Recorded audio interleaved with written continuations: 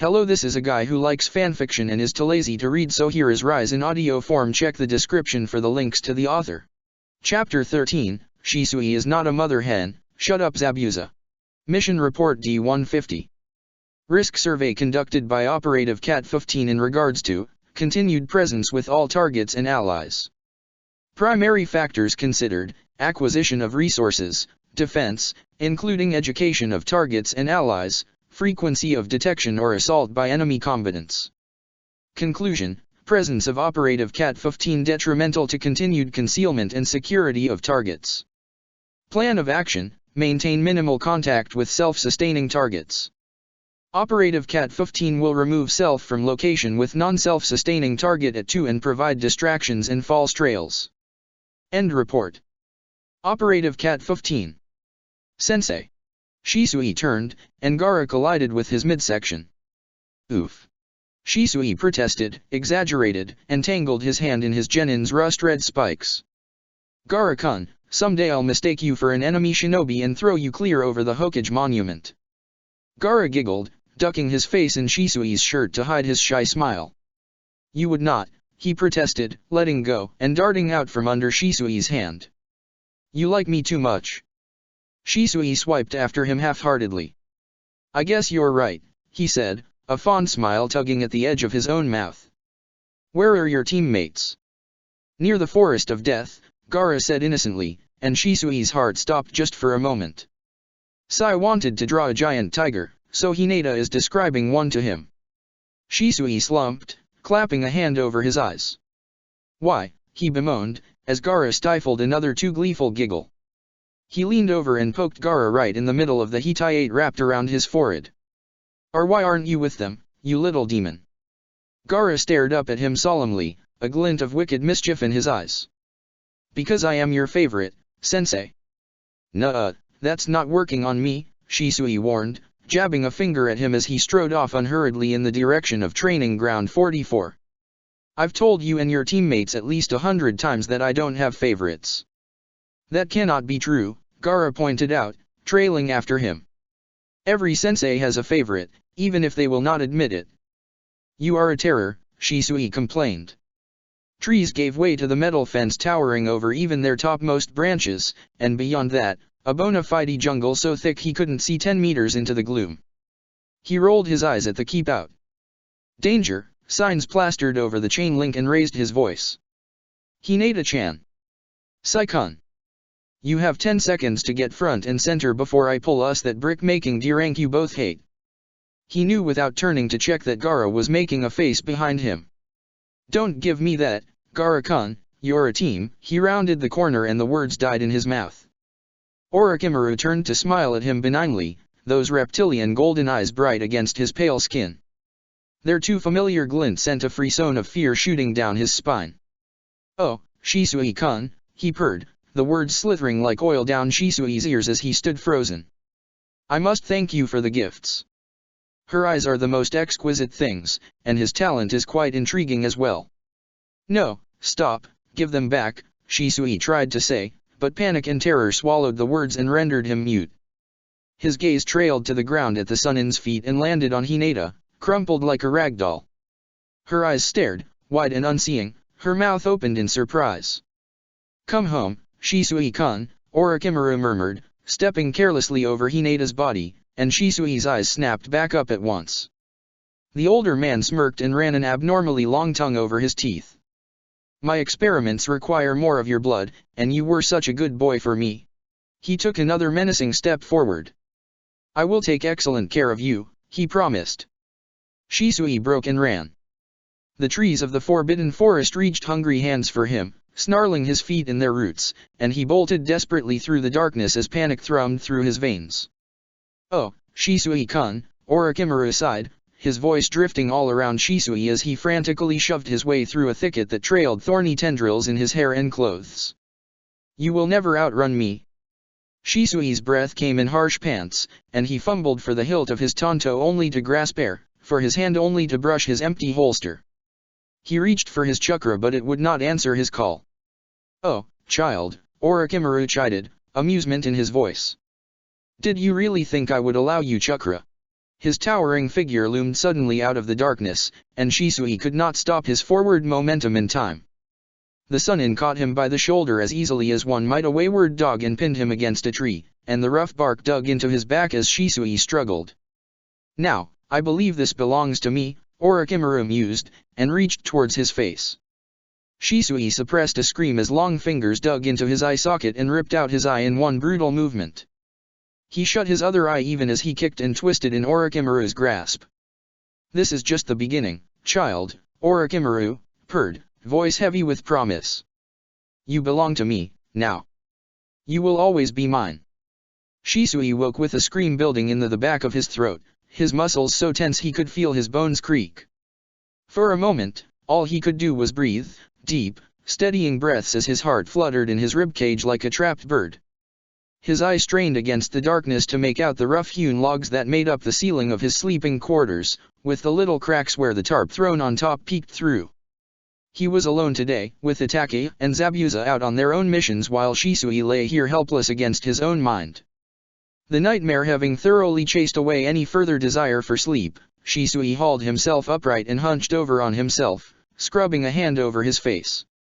With the other he reached for his tanto, and he breathed a little easier when he grasped the familiar worn leather of its hilt against his palm and its reassuring weight. In the middle of the goddamned ocean. Several 100,000 kilometers from that snake creep. He strapped the tanto back on mechanically and reached for his kunai holster next. Sandals followed, then the bandana over his missing eye. Preparations complete, he scooted down off the rack and onto the floor. A step brought him to the platform's edge, another to the mud beneath. A crescent of the moon hung a little ways above the horizon, and Shisui grimaced. Just 2 hours of sleep, then. No matter. Shisui had functioned on less. Shisui made out Gaara's form far out on the water, sitting cross-legged with his palms pressed against the surface as he practiced drawing up sand from scores of kilometers deep. He didn't approach, instead turning aside to a stretch of ocean to the east. He knew it was irrational to mourn one who had never existed, yet he couldn't help but grieve for the bright, affectionate child in his dream, untainted by hatred or tragedy, and a future that could never be. He closed his eye and let the steady up and down motion of the waves beneath his feet soothe his racing heart. He breathed in deeply and reached for his tanto, letting the familiar movement center him in his mind. Itachi favored slow katas when he needed to unwind, a habit mirrored by both Hinata and Neji, but Shisui was a creature of speed. As soon as his blade cleared its sheath, he darted forward, lunging low across the water's surface. His tanto danced in a blur of light, arching above the ocean spray as he pivoted sharply, tucking his other arm back for balance. He launched into a leap, corkscrewing to evade phantom kunai, and the moment his feet touched the water he threw himself sideways again, landing with sure feet in a sharp thrust of his tanto.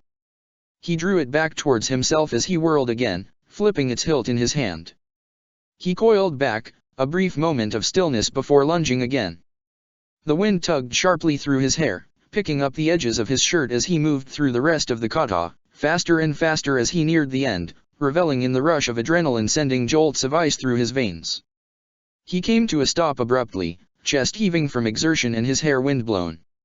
He stared out across the ocean, the moonlight glinting off the gently bobbing waves, and felt the last of the tension built up by the dream melt away as it faded from his mind.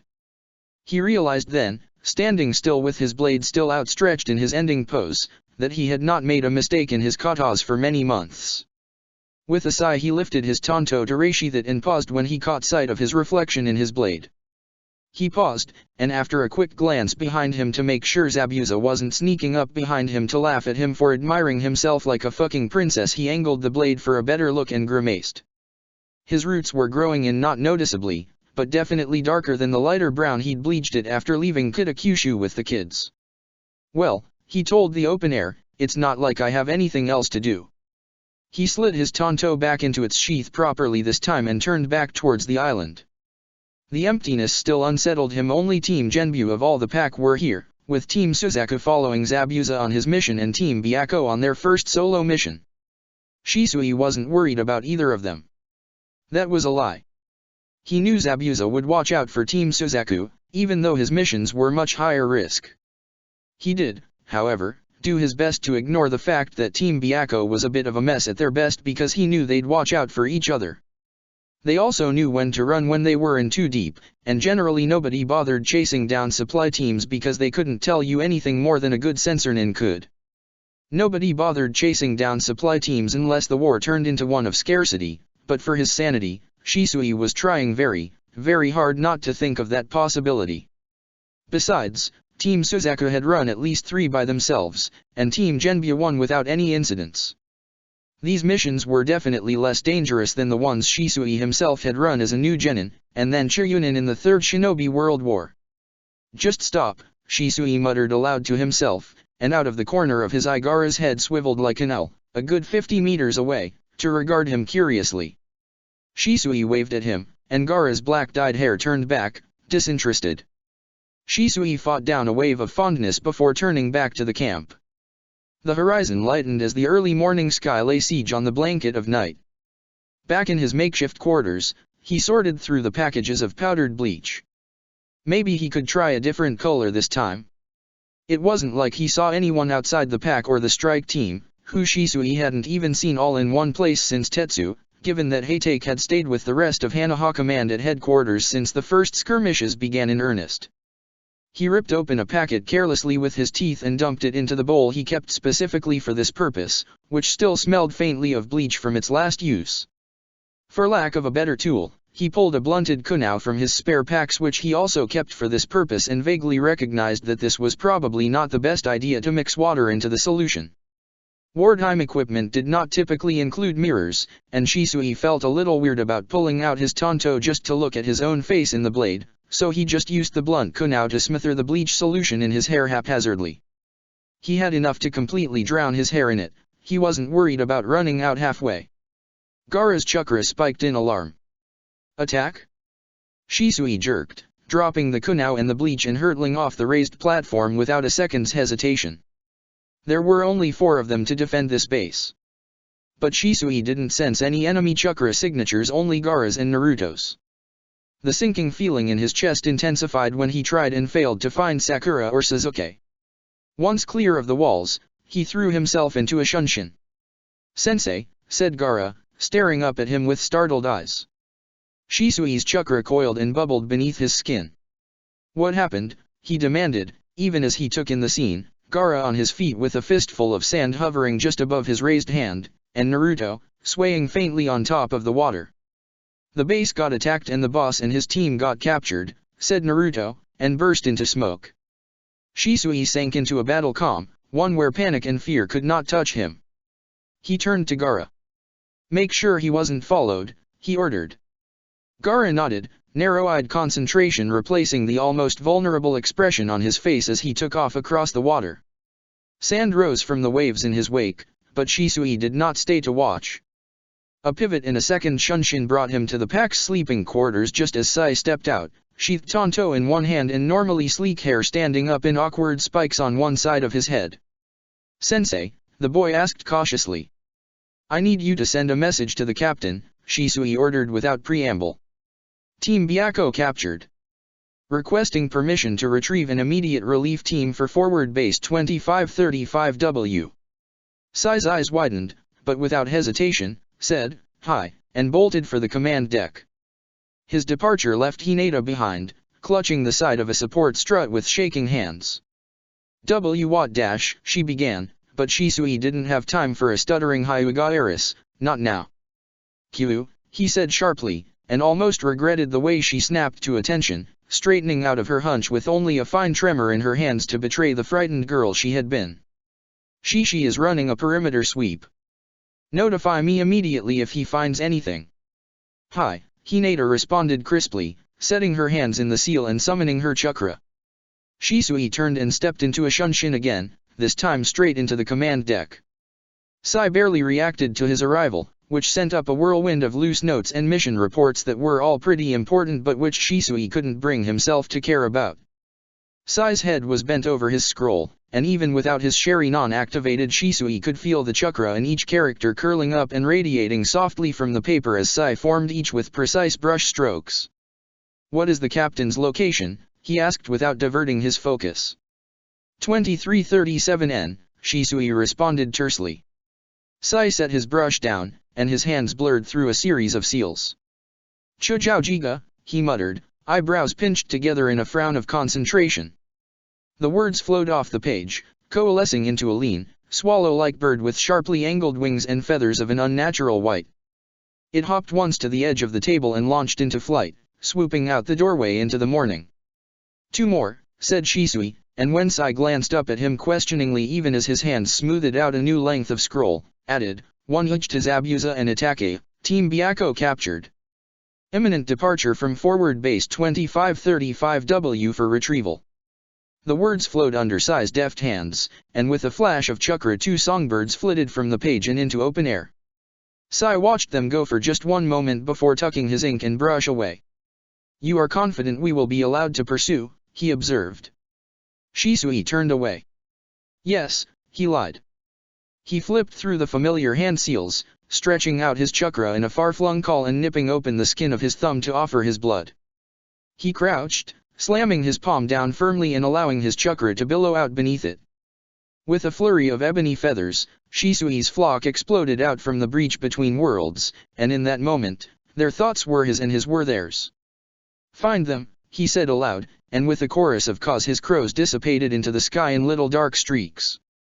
One detached from its brethren and spiraled back down to alight on Shisui's shoulder. Mirin's claws dug sharp points through his shirt, and she tucked her beak in to grab the lobe of Shisui's ear and tug on it gently.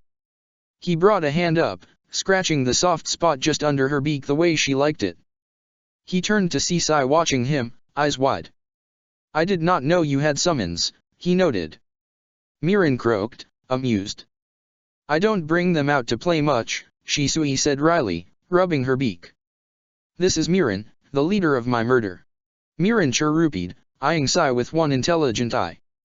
Mirin was neither the oldest nor the largest crow in his flock, but she was the canniest, with clear glossy feathers the same coal-black as most of his crows. She also had a very long memory. It took her 14 months and many, metal bottle caps before she forgave him for dying. "Your murder," Sai repeated blankly. Mirin croaked a laugh, and Shisui might have laughed too if 3 of his young pack hadn't gotten captured by the bloodthirstiest regime in the elemental lands. "My flock." Gaara and Hinata met them as they exited the command deck. Gaara regarded Mirin curiously, Hinata warily. "Clear," Gaara reported abruptly. "No pursuers," Hinata added. "Good," said Shisui. "Pack up the camp." Hinata and Sai exchanged glances. "What will we be doing?" Hinata asked hesitantly, her persona dipping in the face of her uncertainty. Shisui grimaced. "Waiting." War involved a lot of waiting. In his last war, Shisui's team waited until there was a supply shipment or written orders to run. Waited for the enemy teams to drift away from their camp, hardly daring to breathe lest they be caught. Waited for orders to advance or retreat. Waited until the enemy camp had been lulled to sleep by the stillness of the forest to strike. Now, 10 years later, Shisui's entire role in this war so far involved waiting. Waiting at Kitakyushu with the pack. Waiting at forward base 2535W, the god's forsaken patch of mud in the middle of the ocean. Waiting for the captain to give them the all-clear to track whoever had taken Team Byakko. Or, more likely, waiting for the captain to deny his request so they could go rogue and track their missing team anyways. In the meantime, Shisui sealed the last of their perishables in a storage scroll, which he added to his pack along with the scroll containing the contents of the command deck. Mirin, when Shisui flapped an irritable hand at her, deigned to perch on the edge of the roof of the now barren command deck and oversee the emptying of the structures. "Sensei." Hinata spoke up timidly. Shisui turned. Hinata wrung her hands together unconsciously but held her ground, blinking up at him from beneath shaggy bangs. I think your hair is, melting." "Ah, shit. His hair." He clapped a hand to his head and for his trouble got a palmful of bleach that had definitely been in his hair 5 times longer than it really should have. Sure enough, as he pawed through it gingerly, he found patches of his hair that had literally melted from the caustic bleach. He said neutrally. "Go help the others pack their things, Hinata-chan." Hinata squeaked an affirmative, whirling on her heel and fleeing as quickly as she could while still walking. Perched behind him, Mirin cackled. Shisui didn't bother feeling betrayed that she hadn't warned him earlier. Crows, after all, loved a good prank. At the end of the day, hundreds of kilometers and 5 years from home, Shisui was still an Uchiha, and the fatal flaw of the Uchiha along with love and wrath was pride. And damned if Shisui's pride would let him walk around with most of his hair falling out. He left the camp and the unfinished packing behind for the open water and submerged gently, teasing out the bleach with one hand. With the other, he drew healing chakra to his fingers. Shizun would probably pitch a fit if she knew what he was using her teachings for, but Shisui found there were quite a few things he could not bring himself to care about today.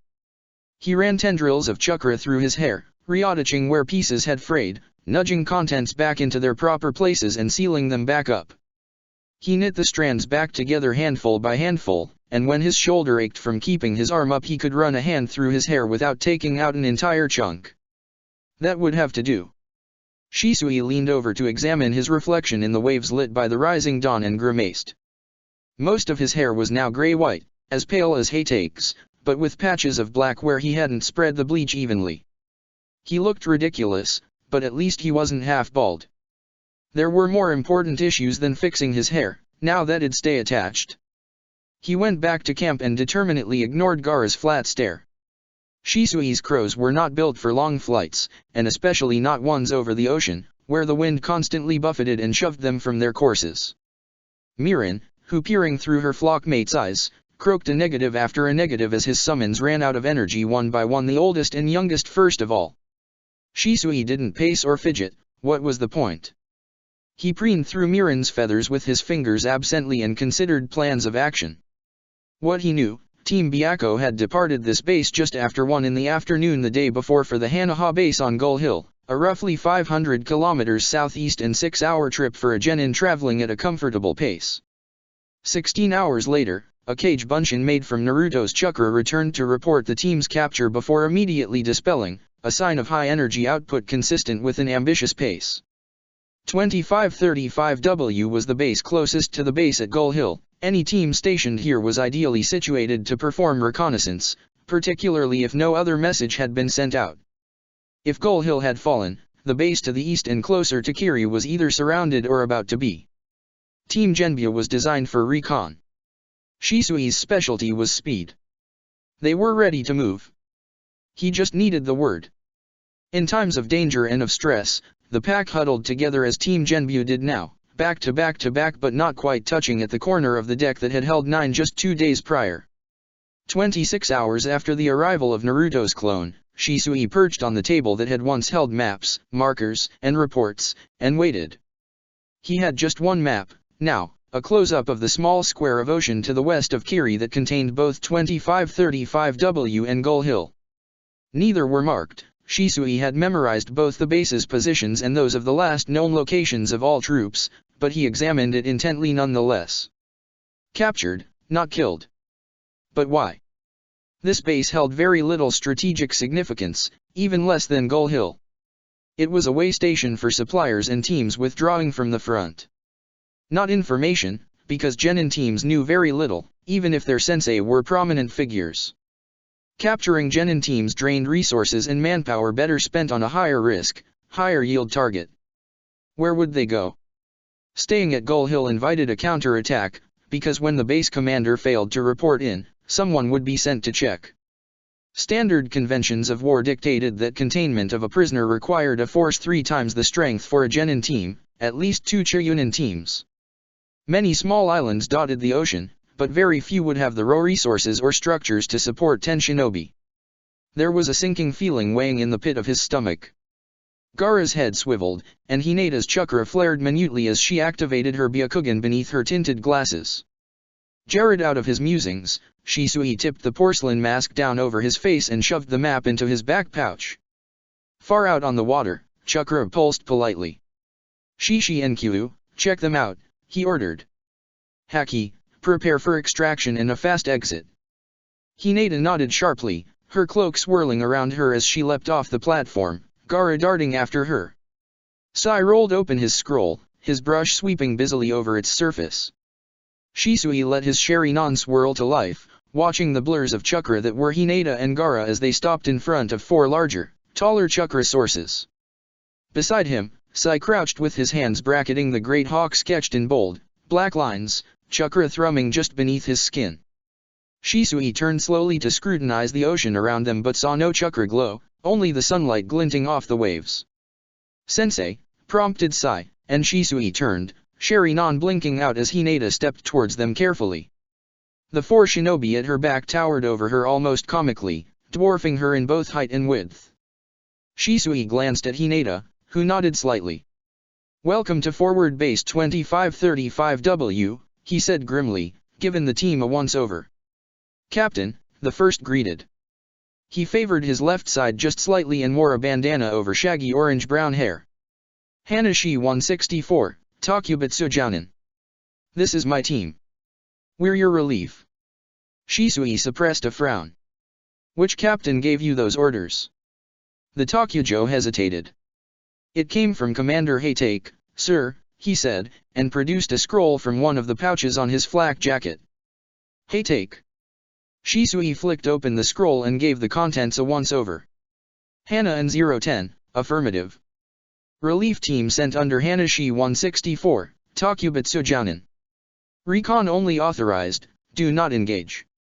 Rendezvous at 20 clicks southwest of Gull Hill." "And rendezvous? Not the captain himself, surely. Itake, probably." Shisui rolled the scroll back up and jerked his chin over his shoulder at the empty wooden structures. "It's all yours," he said. "My team's clearing out." "This is your team?" 164 asked curiously, twisting around to glance back at Gaara, still far out on the water. Umbu and captains did not have teams unless those shinobi were fully fledged Umbu themselves, or at least Shiryunin. To the trained eye, Sai, Hinata, and Gaara were neither. Shisui should have refused the demmed promotion. "Yes," Shisui answered absently, and nodded to Sai. The chakra in Sai's hands flowed down, into his ink, and the hawk stirred, growing ever larger as it flapped its way free of the paper. One of the shinobi behind 164 jumped backwards. "Holy shit," he muttered. "Ready, sensei," said Sai, perched where the creature's neck met its body. Hinata flitted up, and Shisui followed. "Go get him, Captain," said 164, taking a healthy step backwards. The draft from the creature's wings whipped the team's hair and clothes as it rose, and Shisui anchored himself to the creature's back as it swooped low over the ocean. Gaara leapt straight up, and the hawk tilted so he landed lightly on its back behind Hinata. "Get us some height," Shisui said, and the creature spiraled upwards dutifully. "Where will we be going?" Sai asked. "Gull Hill," Shisui answered grimly. Gull Hill was abandoned. Dry patches of dark brown blood splattered the charred trees. Shisui stepped noiselessly over churned ground and scorched tatters of canvas, eyeing the burned-out remnants of the camp with his Sharingan whirling softly. Sunset set the trees ablaze as he picked his way through what had been the quartermaster's tent, but he saw no chakra glow where the flames had torn through the camp. No living beings. Only smoke, twirling up into the sky where embers still smoldered. He tilted his head up to where Team Genbu circled, a tiny black speck in the sky, before continuing onwards through the debris. At the base of a tree, Shisui found another body. He reached down and gently rolled the shinobi over onto his back. The skin was cool to the touch, the muscles rigid. His eyes were open, and his throat slashed open in one jagged blow. The blood had dripped down his throat and onto his flak jacket. Shisui could not bury him. He slid the staring eyes closed carefully and stood. 9. In the trees he found more detritus of a hard-fought battle. Kunao lodged in tree trunks, water pooled where the ocean could not reach, and the earth itself had been gouged as if by a great claw. He found the 10th, face down in the bushes with a bloody rip in his shirt where he'd been stabbed. This one wore no flak jacket or armor, only a light jacket, and when Shisui rolled him over, he found a face too round and soft to grow a beard. Just a kid, no older than Itake. He held a sword in his hand still, locked there by death's grip, and his empty pupils had blown impossibly wide. Shisui closed his eyes too and moved on. 23 bodies total, all Hanaha. More, probably, lay beneath the waves, weighed down by metal in their bodies or carried away by the tides to wash up on other bases with their faces bloated beyond recognition. Gull Hill had been a sizable base, with a fighting force well over 100. Kiri had not captured the base, only razed it, and taken their fallen with them. Yet even on the journey over, Shisui had not seen a single one of their shinobi. Kiri did not intend on returning anytime soon. At the northeast corner of the island, with their relatively untouched trees, Shisui finally stopped. The moon illuminated the forest and the sand when he stepped out onto the beach. He signed the all clear, and knowing it would be seen, turned back into the cover of the trees. A whoosh of wind preceded his team, and Hinata's familiar chakra bobbed as she trotted to catch up. "Sensei," she said, and Shisui was almost too heartsick to deal with her cold cue. "Hinata-chan," he said instead, and smiled reassuringly at her when she stopped, surprised. "Don't keep watch tonight, okay? Any of you? I will stand guard." "Hi," she replied, eyes a little wide. Shisui's heart clenched at the uncertainty in the pinch around her eyes, the wariness in the tensing of her shoulders.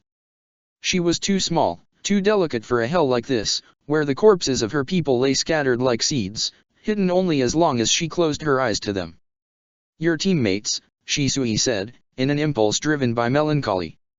"Hold on to them. You have their backs, no matter what." "Hi," Hinata repeated, a little bewildered. Shisui stopped under the cover of trees, in a small clearing untouched by the war that had ripped apart the rest of the island. Moss carpeted the ground and crawled halfway up the trees. Gaara padded past him, eyes going around the clearing curiously. "Sensei?" Sai asked, and held up a flint when Shisui turned. Shisui shook his head. "No fire," he said. "Just get some rest, Sai-kun." Ordering Gaara not to keep watch proved difficult given that the Jinhiriki could not sleep without, by all accounts, unleashing a demon to rampage through the island. Even as Hinata and Sai wrapped themselves in their cloaks and drifted off into an uneasy sleep on the mossy ground with their shoulders touching, Gaara hunched just out of reach, his eyes glinting vacantly in the darkness even as his fingers clenched and flexed over and over. Perched in a tree with sight lines to the beach, his back to the trunk, Shisui watched him from the corner of his eye. "Gaara-kun," he said softly, barely audible, and Gaara glanced up at him immediately. Shisui beckoned, and Gaara's head cocked curiously, like a cat. Shisui waited, and Gaara rose slowly, padding across the clearing until he stood directly under Shisui's branch. In an easy bound, he leapt up, landing so lightly the branch did not bounce under his weight. For a moment, he stopped there. Shisui kept waiting, and bit by bit, Gaara inched forward until he sat practically on top of Shisui's sprawled-out legs, his face not 20 centimeters away from Shisui's. His pale eyes examined Shisui's one eye unwaveringly. "Simir," said Shisui, and reached up carefully to take hold of Gaara's shoulder. Gaara let him pull him down next to him, gaze still locked on him curiously. He slid his arm around the boy, pulling him close to his side. Gaara's thin shoulders first tensed, then gradually relaxed, leaning his head against Shisui's chest.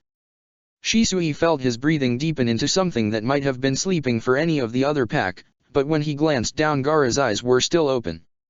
He peered up at Shisui again, and Shisui rubbed his shoulder comfortingly. "Sensei," said Gaara. Shisui hummed a response. "Naruto's team. What happened?" Shisui sighed through his nose. "I don't know," he admitted in a low murmur. "My crows haven't found anything, and they're not on this island. If they ended up at another base, the captain would have had that report forwarded to me." Gaara's eyes narrowed. "You know something," he said, not quite an accusation. Shisui grimaced slightly, just a twitch of his mouth. "I suspect something," he corrected. Gaara watched him quietly, and when it became clear Shisui wasn't going to continue, prompted, "What?" in a rumble just shy of an irritated growl. Shisui tangled his fingers in Gaara's hair, rubbing reassuringly against his scalp. "I've never seen one myself, but Kiri has 7 warships, mobile bases that can maneuver large forces from place to place quickly and without much chakra. If they were captured, Team Byakko might be aboard one." "Hard to find," Gaara noted, his eyebrows knitting together.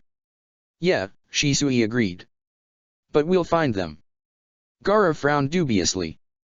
How many? On a warship? Shisui drummed his fingers thoughtfully. I would say anywhere between 30 and 200. Gaara's fingers clenched against Shisui's shirt. We cannot defeat 30 to 200 enemy shinobi. Gaara-kun, Shisui said, and Gaara leaned up to face him. We will get them back. Gaara regarded him intently. Promise. Shisui knew better than to make promises he could not keep. Promise, he said anyways. Shisui did not count the number of hours he had been awake, but sleep evaded him nonetheless. By the time the sun rose, his left arm had fallen asleep from the weight of Gaara's head and he therefore could not move it, but he fidgeted with the kunao in his right, flipping it over and over his fingers. At Senhai, Hinata finally stirred, and Sai seconds after her. She stirred, and the childlike innocence faded from her face, replaced by wariness. She struggled to her feet, unfurling her cloak around her and leaning on Sai's shoulder to lever herself upright. Sai grunted but didn't protest, rolling carefully to his feet after her. Hinata glanced up, some of the strain around her eyes easing at the sight of Shisui and Gaara perched in the tree like oversized crows. Gaara lifted his head a little to peer down at her. "S-sensei," she said, frowning slightly. "Did you sleep?" "Aye. Not yet," said Shisui warmly. "I'll sleep a little now, since you're all up. The three of you take turns on watch, wake me up if any of you sense anything, and don't leave the clearing." The sun had chased away the shadows of the night, and in the daytime the nightmares lurking just out of sight were much easier to ignore. "Hi," said Sai, echoed by Hinata.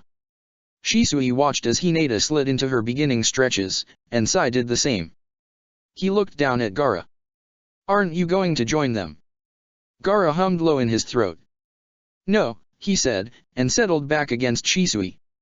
Shisui closed his eye and did not sleep. "Oh, child, you have no secrets from me." "Sensei." Shisui slid his eye open, Sai's level voice jarring him from his not sleep. His muscles had tensed without his notice, and slowly, he relaxed them. Gaara scrutinized him, still perched on the same branch.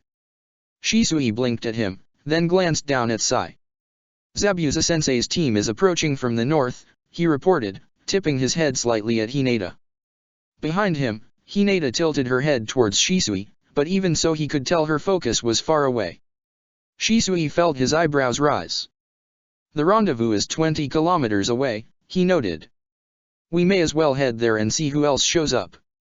Just give me a moment to send the crows out." Shisui had known that Itaka's mission was a quick one, and given that his brother had been taken prisoner of war, he wasn't surprised to find him already on the little spit of sand, standing perfectly still. A crow perched on his shoulder, and as they neared, Shisui recognized Nobu. "Shisui," he greeted neutrally, his eyes flickering first over Team Genbu, then Mirin before meeting Shisui's eye. His eyes were blank, distant, and far too intent to be considered calm. "Zabuza's team is en route," Shisui said instead of commenting. "Found anything?" Itaka didn't quite frown, but his eyes narrowed slightly. "No," he said. "Roughly 20 survivors of the attack arrived at the Lava Ridge base yesterday, but Sasuke's team was not among them. My crows are sweeping the south. Mine, the north." Shisui sighed. "No sign so far." "The warship Jurajin Meru," Zabuza growled, striding in from the water as his team trailed behind him. "All the others are accounted for." Shisui examined them critically. Tamari glanced back him strangely with her wild hair straggling free of their ties, 2 spots of color sat high on Haku's cheeks, and Niji swayed slightly on his feet. He frowned, but before he could say anything, Zabuza barked an abrupt laugh. "Holy shit, Konoha, what happened to your hair?" he demanded gleefully. Shisui flicked his mask up with a sigh, covering his hair as best he could. "I got distracted while bleaching it," he muttered, the annoyance in his voice only half-hearted. "This is all I could salvage, and I didn't have time to re-dye it." "You look like an idiot," Zabuza informed him helpfully. Shisui did not respond, because he was setting a good example for the shinobi children and above such petty taunts. Hey, Spots." "Tensei," Zabuza said, smirking. "No," said Shisui flatly, narrowing his eye at him. "Such a nickname is accurate, sensei," said Sai thoughtfully, examining the back of Shisui's head. Hinata nodded agreement timidly before freezing in mortification. The Jurajin Meru, Itaka prompted, on the edge of forceful and impatient as Shisui contained the urge to glare at his team. Intel put 3 ships at the Kirigakure home port, 3 at major bases, and 1 wandering the ocean, launching surprise attacks on minor bases, Zabuza elaborated. After a nominal glare which was a personality flaw Shisui was sure nobody cared enough about to confront him over. What's the plan? Find the ship, Shisui answered. Get our people out. Sink the ship. Zabuza whistled. Sink a warship with 3 Umbu and 6 genin? You're crazy, Konoha. He grinned, rolling his shoulders back languidly. I'm in. You don't have a choice, Shisui said dryly. Your ego would never let you pass up a chance like that. Zabuza shrugged cheerfully. You know me too well. What do you know about the crew and capabilities of the Jurajin Meru? Itaka cut in. She's a fast one, Zabuza noted. I don't know the exact layout, but she's got a relatively small crew, usually about 50 low caste to get her moving and 30 mid to upper caste fighting force. Last I heard, she's captained by Fukushima Kentashi, an ex-Umbu Jounin known for his ability to summon or intensify a rainstorm. Shisui frowned thoughtfully. How did a ship carrying 80 wipe out a base with over 100 shinobi? Surprise, superior shinobi, and control of the environment, Zabuza reeled off. How many Shire Bulletin teams are squatting on one base? No more than 4 or 5 per 100 shinobi. Nearly 40% of the crew on warships are members of Kiri's command corps. Shisui hummed consideringly. Umbu. Nah. Not usually. Shisui squinted. We can take 30 Shire Bulletin shinobi. Smaller numbers have the advantage in smaller spaces. As long as we keep them bottlenecked below deck, we can grab the team, no problem. I can.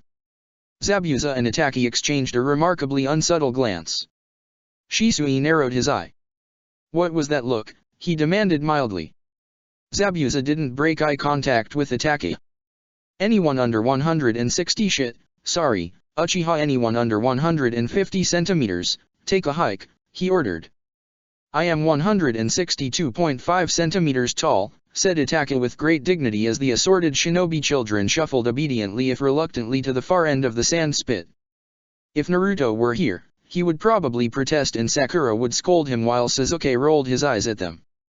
Their absence, noted before, was conspicuous now. What? Shisui repeated, resisting the urge to step between Zabuza and his cousin so they would stop doing the thing where they talked with their eyes. Zabuza heaved a put-upon sigh. Look, Konoha, he said gruffly. When's the last time you participated in a fight any more hardcore than a back alley bar brawl? Shisui scowled. A month ago, he answered. And before that? Zabuza prodded, unimpressed, because he was a bit of an asshole. 5 years ago, Shisui retorted challengingly. And then he waited expectantly, because by the gods he was going to make them spell it out. Another glance exchanged. Shisui, began Itaka slowly. All right, Zabuza interrupted with a shrug. Itaka stopped to stare. With anyone else it might have been a glare, but Itaka was a little too excellent at burying his emotions. Shisui resisted the knee-jerk urge to say, really? And completely screw up his chances on this mission, because technically Itaka was the most senior captain here, and if he vetoed, Shisui would have to go against direct orders to participate, which could jeopardize the operation and probably Team Byakko. Yeah, said Zabuza, and gestured vaguely in Shisui's direction. Look at him. He's fine. Fully functional or whatever. Maybe Zabuza knew about his night terrors, the way his focus sometimes slipped out of the present day. Maybe he didn't. But Itaka definitely did. This is a high-impact, high-stress operation, Itaka said cautiously.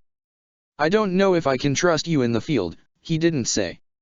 Shisui laid down his trump card. You need me, he said.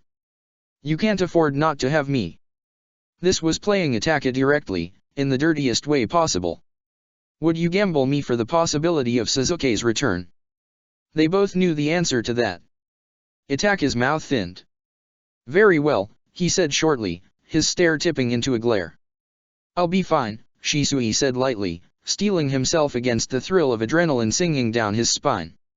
I've had nothing to do but train for 2 years. Training, Itaka said icily, cannot mimic battlefield conditions to a great degree of accuracy. Zabuza raised an eyebrow at Shisui. Shisui shook his head. He didn't have the energy to pick a fight with Itaka already on edge. All right, said Zabuza, tactful for once in his life. Let's get this shit show planned. He raised his voice. Get back in here, midget squad. Ears open, mouth shut unless you have something not stupid to contribute. Temari sidled up to Shisui's elbow with Gaara on her heels, her face perfectly blank as if she and all the other children had not been eavesdropping silently on the other side of the sand spit. Shisui eyed her and Gaara, amused, but neither so much as twicked. Locating the Jurajin Meru takes priority, said Itake, once all 6 genin had clustered around them. We will split into 3 teams to cover more ground. You, kid, and you, punk, with me. Dollface, Hotshot, go with Konoha. Princess and Midget, you're with Uchiha, Zabuza drawled, and Temari scowled ferociously at him. 1 good pair of eyes per team. No offense, Konoha. Shisui shrugged. Can't take any. I don't have a pair. Which one of you is Hotshot? Hinata put her hand up timidly. Shisui eyed her dubiously, then turned on Zabuza, who shrugged unrepentantly. We will proceed north with an overlapping search pattern, said Itake, ignoring them to pull a map from his back pouch. My crows and Shisui's will cover the wings and liaise between teams as necessary. No going in on your own, Shisui chipped in. Don't even get spotted, Zabuza muttered. You'd be so fucked. Never let it be said that Zabuza was a great motivational speaker. Neither Sai nor Hinata had ever been the most talkative in the pack, but as Shisui led them away, Hinata's lips were pressed tightly together, and Sai's face showed absolutely no emotion. Shisui regretted bringing them from the island, from Kitakyushu, from Sans Forest in Tetsu. He regretted their flight from Konoha, the Sandame's assassination, the fall. He regretted that he couldn't kill Danzo when he'd had the chance. He regretted failing himself, his clan, and his village in one fell swoop because of his weakness. But now, at this very moment, Shisui regretted the most that he could not reassure them. Hey, he said, and Sai and Hinata looked up at him, the former halfway through unfurling a length of his scroll. Let's do this safely and quickly, okay? Make sure you take care of yourselves. The second you feel low on chakra, let me know. Understood. Hi, said Sai obediently, bringing his hands together in a hand seal. Hi, Hinata echoed, her face set in Q's grim determination. Shisui nodded at Sai, whose eyes narrowed in concentration as he gathered his chakra. Chujao Jiga. His hawk peeled off the scroll, sweeping all 3 onto its back with an upstroke of its massive wings before launching into the sky in an abrupt lunge. Shisui's breath caught in his lungs as the ground jerked away dizzyingly. Itake hated strongly disliked flying, Shisui assumed because of its sheer lack of control, and Zabuza didn't care either way, but Shisui loved the sensation of hurtling through the air, the roar of the wind battering his face, the unrestrained freefall. The ocean yawned below them, wide and unending and relentlessly blue, sparkling where the sunlight caught the waves. The creature climbed in a lazy spiral with Sai's guiding hand on the base of its neck, and Shisui watched as first Itaka's team, then Zabuza's darted out onto the ocean's surface, tiny specks that soon vanished amidst the vastness of the ocean. The novelty of flying quickly faded under the monotony of the search. The light glinting off the water far below quickly grew much more intrusive, boring into Shisui's eye as the sun rose higher and higher in the sky, so he instead kept his gaze on his map. Island, Hinata reported. 7 degrees from relative north, 20 kilometers. Shisui hummed acknowledgement. Any inhabitants? Hinata's eyes narrowed as she focused. No, she answered after a pause. Sand and rocks, low shrubbery. Shisui nodded absently and made a tiny mark on his map with a charcoal stick. Hinata let her Byakugan fade, dimming her chakra briefly. The sun rose until it hung directly over their heads, but despite being that much closer to its heat, Shisui shivered from the icy blast of the air against his face. As Sai banked their hawk in a smooth turn, he said, I estimate that this construct will last for another 15 minutes. Ah, said Shisui. Q. Nearest island is 4.5 kilometers 27 degrees from relative north, she said smoothly, without further prompting. Uninhabited. Thank you, said Shisui. Go for it, Haki. The island jutted out of the ocean like a knife, nothing more than grey-black rock with a faint dusting of moss on its sheer face. Sai's hawk circled once, but the largest flat surface proved no larger than a square meter, tilted nearly 30 degrees towards the ocean. Sai glanced back at Shisui apologetically, but Shisui jerked his head at the ledge anyways. Hinata leapt first, then Shisui, and Sai last of all. His hawk dispelled in a soft puff of chakra, and Shisui let out a silent sigh, leaning down to sit on the edge of the drop. 20-minute break, he told them both over his shoulder, sticking the end of his charcoal in his mouth absently as he examined the map, with its tiny rows of X's. Behind him, cellophane crinkled. Sensei, Sai prompted, and when Shisui turned, offered him a ration bar. Thank you, he said, and tore it open with his teeth. Out of the corner of his eye, he saw a dark speck approaching, and as he looked he recognized Mirin, flapping towards him laboriously. He held out his hand as she approached, and she landed heavily on his wrist, wings half spread for balance. You've worked hard, he said, both an apology and a thanks. She eyed him balefully and croaked. Shisui sighed regretfully. Still nothing, huh? That's fine. Thank you. You can go. Mirin caught an annoyed curse at him but didn't dispel, instead hopping up onto his shoulder. Shisui craned around to find her examining his two students critically. He huffed, amused. Hello, said Sai, blinking at the crow. Hinata's eyes darted back and forth between Mirin and Shisui, ration bar half eaten in her mouth. Ah, said Shisui. Mirin likes to try out different perches. Sai's eyes widened minutely a split second before Mirin pounced, her wings flailing gracelessly. Sai ducked, and the crow landed on his head with an unhappy rattle deep in her throat. She scrabbled for purchase before slipping off entirely and hop-skipping over to Hinata's shoulder. Hinata slid over just her eyeballs to stare at the bird, who stared back interestedly. It was oddly adorable. Shisui's internal timer went off. He drummed his heels on the ledge. All right, kids, he said. Sai, do you have enough chakra for another bird? Sai agreed, sliding his scroll out of his back pouch. Ocean. Island. Ocean. Island. Blue waves burned orange as the sun set. Sai's last construct had given out a good 6 hours ago, so as the final rays blazed across the water, Shisui's team greeted it with their feet on those waves.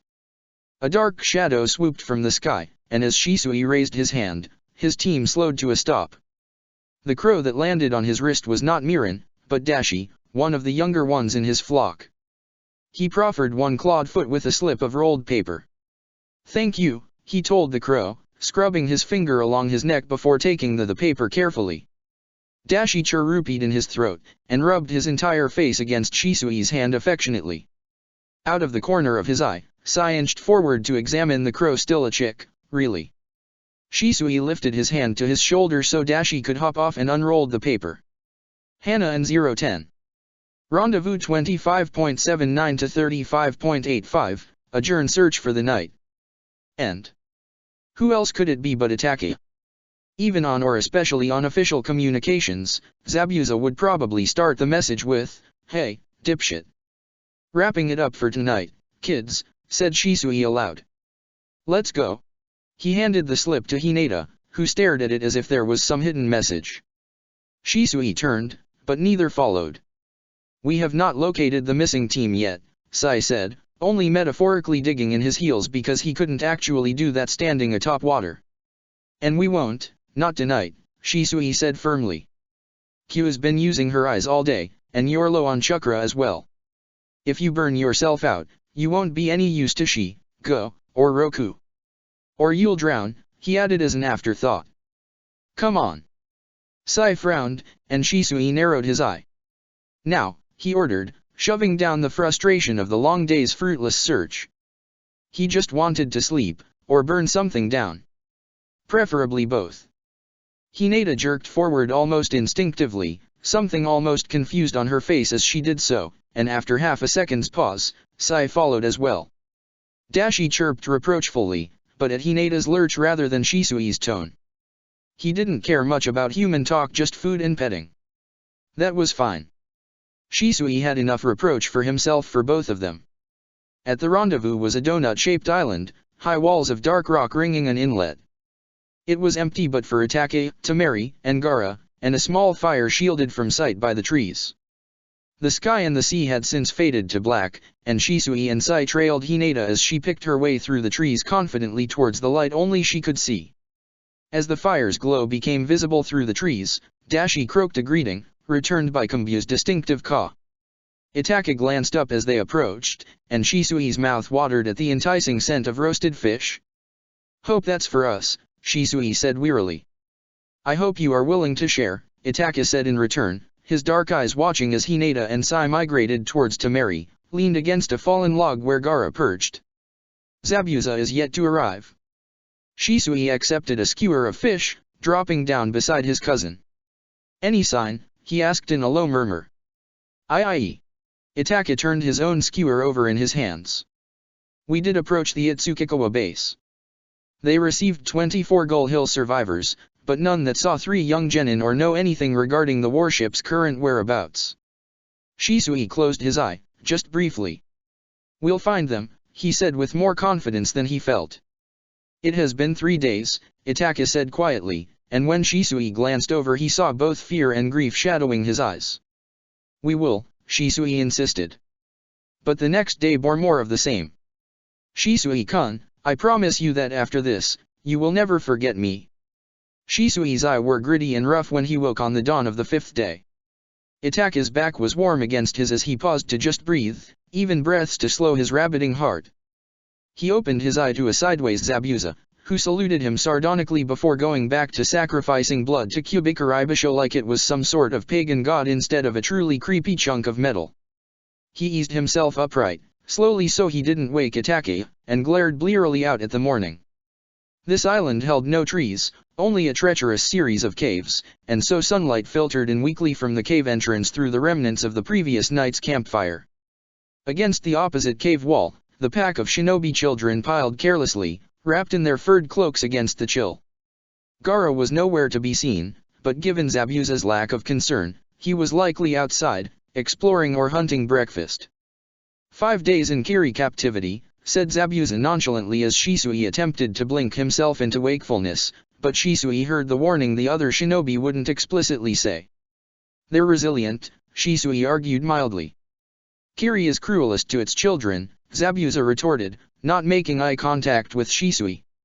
"Her hand is freest with the screws and the blade. You gotta be prepared for that. If they Naruto," Shisui stopped.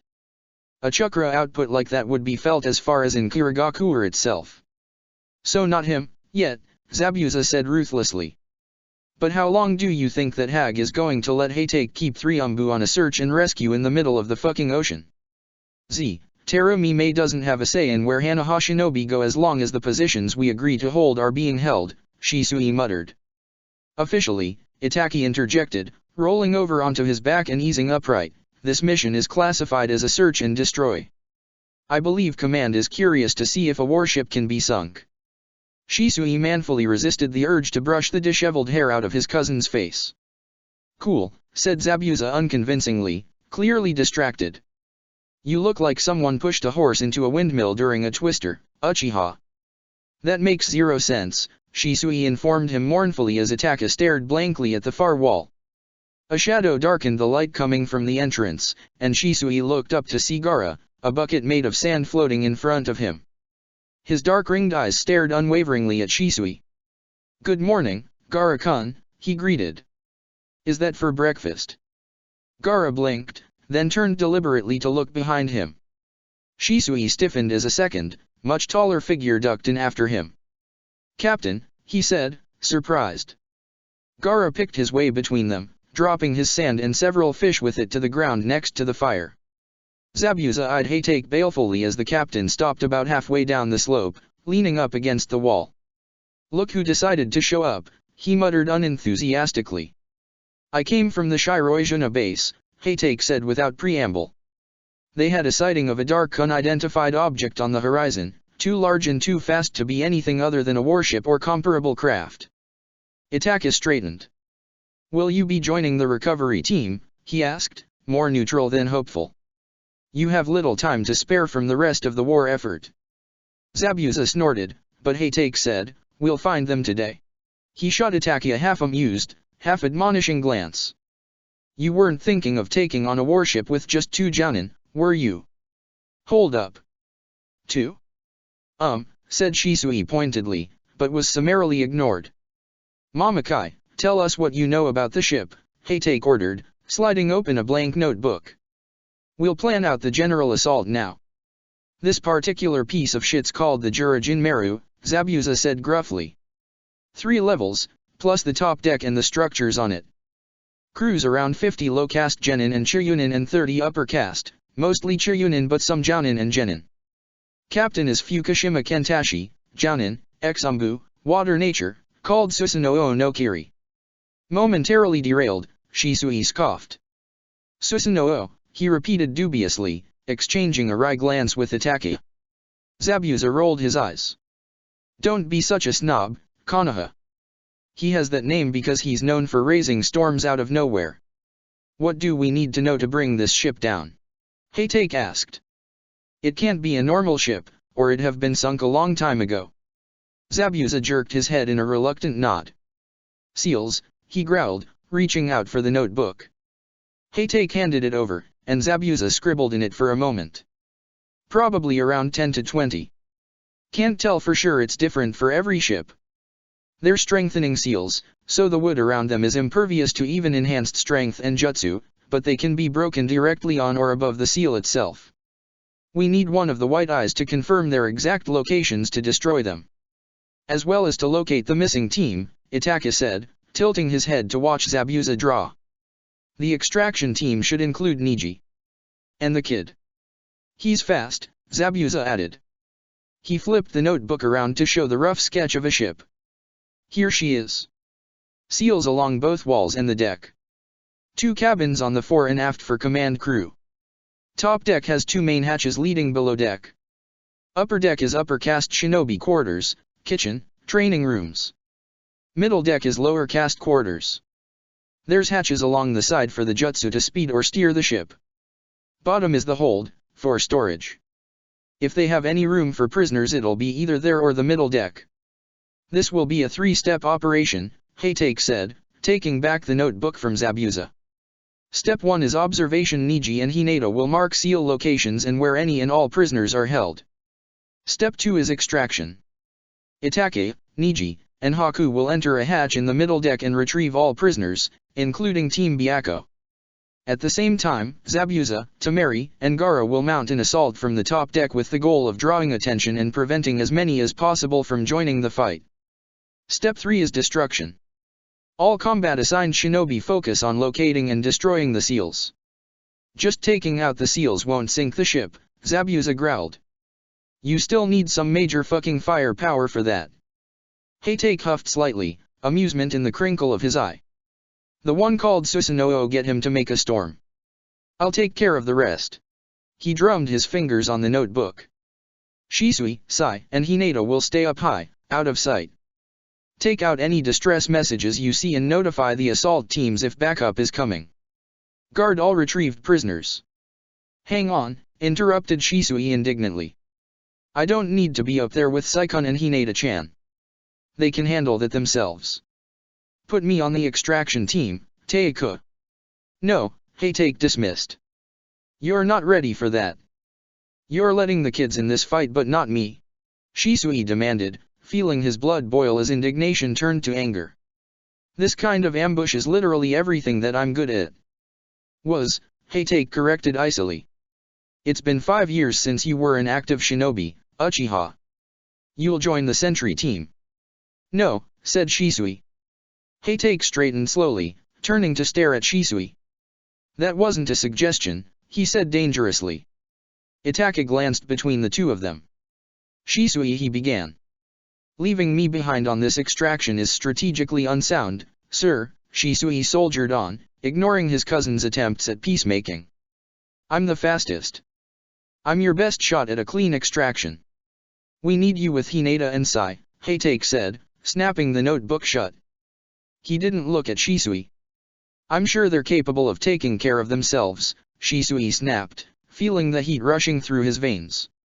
I'm a shinobi, not a fucking mascot. Don't coddle me, Hatake, just because I remind you of another one-eyed Uchiha. Sir, he tacked on belatedly, as if it could erase the last 10 seconds. Shisui regretted the words almost as soon as they left his mouth. Itake's eyes widened almost imperceptibly. Unnoticed until that moment, Gaara paused halfway through skewering his fifth fish and very carefully did not look up.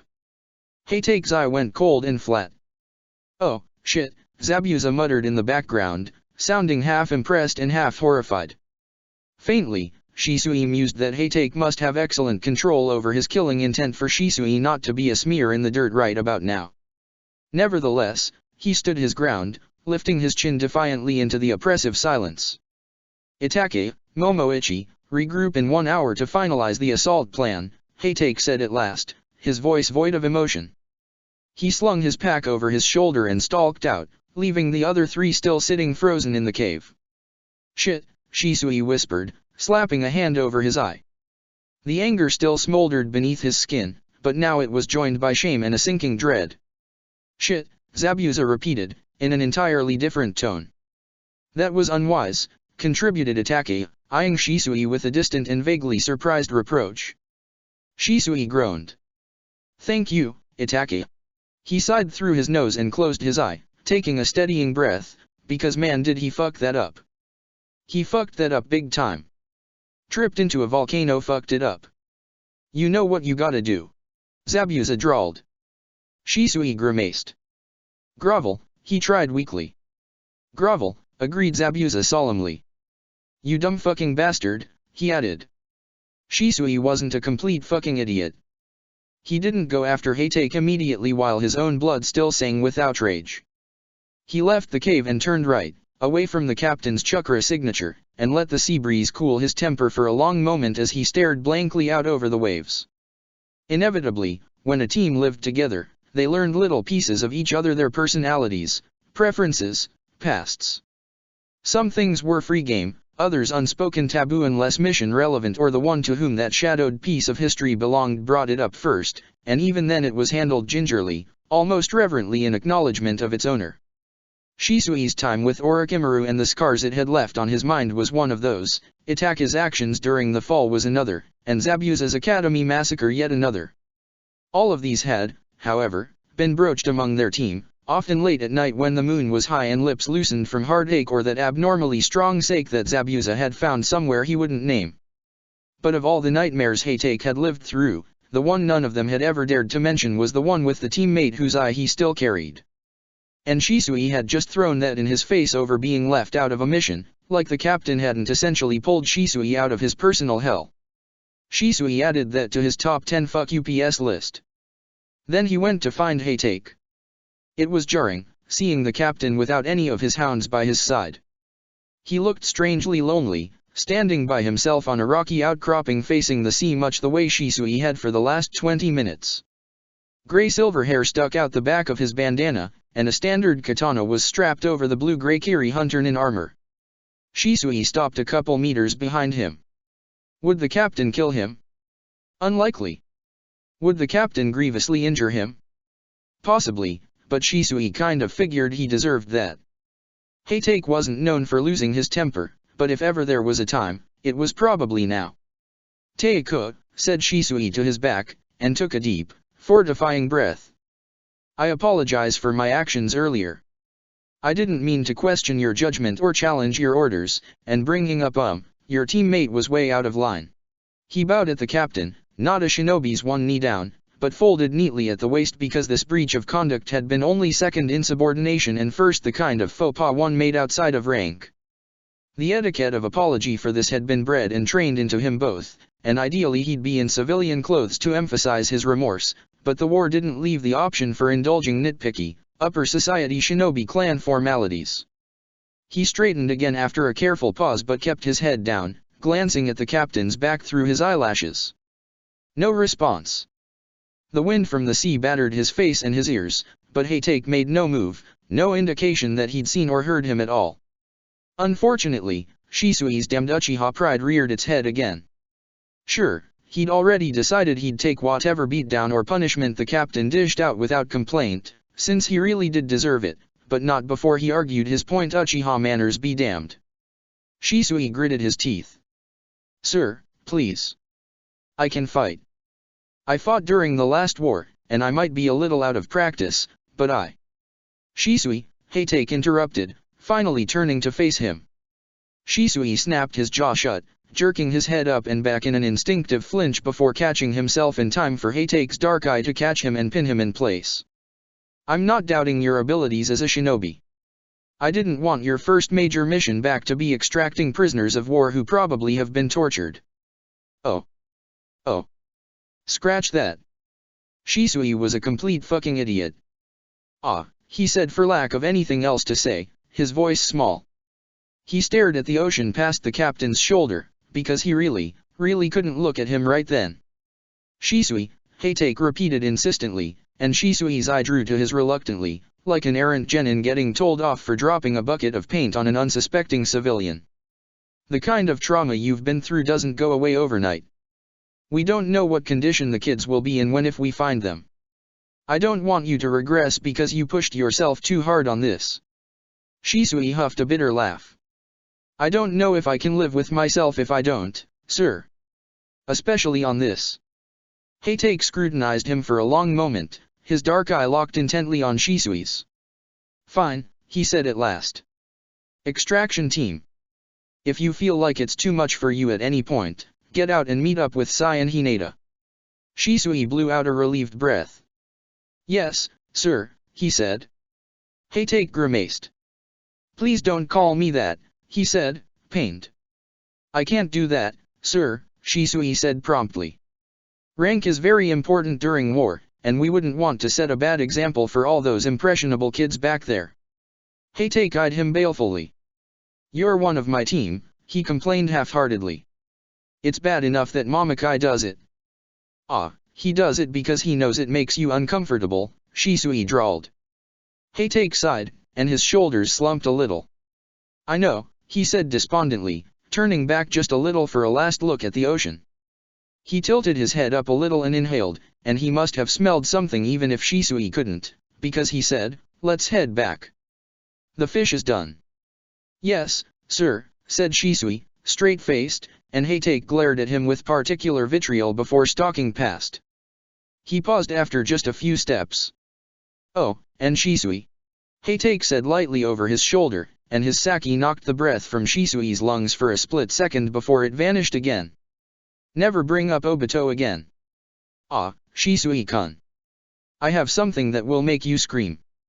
Finding the Jurajin Meru proved much less discouraging with the captain's intel. Nobu swooped down to Shisui's team just after midday with coordinates and a one-word message, found. The cold burn of adrenaline seeped into his veins as he stared at the scrap of paper. Sensei. Sai prompted. Shisui handed him the paper. Go, he said, and Sai's ink creature whirled in a wide arc. They found Itaka's team with Zabuzas on an island with rocky beaches and a bluff between them and the great hulking warship barely in view on the horizon. Itaka did not look up as they approached, and neither did Gaara, crouched predatorily at the edge with his eyes locked on the distant shape, but Temari waved at them, just a wiggle of her fingers. Further along the ridge, the captain's motionless figure blended in with the copse of thin trees. Niji's eyes bulged, mirrored by Hinata after a moment. Team Byakko located, he said, and Itaka huffed out a breath that was a little too quiet to really be a sigh of relief. 6 additional prisoners located, said Hinata, her eyes steady and intent. The 9 are spread out between a total of 4 cells and 1 interrogation chamber in the lower deck.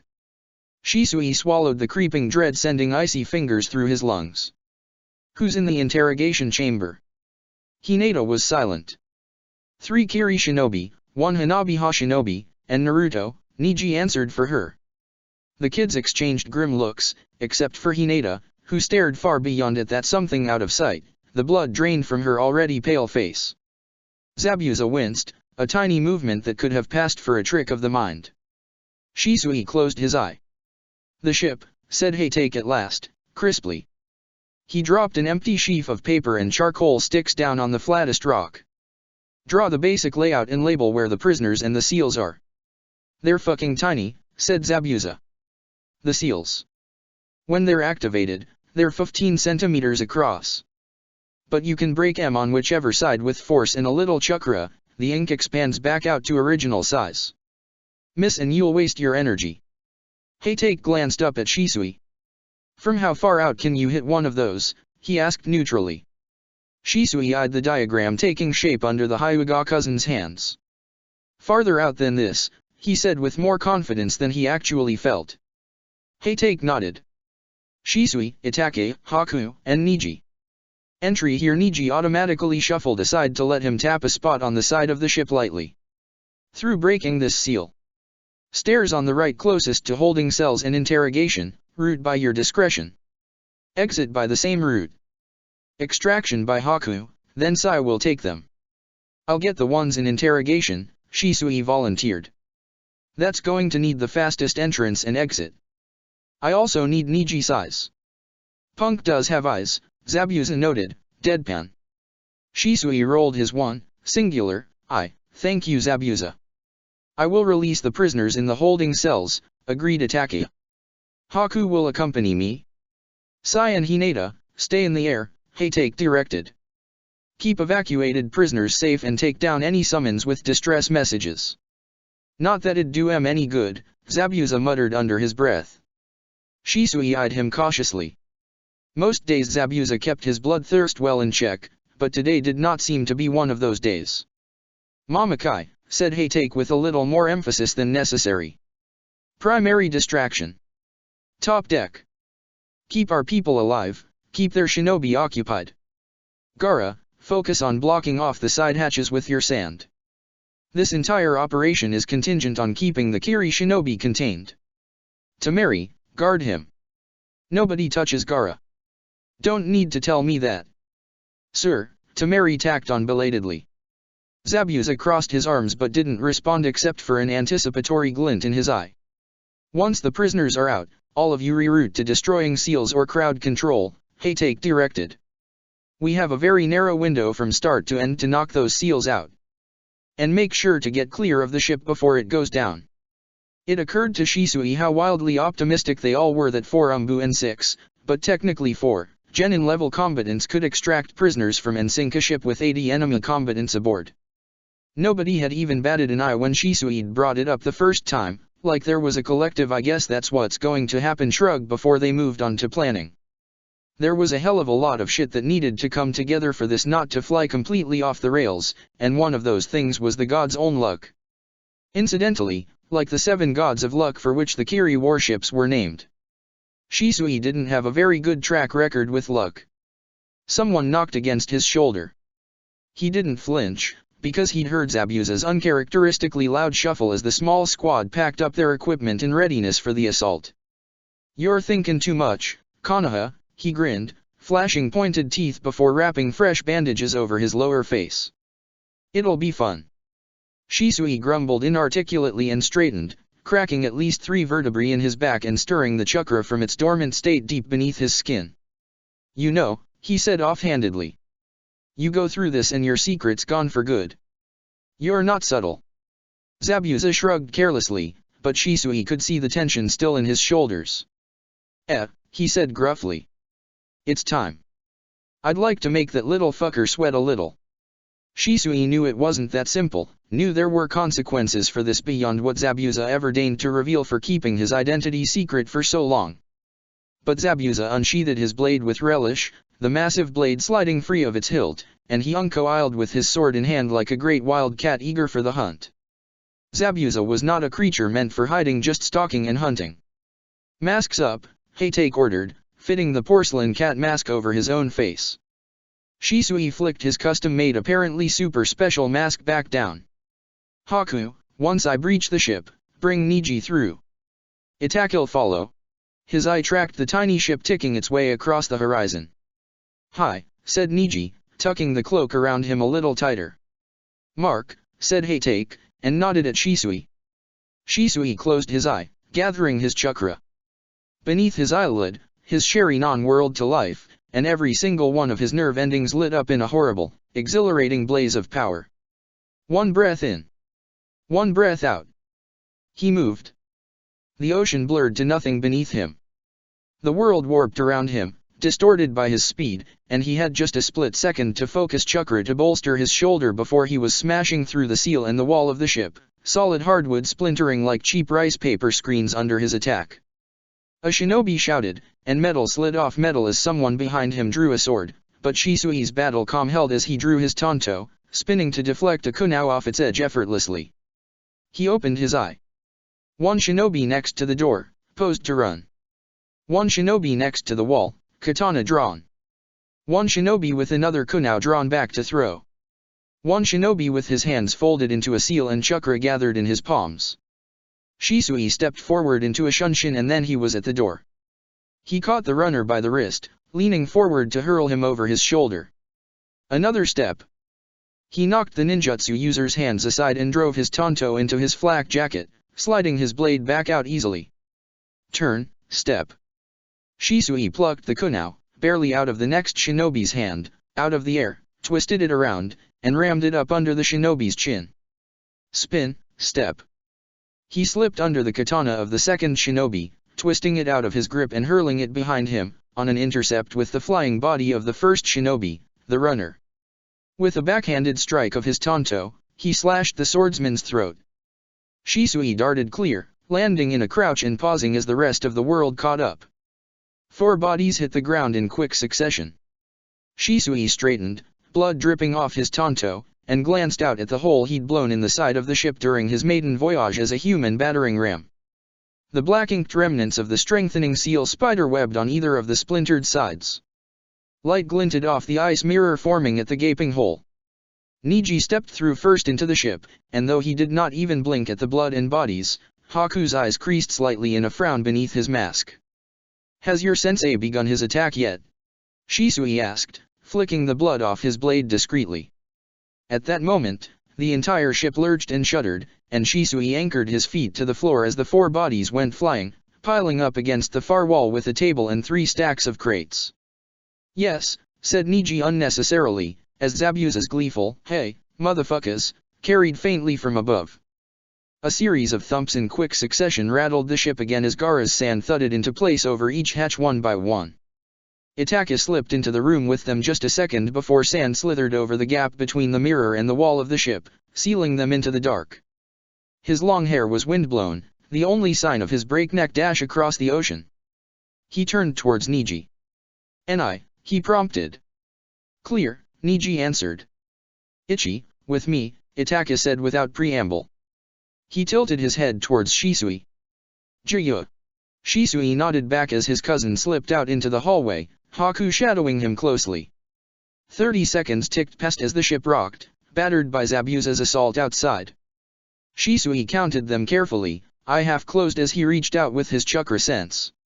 A small pack of chakra signatures hurried past before he sensed the hall was empty. "Clear?" he asked in an undertone. "Clear," Niji confirmed, sliding up next to him.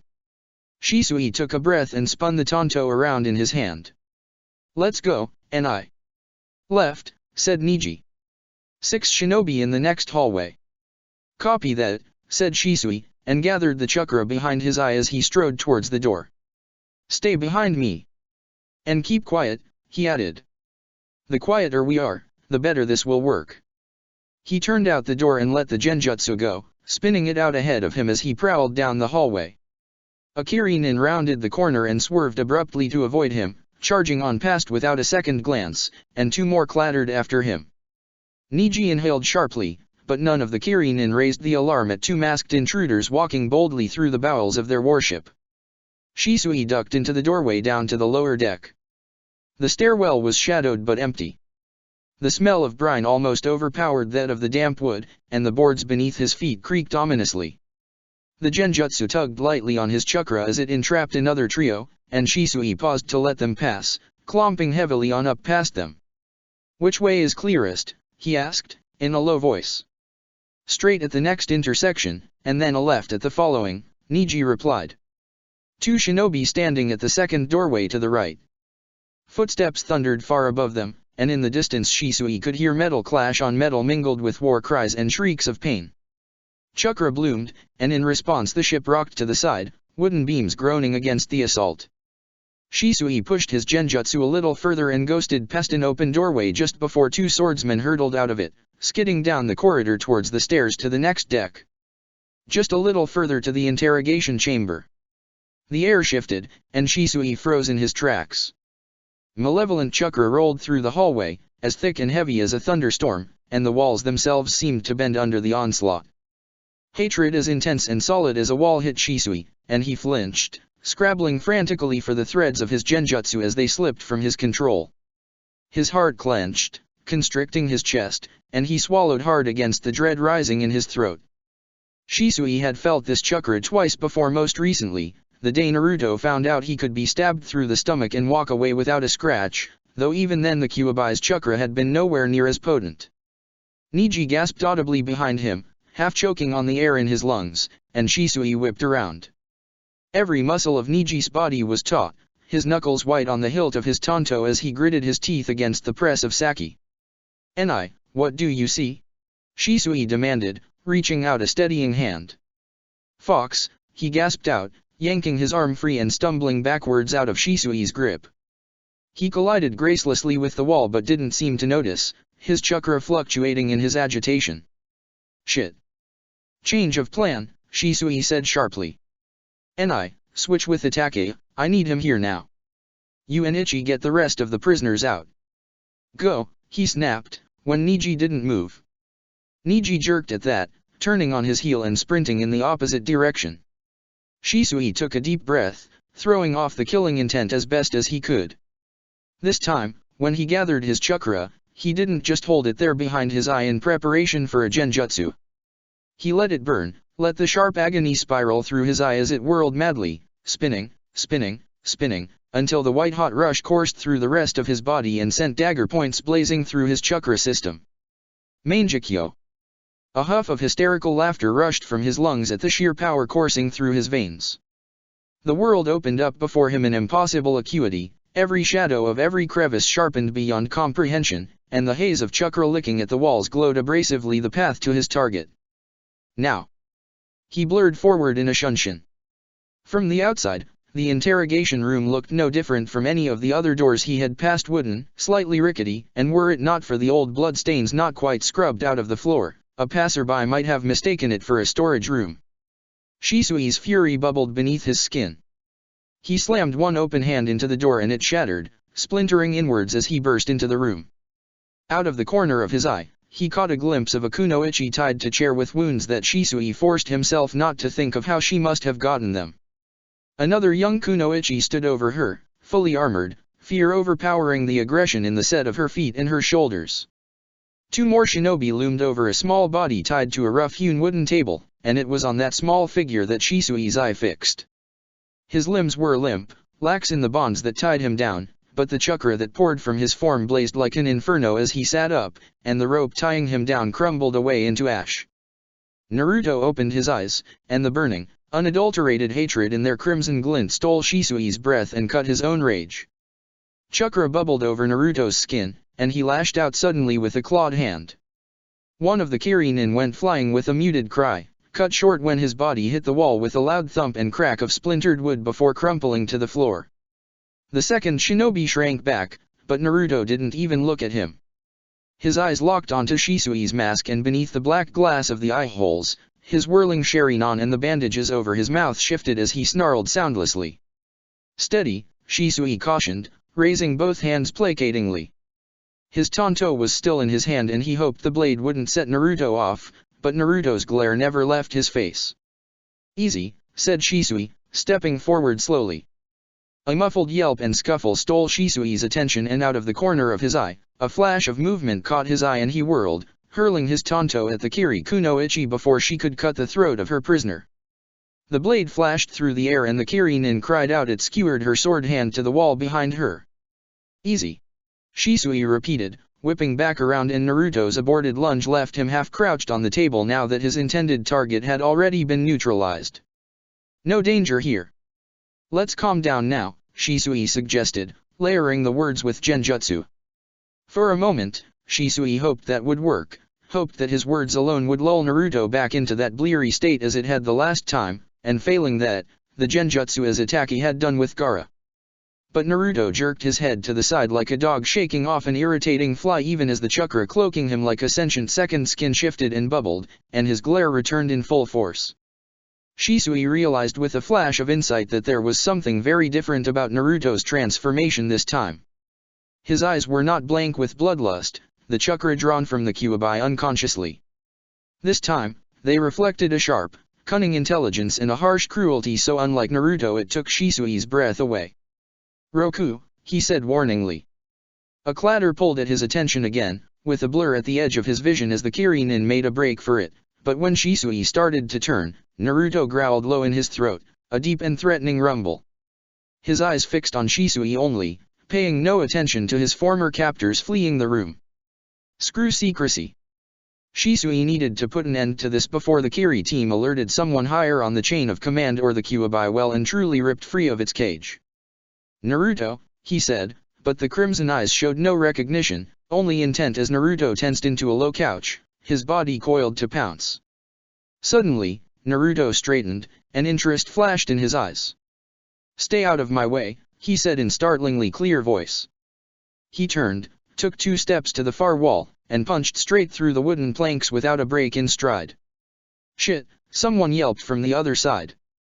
The Kyuubi's chakra intensified as Shisui darted to the opening, only to jerk back as a body flew through the gap. The man was dead, scorched claw tracks scored through his chest so deep Shisui could see the furrows left in his heart. He grimaced and stepped over him. Kyuubi Naruto moved quickly and with devastatingly brutality. Shisui sensed movement behind him, and Itachi's chakra, still tightly controlled behind him as his cousin evaluated the situation. "Get her out," Itachi said in a low voice, jerking his head to the kunoichi still bound to the chair. "Let me handle this." Shisui hesitated. "Itachi," he warned.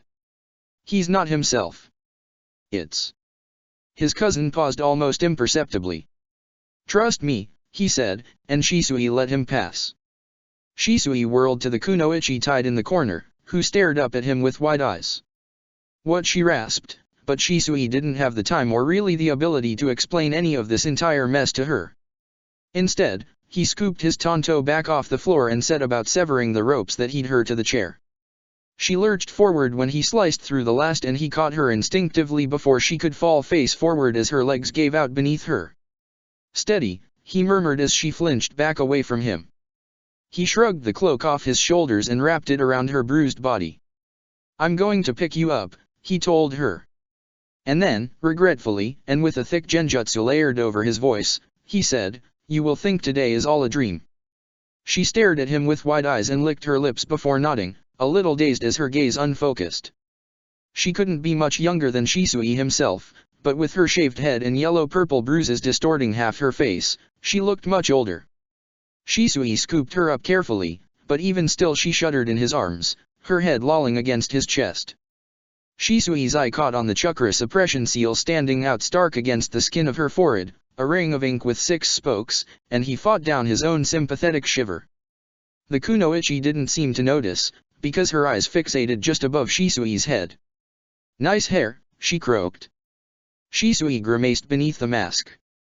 Naruto snarled once behind them, that malignant chakra spiking for just a moment as he slunk back into the room, scuttling backwards to keep his eyes on Itachi. Shisui tensed, opening his mouth to say something, anything, but the sight of the hold beyond momentarily stole his ability to breathe. Naruto had been there less than a minute, but he had strewn destruction and corpses in his wake. Flak jackets burned through like they were nothing, glass lanterns smashed on the ground with their iron fixtures melted into slag, blood pooled on the floor. Itachi stepped through the gap after him and ordered, calm, forcefully, and every hint of the Kyuubi's chakra vanished abruptly, a fire snuffed out in the blink of an eye. Itachi caught Naruto's limp body before it could hit the floor. Shisui sucked in a sharp breath. "What did you do?" he asked, alarmed, stretching out his senses until he could just make out Naruto's own chakra pulsing at his core. But even that relief couldn't overcome the sinking dread of the implications that Itachi had suppressed not just a Jinchuriki, but the Baijuyu itself. Itachi looked up just briefly, grimly, giving a flash of the three scything blades revolving slowly in the bloody glow of his eyes. "Go," he said. Never let it be said that Shisui couldn't prioritize.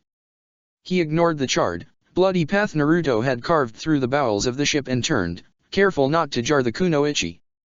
He made his way out the door and almost tripped over the body of a Kiri shinobi sprawled just past the entrance. Two more lay just beyond them, and he was fairly certain that Itachi had left several more in his trail on his way from the holding cells. Without the bonfire of the Kyuubi's chakra, Shisui could sense the chakra signatures nearing, bristling, and snapping with angry and alarmed intent. "I'm going first," he tossed over his shoulder to Itachi, and to the kunoichi, "Hold on." The kunoichi slurred, "What?" and Shisui hurled himself into a shunshin. He slammed into the wall at the first intersection, turning so his back took the brunt of the blow, and bounced off, but the corridors were so narrow that it couldn't be helped, not if he wanted to stay in the shunshin. He ricocheted upstairs and almost careened into a wall of ice, skidding to a stop just centimeters away. The kunoichi sucked in a gasp and her eyes rolled up in her skull as she passed out, which was probably a good thing. Shisui was surprised it hadn't happened earlier. The ice cracked on the side, creating an opening just big enough for Shisui to squeeze through. "Apologies," said Haku tersely. "A contingent pursued us from the other side. The mirror opposite shuddered on cue, something, or someone battering against it." "Did you get everyone out?" asked Shisui, ducking into the doorway. Someone had piled the corpses in the corner, and Niji stood next to mirror filling in the gaping hole in the side of the ship.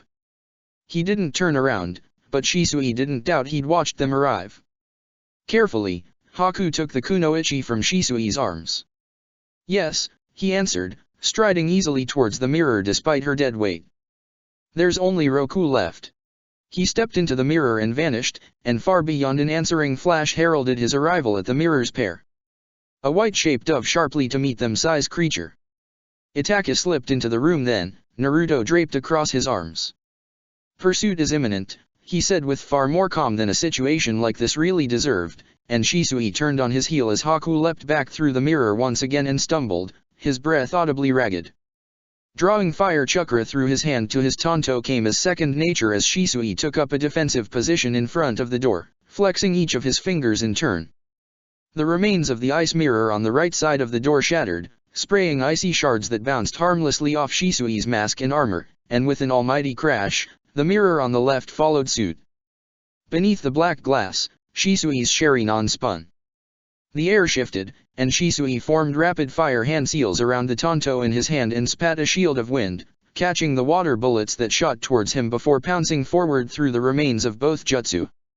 The ninjutsu wielder backpedaled desperately in the narrow hallway as another shinobi surged forward, kunao in one hand and wire in the other. Shisui jerked his tanto back before it could be snared, kicking out as he launched himself in a backwards flip. He landed lightly and lunged forward instead of continuing his retreat, catching his opponent by surprise. The other shinobi brought up his kunao between them, but Shisui batted it out of the way with his vambrace and stepped in close, sliding his tanto up and under the shinobi's flak jacket. The man gasped and choked, and Shisui snatched the kunao from his nerveless fingers, snapping it up to deflect the blade of another shinobi as he struggled to wrench his tanto free. Two more shinobi in the room, more beyond the doorway. Shisui jumped backwards to give himself more room and a kenjutsu wielder pursued, his narrow blade lashing out in a graceful sweep. Shisui ducked, whirled, and leaned into a shunshin. His world blurred and sharpened at once. He darted forward, slamming bodily into the kenjutsu wielder, and his chakra coiled beneath his skin. Shisui was fire-natured, but lightning came easy to him. "Raiten, Yokohayu," he growled, and from the crackle of lightning at his shoulders, a leopard formed and pounced in a heartbeat, tearing through the air with yellow-white fangs and the suggestion of fur. It caught the kenjutsu specialist in its jaws, throwing him backwards into his comrade with the heady stench of ozone and burnt flesh, and charged into the doorway. Someone cried out, and with a sharp crackle, several bodies flew through the air, hitting the walls with harsh thuds. Shisui narrowed his eye and raised his tanto once more. "Sensei!" Niji shouted behind him. Shisui threw a glance over his shoulder in time to see Ataka slip out of the hole to the outside, Niji on his heels.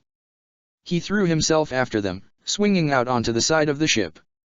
The sunlight battered his eye after so long in the murkiness of the ship's bowels. Crouched next to him, Haku held one hand out and ice spread out until the entire hole had been sealed once more. "Ichi, with me to the top deck," Ataka directed. He glanced at Shisui. "Come when you are ready." Shisui nodded sharply, and his cousin was gone in a blur, Haku leaping up after him. He turned to Niji, coiled tense at his side. "Ni, point me at those seals," he said grimly, adjusting his grip on his tanto. He threw a cursory genjutsu over the two of them as they slipped across the outside of the ship, to deflect attention, an illusion that would work if only because the battle on the top deck was much louder and flashier. The ocean swelled, and Shisui braced himself with his hand as the ship tilted precariously, battered by a barrage of soot. The spray showered him and Niji both, and they inched along carefully. "Here," said Niji, tapping on the damp wood. Shisui flipped his tanto around in his hand and slammed it clean through the side of the ship, the fire chakra burning through the seal. He nodded at Niji.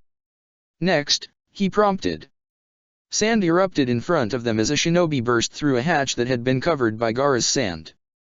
The sand swarmed back into place, but not before two more slid out of the narrow opening. A fourth shinobi screamed, caught by the sand, and a loud squelch cut off his voice.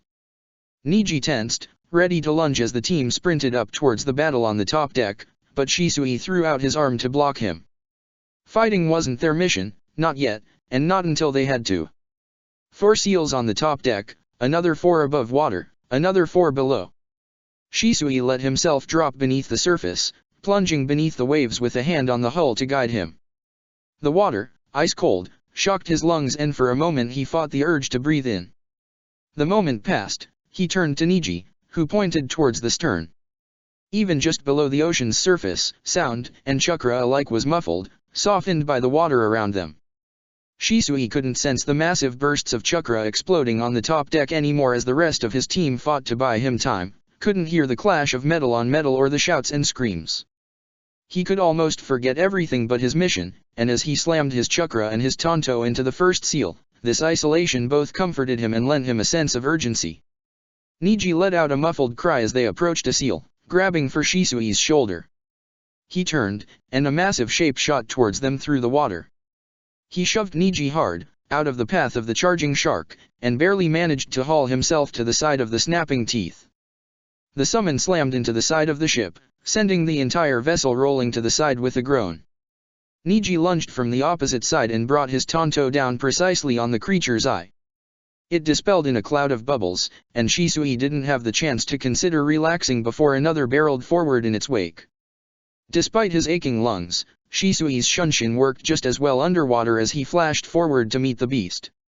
Even chakra enhanced, his tanto bounced off the toughened skin harmlessly, but the force of the blow knocked it backwards and gave Shisui time to plunge the blade in its eye and send it back to the land of the summons. His lungs burned and he surfaced with a gasp, glancing around. A dark-haired shape floated a few meters away and he thought it was Niji, until he remembered that Niji had dyed his hair lighter. The shape clarified into the body of a Kiri shinobi, and when he looked around he could see others dotting the waves like so much flotsam, leaking blood into the water. He twisted in the water until he saw Niji's head bobbing just beyond him, his mask tilted towards Shisui. Niji acknowledged him with a jerk of his head, back towards the ship, 4 underwater seals. Shisui took a deep breath and submerged again. Even under the water, the seals burned under his touch. Shisui jerked his blade out of the hull as Niji's chakra pulsed in warning and alarm. Shisui whirled as best he could as something crashed into the water behind him. His tanto, already in his hand, clashed against the Kiri nin's kunao and he kicked out. The Kiri shinobi shoved him forcefully, and Shisui's back hit the hull of the ship. With his Sharingan's warning, Shisui regretfully substituted himself with a corpse in time for it to be pummeled with a stream of boiling water. He jerked his hand frantically at Niji, "Get out of the water." Niji surfaced a split second after Shisui, leaping high up out of the way, and Shisui sent a blast of Ariton at the Kiri nin as he erupted from the water. The shinobi screamed as the electricity ripped through him, trapped by the water. When he fell backwards, the lightning was gone and the man was dead. Shisui alighted on the surface of the water and turned to Niji once again. Although he appeared unruffled, Niji's chakra roiled uneasily. 2 more underwater seals. The initial shock from plunging into the waves had worn off, but now a bone-deep chill settled in, stiffening Shisui's muscles and slowing his movements. Had he not had greater self-control he would have shivered. Even in the uncertain lighting and the moving water distortion he could see Niji trembling in bits and starts. When they surfaced after the last, Niji said, "The teams on the top deck appear pressed but without significant injury." The sky, relentlessly blue, dimmed above them, and the wind whipped up with a fervor, catching their hair and the edges of their clothing. Shisui glanced up at the gathering clouds. "The Stormbringer," Niji said, his voice wary and almost reverent. Shisui agreed grimly. "Let's pick up the pace." With Niji at his back, he crested the rails and landed neatly in a corner of the top deck. At the very back of the stern, he could see Gaara crouched with his hands flat against the deck as he fought to suppress the shinobi battering the many hatches along the sides of the ship, his mask knocked slightly askew to bear his snarl of concentration. Shisui could feel the massive waves of chakra pouring from his too fragile form into his sand and wondered what color his eyes were. Temari stood above her brother defensively, her own chakra candles flamed to Gaara's bonfire. She swung her Tessin and unleashed a powerful gust that sent 2 shinobi tumbling backwards to the middle of the ship, directly into the path of Kubikuri Basho on Zabuza's backswing. Zabuza's face was bare, or at least his porcelain mask had been knocked to the side of his face as he cut a large swathe through the shinobi who couldn't dodge fast enough. A body hit the railing, another arched gracefully over the side and landed with a distant splash. Itaka slipped in and out of his path, the dimming light flashing off his katana as he wove under Kubikuri Basho with languid ease. Itaka's mainstay was genjutsu. Shisui couldn't see the traps he wove that snared his targets like fish in a net to be more easily speared. Above them, Haku's mirrors gleamed forebodingly, Haku himself bouncing between them fast enough that Shisui couldn't have caught his movements if not for his Sheri-nan. Senbon peppered the combatants on the deck, and as he watched, one kunoichi fell with nary a gurgle, taken down mid-lunge by a senbon in the eye. At the prow, the captain wielded not Raiden but Duton with ease, rocks forming at his back to break the gulls that formed from the waves and dove at him. "Sensei," Niji prompted, drawing his attention from the battle and the would-be's and the blooms of chakra. Niji sidled along the rail, and Shisui followed, weaving a stronger genjutsu over the 2 of them to encourage eyes to slide off them. "Tonto, seal." Easily done. Then the ship rattled beneath his feet, followed by an ear-splitting crash, and he braced himself against the side of the ship before he could be thrown overboard. A shinobi leapt over their heads, charging the captain with a blade that wavered with water chakra, then another, and another in what seemed a never-ending stream. They went through the hull, Niji muttered incredulously. They'd discovered the ruined seals, then. Time was up. "Hold on," Shisui said, and grabbed Niji by the shoulder. He hurled them into a shunshin clear across the deck, barely over the sweep of Kubikuri Basho and between Haku's senbon. His genjutsu tore to shreds above them, but Niji's Tonto pierced the final seal in a blast of untamed chakra and Shisui grinned fierce under his mask even as he spun to deflect the katana that came crashing down towards Niji's head. He spat lightning at the Kiri shinobi's face, but even as the man cried and stumbled backwards, 2 more took his place. It started to rain. It did not begin with a trickle, but a downpour, as though the ship had unknowingly sailed under a great waterfall. With the Sharingan's split-second warning, Shisui tackled Niji towards the aft cabin and its overhang as the heavens opened up. Temari was thrown to the deck by the deluge, and Gaara's head jerked towards her, summoning his sand to shield her from a hail of kunao. But with his sand gone, the hatches flew open with a bang, one by one, and shinobi swarmed over the rails. "Raiden, Yukihayu." Shisui spat as a squad swarmed him and Niji, cornered against the cabin's wall. His leopard ripped free of him and pounced with a crackling growl, sinking teeth in one too slow to dodge and scattering the rest. Its tail lashed as it leapt towards its prey, charging in a glowing streak across the length of the deck. The ship pitched ominously, battered by rolling waves and screaming winds. Niji slipped as he was drawing his Tonto back from where he'd scored a deep gash across a kunoichi's thigh and hit the railing hard. Shisui lunged after him, but he caught himself before he went over the edge. "Get out," the captain shouted, his voice almost drowned out by the rattle of rain pounding against the deck. His white mask flashed in the darkness of the storm as he slammed his katana into one shinobi's chest and a dutan into another's. He pounced at a third, who met him with a katana in one hand and a cyclone trailing down from the clouds in the other. Immediately, an ice mirror glinted as it froze the air, and a water whip cracked harmlessly against its face as Haku reached out the other side to grab Temari and Gaara. The mirror arch he left behind crumbled in his wake. Shisui grabbed Niji and hurled them both backwards, weaving through the advancing shinobi until they cleared the railing as Hatake disengaged from the Stormbringer with a vicious swipe of his sword and leapt up the forward mast easily to the topmost yard. "Rightin', Reijiryu," the captain growled, ignoring the shinobi bounding up after him as his hands blurred through seals. The chakra emanating from the captain exploded outwards in an uncontrolled eruption. Shisui's hair stood on end, and he yanked himself and Niji into a shunshin as the storm clouds rumbled ominously. "Holy shit!" Zabuza shouted, his voice carrying in the wind above the howl of the rain. A great wolf sprang from the clouds, formed of blue-white lightning, and the heady scent of ozone slammed into Shisui, hundreds of meters away. It rivaled a Baijuyu in size, matched one in wildness if not hatred, and sparked a collective cry of shock and fear from the shinobi aboard the warship. The Reijiryu caught up the Jurajin Meru in its jaws as if it were no bigger than a rabbit and ripped it asunder, tossing the remains of the largest mast into the waves as tiny figures scattered, thrown free or electrocuted or both. The creature's fangs left deep punctures in the hull, and a second bite tore a gaping hole through the side of the ship as lightning danced across the deck and through the waves. The ship's sails caught fire, sending flames and smoke spiraling into the clouds. Its target thoroughly savaged, the wolf crackled away into nothing as the ship groaned and listed. Zabuza's distinctive chakra flared, a massive tidal wave slammed the hull, and its prow pointed skyward as it gradually capsized. "Kami," Shisui muttered fervently. His pulse thundered in his neck, the adrenaline singing in his veins at being so close to such rampant destruction. "I was not aware the captain had such a jutsu in his repertoire," Niji said, his voice tight with wariness and awe. Shisui blew out a startled laugh. "I don't think anyone did. That kind of jutsu's an army killer." "Do you have such a jutsu, sensei?" Niji asked. Shisui snorted indelicately. "I'm not really a frontal assault kind of shinobi." He let his manjikyo whirl apart, back into 3 tomo.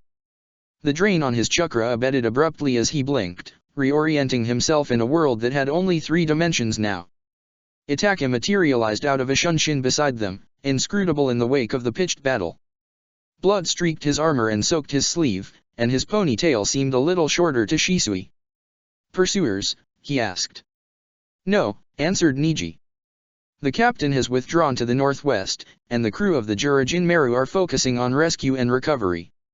"We sank the fucking ship," Zabuza chortled gleefully, skidding out of his own shunshin with Kubikaribasho still braced against his shoulder. "I hated that thing so much. This is the best day of my life." "What?" Niji said blankly under his breath. "I was kind of getting that vibe from you," Shisui said suspiciously. "Did you hate that ship?" "Why do you hate that ship?" "They send the low-caste shinobi who don't fall into line on those ships. Hard labor, easy to control," Zabuza said dryly. "Do you think I fucking fell into line?" Shisui eyed him. "You? Never. But you weren't on the Jurajin Meru." "Nope," Zabuza said cheerfully. "I hate all the warships. But the Jurajin Meru's Fukushima's baby, and he used to be my handler before he made captain. He was one sick bastard. I almost cut off his head, once," he added wistfully. "I didn't see daylight for 50 days. "Oh, the Stormbringer captain guy," said Shisui. "Susanoo. He dead." Zabuza sighed regretfully. "Hatake fried him," he said mournfully. "Woulda liked to tear his heart out." Shisui clapped his hands over Niji's ears. "Careful with your language around the youngsters," he said seriously, still giddy with post-battle adrenaline. "They're very impressionable." Niji slapped his hands away irritably. "We should rendezvous with the genin," Itaka cut in, which would have impatient if it had been anyone except Itaka. "Right. Rescued prisoners. Knocked out formerly Kuwabai Naruto. Sakura and Suzuki. 9 traumatized shinobi that had probably been tortured. "Point me towards them," and I, said Shisui, and yanked them both into a shunshin. The base at Shiroizuna was named for its pure white beaches, which the recovered teams and Shisui's team were currently sullying with their bloodied and bedraggled selves. "I'm uninjured, my chakra levels are fine, and I have Iryu Jutsu training," Shisui snapped when the medic Nin threw out an arm to block him from entering the hospital tent. "How many medics do you have?" The answer was not enough. There were never enough medic Nin. Shisui shouldered his way into the depths of the tent. Pallets lined the floor neatly, some of their occupants sat up to observe the chaos as it unfolded, but others did not even open their eyes. Their bandages were clean white, bruises yellowed and fading already. Medic Nin and nurses, marked by strips of white around their arms or necks or heads, rushed past with trays of instruments and bandages in their arms, swarming the side of the tent cordoned off to receive the new arrivals. A nurse shoved a white bandana in Shisui's hands as she passed. "Get that mask and bloody armor off," she snapped. "The mask stays on," Shisui called after her firmly, but stripped down to his Chiryunin Jounin grays and tossed his armor in the corner. He knotted the bandana around his neck and ducked into the arrivals section, cordoned off with canvas. A kunoichi on his left shivered against the makeshift cot cobbled together from a narrow table and a blanket. Her hair was short and choppy, and she trembled under a thin sheet. Next to her was another young shinobi, completely motionless with his head lolling sideways. A medic Nin leaned over him, but even as he physically manipulated his patient's limbs, the boy did not so much as twitch. Paper signs at the back rooms denoted surgery. Shisui caught a glance of Sasuke lying prone on the table with eyes closed and very pale as a nurse pulled back the curtain to let in another carrying a bowl of water. He changed course abruptly, hurrying towards his room. "Hold it, you can't go in there." A nurse slid in front of him, blocking his path, and Shisui pulled up abruptly before he could bowl her over. She glared up at him, unimpressed. "The sensei is working, and it's a very delicate surgery. Go triage room 3.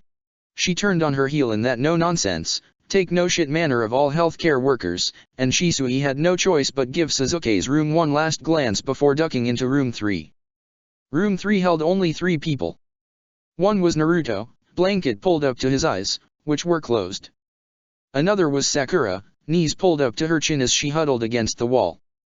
The third was Sai with a white bandana wrapped around his wrist, who was to Shisui's blank surprise, holding a handful of green chakra over Naruto's prone body.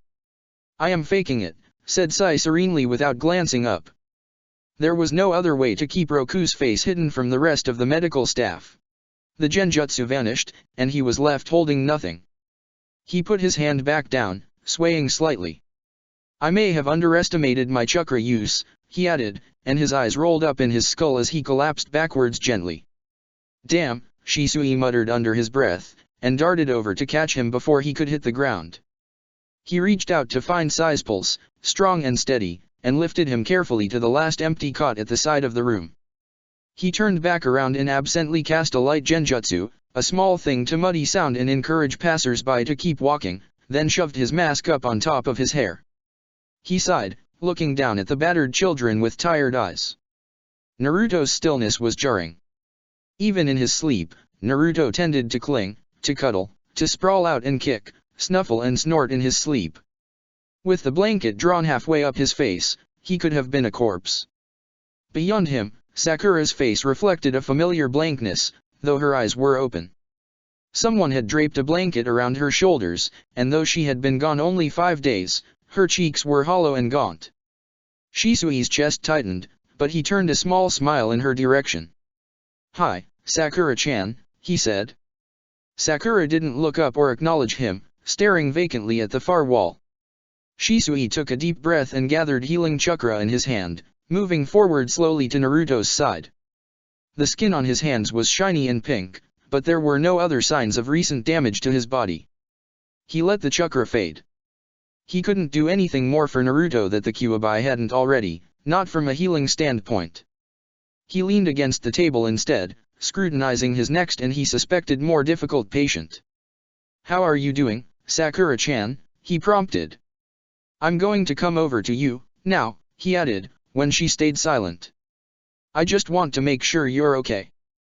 He edged around the table slowly, keeping his hands in clear view, but Sakura still flinched when his chakra lit his hands once more.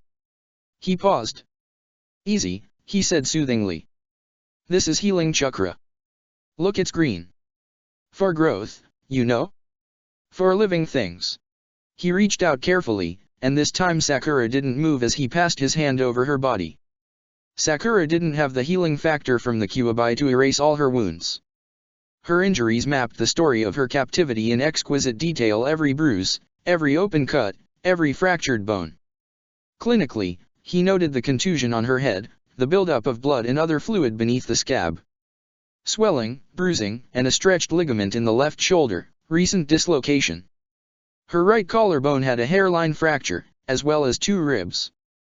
The bruising trailed angry blotches down her side. As Shisui's hands drifted lower, following the broken blood vessels, Sakura's heartbeat picked up, then her breathing until she was gasping for air, eyes wild and fixed on nothing. Shisui frowned and stepped back, lowering his hands.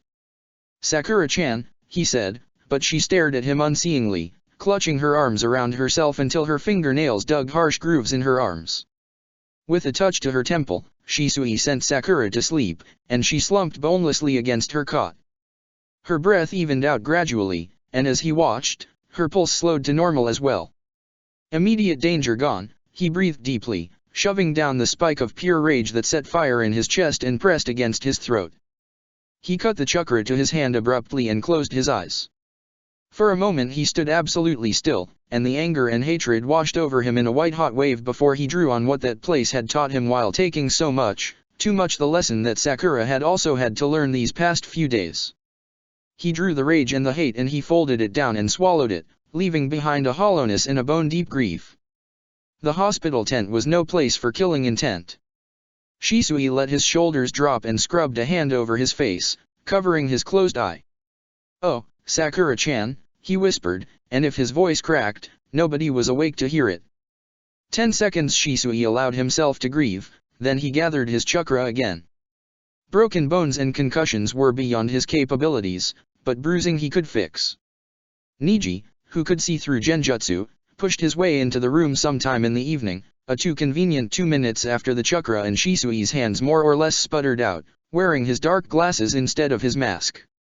He balanced a tray with a bowl of soup, 2 bento boxes, and chopsticks in his hands and very carefully did not look at Sakura, though Shisui had healed her bruises and the wound on her head.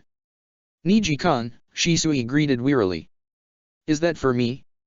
"Hi," said Niji, and set the tray down at the low table. He picked up the second bento box and turned to go. "Wait," said Shisui, and Niji paused, turning back from the room entrance. "Eat with me," he offered, eyeing Niji carefully. Physically, he looked unharmed despite a bandage and splint wrapped around his wrist, but his shoulders were held a little differently, more tense, but a little more hunched as well. "If you would forgive the intrusion," Niji said stiffly, and yeah, the more uncomfortable he was, the more formal his language and behavior became. He sat across from Shisui in proper seiza and set the bento down with an air of a man led to execution. Niji did not respond well to direct interrogation. He didn't offer information the way Team Byakko all cracked the instant Shisui or Itaki or Zabuza glared at them. As his sensei, Shisui had used a more roundabout method to gently pry out the information he sought. Shisui opened his bento box, and only then did Niji mirror him. "Where's the rest of your team?" he asked first, separating out a piece of fish. Safe question, shinobi work related. One answer, already known. Limited thinking required. "Tamari and Haku are both in one of the triage rooms," Niji answered after a pause. "They were diagnosed with mild injuries and chakra exhaustion. Hinata-sama and Gaara are there as well, but neither are significantly injured. The medical staff has not had the time to request that they leave. Zabuza-sensei has been deflecting the staff who do approach." Shisui hummed noncommittally. "It seems as though everyone will recover," he said lightly. Niji's hand hesitated just for a moment above his box. "Suzuki-kun's still in surgery, isn't he?" he continued. "Hi," said Niji without looking up. Or, Shisui assumed so, since the shades covered his eyes. Shisui took his time scooping up a bite of rice. "There's a very competent Irai Yunin in there with him," he said, watching Niji for a reaction. Hi, Niji agreed again, picking through his greens almost demurely. Shisui hid a frown. Nothing. They'll be back on duty in no time, he said, and this time caught a twitch as Niji swallowed down words with his food. Concern over duty, but what concerns? Scars. Lingering injuries? No, Niji wasn't one to see those as a barrier. Mental status? Unlikely, not for one of Niji's personality. Niji was the type to ignore his feelings until they suddenly overwhelmed him, and when that day came he would undoubtedly be very shocked that such an event was possible. Recapture, more injury, death? Possibly, but like the rest of the pack, Niji still saw himself and the rest of the pack with that innocent invincibility that had lent him the nerve to participate in the sinking of the Jurajin Meru without a thought for the odds. Perhaps that was something to talk to the others about, reminding the kids of their own mortality. That promised to be a fun conversation. Back to the problem at hand. Shisui chewed on his fish absently, giving the makeshift hospital room a careful glance. Noise filtered in from the rest of the hospital tent, the clatter of metal, the shuffle of people sitting up or lying down or bustling about, the clack of chopsticks and spoons against bowls and trays. The burning rays of the waning sun filtered through the fabric of the tent and between the cracks between walls and ceiling, and on the opposite side the lanterns that lit in the main room of the tent glowed dimly. Sai, Naruto, and Sakura all lay in a neat row on their respective cots, each covered with a thin blanket, their chests rising and falling faintly with each breath. What could have so shaken Ah? His eye landed on the dark spokes inked on Sakura's forehead. Shisui let out a silent sigh. You're concerned about the seals, he concluded, abandoning subtlety for a cleaner attack, but also because he was too tired for the dance. Niji stiffened. What do you see, Niji-kun? Shisui asked curiously. For a moment, Niji did not answer. It is hooked into their chakra systems, he said at last, and not simply blocking the flow. Said Shisui thoughtfully. This particular seal is used to suppress the chakra of low to mid-level shinobi. It is quite stable, but an overload of chakra, as most jounin are capable of, will essentially shatter its structure. That's what Naruto did. The trick is that the chakra influx has to be internal, which is why none of the other prisoners have had their seals removed yet. Niji mulled the information over, a slight frown crinkling his brow. They can be removed, then? Yes, Shisui agreed. Easily unraveled by someone versed in the sealing arts. But the closest we have to a seal master is the captain, and he's still overseeing cleanup. He eyed Niji, who uncharacteristically hunched in on himself a little further. Shisui suppressed the urge to sigh, because he really was too tired for a conversation like this. The Hyuga caged bird seal is beyond his abilities, he said gently, and Niji jerked, dropping his fish. It's too old and too complex for him to unravel without a significant amount of time to study it. It's tied into your chakra system, your nervous system, hell, even your brain. Mess around with that and he could kill or cripple you in an instant. Hinata-chan already asked, he added. A mixture of emotions, anger, vulnerability, resentment, and finally a bitter resignation flashed across Niji's face. Hinata-sama did, he said more than asked, his voice monotonous. Said Shisui, setting down his chopsticks delicately to give Niji his full attention. Maybe she was your duty when you left the leaf, but she sees you as a cousin, an older brother. This isn't Konoha, you don't have to define yourself only by what the Hyuga demand. Niji scowled a slightly annoyed glare on anyone else and opened his mouth, but Shisui didn't give him the chance to speak. I know you're not about to tell me that it's clan business and to stay out of it, Shisui said mildly, taking up his chopsticks once again.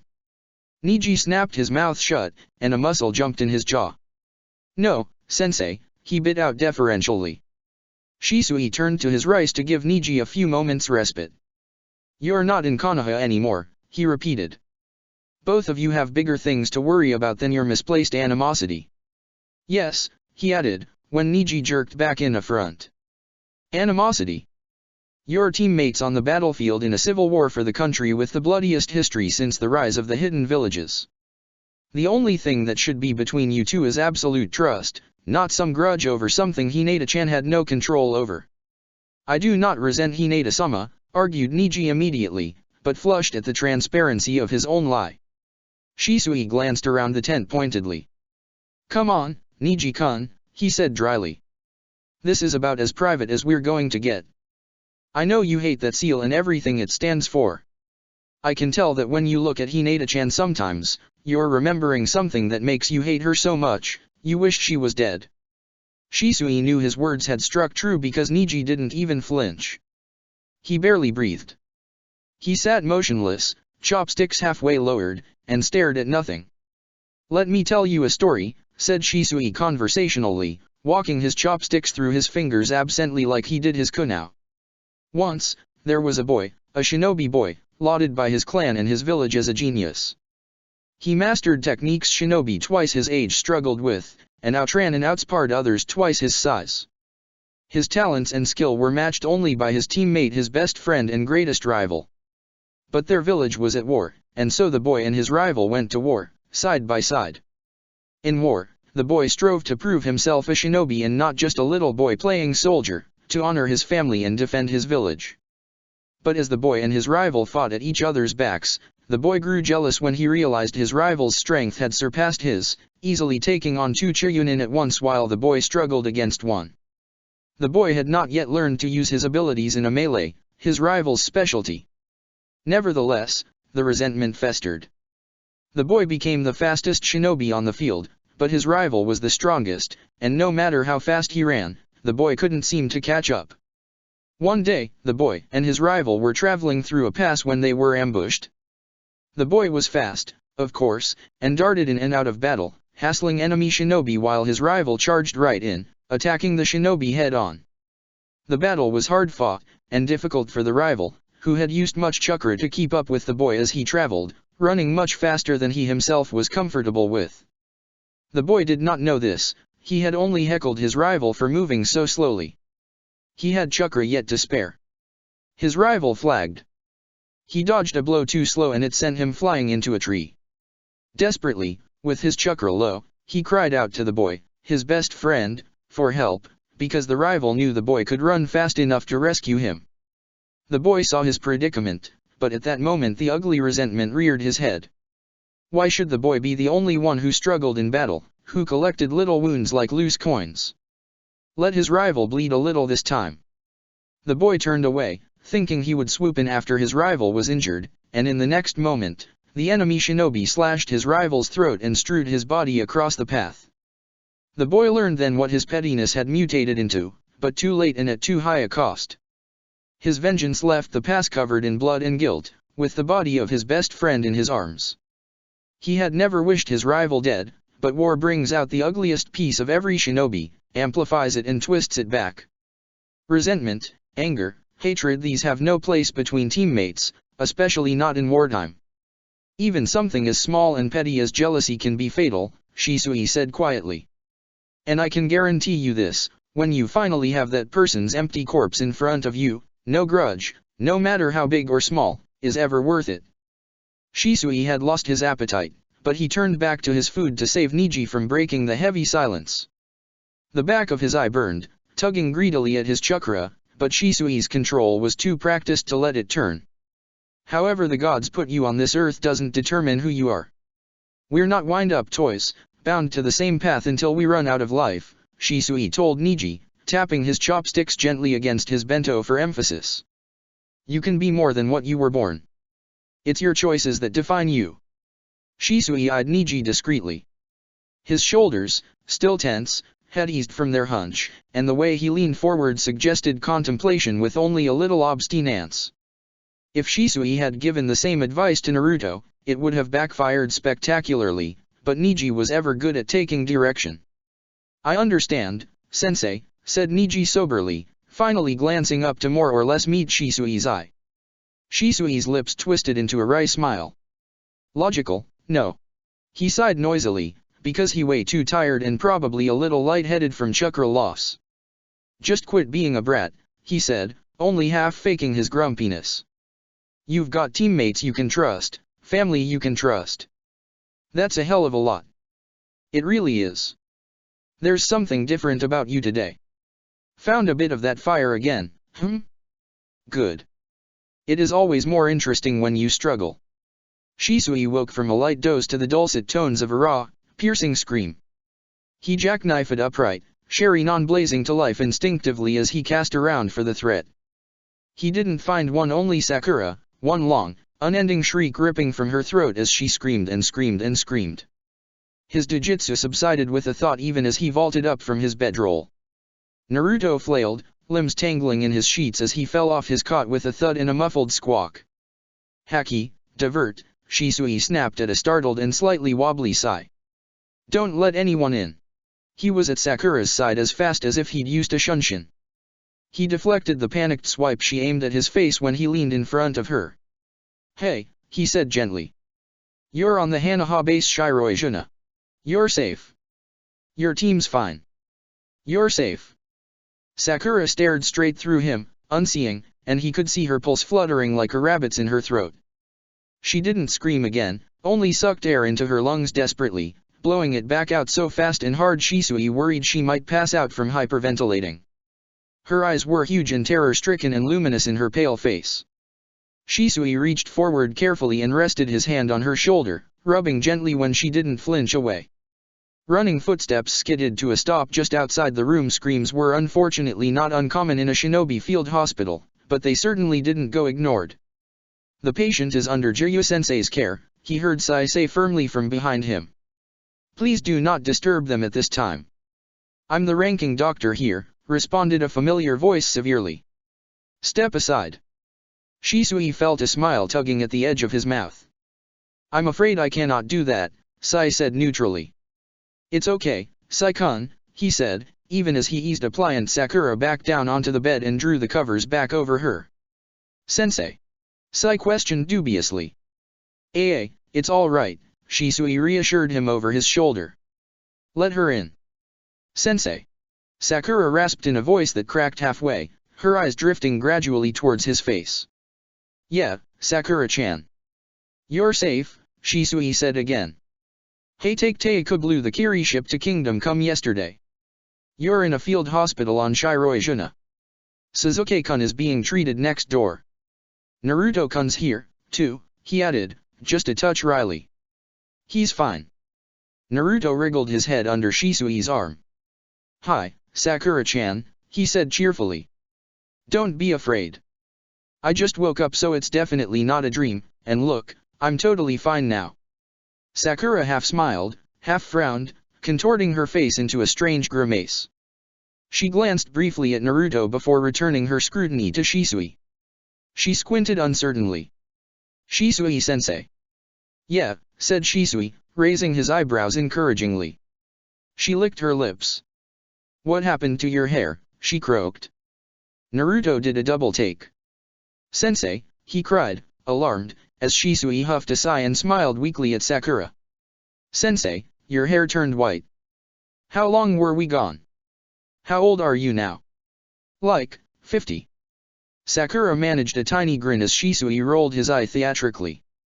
I'm still 19, Naruto-kun, he said patiently. I had an incident with the hair bleach, that's all. Sakura's eyes darted past Shisui and she stiffened. It's all right. You're safe, Sakura-chan, she's a friend, he soothed, squeezing her shoulder before letting go.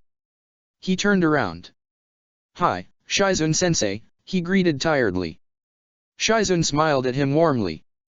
Good to see you, Shisui, she said. A wrinkled smock had been tied hastily over her flak jacket, and a large, worn medical pack hung at her waist. Kids, said Shisui. This is Shizune-sensei. She's Tsunade-sama's right-hand woman, an accomplished jounin, and one of the best Irionin in the world. I trust her with my life. Hello, said Shizune, smiling. It's nice to meet you. Is it alright if I check you all out? Naruto and Sakura, now crammed together on Sakura's narrow cot, exchanged blatantly suspicious glances. Shisui grimaced and shot a meaningful look at Sai, still hovering in the doorway. Sai was a dutiful student, a good soldier, and a better friend. I experienced some chakra exhaustion last night, he said. I would appreciate a medical evaluation. Sure, said Shizune instantly. She turned away from the huddled Team Byakko members and patted the next cot. Hop on up here and I'll take a look. Actually, she glanced back at Shisui. Why don't we see what your Shisui-sensei remembers? Ah, Shizun-sensei, Shisui complained good-naturedly. Shizun managed to look unimpressed without moving a single muscle. Shisui obediently dredged up his chakra and stepped to her side. He let his chakra sink into size, let his pathways circulate the chakra. Chakra levels still low, he noted aloud. Shisui moved his hands down to Sai's elbow, where the natural flow of chakra met some resistance. He narrowed his eye thoughtfully. Inflammation here, he said. Strained tendon. I did jar my arm yesterday, Sai admitted. I did not think much of it. Shisui let the chakra in his hands flicker out. Other than that, just scrapes and bruises. Is there anything else that feels uncomfortable, Sai-kun? No, sensei, he answered after a considering pause. I'm a little tired, but that's it. Here, let me, said Shizun, and chakra glowed in her hands, far more stable than Shisui's. Shisui watched with no small amount of envy, because endless months of intensive chakra control training had only gotten him so far. Your iron levels are a little low, she commented with a frown. That might contribute to the tiredness. Any dizziness, lightheadedness, headache? No, Sai answered, watching Shizun curiously as she pressed a green glowing hand to his head. Good, Shizun said absently, moving her hand down to his elbow. I'll go ahead and fix this up, she added, and Sai's forehead smoothed out as her chakra sank in. Make sure you eat some red meat, not fish. And get some rest. I'm grounding you, she added as an aside to Shisui. Hey, Shisui protested weakly. I mean it, Shizun scolded severely. 5 days of pursuit followed by a high-level raid, and then you decided to burn the rest of your chakra running diagnostics and Iryu Jutsu? You're lucky you're still standing. Mandatory leave for a week. War was war. Shisui couldn't afford to be sidelined for a week, not when bases were raided and destroyed in under a day. He sighed. Shizun-sensei, you know I can't do that. She glared at him, the chakra fading abruptly from her hands.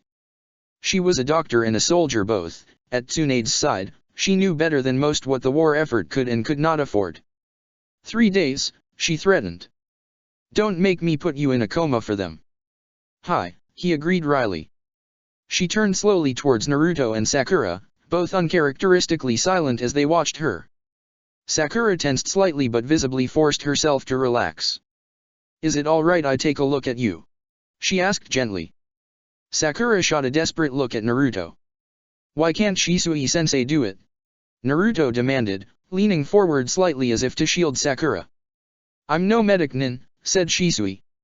Everything I learned from Shizun-sensei. She's the one who patched me up after the words got tortured stuck in his throat when his eye landed on Sakura's too pale face. Ended up with some pretty nasty injuries, he said instead. Sakura-chan has a concussion and a couple fractured bones. I can't fix those, but Shizun-sensei can. Naruto scowled fiercely. Sakura looked unconvinced. It's safe, Sai volunteered. She did not hurt me.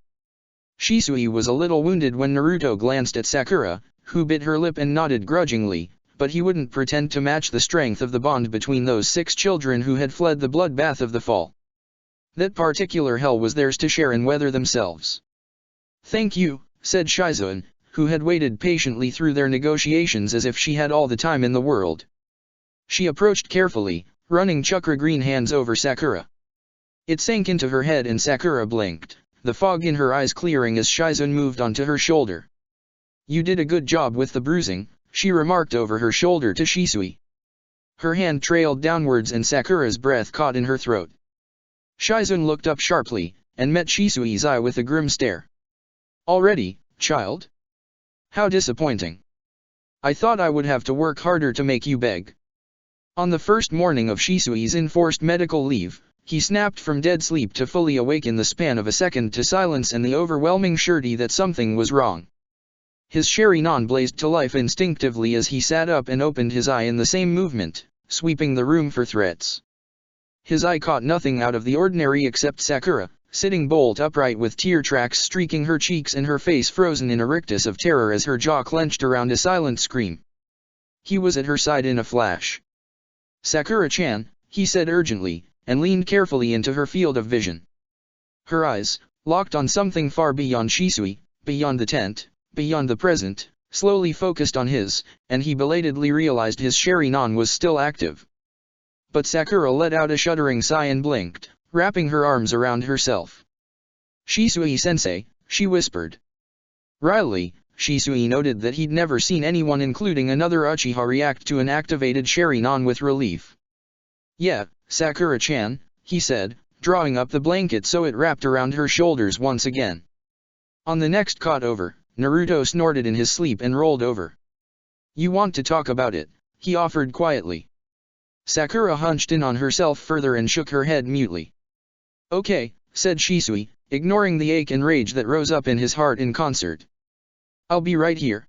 He paused, humming under his breath. "Want me to tell you a story?" he suggested. "I can tell you how I met my crows." Sakura's eyes drifted to his. "Crows?" she rasped at last. "Ah," Shisui realized. "You haven't met my summons yet." Sakura's eyes widened. "Sensei, you have summons?" she asked enviously, a spark clearing some of the dullness in her gaze. "Sure do," said Shisui. "When I was a new Chuyu nun, I was in Northwestern High on a mission, an easy C rank retrieval mission. There's a little grove where they say the wall between our world and the summons is thin and it's easy to slip between worlds. It's considered a myth, because it's on no map and any who go searching never find it. Only those with no intention of finding it stumble upon it at all. As I traveled back to Konoha after a mission, I took a shortcut through a narrow gorge. One moment I was running through the big, broad-leafed trees of the Shodaime Hokage's forests, and the next I was falling past needle-leafed pines on a great mountain ridge covered by them. I looked to my right and saw a misty valley yawning out before me. I looked to my left and saw the treetops ablaze, with thick black smoke curling into a sky growing hazy. Above the burning trees circled a great black swarm, letting out a great racket as it dove towards the fire and away again and in again. When I looked closer, I saw that they were birds bearing feathers the color of coal. One broke from the swarm as I watched, winging down to where I stood at the juncture between mountain and valley. She cawed, and though she did not speak the ninja tongue, I understood. A great many nests had nestled in the trees now afire, and the crows could not rescue their unhatched offspring. I ran. I ran through the flames and they flickered and dimmed as I passed, and I rescued every single egg in every single nest and brought them to where the first crow waited. This was a test I did not realize until the second began. The crows sought one who demonstrated courage by walking through fire. Shisui paused to take a breath. Sakura's shoulders hunched still, but her eyes were wide and wondering. I stood, and the crows flocked to perch around me in a circle. I moved to leave, and they dove at me with dagger-sharp beaks and claws and turned me back. I ran as fast as I could, but the crows flew faster.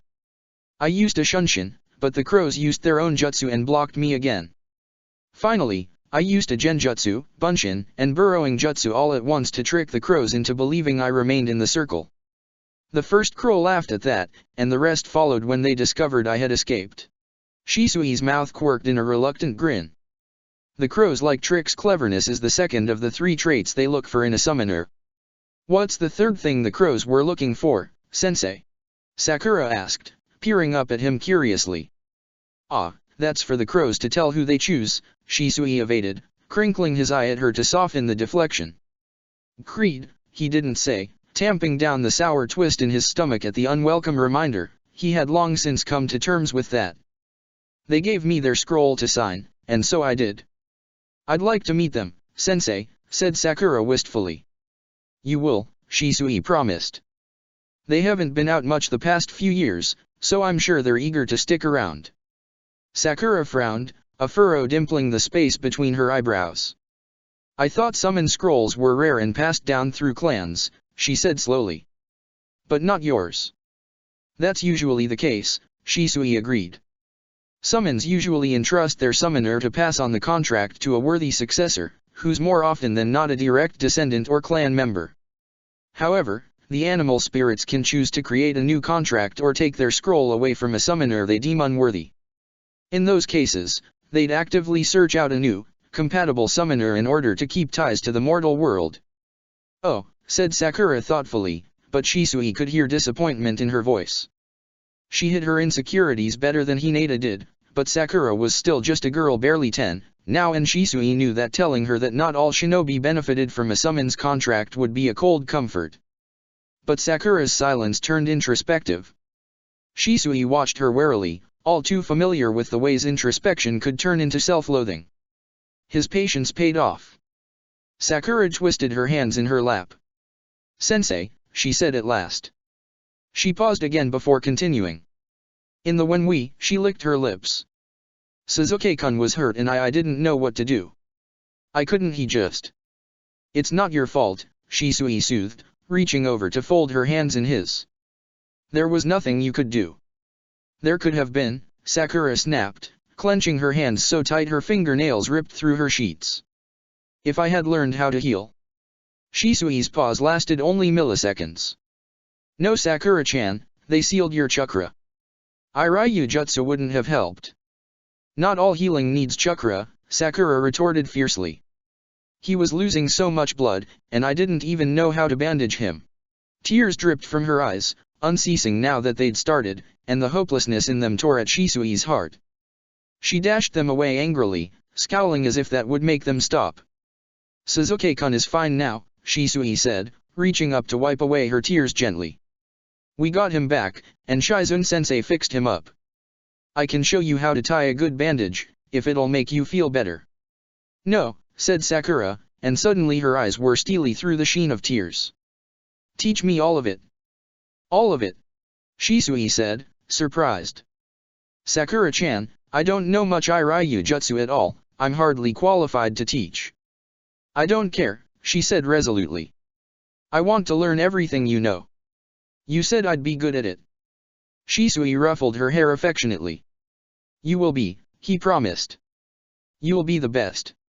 Sakura smiled, watery and small but true, and this time, the silence they shared was comfortable. "Tell me about your crows," she said at last. Shisui shifted to sit up on the cot next to her.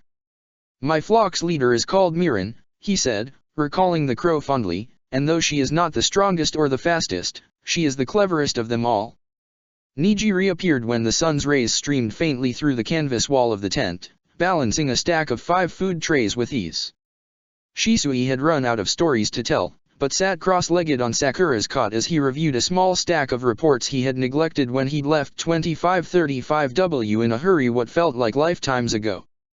She watched him with half-lidded eyes, drowsy, but still too afraid of what she would see when she closed her eyes to comfortably sleep. Shisui remembered the feeling with unfortunate vividness.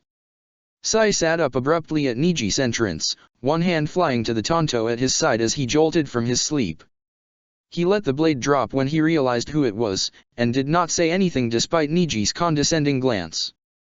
"Good morning, Niji-kun," Shisui greeted, and Sai-kun. He fled his stack of reports, lining up the edges neatly. "Is that lunch?"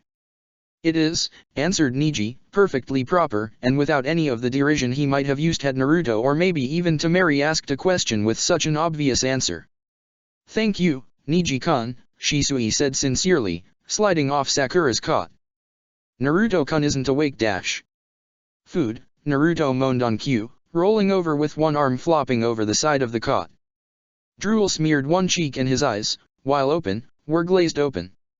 "Not fully awake," Shisui amended. "You can set those down," he added, and jerked his head towards the low table tucked off to the side of the room. Lunch was a quiet affair, as Naruto scarfed down rice too quickly to be healthy, and the others weren't talkative to begin with. Shisui watched Sai more so than the others. He knew where the other 3 stood, but Sai played his cards close to the chest, so close, in fact, that Shisui suspected he himself did not always know what they held. Among the more obvious matters the pack presented including Niji's clan-related passive aggression, Gaara's tenuous control over the Ichibai, what Zabuza called Naruto's dumb as bricks syndrome. Sai tended to slip between the cracks. He rarely if ever requested anything from the sensei only, early on, another tanto so he and Niji could both carry one. In terms of raw strength, he was overshadowed by Gaara and Naruto, in skill by Temari, and in that vague quality called genius by Haku and Niji. Compared to Hinata or Sakura, he required very little hands-on training, as he learned intuitively and developed his own inkjutsu. He was ever serious and mission-focused. Sai was, in short, the model genin. Unfortunately, Shisui knew all too well what turmoil an unassuming mask could conceal. A child was a fragile thing, the mind even more delicate. So, as Sai worked his way methodically through his lunch tray, Shisui watched him out of the corner of his eye. "Sai-kun," Shisui said, stacking his radish neatly on top of his rice. "You must be getting bored, pent up in this room for so long." "No, sensei," Sai answered placidly. "I have the opportunity to further study my art. I am satisfied to do so and act as a guard for the members of the team who are vulnerable." Naruto instantly bristled, and Shisui bit down on a grimace as the not currently blonde but still very much blonde objected, "I'm not vulnerable." "No, you are not vulnerable," Shisui said soothingly, as Sakura simultaneously hunched and glowered. "But your responsibility right now is to recover your strength. Besides, everyone needs a break." "I'm taking a break," he pointed out. This seemed to be an irrationally compelling argument to make, because not a single one of the four-pack children disputed him. Shisui took the win for what it was. Heitake Teiku ghosted into Arrival's room 3 not long after Shisui tipped the last of his soup into his mouth. The captain wore his battle armor still, pristine save a few scuffs and scorch marks. He knocked the mask off his head as he entered, and though Naruto jumped at his sudden appearance, not one of the children made so much as a squeak. He looked, to Shisui's discerning eye, terrible. Dark shadows ringed his visible eye, stark against his bloodless face, and the hint of a bruise bloomed along his jaw. Still, he held himself rigidly and moved with purpose, and Shisui knew that he would not stop until he had completed whatever task or mission he had assigned himself. "Teiku," Shisui greeted, standing cautiously. Heitake nodded at him in acknowledgement before turning a keen stare on Sakura. She stared back fearlessly, something like relief slumping her shoulders. "Let's get that seal off you," he said. "Is it going to hurt her?" Naruto asked tremulously. "No," said Heitake, stripping off his half-gloves purposefully. "It'll feel like waking up energized."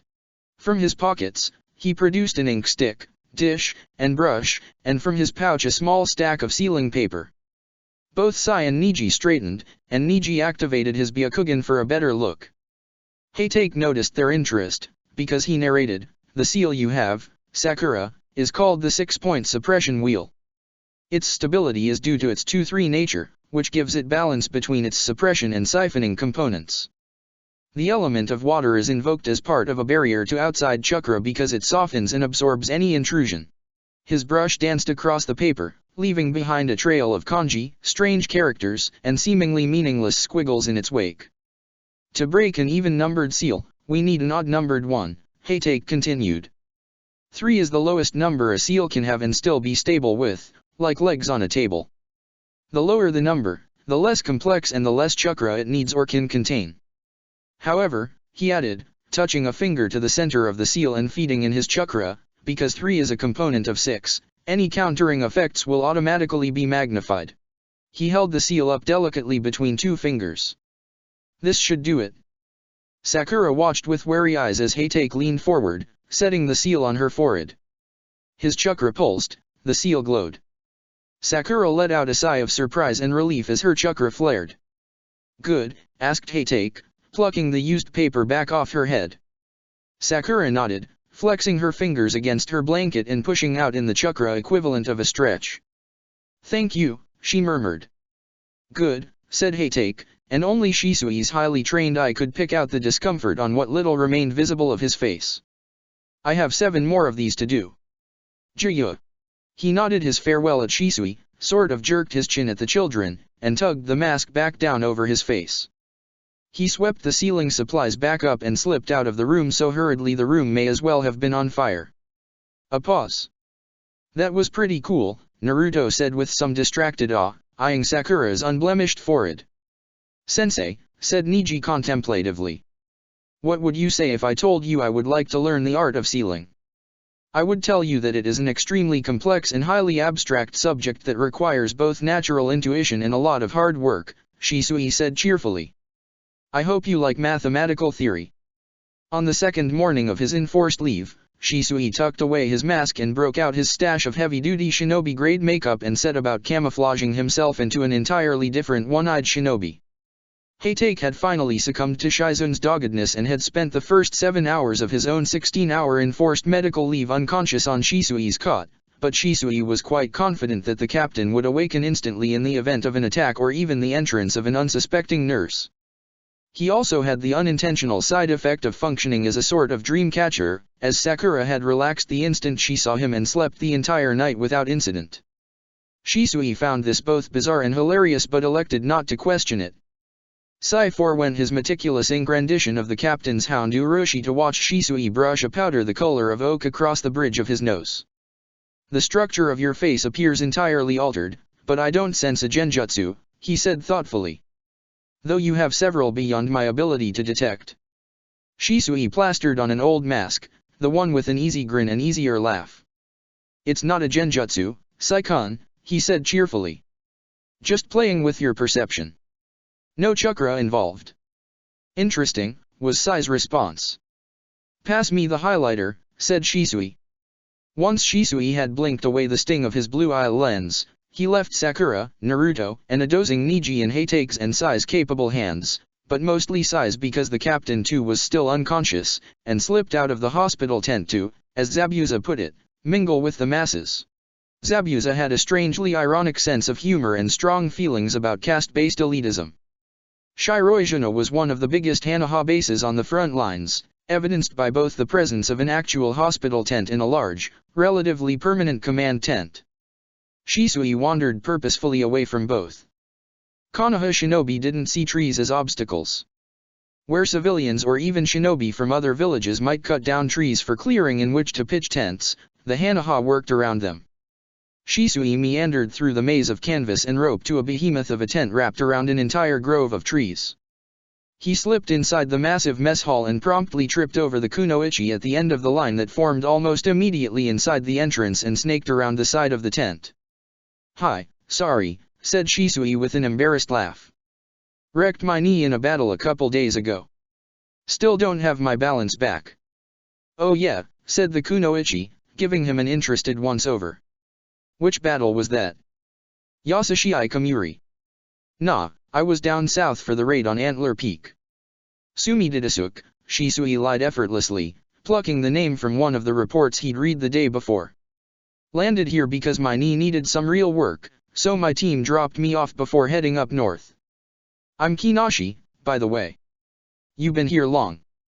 Yashahiko, said the kunoichi, brushing a strand of acorn-brown hair from her eyes. Been here 8 months tomorrow. Shisui tucked his hands in his pockets and leaned in almost imperceptibly. Yashahiko, he repeated, letting the name roll off his tongue. It's a pleasure.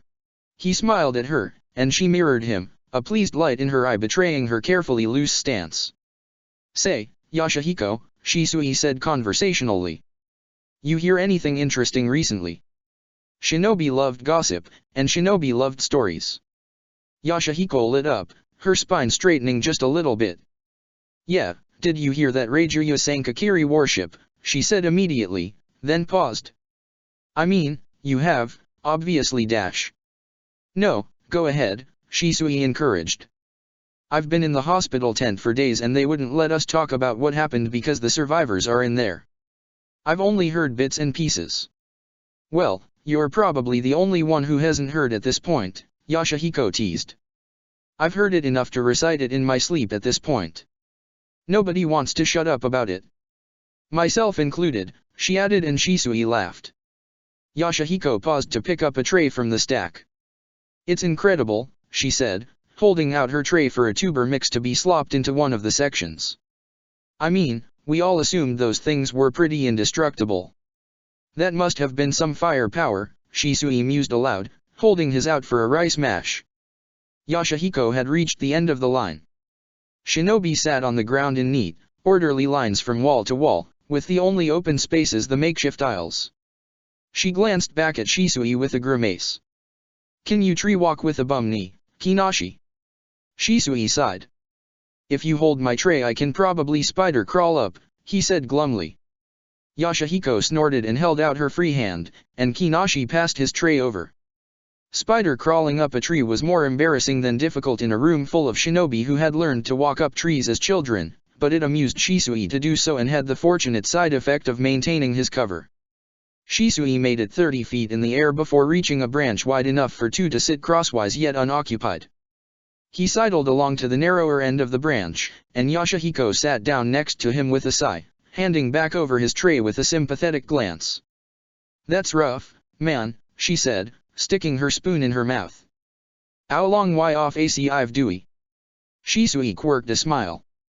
Actually, I'm already on light duty since they're short-handed in the hospital tent. But no combat assignment for another week, at least. Yashahiko raised an eyebrow. Oh, shit. Medic Nin. Yeah, said Shisui with a bashful smile. Oh, hang on, interrupted Yashahiko, waving frantically down below. This is my team.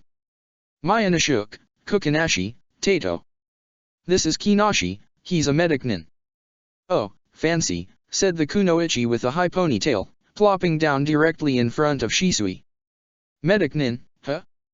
How come you couldn't fix yourself up? Saw you crawling up this thing like a lame monkey. I'm not that good, Shisui said honestly, holding up his hands. Bruising, nicked artery, I'll patch you up fine, but bones and joints? Anything finicky like cartilage? I got nothing. Damn, muttered the shinobi who sat down next to her. Guess you can't fix my ear. The top of his ear had been bisected by a healed-over scar. Yashahiko rolled her eyes. Tato, your ear is fine, it's just a scratch, she complained. Leave I'm alone. Chicks dig the scars, said the other shinobi seriously. The ponytail kunoichi socked him in the shoulder. Shut up, Mayana-shook, she said, more affectionate than annoyed. You're a genjutsu specialist. You have 0 scars. Tato waggled a spoon at Shisui's knee. What action did you see? He asked around a mouthful of rice. Raid on Sumididasuke, Shisui said. Twisted my knee about 6 minutes in and got sidelined from field medic to very back of the field medic, so not very much action. Oh, rough, said Tato. We were on Gull Hill last week. Lucky to get away, it was a complete rout. Oh, shit, Shisui said, with feeling, as Yashahiko grimaced. You were on Gull Hill? I heard about that. Yeah, news travels fast, Mayana-shook muttered. Fucking massacre. And for what? Nothing but bullshit. Shisui leaned back at his vitriol, as Kokinashi shot a sharp glance at her teammate. What do you mean? Shisui asked curiously. We're Konoha shinobi, Mayana-shook muttered, stabbing aggressively at his vegetable mash. The hell are we fighting Kiri's war for? Yano, Yashahiko snapped. No, it's okay, Shisui said earnestly. War sucks, man. That startled a snort out of Tato and the tension out of Yashahiko's shoulders. Kokinashi raised a speared chunk of what was probably wild hog. Cheers to that. But we can't take back Konoha alone, Shisui added. There's not enough of us. Danza would crush us like a bunch of ants. We're getting crushed out here, Mayana-shook pointed out. Hundreds of us'll never see even the walls of Konoha ever again. It's good people dying pointlessly in someone else's war. Tato sighed with a tiredness Shisui felt down to his bones. It's so the rest of us can live in Konoha's walls again. The muted rumble of the hundreds of conversations below filled the silence as each turned their focus to their food. Shisui eyed them under his lashes and chewed on the end of his spoon. I shouldn't know this, he said after a moment, but Reijuya was in the hospital tent for treatment and he met with a couple of his captains. Command's getting ready to move on Kirigakure. This is the end. Yashahiko choked on her rice mash. What? Tato said blankly. Are you serious? Shisui let a slow smile creep across his face. Straight from the horse's mouth. The end, Kokinashi beamed, reaching out blindly to smack Tato's shoulder excitedly, which he tolerated with a long-suffering patience. So we're winning, then, Myanashuk said contemplatively. We've been sent back and forth again and again. Don't hear a thing about who's where, unless it's from other grunts, Yashihiko agreed gruffly. Shisui shrugged. We did just sink a warship. Reijiryu sank a warship, Tato corrected. Kukunashi socked him in the shoulder. Ow. Tato-kun here has a crush on Reijiryu, Kukunashi confided, and this time Tato slapped at her desperately. I told you that in confidence. Tato yelped as Yashihiko snickered. You don't even know what he looks like, Kukunashi said derisively. You saw him what, once, halfway across a battlefield? Do you even know what color his hair is? Pale brown, Tato shot back. Probably. Some sort of light color. He's an Umbu captain. And he's tall, and graceful, and so strong. So commanding. His expression had drifted into dreamy, and Shisui's face twitched between uncontrolled laughter and a rictus of horror. Oh my gods, Yashihiko groaned, slapping a hand over her face. Can you stop embarrassing us in front of this nice medicnin? Tato turned considering eyes on Shisui in a very slow, very obvious once-over. He is pretty nice, he purred, and Kukunashi smacked him so hard he'd have fallen right off the branch if he hadn't anchored himself with chakra. Idiot, Myanashuk sighed as Yashihiko muffled a frustrated scream in her hands.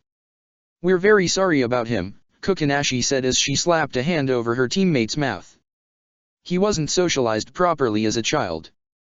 Sorry to say I'm taken, Shisui said dryly. You've better luck with Reijiryu. Don't encourage him, Yashihiko muttered as Tato let out a disappointed sigh. He'll propose in the middle of battle and get himself killed. It's like hurting a cat, Myanashuk said bleakly. Shisui let out a commiserating sigh. I know what that's like, he said, completely heartfelt.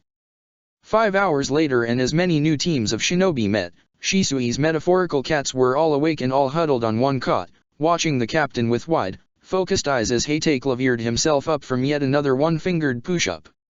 All 4 sets of pack eyes flickered to Shisui before returning their attention to the captain. Shisui didn't bother glaring. Teiko, he said loudly. I really don't think this is what Shizun-sensei had in mind when she put you on medical leave. Shizun said not to engage in any command-related activities, including tactical planning, reviewing of reports, or combat. She didn't say I shouldn't train, Heitake said levelly, and sat up on his heels. How did it go? Shisui suppressed a sigh. Morale is about as high as can be expected, he said, scrubbing a hand over his hair and taking off the skullcap bandana with it. We knew nobody was going to be happy about fighting this war. It's hard for the rest of the shinobi to keep sight of purpose when they don't know much of what's going on. We're a shadow army fighting a secret war, Heitake said, dusting his hands off. We have too many enemies to share information freely, other than generalities, and sometimes not even then. Good work, he added, just as Shisui opened his mouth to respond. Take a break. Shisui hesitated only half a second. Hi, he said, and went to find his pack and his armor. The pack had multiplied while Shisui fixed his face and recovered his armor. He wandered back into Arrival's room 3, and Tamari waved from the middle cot. Gaara's head was pillowed in her lap, his body draped over Hinata's. Haku sat cross-legged on Hinata's other side. Hello, small Yorizoku children, Shisui said bemusedly, and glanced at a scowling Zabuza, slouched against the far cot. We were ejected from room 6, Haku explained. Zabuza-san did not wish to find barracks space for us. The tree huggers will contaminate you, Zabuza growled. You don't need those useless emotions clouding your judgment. Hi, Zabuza-san, Haku said obediently. Right, Shisui said. Heitake, sitting cross-legged next to the table, ignored them all with the ease of long practice. Given the lack of space in the increasingly crowded room, Shisui meandered over to sit next to Zabuza, who eyed him critically over the katana he oiled with practiced strokes. How's Suzuki-kun? He is recovering, Niji answered by rote, and Shisui surmised with apologetic amusement that it was neither the first nor the second time he had been asked the same question that day. Itaka-sensei has just provided for him a 5th blood transfusion. His esophagus and intestines seem in proper functioning order and his stomach muscle is now completely intact. The return of his chakra has increased the speed of his recovery. The medic Nin believes he can be moved out of intensive care today. Oh, good, said Shisui. Is he up for visitors? The medic Nin said no visitors in excitement, Naruto said with a prodigious scowl. We sneaked in and she kicked us out. Next to him, Sakura pulled her knees closer to her chest and looked mutinous. We also attempted to visit, Sai volunteered. Unfortunately, Shizune-sensei called my bluff and confiscated my bandana. Shisui noticed that he was indeed missing his white medical marker. Gaara looked faintly murderous, but that was par for the course so Shisui wasn't too worried about him trying to off the medic Nin. Ah, said Shisui, and tried to wink at Sakura but maybe blinked instead. I'll be quick. Zabuza barked a laugh, because he was ever one to enjoy flaunting of the rules, even if he himself wasn't the one doing the actual breaking. Heitake raised his eye to the tent ceiling as Shisui whisked out of the room, but he was technically off duty and couldn't be bothered to stop him. Sasuke's room was empty save he himself, lying prone on the center cot with drips snaking into his arm, and Itachi, cat mask perched atop his head as he sat cross-legged on a second cot at the far end of the room. He opened his eyes when Shisui entered, recognition rendering his chakra placid. Hello, cousin, said Shisui, sliding his hands into his pocket. I take it you don't count as a visitor. Shizune-sensei knows better than to attempt to separate me from him, especially after this, Itachi responded, his eyes drifting over to Sasuke's gently rising and falling chest. However, she has discouraged further guests. He shot Shisui a pointed but apologetic glance. Ah, she loves me, Shisui dismissed, sliding further into the room.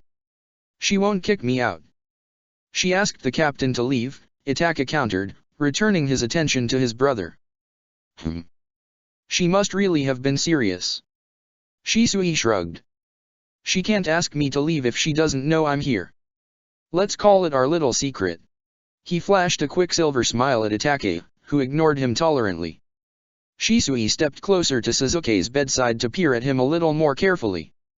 He does look better, he noted, eyeing Sasuke's face critically. His skin was still pale, almost paper white, but his pulse thudded regular in his throat. Shizune-sensei and the rest of the medic Nin hadn't taken off the respirator covering the bottom of his face, only hooked it up to an actual oxygen tank. He turned away and padded towards Itachi, who shifted obligingly to give him room to sit down. Itachi agreed. He is greatly recovered. He's fine, he's back, Shisui said lightly, bumping his shoulder into Itachi's. Why so tense? You know why, Itachi said quietly. Shisui sighed. Oh, Itachi-kun, he said. It cannot be helped, his cousin said tiredly, and his voice was as close to defeat as Shisui had ever heard. Shisui glanced over at him, alarmed. Hey, he said but Itachi shook his head, just a minute movement. I apologize, he said, and his eyes shuddered of all emotion, wiping his face blank once again. I am merely tired. I did not want Sasuke to live the same life we did. Shisui hummed, letting himself slump against the tent wall. I'd rather no one grow up living a war, he said. It wouldn't be so bad, don't you think, if we could all live like wolves in the forest? No great trial, Itachi agreed. He glanced down at his hands, folded neatly in his lap. Selfish, perhaps to leave unprotected those who cannot hope to stand against they who would do them harm. Too noble by far, cousin, Shisui said with a wry laugh. You shame the rest of us. A too solemn silence fell between the two of them. Shisui watched Itachi out of the corner of his eye, noting the dark circles, the singed tips of his hair, the too stiff way he held himself. Sleep, he said, slinging an arm around his cousin's slim shoulders. Itachi frowned immediately, eyes flickering predictably to Sasuke's form though he didn't shrug off Shisui's arm. Shisui could feel the tension in his form, the slight quiver of his muscles from days of sleep deprivation. Sasuke, he began. Sleep, Shisui insisted, tugging on Itachi's ponytail gently. I'll keep watch. You can't stay awake forever. He reached over, pulling on Itachi until he slumped against Shisui's side. I'll keep him safe, I promise. Trust me. Itaka surrendered to Shisui's insistent tugging and slid down until his head was pillowed in Shisui's lap. For a moment, he stared up at Shisui with dark eyes. "I do," he said, and let his eyelids drift closed. "Don't let anything happen to him," he said, and then fell quiet. In the silence, Shisui brushed the stray strands out of Itaka's face, watched as the furrowed brow gradually smoothed into slack unconsciousness with each rhythmic breath. He looked much younger without the constant shadow of tension. Shisui rubbed ghost-like fingers in the space between Itaka's eyebrows. Itaka didn't wake at the touch. Sasuke didn't so much as stir. Shisui let a trickle of chakra into his eyes, just enough to activate his Dojutsu, to make out the glow of Iryu chakra enshrouding his youngest cousin. He recognized Shizun's work. Her best skill was encouraging the body to fix itself, and healing komas were her forte. And that, perhaps, was the greatest demonstration of why Shisui would never be a true medic nin. He could knit and sew flesh back together, but that's where his abilities and his knowledge reached their limit. Learning Iryu Jutsu out of boredom was quite atypical. But that was fine. Shisui had always been a shinobi first. A protector. That being said, stillness did not comfort Shisui. Stillness was unnatural in living things. Shisui was patient, yes, and resilient, but restless nonetheless. His eye skittered from Sasuke's dark spikes to Itaka slumped against him to the gap between canvas panels at the entrance to the room and resisted the urge to drum his fingers on the nearest hard surface. As that would in fact be Itaka's head, he refrained and settled for staring mournfully at Itaka's eyelashes. If Shisui had known he'd be spending hours motionless in a hospital room, he'd have brought over of the backed-up reports that captaincy had unfortunately bestowed on him. His predecessor had retired back to resistance efforts on the mainland after being nearly bisected by one of the swordsmen and subsequently losing a chunk of liver, a large portion of his intestine, and a good amount of his digestive function. Being a captain was a thankless job. As it was, Shisui's paperwork was inaccessible, and he knew the dangers of getting caught up in his own head. As a totally mature, well-adjusted shinobi with a little chakra to burn, Shisui snaked out his chakra through the panels of the tent to the next room over and snared Zabuza in a friendly genjutsu. Zabuza flinched at his sudden appearance next to him on the cot where Shisui'd sat maybe half an hour earlier but didn't bring his sword up, which was a good thing because there were 8 jumpy pack children and 1 Heitake Kakashi in the room with him. "What the hell, Konoha?" he growled. "I'm bored," said Shisui cheerfully. "Read me my mission reports or something." The swordsman scoffed. "What kind of bullcrap dash? Why the hell would I do that? That sounds boring as shit." "I'm so behind," Shisui complained. "Kmin, Z. I need to get through them and the captain put me undercover for like the entire day even though I'm supposed to be on medical leave. So snitch on him and get yourself an extra day," Zabuza said, unconcerned. "I have my own fucking reports to go through." Shisui's illusionary self mirrored his own glare. In what universe is snitching on the captain a good idea? Zabuza shrugged, but also didn't make any move to pull out any paperwork, either his or Shisui's. "Come on, Konoha," he drawled. "Don't you want to see Heitake and the angry Yukiana fight?" Shisui raised an eyebrow. "You're the one Shizun-sensei'll be fighting if she hears you calling her that." "She's heard me call her worse." Shisui rolled his eye. "She can melt your lungs by breathing on you," he pointed out. Zabuza smiled a lazy shark's grin. "I'd let her." "Good grief," Shisui muttered, looking for the nearest hard surface to bash his head against. Sadly, since his real self was still serving as Itaka's pillow, his options were sadly limited. "Look, you gonna read me my reports or not?" Zabuza snarled wordlessly. "Fine," he snapped, "but only because mine have the same shit in them." He slouched over to Shisui's pack. With a little extra chakra, Shisui pulled on the easiest sense to co-opt. "What are you doing?" Shisui heard through Zabuza's ears. "Konoha wants me to read him a fucking bedtime story," Zabuza responded, and Shisui could hear the smirk in his voice. "Really?" Shisui muttered, rolling his eye yet again. "Oh. Fine," said Heitake dismissively, far too used to their shenanigans to question further. Itaka shifted slightly in his lap, and Shisui dropped the chakra lending him Zabuza's hearing before the chakra surge could wake his cousin. "All right, Zabuza grumbled, slumping back on his cot. He shuffled through the stack of papers in his hand. Report from 34W29 fucking E. Jounin in charge Hanashi 117. Itake's return to the waking world was entirely seamless. His eyes opened without a single hitch in his breathing about 7 reports in. He blinked up at Shisui, the fog clearing almost immediately from his eyes. "Hi," said Shisui. "Hold that thought," he said to Zabuza. "Thank the gods," Zabuza muttered. "Fuck off and let me sleep." "Thanks, Z," said Shisui. "You're the best." He dropped the genjutsu at Itake's curious stare. "Sherry non." "A genjutsu," Itake noted curiously, giving the rest of the room a cautious glance. I was just chatting with Zabuza," Shisui said. Itake blinked once and sat up, turning, predictably, to Sasuke's bedside. "He's fine," Shisui reassured. "I've been sitting here the entire time." Still, Itake rose to his feet, stepping over to Sasuke's bedside. Shisui followed, peering down at Sasuke. Itake darted a look sideways at him. "Do you mind?" "Oh, sure," said Shisui, and concentrated, drawing Iryu chakra to his hand. He passed the chakra over Sasuke's chest, letting his eye fall half-closed in concentration. "His lungs are fine. His pulse is a little fast, but still normal. No bleeding or bruising." He let the chakra fade again. "He's fine, Itake-kun. Just sleeping."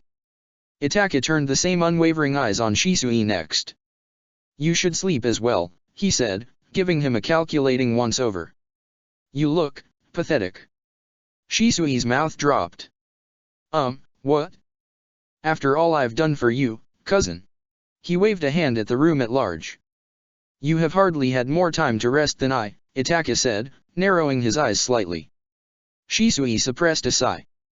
Itake, once he got an idea in his head, was about as stubborn as a nin bulldog. "Fine," Shisui said patiently. "I'll take a nap here for a little bit and you can stand guard over my unconscious body. That sound good to you?" "Acceptable," said Itake, retracting the combination of pitiful puppy dog eyes and air of disapproving cousin he'd wielded with as much effectiveness as he did a katana. He settled back on the spare cot with a self-assured expectancy. Shisui accepted his defeat with about as much good grace as was possible. Something nagged at him, pulling at him from the back of his mind where it had laid dormant the last few days.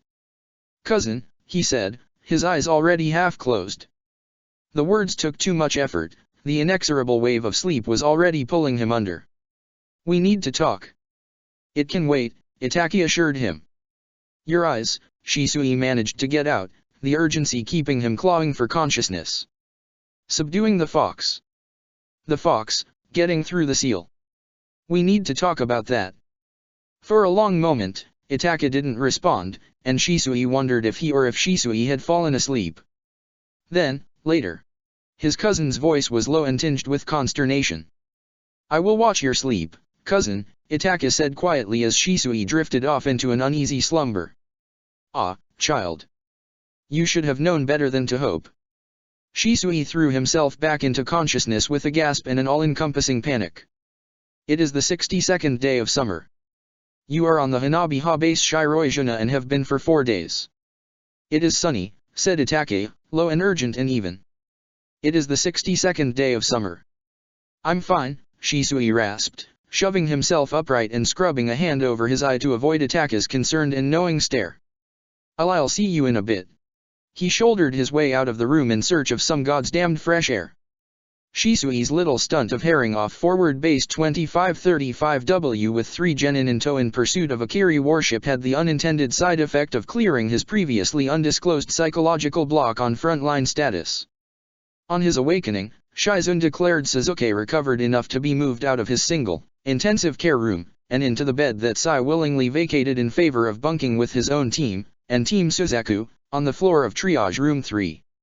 Shizun pursed her lips at the 3 cots crammed together in one corner of the room, the puppy pile of genin under and around the cots, and levered Shisui with a disapproving stare. He shrugged helplessly. "This is a fire hazard," she observed. Gimlet eyes glared at her from beneath the cot gara, because the rest of the children were soundly asleep, curled comfortably around each other now that the pack was complete. He shrugged again and glanced at Itaka for help, who looked supremely unconcerned. She sighed. "Fine. Stay," she said, as if they all knew hell itself wouldn't keep the pack apart. "Shisui, Itaka-san, Kakashi wants to see you." Shisui was unsurprised at Heitake's absence. The captain had no doubt vanished the instant his medical leave had run out. In the corner, a healthy distance away from Shizuan, Zabuza rolled his eyes. "Fine, I'll watch the brats," he grumbled, before anyone had said a thing. "You don't fool anyone, Z," Shisui accused half-heartedly as he slid his mask down. "You care?" Zabuza sneered. "I don't coddle them like you do." "I don't coddle," Shisui snipped back. "I'm supportive, instead of an emotionally stunted stone wall." He ducked out of the room before Zabuza could retaliate. Heitake, as the highest-ranking shinobi on the base, had temporarily commandeered the Jounin in charge's tent. Said Jounin in charge did not seem to mind over much, because she and her team leaders had moved to the beach, where they were drawing in the wet sand with Kunao. Shisui watched as Itaka watched them with some amusement. In the command tent, Heitake's one-eye scorched umbu mask covered his face but didn't disguise the tension in his shoulders as he crossed his arms, staring down at the map on the table. "Teika," prompted Itaka. "Look at this," said Heitake, jerked his chin at the right corner of the table. "What does this tell you?" His tone was pensive, and that was enough to send the warning bells ringing in Shisui's mind. He leaned forward for a better look at the map. The markers for the Kiri-Hanran forces scattered the northern half, the Hanaha crowded the southern. The markers denoting the 6 remaining warships were scattered in pairs of 2s at the bases closest to Kirigakure. Bases to the west previously occupied by Kiri forces had for the most part emptied, their troop markers now crowding those off the coast of the main island. "A retreat," said Shisui, unsurprised. The sinking of the Jurajin Meru had to have been a major loss.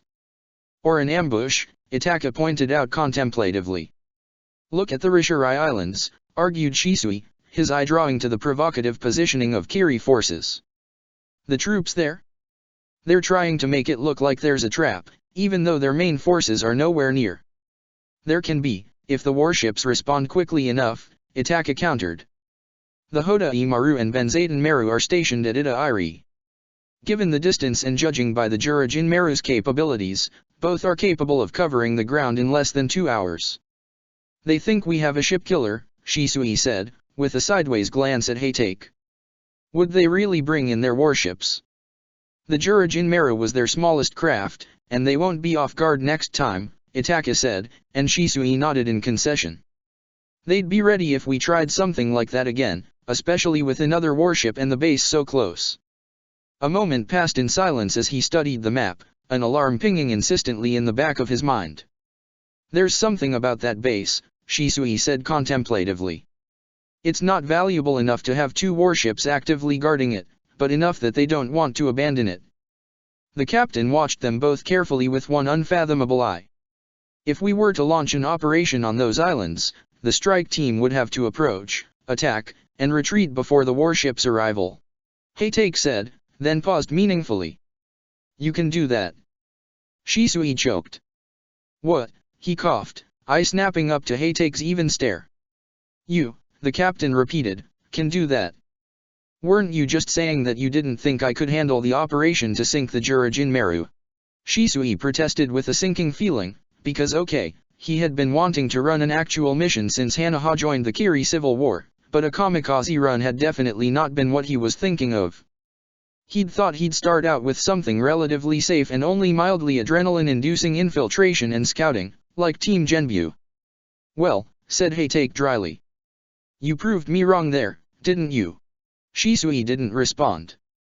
"You've been officially cleared for front-line action," he continued, as both Umbu and a captain dash. Shisui cursed under his breath. "You'll be assigned to high-priority light assault missions that meet your capabilities. You'll attend in-command briefings where you are placed, and will be expected to join command strategy sessions." "I didn't want the demmed promotion," Shisui muttered under his breath. Heitake stared at him. "What?" he said deliberately. Shisui took a deep breath. "Yes, sir," he said, and resisted the urge to glare at his commanding officer. "Itake," said Hatake. "You're in command for this mission. There's something at this base they don't want us to find. Find it.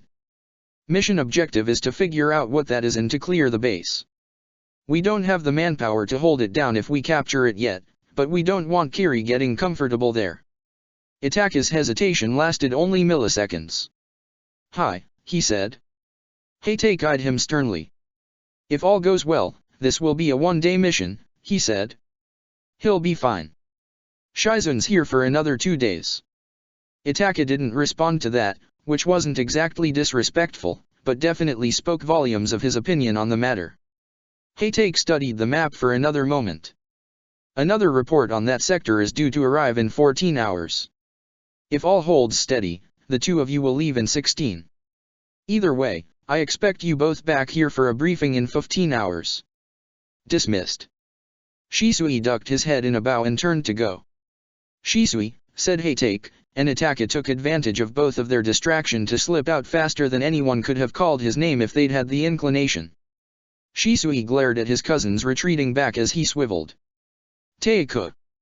Hatake's dark eye caught his and held, and Shisui stared back, set on guard by the sudden scrutiny. "Tell me honestly," he said. "I'll reassign the mission to Mamakai if I need to." He tapped the map at the Rishirai Islands. "Can you do this?" Zabuza would most definitely not appreciate being called back out while his apprentice was still on medical leave for chakra exhaustion because Shisui had lost his nerve. Shisui eyed the islands grimly. "Yes," he said. "Good," said Hatake, and didn't quite slouch. His hand went up automatically, as if to scruff through hair that was currently flattened under a bandana. He adjusted the set of his mask instead. "Kiri is circling its ships," said Hatake pensively. "Terumi wants the siege to be over before winter hits." Shisui frowned. "It's almost the end of summer, and we've still to capture the inner quadrant," he pointed out. "Yes," agreed Hatake. "The war is about to get a lot faster." Shisui could do fast. In his time in Konoha, Shisui had never run a mission with Itake. At first, it was because Itake had been too young, and later because either one or the other but never at the same time had been in Umbu. It was with some trepidation that Shisui checked over the last of his equipment before sliding his tanto back in its sheath and tugging his mask down over his face. "Right," he said, turning to face 9 sets of shinobi children eyes and Zabuza's bored stare. "We'll be back in a couple days. Listen to your Zabuza-sensei unless he tells you to do something I wouldn't do." Sakura's visible unease vanished long enough for her to exchange an exasperated glance with Sasuke. "Ah, sensei," Naruto complained. "We're not babies." "We'll take care of them, Shisui-sensei," Temari promised, dropping a none too gentle hand on Naruto's head. "Are you sure you don't want some assistance?" Hinata offered timidly.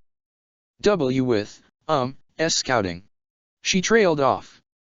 "Thank you, Hinata-chan, but we'll be fine," Shisui said warmly.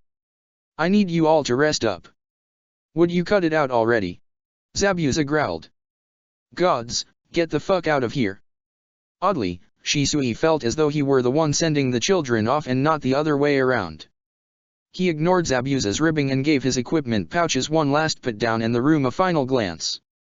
"Later, kids," he said with a wave, and ducked out before they could gild him into staying with their pitiful puppy eyes.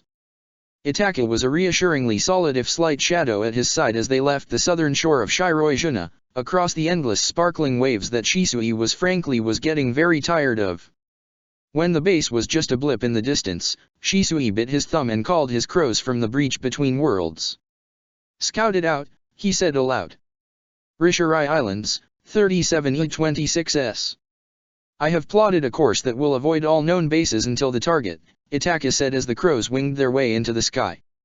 "Follow my lead." The Kiri base on Rishirai Islands sprawled out in a way even the major base on Shiroizuna hadn't, in squat little buildings dotting the landscape instead of tall, structurally questionable, tree-adjacent tents. The central island even came equipped with a built-in cave system, which hadn't been on the maps or the mission briefing and which Shisui only found out about because of Miran's eyes in the sky. "3 options," said Shisui, tapping his fingers on his kunao holster. "One of us distracts, the other infiltrates, both of us mount a frontal assault, or both of us infiltrate. Dealer's choice. He rolled his eye over to his cousin, amused. Option 2 sounds fun, he added. Itaka considered seriously, eyes fixed on the distant smudge of the Rishirai Island's base. Your skill set is not suited for a frontal assault, he noted. Shisui shrugged, unconcerned. It can be. Itaka shot him a reproachful glance. Not without revealing too many of your distinctive abilities. He turned back to the distant base. I will mount a frontal assault and attract their attention. You will covertly enter the base and find out what it is that is being hidden. And your skill set is more suited for a frontal assault than mine, Shisui said dubiously. Itaka's expression would be irritated on anyone else, but as it was, it changed very little. I have had time to develop less recognizable jutsu for use in a pitched battle. And Shisui hadn't? Nevertheless, he very pointedly didn't grit his teeth and said, okay.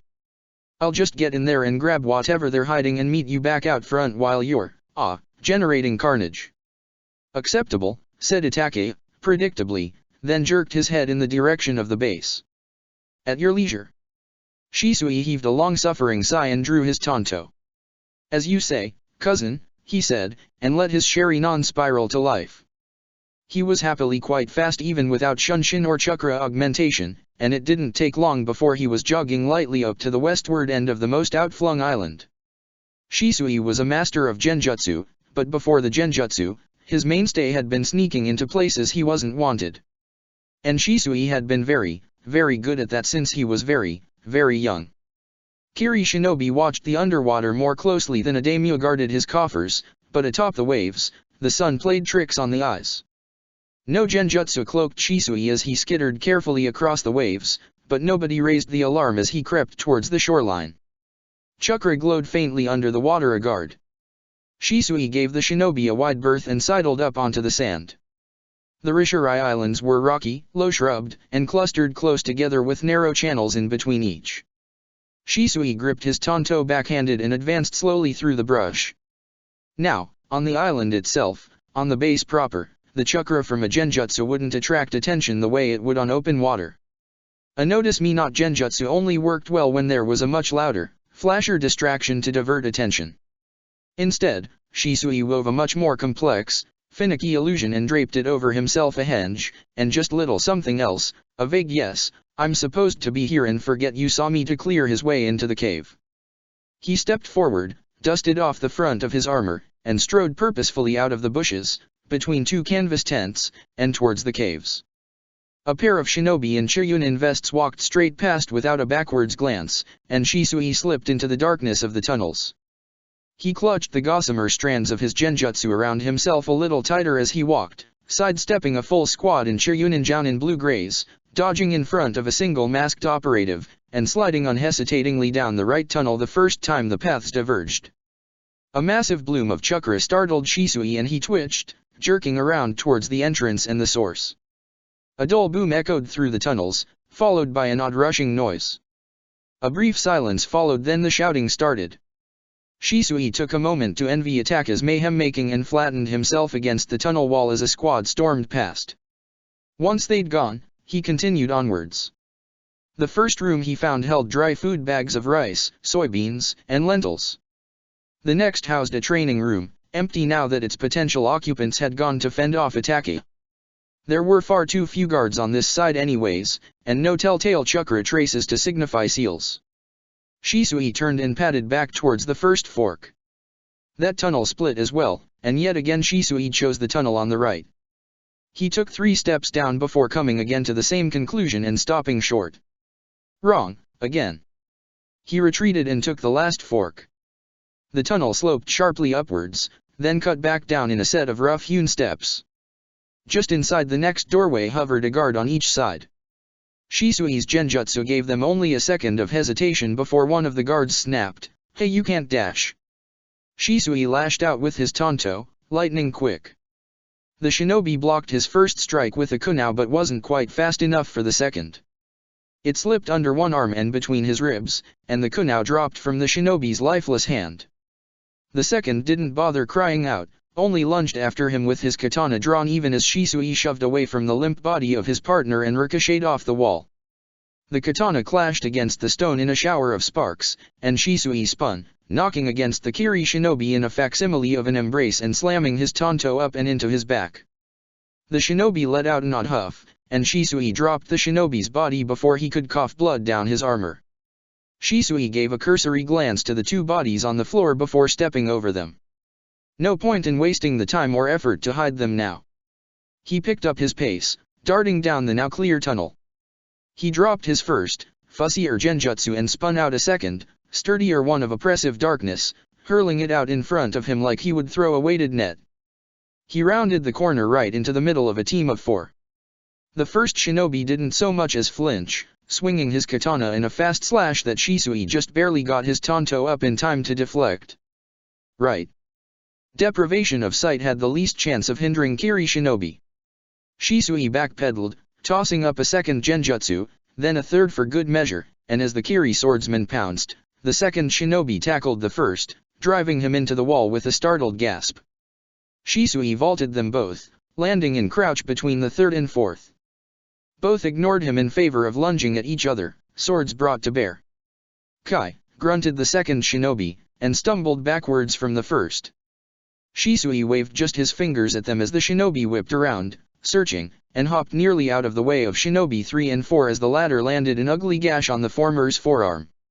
It's a genjutsu, numbskulls. Kai, snapped the first, letting his chakra billow out over his teammates. Crude, but effective.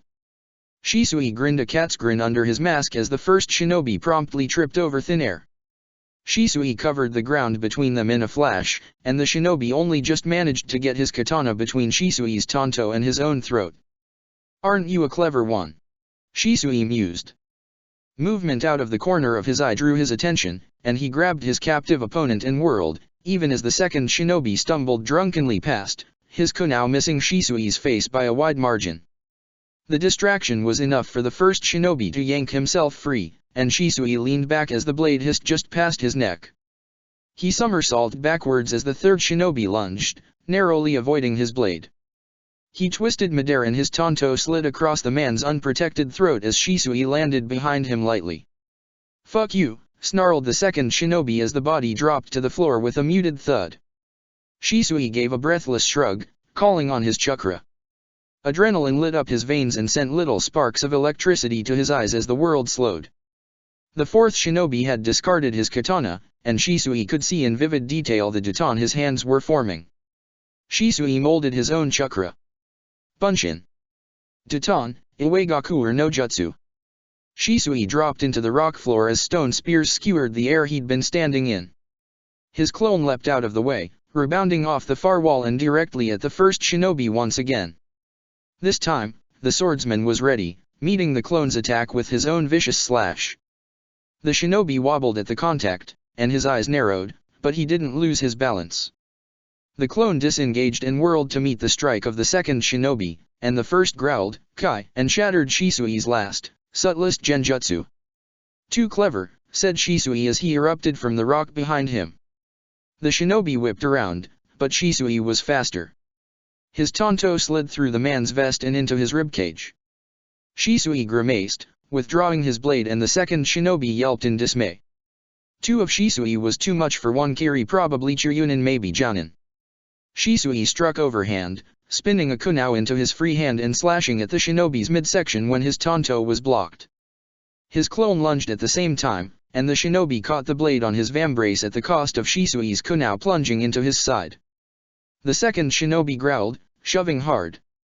He kicked straight out and Shisui grunted as it caught him just above the knee, and he stumbled backwards. His clone lunged in his stead, and the shinobi ducked the clone's tanto, knocking aside one arm and slamming his kunai into the clone's chest. In the fantastically opaque smoke that followed his clone's dispelling, Shisui darted towards the glimmer of chakra. The second shinobi died with Shisui's tanto in his throat. Shisui wiped his tanto off on his flak jacket and turned purposefully towards the end of the tunnel. And froze. Where had the fourth shinobi gone? His eye caught the flutter of something light and pulsing with chakra. "Shit," Shisui muttered, and threw himself into a shunshin. The tunnel exploded spectacularly behind him. Shisui glanced back at the fleeting beauty of the licking flames before substituting himself with a convenient rock, which was promptly smashed to pieces by a Duton stalagmite. "Not many are fast enough to compete with me," rasped a voice in the stillness that followed. "Oh, shit." The Duton, that voice, the half-mask he'd barely taken note of in the thick of battle. Shisui had fought Uegure Akegawa before. He kept silent now, because his Tonto and his mid-battle Shunshin together were uncommon enough without battlefield banter. Instead, he swiveled warily, twirling the Tonto idly in his hand. "Oh, don't be shy." Her voice grated in her throat, as deep and gravelly as a civilian chain smoker's, echoing eerily off the walls. "Tell me who the gods have given me the pleasure of meeting in battle." "Kawarimi." Another Duton speared the ground where he'd been. Shisui considered the tunnel carefully. "What do you guard?" he asked instead, pitching his voice lower. Uegure scoffed.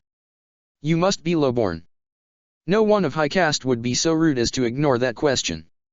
"That you don't know who I am is a greater transgression," Shisui said nonsensically, narrowing his eye. The Sherry-non couldn't see through solid rock. The tunnel appeared as empty as ever, but Shisui wasn't naive enough to think he would make it through the other side unchallenged. "What do you guard?" Shisui could hear the smile in Uegure's voice. "Impertinent one. You, I like." "Rightin', Hibashi." Shisui snarled in return, and lightning ripped through the surrounding rock. The Kunoichi sprang out of the cavern wall between the crackling fingers of his Rightin, landing with a low crouch in front of him. Lightning jutsu, and a strong one. One of Reiga's potential successors then. Bastard was always picky with his apprentices. "You were holding back earlier, with the other guards," Shisui noticed, flipping his Tonto around in his hand. "Why does an eagle fly in a flock of cormorants?" Uegure's eyes glinted above her half-mask. "You caught me," she rumbled. "I'm not a guard." "Shikuken." Shisui threw himself into a Shunshin as the wind blade howled across the space between them, gouging deep into the cave wall behind him. His hands blurred through seals. "Rightin', Yukihayu," he growled, and his leopard's teeth caught Uegure before she whirled aside. Shisui pounced in his jutsu's wake and pinned her against the wall with a hand on her injured shoulder and his Tonto at her throat. She caught his Tonto wrist in her free hand, keeping the blade from driving into her throat, but didn't have room to bring up her own katana. Her face crinkled in a grin he could recognize even under her mask, as if they were friends having a nice spar instead of enemies fighting to the death. Above them, the rock rumbled ominously. Uegure's eyes flickered up, then back down, unflinching even when Shisui leaned harder on her shoulder. "This base has fallen," Uegure rasped. "And I like you, little Yukihayu. So let me give you a little advice. Run. So we can fight another day." Another shudder rocked the tunnel, knocking Shisui away from the Kunoichi. In a flash, she kicked him out of the way and vanished in a Shunshin that rivaled his own. "Damn," Shisui muttered under his breath but didn't pursue. The doorway was unguarded now, he sprinted through. Burnt orange, the color of flames and sunset, caught his eye. He stopped short, because the thing that Kiri decided was important but not super important was actually 4 things. And those 4 things were children. The oldest watched his approach calmly, a kunao in one hand and 3 senbon on the other. He was maybe 11, with blue-black hair that fell in front of his eyes around Haku or Tamari's age, and the stiff way he positioned himself in front of the others and the way his eyes skittered over Shisui's mask betrayed his unease. Shisui's mission had been to find out what Kiri was guarding on this base. Mission accomplished, target found. Shisui's implied mission had been to steal what Kiri was guarding on this base. He was pretty sure stealing children wasn't exactly what the captain had had in mind, but Shisui was nothing if not adaptable. Shisui crossed the open cavern floor to the door of the room, the wall interrupted by bars in a floor-to-ceiling window and door. A glance to the right showed him a barracks room, to the left, a bare-bones kitchenette and dining area. In the room with the bars and the locked door, Shisui could see 4 pallets lined up neatly along the wall and small piles of clothes and equipment next to them. The look wasn't hard to break, it itself surely did not keep the children in as much as they themselves did. The boy shifted on his feet, and light glinted off the metal shackle on his wrist and the tag dangling from its ring, 013. The girl behind him looked around the age of the younger pack members, and as she tilted her chin fearlessly up at him, her brilliant burnt orange hair rippled in the light streaming down from the barred window high up in the ceiling. She too wore a cuff, her designation 015. Further back huddled two even smaller children, dressed in the same plain clothes, shinobi sandals, and wrist shackle as the first two. This wasn't just some temporary war base, Shisui realized. This was a training facility. He swung the door open. The children didn't move, either to attack or retreat, but the eldest girl crouched a little lower, a kunao appearing in her hand. The ground chose that moment to rattle again, and Shisui sidestepped as a chunk of ceiling came crashing down. The cave is about to collapse, Shisui said. Come with me and you won't get hurt. The eldest boy licked his lips, eyes flickering involuntarily to the tunnel entrance. Where's Akegawa-sensei? Gone, Shisui said bluntly. Evacuated.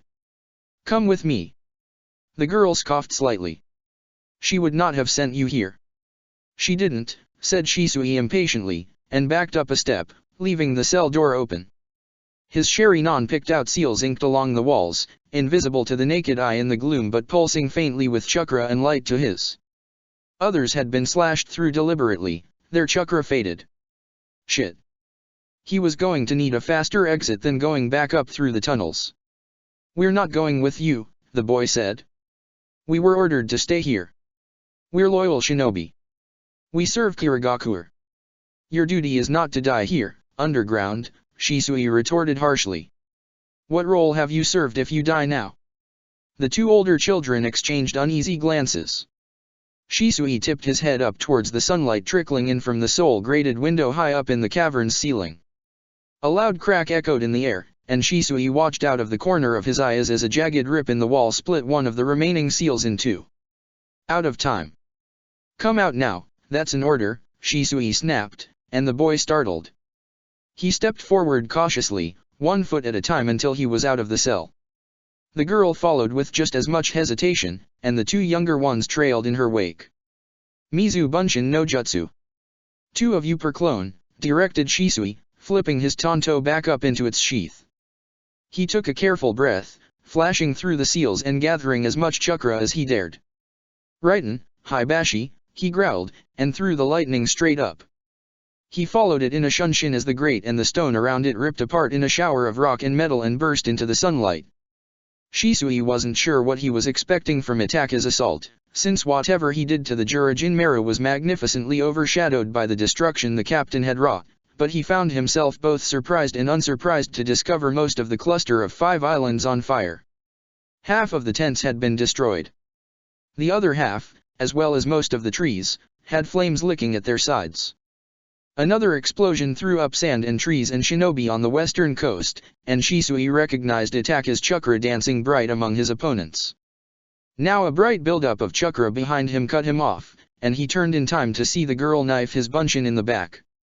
She bared her teeth at him as it splattered into water, landing lightly amid the rubble. I think you're very tired, he corrected, layering the genjutsu through his voice. Very, very tired. Go to sleep. The chakra left him in a rush, leaving him lightheaded for a split second. With a confused look on her face, the girl's eyelids slid shut, and she crumpled to the ground. Shisui winced and caught the boy who'd been in the clone's arms as he too lost consciousness. The others, in the still intact clone's grasp, had gone limp as well, succumbing to Shisui's heavy-handed genjutsu. The ground rumbled ominously beneath them, and as it collapsed inwards, Shisui snagged the girl and threw himself and his burdens into a shunshin. He skidded to a stop atop the waves, a good kilometer to the east of the Rishirai Islands, and his Mizu Bunshin had just enough chakra for its parallel shunshin before it collapsed.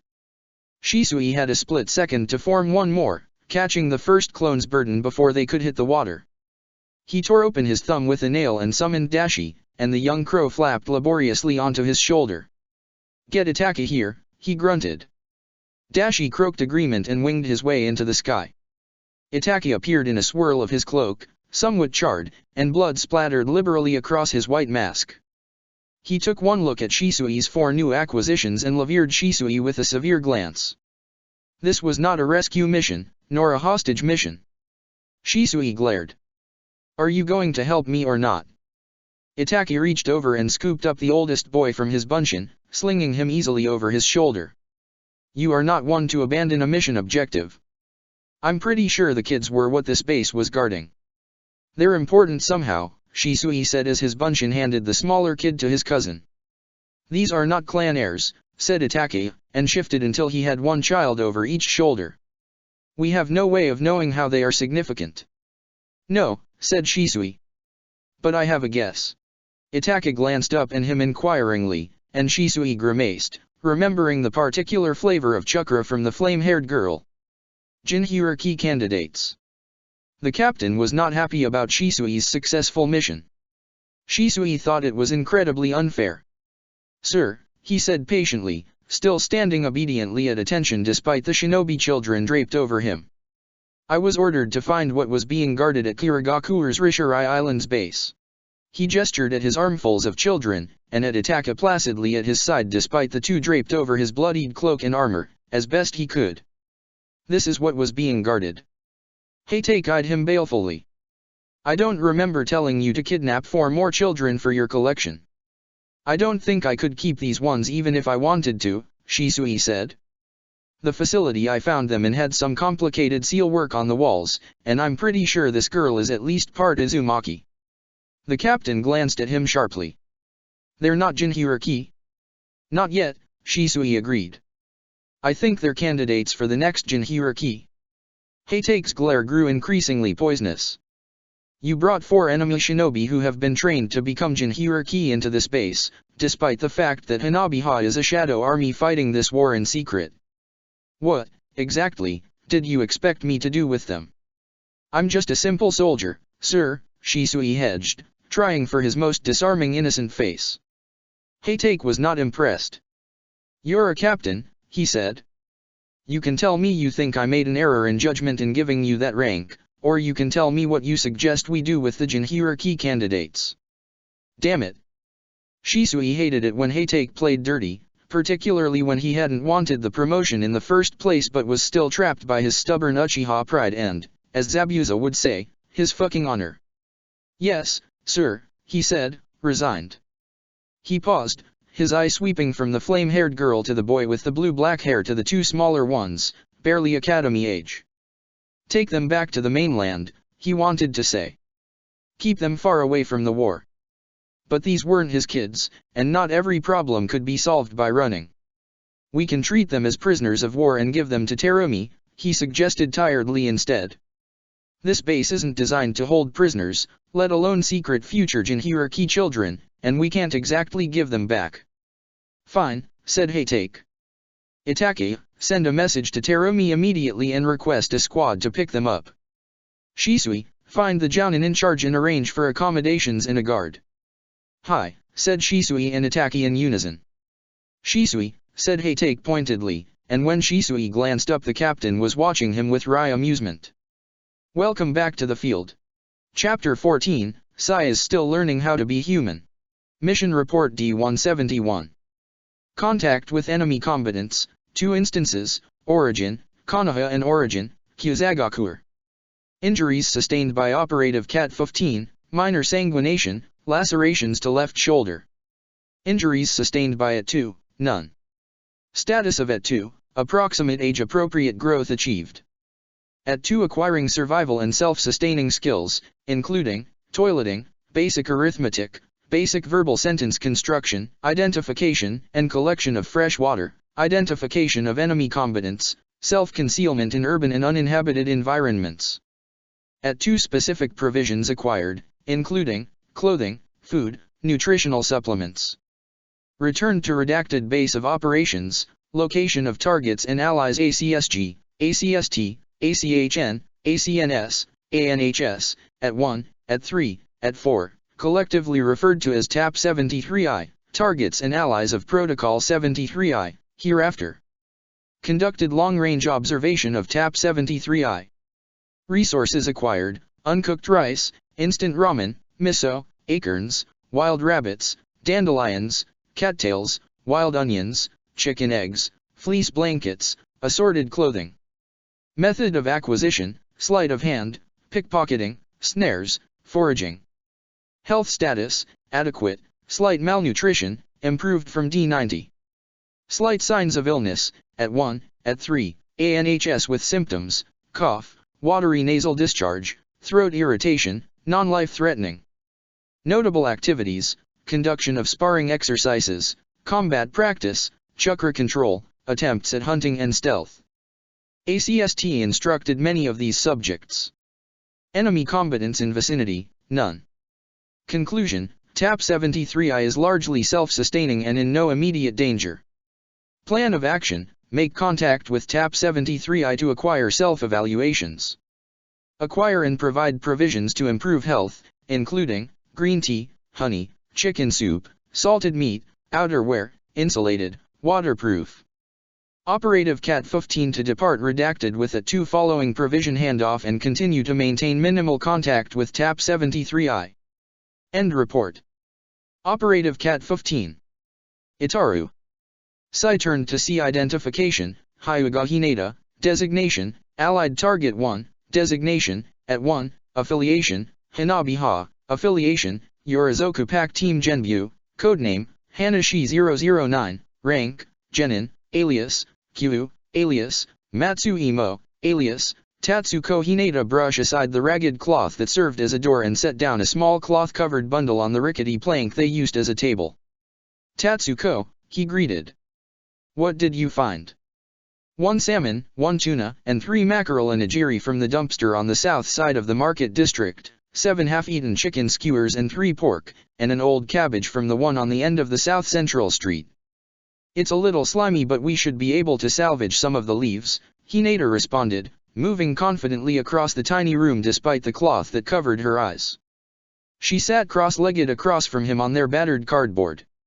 Is Rakushi back yet?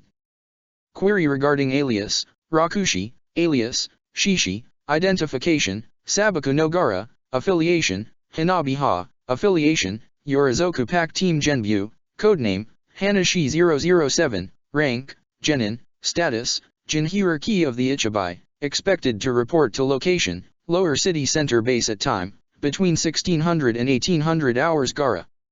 Current time, approximately 1630. No, he has not yet returned, Sai answered, painstakingly pinching together the edges of the rip in his spare shirt. The flicker of their lone candle gave him just enough light to avoid stabbing his own finger with a needle fashioned from a large fishbone. Sai had broken 2 already mending this shirt, their remains were in a neat pile beside him. Hinata picked up a twig from their bundle of kindling, setting it to their candle until it too caught fire.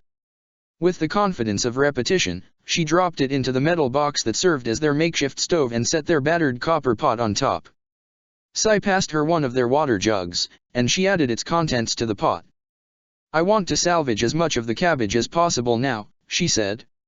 Is there food enough for tomorrow morning? Sai confirmed. There is still a little bit of the old bread from yesterday. Approximately 200 grams, to be exact. Hinata hummed acknowledgement, her hands quick and sure as she systematically dismantled the cabbage without so much as a wrinkled nose. 2.5 years ago, she could hardly look at a dumpster without indicating disgust by turning pale and faintly green. A sharp prick in his finger warned against further distraction. Sai returned his focus to his shirt. When the last bit of cabbage had been shredded and dropped into their makeshift pot, Hinata folded her hands primly in her lap, her breathing growing slow and deliberate as she straightened her back and relaxed her shoulders. Observation, decreased heart rate, decreased respiration rate, decreased voluntary muscle movement. Conclusion, meditation. When Sai had broken his 3rd needle and almost finished stitching the tear in his shirt, he heard the pad of familiar footsteps. Gara shrugged his way into the room wordlessly. Sai lifted his eyes from his needlework to examine him. His hair, still dyed black, had a light brown dirt dust brushing. His face was still, jarringly, too broad, his nose too sharp and his chin too flat, sand molded unerringly as skin. His hands were wrapped in the customary cloth rags for his persona but otherwise empty. Hinata's head turned in Gara's direction.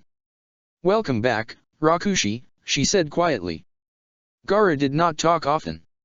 When he donned the persona of Rakushi, he did not talk at all. Sai had not heard his voice since the onset of the mission, approximately 23 days and 16 hours prior. He did not speak now, he merely jerked his head in a rough nod in response. Tatsuko found food for tonight, Sai said in greeting, tying off his mending neatly. He stuck his needle in the bottom of the candle for safekeeping and folded the shirt neatly. Sit down and we will eat. Gaara shifted his pack off his back, letting it drop carelessly against the wall and took a seat on the cardboard. Hinata passed him a set of chopsticks and swung the now boiling bowl of cabbage into the space between them. The danger of using a henge for infiltration was that though the chakra expeditor needed wasn't great enough that any but the best sensornin could notice one, it could not last indefinitely. One could not use a henge in their sleep, for example. Gaara, since he did not sleep, did not have that problem. Furthermore, he already maintained his sand armor as second nature, and the disguise was solid, not merely an illusion. Jinhiriki were designed as weapons of mass destruction on the battlefield, but even with imperfect control, Gaara seemed primed for infiltration. His greatest obstacle was perhaps his temperament, which was precisely why they had determined he not talk as part of his cover.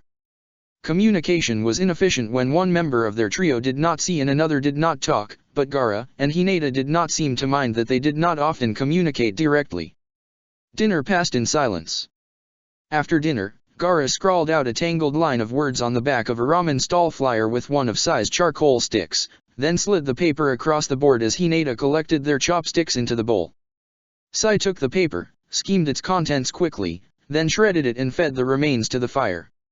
Absently, he wrapped his hands with strips of cloth the same Gaara and Hinata had, and when he tied the ends off, the last of the paper had shriveled into black. He could not see the outside from his position, but the moon must be rising now. Take care of Tatsuko, said Sai, standing carefully. Help her with the washing up. Gaara nodded shortly. Experience told Sai that if the task had not involved water, he would have at least scowled, but Gaara had observation, tendency to remain in the vicinity of standing or running water for a time interval after a related task had been completed. Data, originated from an environment in which rain was scarce and bodies of water more so. Conclusion, developed a fascination with excess water as a result of growing up in a dry desert climate, a remarkable tolerance for doing the dishes or laundry. Be careful, Hinata said, turning towards him with her face crinkled faintly at the corners of her mouth and eyes. I will return shortly, Sai assured them, and left the relative warmth of their room behind. The rest of the building was largely unlivable. Broken glass and splintered wood scattered the short hallway outside, which ended abruptly in a set of stairs on one side and the door to what had been the warehouse's boiler room, since rusted shut, on the other. As Sai emerged at the top of the stairs, a stiff wind tugged at his hair and bared his forehead to its unrelenting chill. A shiver rippled down his spine and he allowed himself to tremble freely, his thin shirt doing little to block the wind. He pulled it a little tighter around his shoulders nonetheless. When he glanced up, he could see the shapes of thick clouds through the tattered remains of the rafters and ceiling covering, light against the darkened sky, forerunners of the impending fog. Here too, the street children followed the rules of the sun. As long as it still hovered above the horizon, the streets were safe to run. Once it set, the streets lost any semblance of welcome and swallowed the unwary, children most vulnerable of all. Of the lower city, Kiri only considered the docks and shipyards as part of the village. The rest, up to the natural barrier formed by the mountains, the shinobi left to the martial law of the civilians. The lower city was regularly patrolled and had been sectioned off with checkpoints, ostensibly to weed out dissidents, but the shinobi turned a blind eye to the crime syndicates that ruled with an ungentle fist so long as they did not disrupt the village's affairs or greed for more. Sai picked up his pace to a brisk trot, heedless of the renewed lash of the autumn air, and gave the grates in the streets a wide berth. Just as Konoha-nin traveled along the rooftops, Kiri shinobi used the sewers and canals for convenience and speed. Though a few of the stores and food stalls still had light filtering through along with the soft bustle of customers and staff, the rest had been locked and boarded up tightly as the sun set, their occupants enclosed in the upstairs rooms for the night.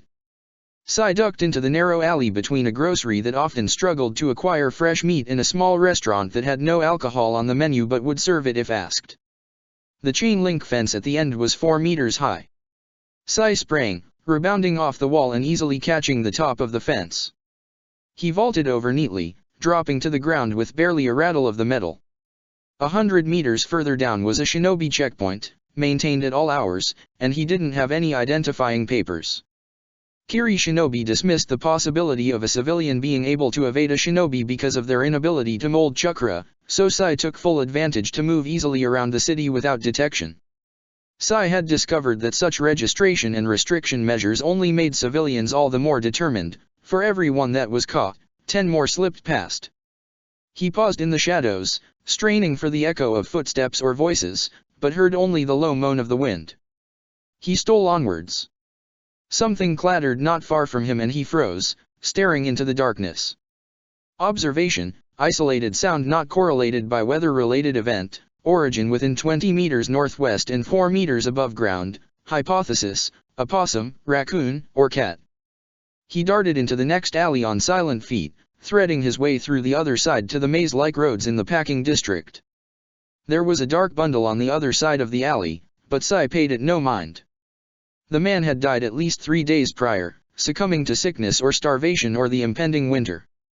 The lower city was littered with corpses like that, which had died unmourned and which no one would know to remove until they began to smell. Sai slipped past and turned west, towards the harbor. 2 streets in, he reversed direction abruptly, backtracking a block and taking a right instead of a left. 5 intersections after that, he did it again, going back 2 blocks and tracking around a long, low building that smelled strongly of preserved fish. A little ways in from the waterfront was a rice import processing plant, guarded day and night by civilian guards, and according to his contacts on the streets, genin teams on occasions with a large influx of product. His patient looping lead him to the side, far from the shack where the guards clustered between patrols. The plant was small, dingy, and had a reputation for inflating prices for inferior rice that the lower city residents couldn't afford not to buy. Strategically, it had no importance, and of the rice processing plants in the lower city region, it ranked 7th out of 8 in economic worth. Its foreman maintained high fences topped with barbed wire nonetheless, and overall the street rats had dismissed it as a high-risk, low-reward target for nighttime thievery. Sai dropped to his stomach and squeezed under the fence in the narrow gap between the fence and the ground, hauling himself through to the other side and slinking across the open ground to the side of the building to one of the maintenance doors. He paused for a long moment, tucking his head down against his shirt to hide the visible puffs of air from his breath as he tilted his ear toward the direction of the guards. Silence. He fished his lockpicks out from under his shirt and let himself in. He eased the door shut behind him. The inside of the plant was far warmer without the constant chill of the wind. The lights had been switched off, casting eerie shadows across the stacked bins and rows of machinery. He rubbed his arms absently as he wove his way around a stack of sacked rice pallets to a cluster of large bins near the center of the room. He eased the covering to the side and leaned over the edge. Hulled rice filled 3/4 of the container. Sai paused again, glancing around the deserted plant before filling a small sack with rice. He tied it off quickly, looping the string around his neck and letting it hang under his shirt before hauling the cover back on top of the bin. Though he was expecting it, the shadow detached itself from its surroundings so abruptly he flinched, his hand going instinctively to the space where he usually wore his tanto. Identification: Uchiha Shisui. Affiliation: Hanabi-ha. Codename: Hana and 010. Rank: Captain. Alias: Jiryu. Alias: Naohiro. Status: Undercover Operative. Status: Mission Leader. Shisui-sensei crinkled his visible eye at him in greeting. Careful, he murmured as Sai's hand closed on empty air. It's what you don't pay attention to that will get you caught. Sai let his hand drop back to his side. I apologize. Shisui-sensei carried himself with none of his usual shinobi bearing, slouched far past the unconsciously military straight posture that Sai had observed in many of the Hanaha shinobi. His own tanto was nowhere to be seen, and he wore the rough haori trousers combination in brown and light blue favored by Shinyo, the rival to the Ozuri's parent syndicate. His hair had since been dyed to a sandy blonde from its short-lived patchy white. He observed Sai with just as keen an eye as Sai did him, both hands shoved casually into the haori's pockets. "How are you?" he asked, the pleasantry incongruous with a clandestine meeting in a building they had broken into. Sai considered. condition, insufficient caloric intake, fatigue, mental stress, compared to mission baseline, normal. I am well, he said. Shisui-sensei hummed and withdrew a paper wrapped in nigiri from his pocket, passing it to Sai. Eat that, he said. I don't really want to think about what else you've been eating. Sai turned it over in his hands. It was maybe twice the size of the ones Hinata had brought back, the rice still soft and a little warm. We ate a nigiri, meat skewers, and cabbage today, he answered, unwrapping it carefully. Shisui-sensei watched him with a faintly pained expression. Yeah, okay, he said, but Sai got the feeling he meant just the opposite. Well, while you're eating, thought I'd let you know that Kiri lost its 5th naval outpost yesterday. It's hard to tell, but it sounds like the Hanran Captain Reijiryu led a blunt force raid and raised it. Or the loyalist Captain Karamitsu Hanofuyamai won a major battle on some unnamed island and returned home victorious with some of her troops while the rest was sent to back up a different base. Who knows, with the propaganda machine. He squinted at Sai suddenly, who was rewrapping the rest of his onigiri. You're not going to finish that. Sai glanced down at his hands and the half-finished food. What he'd eaten earlier had barely quieted the gnawing hollowness in his stomach, but his teammates had likely expended more energy today. The others Hinata and Gaara.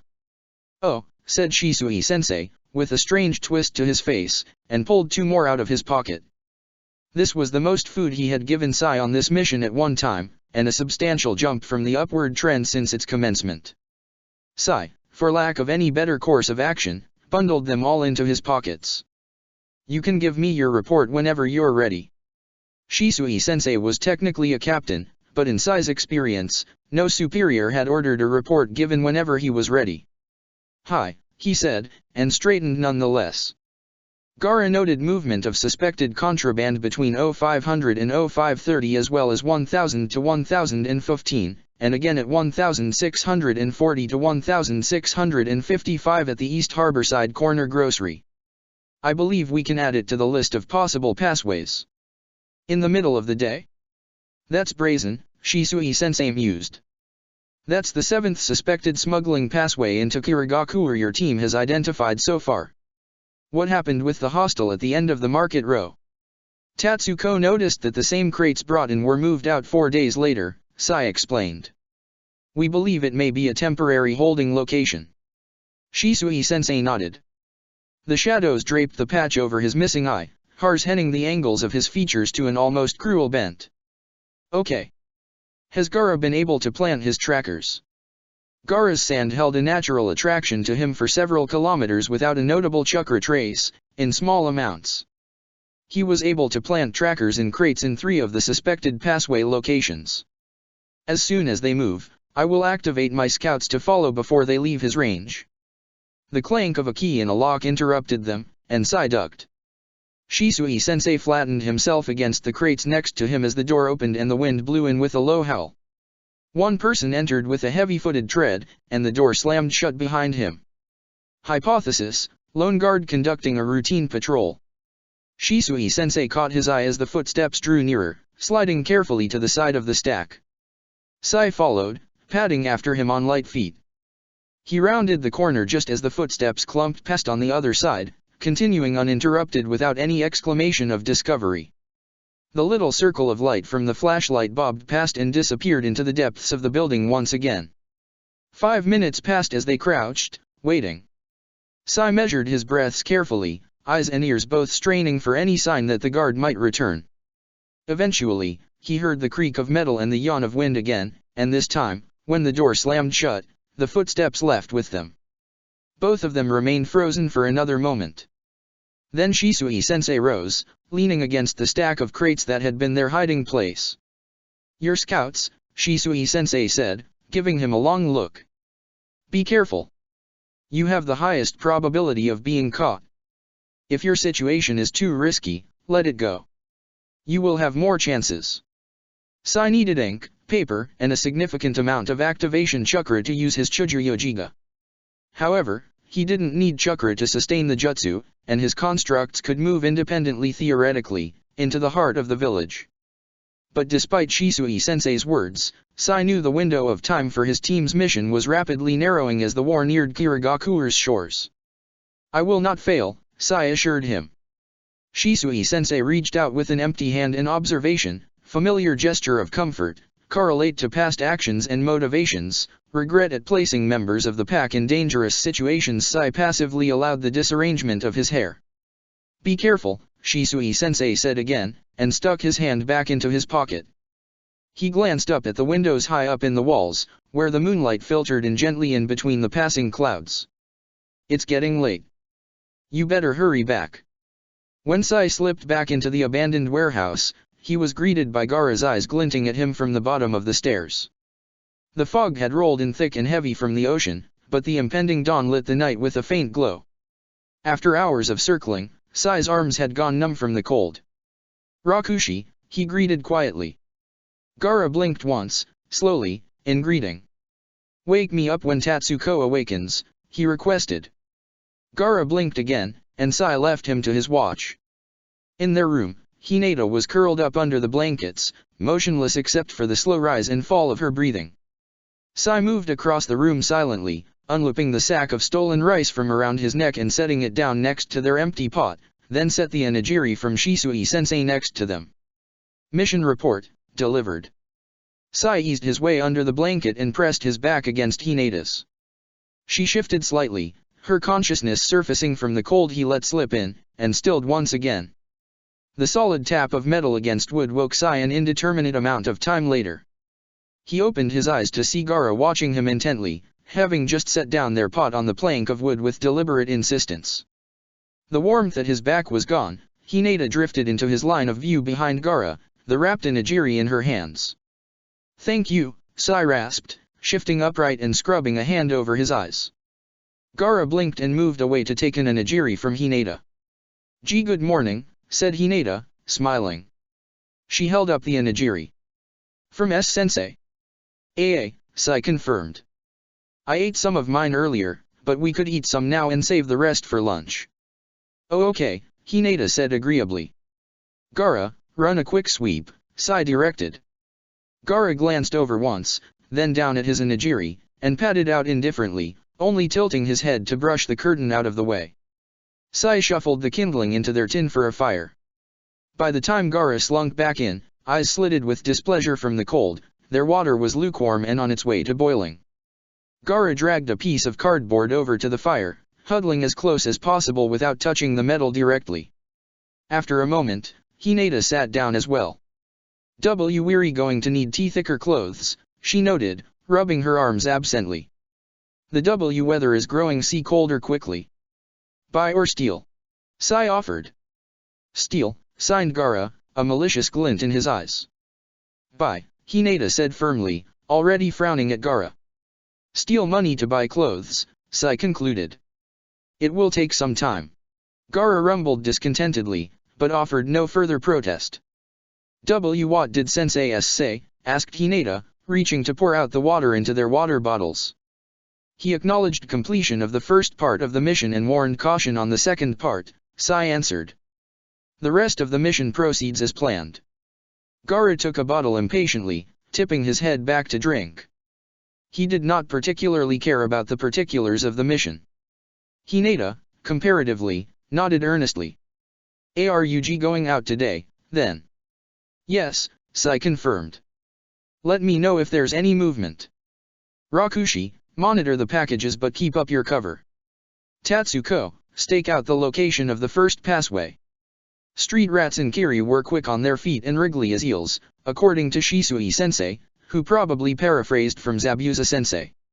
Sai kept the imagery in mind as he slid in and out of the crowds towards the central market district. Many fishermen left just a few hours after midnight and returned with their spoils at dawn. With the sun barely over the horizon, the crowd of morning shoppers swelled. City crows and seagulls and rock doves hovered at the edges of roofs and streets with watchful eyes, eager for any scrap that fell. Someone waved at him from the opposite side of the street, and Sai darted across to meet identification. Etsuji, age, 10, status, street rat, status, civilian. The other boy. Oi, Itaru. Etsuji cheered, raising a fist to give Sai a friendly punch on the shoulder. How why doin'? Sai nudged him back, sending the other boy stumbling backwards. Good, he said. We ate well yesterday. Tatsuko found in Ajiri. From the Baa-san on the south side, yeah. Etsuji said wistfully, falling back into step with Sai. Those re good. Me and Kinkaro were in the West Market Square, trying to score some beef. He slung an arm around Sai purpose, demonstrate camaraderie, dramatic embellishment. Steak. Food of the gods. Did you? The other boy sighed. No, he said glumly. We got caught unlocking one of the dumpsters and had to make a run for it. Who even locks their dumpsters? The complaint was a familiar one from the ones who ran in the more upscale south side of the city. Sai nodded sympathetically. They are not going to eat that food anyways, he said, the expected response. Right. Etsuji demanded with relish. Without warning, he jerked Sai into a side alley. Sai let him, watching curiously as Etsuji lowered his voice to a secretive tone. Listen, Itaru, he began. It's been a while since we ran our last hustle together. 5 days, Sai volunteered dryly. I stole someone's bag of groceries when you bumped into them. So we were thinking we could try something a little bigger today, Etsuji continued, undeterred. How about a rainbow run? Term, rainbow run, definition, a con run by multiple parties on one target, origin, named for the resulting rain of gold in which coins are elicited from the target. Sai hedged. You just need a white rabbit for the dogs to chase. Look, man, said Etsuji, leaning in a little closer. No one's better than you at being the white rabbit. Do you have your dues for Azuri yet? 'Cause I don't. Sai mentally tallied the loose coins in Hinata's coin pouch and grimaced. No, he admitted. We're short as well. He needed more on top of that, if they wanted clothes for the winter. One rainbow run, Etsuji insisted. You'll be good for at least 2 weeks. Advantages, chance of acquiring a large amount of money in a short amount of time, ingratiate cover with local street children, avoid confrontation with Azuri enforcers. Disadvantages, higher risk of being caught by shopkeepers, higher risk of revealing status as shinobi, risk, medium, deemed acceptable. Fine, he said grudgingly. Yes, the other boy crowed, raising his hand for Sai to slap. It's gonna go great, I promise. You better get my back on this, Sai said, shaking his head. Have your back, you mean? Gods, you're weird, Itaru. Etsuji skipped ahead, towards the heart of the sprawling fish markets. Here, the early morning shoppers wore both the patched, plain clothes of lower city dwellers and the finer, more elaborate outfits of high-born civilians from Kirigakure proper. The fish markets drew all comers, with wares ranging from stewed sardines to live lobsters and the highest grade tuna for sashimi, many of which were only sold here, and by and large seemed the only reason many civilians from the noble families bothered coming to the lower city at all. Before the war had started, there were genin teams stationed on a permanent rotating guard here to discourage thievery. Now, security was much looser.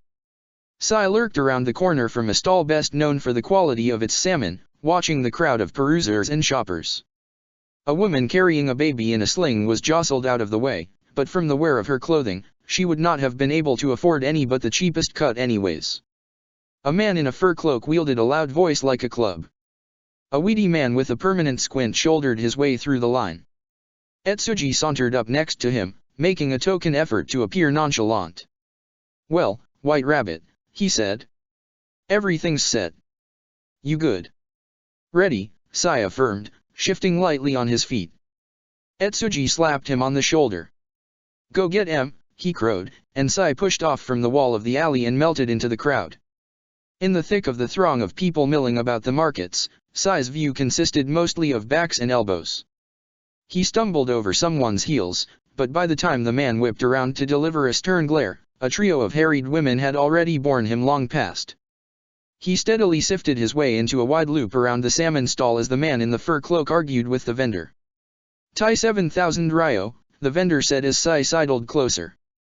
Take it or leave it. Fine, the fur cloak man snapped with ill grace, his hands already going to the heavy pouch hanging at his belt. He slapped the coins onto the counter a few at a time, thick fingers laboriously fishing out the rest. When he dropped the last of the money on the counter, money pouch held loosely in one hand, Sai darted forward and slapped the bag with trajectory, next to the target's face to induce a flinch, far enough away not to induce bodily harm, enough force to send its contents spinning through the air, showering the unsuspecting shoppers. Like gulls, the street rats skulking on the edges of the crowd swooped down as Sai snatched a handful of coins out of the air and bolted. The square descended into chaos as street rats chased the glitter of coins and shoppers shrieked or scrambled for the fallen money themselves. "Hey!" bellowed the fur cloak man, giving chase, but as Sai looked back, the man stumbled over a street rat as the boy dove in front of him, scrabbling for a handful of coins. "That's mine, you little thief," the man roared, grabbing for him, but the boy twisted out of the way and launched himself back into the crowd. Etsuji flashed in front of the man, jostling him deeper into the crowd, and threw a wink in Sai's direction before disappearing once again. Sai ran. With this much noise, a genin team would be dispatched to assuage the angry civilian. Sai dashed down a long alley and turned 2 corners in quick succession before slowing to a nonchalant walk as he emerged into a different part of the market. His pilfered coins he shoved deep in his pockets, keeping his hands in them to keep the metal from clinking. On this side of the market, the shopkeepers were unfazed by the uproar that could be heard over the tops of their tents. Their customers peered in the same direction with a distant curiosity, but one by one returned to their shopping. Sai wandered down a row selling fresh cooked, spiced seafood, and just as he passed a stall peddling cuttlefish, caught the telltale blur of a shinobi sprinting past out of the corner of his eye. He turned slowly and watched with a spectator's curiosity as the shinobi's team followed in rapid succession. He turned back to the cuttlefish vendor. 3 skewers of the fried ones, please. Etsuji caught up with him outside the markets. There he is, he laughed. The best white rabbit in all of Kirigakure. Sai yanked him around the corner into the closest alley. Keep your voice down, he hissed, peering back to see if anyone had heard. I have too much heat on me now. Don't be mad, Etsuji said giddily. This is the biggest windfall any of us have had this entire year. Sai grimaced. That was the problem.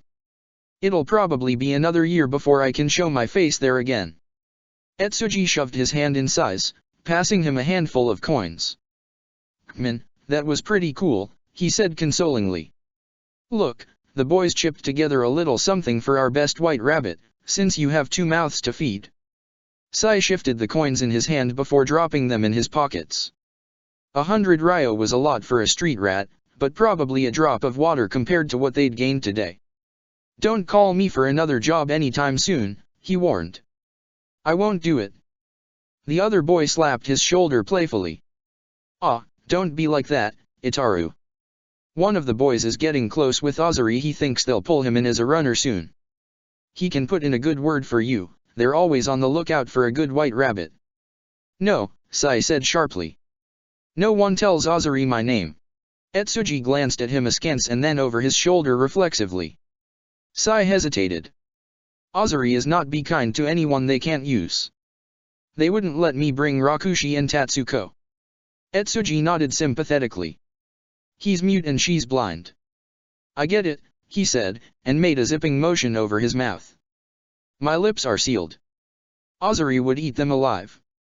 Sai thought bleakly that the Ichibai would eat anyone else alive before they so much as touched Gaara. "Thank you," he said.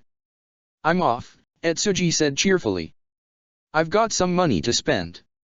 See you around, Itaru. Say hi to Rakushi and Tatsuko for me." Hinata recognized his footsteps long before he reached her corner. Her head came up and she frowned as he approached. "I may have made a mistake," he said in greeting, crouching down to where she sat at the corner of the street. The battered bowl in front of her had 2 5 ryo pieces in it and a piece of candy wrapped in cellophane. He emptied his pockets into the bowl carefully. She regarded him silently, and Sai recognized not Tatsuko, but the mission calm of her Q persona in her stillness. She held out her hand.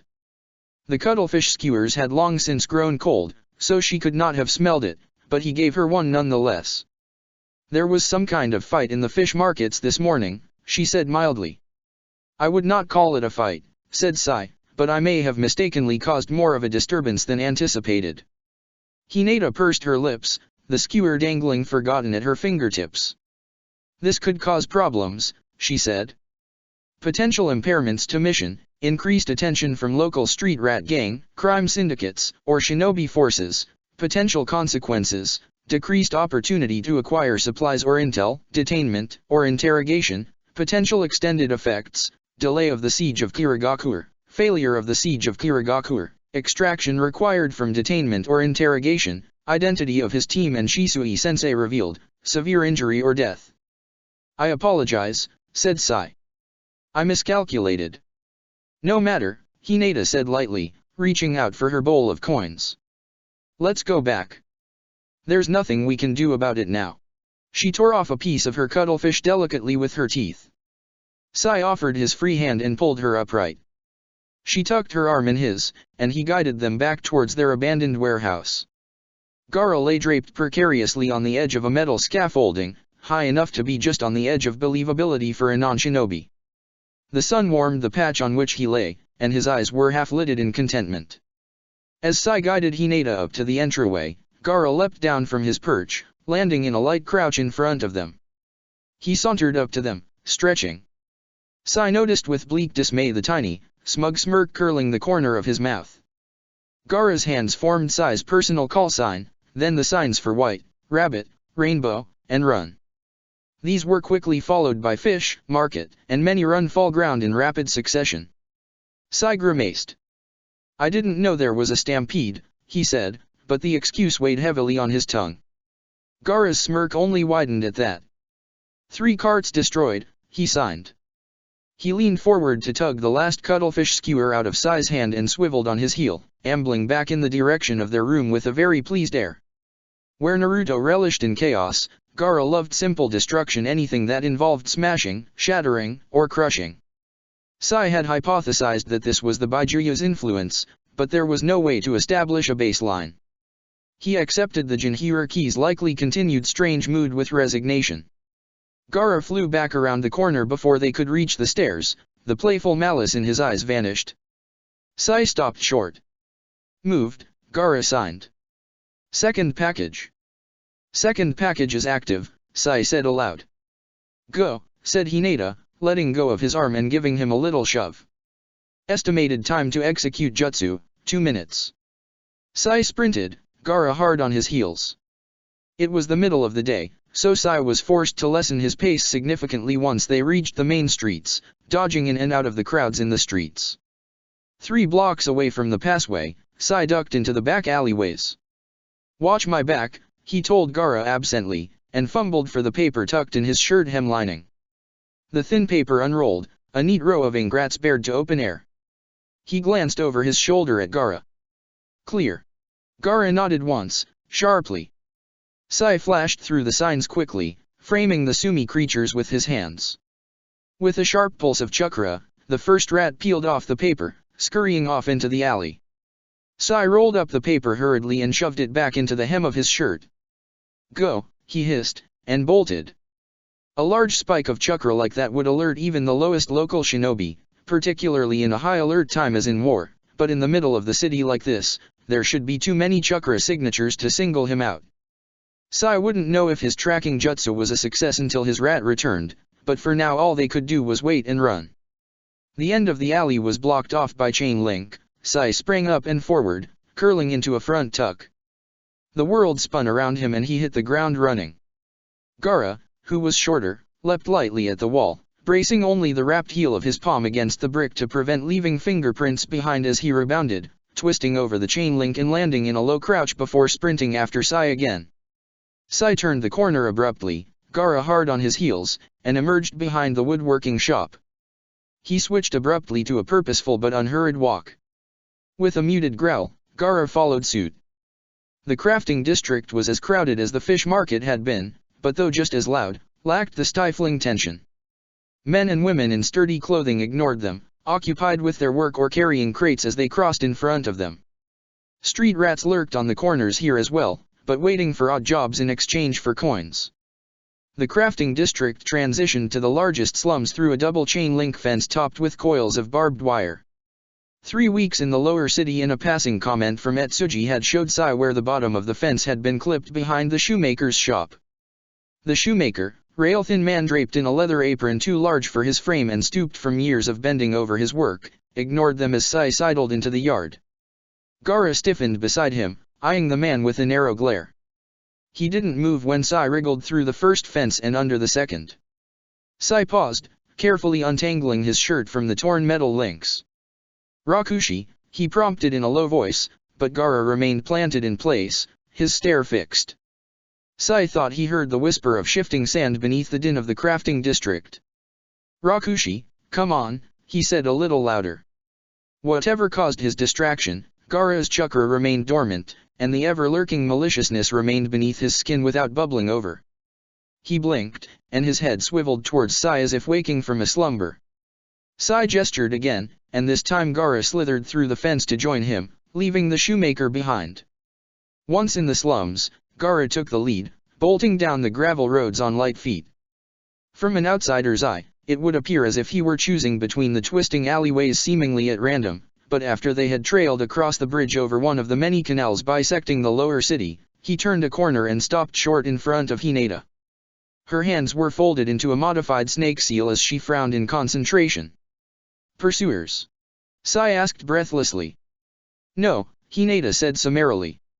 "A team was dispatched to investigate, but from what they're saying, they can't figure out what kind of jutsu was used. The team does not seem to be specialized in tracking, and urban tracking is the most difficult even with a visual trail." "Good," said Sai, and took a moment to catch his breath. He turned his attention on Gaara, who was watching Hinata with a tilted head. "Rakushi," he said. "Did you notice anything about the shoemaker?" Hinata's brow crinkled. Gaara did not move. After a full 10 seconds consideration, he shook his head. "Did you observe anything that might threaten our well-being or that of the mission?" Sai pressed. Another long pause. Gaara shook his head again.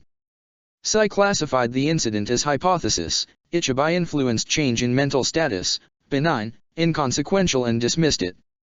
Gaara and Hinata both left early the morning after he released the first Sumi rat. Hinata haunted the streets most days, in part because of her eyes, and in part because of her superior ability to acquire resources. The city dwellers were just a little more sympathetic to an aesthetically pleasing and innocent-appearing girl, and what she could not beg she stole with feather-light fingers. Gaara had stayed behind the previous day and cleaned meticulously, leaving their possessions in meager stacks against the walls. Sai spread out his papers on the floor. Most were squares of translucent rice paper, the kind used by food stalls to wrap sandwiches or maki rolls.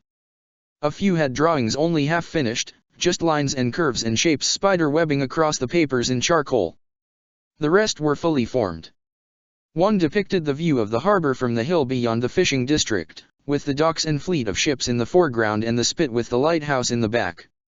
Others detailed scenes at the markets, street corners, or the chain-link fences that partitioned the lower city.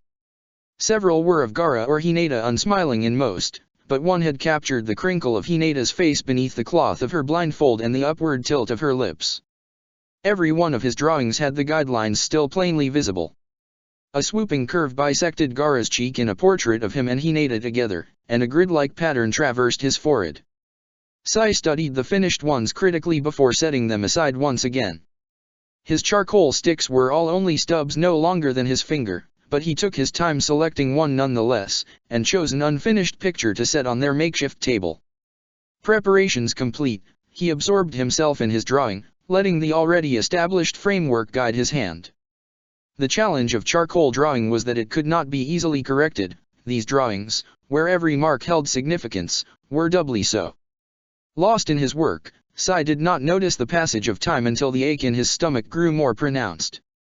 His hands were smeared with black when he finally sat up, the muscles in his back protesting both his prolonged hunch and the change in position. A picture of their warehouse had gradually taken shape beneath his charcoal, the bleak view of the missing rafters if one were lying on the rotted floors, and beyond, a hint of clouds in the lattice of the sky. Sai added it to the stack of completed drawings and brushed his hands off absently. Sunlight trickled into the room from beyond the curtain. Sai set about boiling water in their pot. The only food his team had remaining was a chunk of stale bread, hard as rock from days in the open air. He propped chopsticks up along the side of the pot to make a rack and added the bread to it to keep it out of the water. While his meal cooked, Sai had preparations to make. He leaned out the curtain to find the sun past its zenith and grimaced. Time to arrival, approximately 22 minutes. He ducked back into the room and left the curtain open. Hinata had taken most of their money, particularly when either Gaara or Sai was at her side. Nobody attempted to steal from a blind girl. There was about 100 ryo left in their money pouch, enough for this week's dues. The pot lid rattled under the pressure of the steam. Footsteps approached leisurely from the top of the stairs, too heavy to be either Hinata or Gaara. Identification: Shijima, age, 14, affiliation, Azari, rank, enforcer, status, civilian appeared in their doorway. Itaru-chan, he greeted. You look well. Oh, Shijima-san, said Sai placidly. He gestured at the blankets on the ground. Would you like to sit? Shijima's answering smile bordered on patronizing. Oh, no, I wouldn't want to impose. I'm just here to see how my favorite little orphan is. Bread. Sai offered, plucking the lid off the rattling pot, and steam billowed up from inside. The older teen gave it a dismissive glance. Sai set the lid down. How can I help you, Shijima-san? Shijima sauntered closer, sliding his hands in his pockets casually. Itaru-chan, word on the street is that you were the white rabbit for the rainbow run in the fish market yesterday. Sai suddenly acquired a sinking feeling in his chest. Hi, he answered anyways. That was me.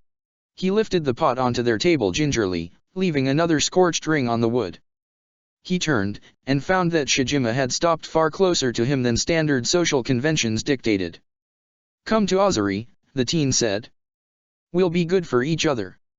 Most street rats scrabbled all their life hoping for an invitation to one of the syndicates, the only form of advancement open to those orphans whom no one cared if they lived or died.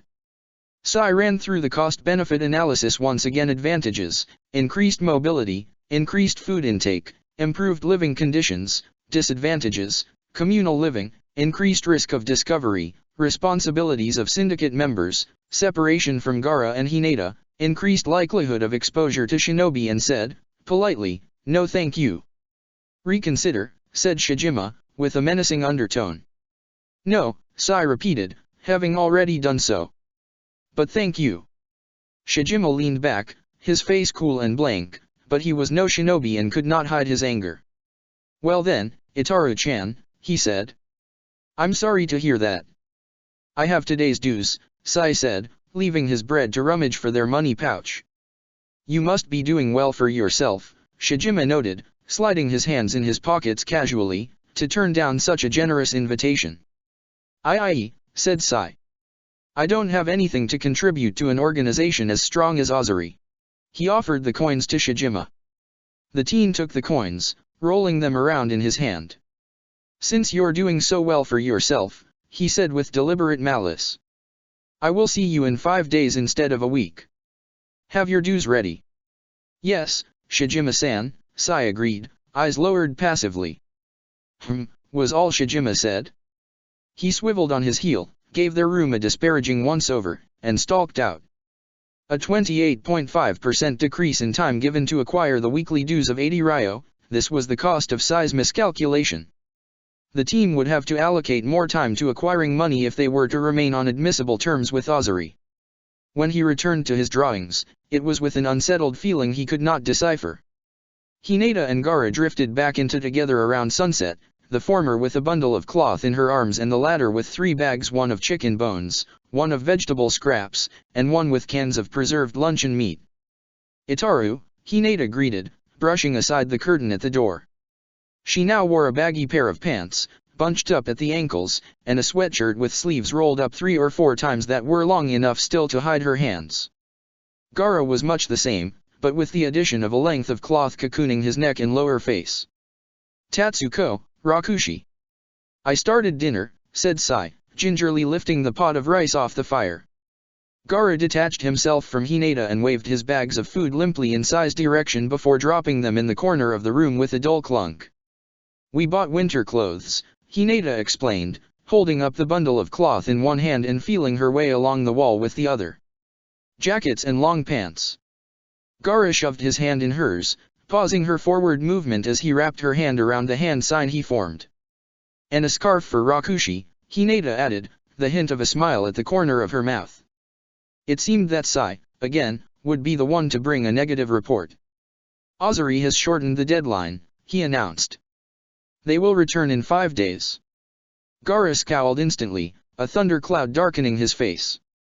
Hinata frowned, her head tilting down to the clothes in her arms. We should not have gotten all of these, she said. No, we need those, Sai countered. Money is replaceable. The weather is changing, and our movements would be significantly hampered if we were to get sick. Though Hinata had caught seasonal colds nearly every year, Gaara likely would not sicken. Neither he nor Naruto had gotten sick the entire time he had known either, though the colder the weather got, the surlier and more sluggish Gaara became. Hinata's apprehension visibly frayed at the edges of her persona as she worried at her lip. Gaara had evidently dismissed the conversation, absorbing himself with opening a can of luncheon meat. The task of bolstering the mental fortitude of their teammate fell to Sai. Let me see, he said, reaching up to take the bundle from Hinata. The pants were simple, made of fleece like Hinata's and Gaara's, already worn at the knees and faded with age, and the jacket was of a water-resistant material. One of the sleeves had been half torn off and there was a large rip in the outer coating of the back. I thought why you'd be able to fix it, said Hinata, her voice almost a whisper as he turned them over in his hands. And I have some extra sea cloth so we can patch the pants. She twisted her fingers together now that her hands were empty. Gaara paused his efforts to pry the slimy meat out of the can to glare at Sai. Tatsuko, it's fine, said Sai, in an effort to draw her back into her persona and away from her insecurities. I will use a little tape and the jacket will be good as new. Hinata's shoulders slowly dropped from their hunch, but Gaara's glare remained. I will mend yours and Gaara's as well. Thank you, Sai added. It was good of you to get this. Hinata smiled shakily, and only then did Gaara turn back to his battle with the canned meat. Sai marked the task, maintain emotional stability of identification, Hinata and identification, Gaara, ongoing, assignment is complete for the day, and scooped out the cooked rice onto a piece of cardboard so Gaara, staring at him impatiently, could use the pot for the meat. Sai sensed more than heard the return of his sumi rat halfway through their meal. Hurriedly, he stuffed his bite of rice in his mouth and waved frantically at the general direction of his paper. Gaara snagged an oversized sheaf of butcher paper and passed it to Sai, and he unfurled it just in time for his construct to hurl itself at the unmarked surface. The ink ran along the paper in one thin rivulet, zigzagging this way and that before stopping abruptly. Gaara had stopped eating to watch. Hinata had as well, cocking her head slightly to listen to the whisper of ink over paper.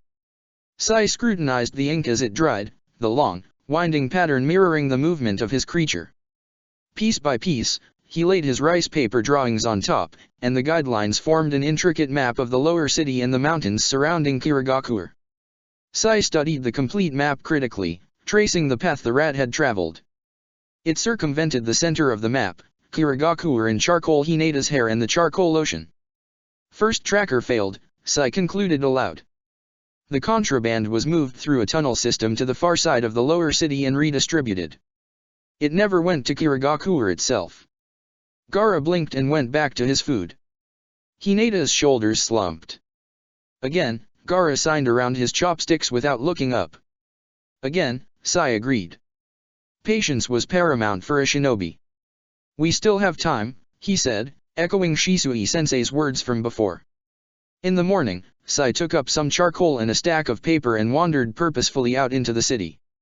The Nurui housing complex sprawled out beside him as he walked, a massive collection of apartments and walkways seemingly without any organization. Sai had explored it thoroughly when he first arrived in the lower city, as well as its two sister complexes in different districts, each with an equally incomprehensible layout. It had taken some time for his team to acclimatize to the odd tension that hung perpetually over Kirigakure's lower city, but Sai had eventually identified it as fear. He settled on a low wall, propped his paper against his knee, and set about capturing fear in sketched lines.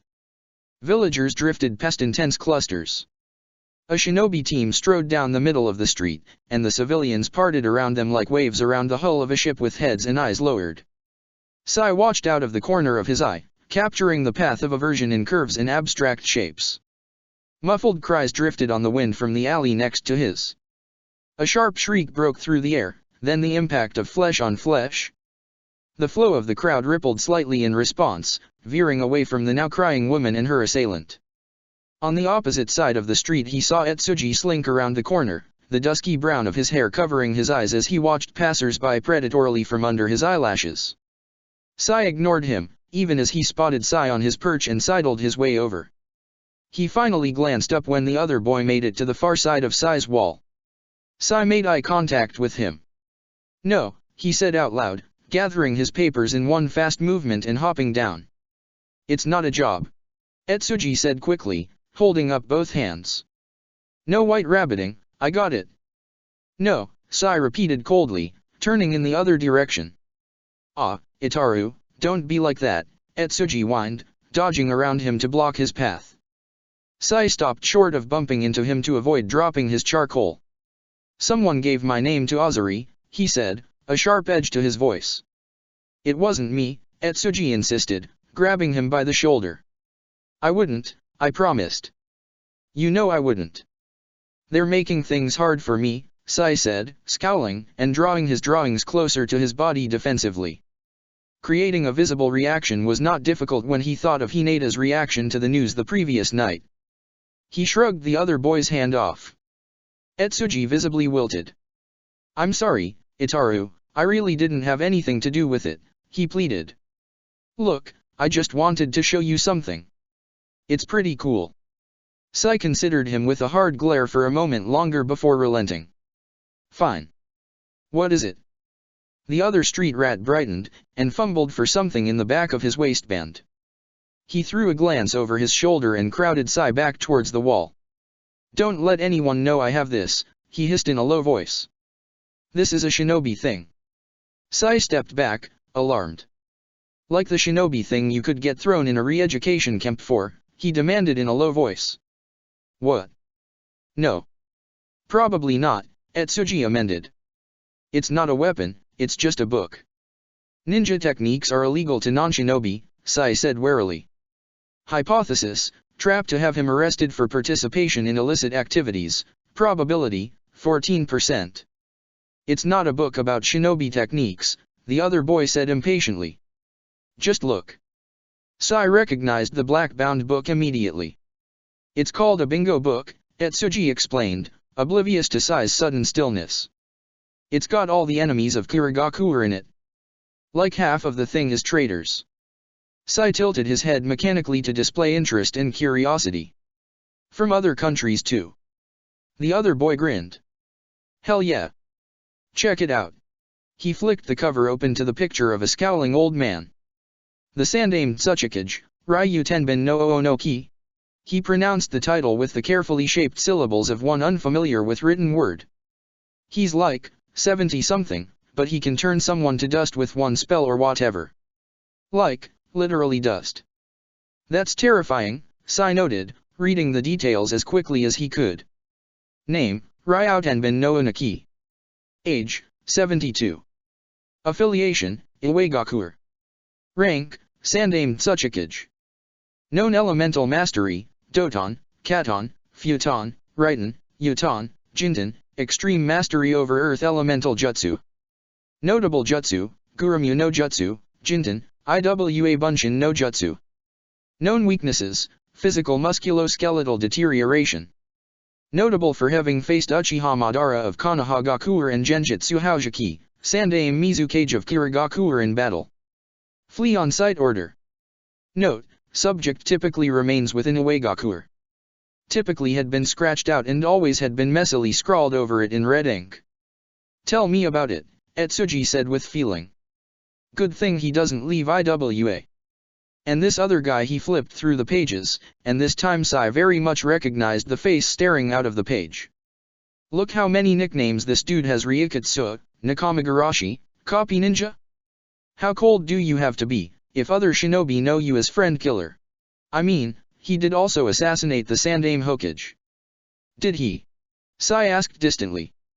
His mind seemed to slow, clicking uselessly over and over: assassinate the Sandaime Hokage, Nakamigarashi, Friend Killer, Ryukatsu, cold-blooded. This was Heitake Kakashi, the captain, with the pack of 8 ninhounds, commander in Hanabi-ha, fighting for Konoha. Assassinate the Sandaime? Assassinate? Traitor? Assassinate? The captain? Sai blinked and pulled his thoughts back into order with brutal efficiency. Fact: Heitake Kakashi's profile in the Kirigakure bingo book listed him as the Sandaime Hokage's assassin. Fact: Heitake Kakashi was a wanted man in Konohagakure after the Sandaime Hokage's assassination. Fact: Nico-sensei, Umbu operative, had not trusted Konoha's leadership, including interim Hokage Shimura Danzo, to the extent where she fled the village with several underage, high-profile targets and backup in the form of one underage, under-trained Umbu trainee and one underage, under-trained academy student on a mission given by the Sandaime Hokage. Fact: Nico-sensei had taken steps to ensure the safety of mission targets and allies. Fact: upon receipt of Sai's report that the pack had been approached by Heitake Kakashi, Nico-sensei had instructed that they remain with Heitake Kakashi and had cut off further contact. Theory: Nico-sensei made the decision to cut her losses when she realized who had discovered her charges in order to protect herself and high-profile target Hyuga Hanabi. Theory: Nico-sensei was loyal to Heitake Kakashi, traitor and assassin of the Sandaime Hokage, and had delivered her charges to the captain as high-value bargaining chips. Theory: Heitake Kakashi assassinated the Sandaime Hokage, which became one of the greatest sources of contention between loyalist Konoha under Shimura Danzo and Hanabi-ha under Senjutsu Nade. Refutation: Itachi-sensei displayed genuine concern towards Uchiha Sasuke, his blood brother. Shisui-sensei displayed apparent concern over the pack members as well. All three answered to Senjutsu Nade, last of her name, descendant of the Sandaime Hokage and student of the third Hokage, leader of Hanabi-ha, who was unlikely to ally with the killer of her sensei. Theory: Nico-sensei was loyal to Heitake Kakashi, in turn a loyal shinobi the Sandaime Hokage prior to his death. Theory: Heitake Kakashi had been framed for the assassination of the Sandaime Hokage, which became one of the greatest sources of contention between loyalist Konoha under Shimura Danzo and Hanabi-ha under Senjutsu Nade. Incongruous data: friend killer did not refer to the Sandaime Hokage due to the superior subordinate relationship between a Kage and a shinobi. This referred to a separate incident which implied a pattern of deaths attributed to Heitake Kakashi with whom he had a close or working relationship. Conclusion: insufficient data. Insufficient time to consider information at an unsecured location. Collect and review evidence at a later time. The information rolled around Sai's mind before he pulled himself back to the present, in time to hear Etsuji say, "So he's reportedly popped up all over the mainland, which isn't weird since he's one of those used to be one of those tree ninjas, so he'll probably never come here.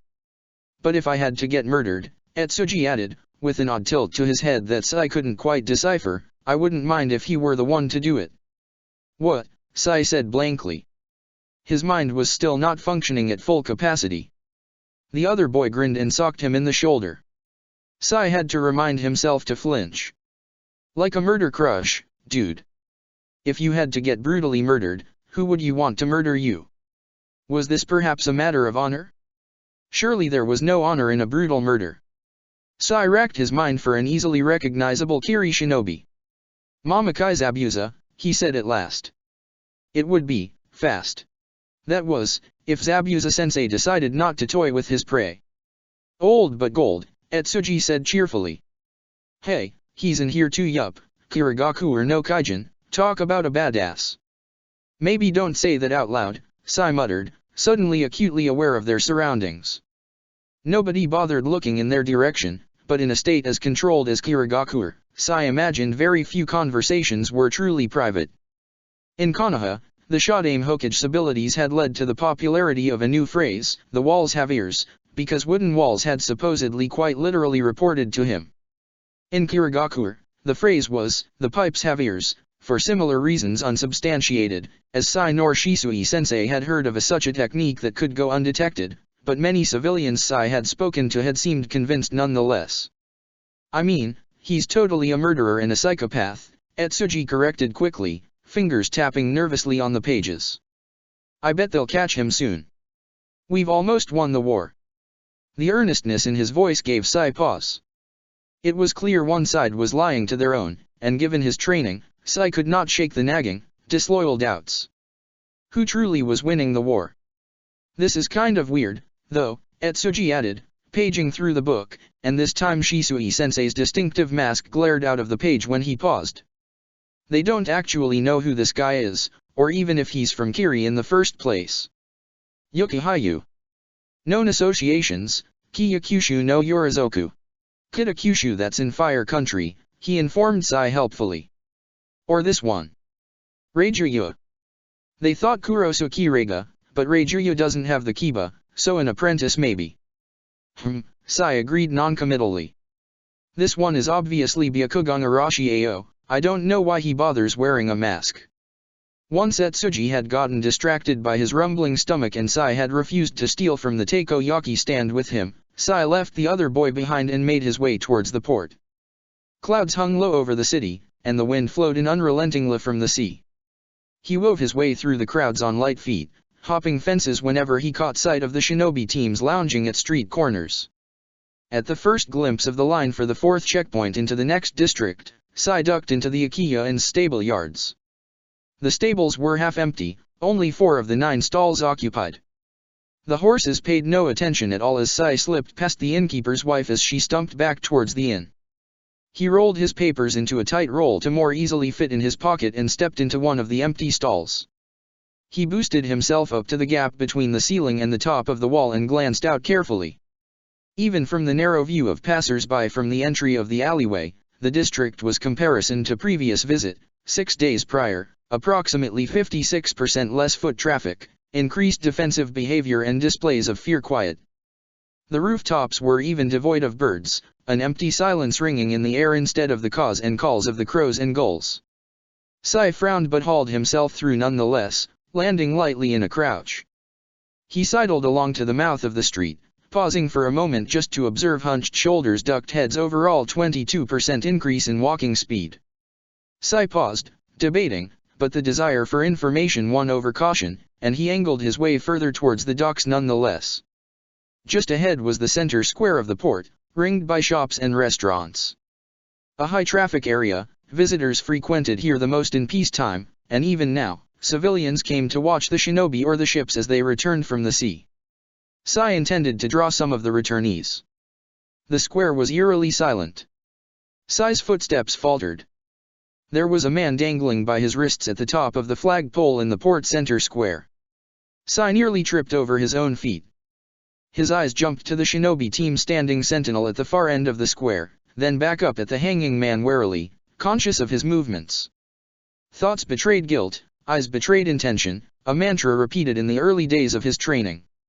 A sign tacked at the base of the pole read, "Traitor" in blocky print, and underneath, "Crime of harboring a rebel. Shisui-sensei." But the man at the top of the pole was identification, unknown, height, approximately 170 to 180 centimeters, weight, approximately 59 kilograms, hair color, dark brown thinner, his hair longer and lank, draped over his bruised face. His eyes were closed, his mouth slack. The chains clamped around his swollen wrists clattered gently with the ocean breeze, sending his entire body swaying limply. His clothes were tattered and blood-soaked, and as Sai watched, a dark drop fell, hitting the pavement far below with an innocuous plop. Sai breathed out his relief carefully, sidling along the side of the square with the same expression frozen on his face, wide eyes, no recognition, mouth slightly open, and almost bumped into a woman hurrying in the opposite direction with her head down and a bag clutched tightly in her hands.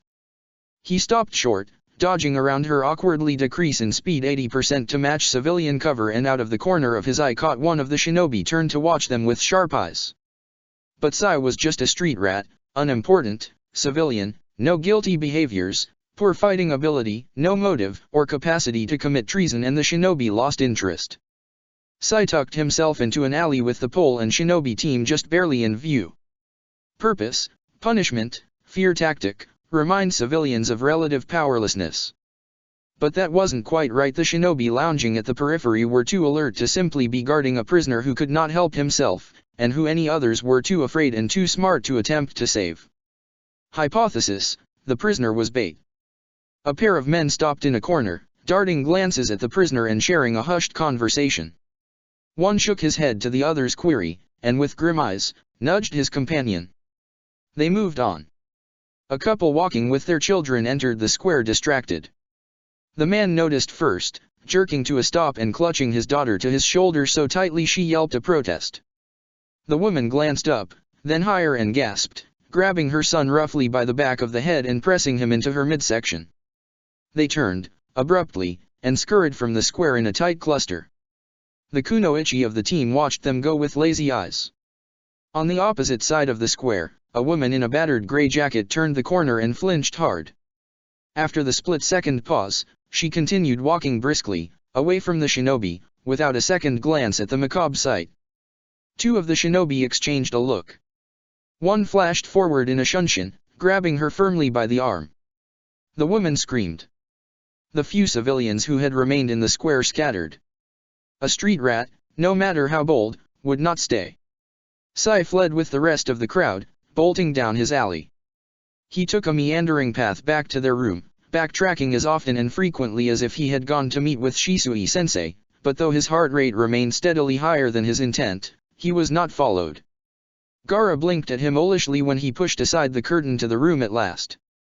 Their pot bubbled with soup from the scraps the Jinhiriki had acquired the day before, and as Sai let the curtain drop behind him, Gaara poured a handful of rice into the pot, dusting off his hands fastidiously. Early, he signed.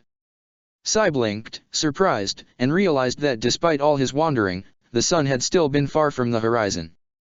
Yes, he said, belatedly, as Gaara eyed him curiously. There was an incident at the port.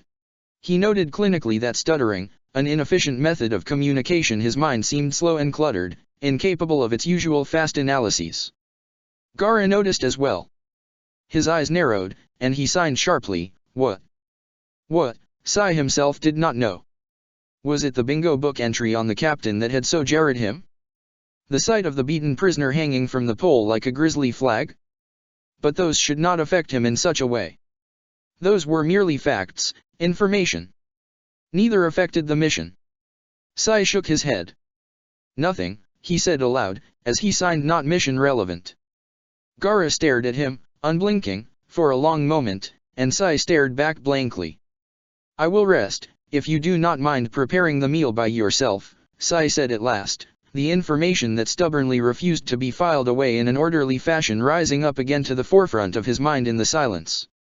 Gaara shrugged, just the twitch of his shoulder, and turned his attention back to their food. Sai edged around him to their blankets, lying down gingerly with his back to the rest of the room. He did not sleep. Problem: attempting to process the information acquired was negatively affectioning function. Solution: cease attempting to process the information. Hinata took 2 steps into the room, 3 hours later, turned her head towards Sai, and said, "What happened?" Sai, half slumped against the wall with one of their blankets wrapped around their shoulder, grimaced internally.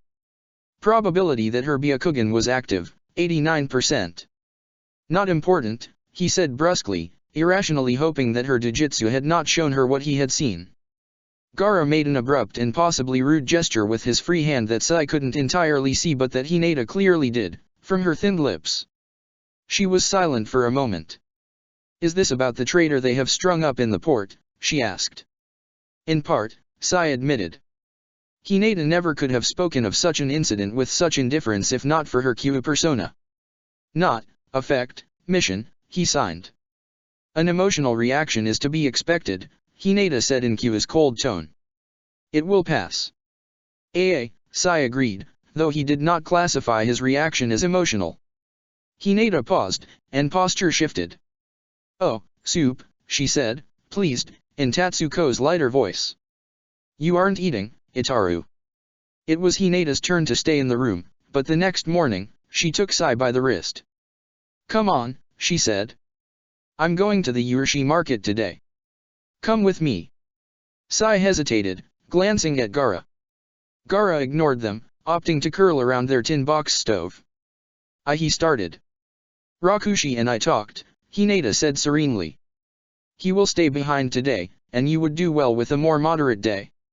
Sai did not need the mission compromised over his previous day's experience. Today, he would have observed the 5th potential smuggling passway site. "I need a partner," said Hinata plainly. "It is decided." Sai could have overruled her. He was de facto leader of Team Genbu by virtue of his admittedly short Umbu training and the simple fact that neither Gaara nor Hinata had any interest in leadership. However, the mission would not be overly affected by staking out the second site instead, and maintaining team morale and cohesiveness was just as vital for success. Very well, he assented, and let her tuck her arm in his. Their warehouse room was far from the port. Clouds drifted by high above their heads, light and almost white against the sky, and the chill wind battered his jacket. "The weather is nice today," Hinata said, her voice light. She shook her head lightly, letting the air ripple through her hair. "Is it sunny?" Sai glanced up. "There are some clouds," he reported, "but the sun's rays are still visible." Hinata hummed and picked up her pace, tugging on Sai's arm until he sped up to match her. "I hear a lot of footsteps," she added. "A group of 4 is walking past on the opposite side of the street," Sai supplied dutifully. "All women." "What are they wearing?" "One has a dark red jacket with black buttons. Another has a light brown cloak and dark boots." One of the women looked up and met his eye, and he looked away. "The last 2 are both wearing sweaters. One is blue and one is gray." "I've always wanted to try a sweater," Hinata said wistfully. "They're so soft." "Do they look cozy, too?" Cozy, definition, giving a feeling of warmth, comfort, and relaxation. "Yes," he said. "They do appear warm." She laughed, light and breathless. "We are here," Sai announced, drawing to a gradual stop at the corner. The Urashi market was one of the largest in the lower city, selling anything from 10 ryo fish cake skewers to luxury fruit sets costing over 1,000,000 ryo each. Across from them, the entry to the market took up nearly half the block, and like ants people trickled in and out in steady streams. On the opposite side were the loading docks, where products were moved in and where the employees kept the dumpsters. The Urashi market was also owned by the head of the Ozari. The children lurking down the street belonged to its fleet of runners. As such, no street rat, especially not those paying dues for the right operate in Ozari territory, was so foolish as to steal from the Urashi. "Let me know when the coast is clear," Hinata said, turning partway into the alley so her back was facing the street. Sai slid over casually so his shoulder would block any view of her hands, checked over his shoulder, and said, "Clear." Hinata's hands came up deftly in the modified snake seal her clan used to call up their Jujutsu with a gentle swell of chakra. She turned back around, her hand on Sai's shoulder, though surely she didn't need to hold onto him for balance. "Let's sit," she suggested. Sai sat with the hard edges of brick digging into his back and drew, mindlessly, Hinata's profile against the market in the background, the way the cloth of her blindfold ruched up her hair. Hinata smiled at passers-by and incited them to drop coins into her bowl with guilt tactics, including projecting innocence and pitifulness. Sai had tried that tactic himself, their first week in Kiri, but found it was much less effective when he was the one using it. "There are 5 crates of rice, each with a box of kunao and explosive tags inside," Hinata noted absently, during a lull in the crowd. "There were only 2 yesterday. I see the sand in one. Gaara's tracker." "Good," said Sai under his breath. "Status on the others?" Hinata frowned, the creases around her mouth sharpening in her concentration. Seconds ticked by into minutes as she remained silent. Seeing, as she had explained before, was different from noticing. Another reason she could not just look through the mountains for a passway straight into the hidden village. Staring through kilometers upon kilometers of solid rock for the Hyuga was comparative to looking through an endlessly deep lake in the dead of night, disorienting.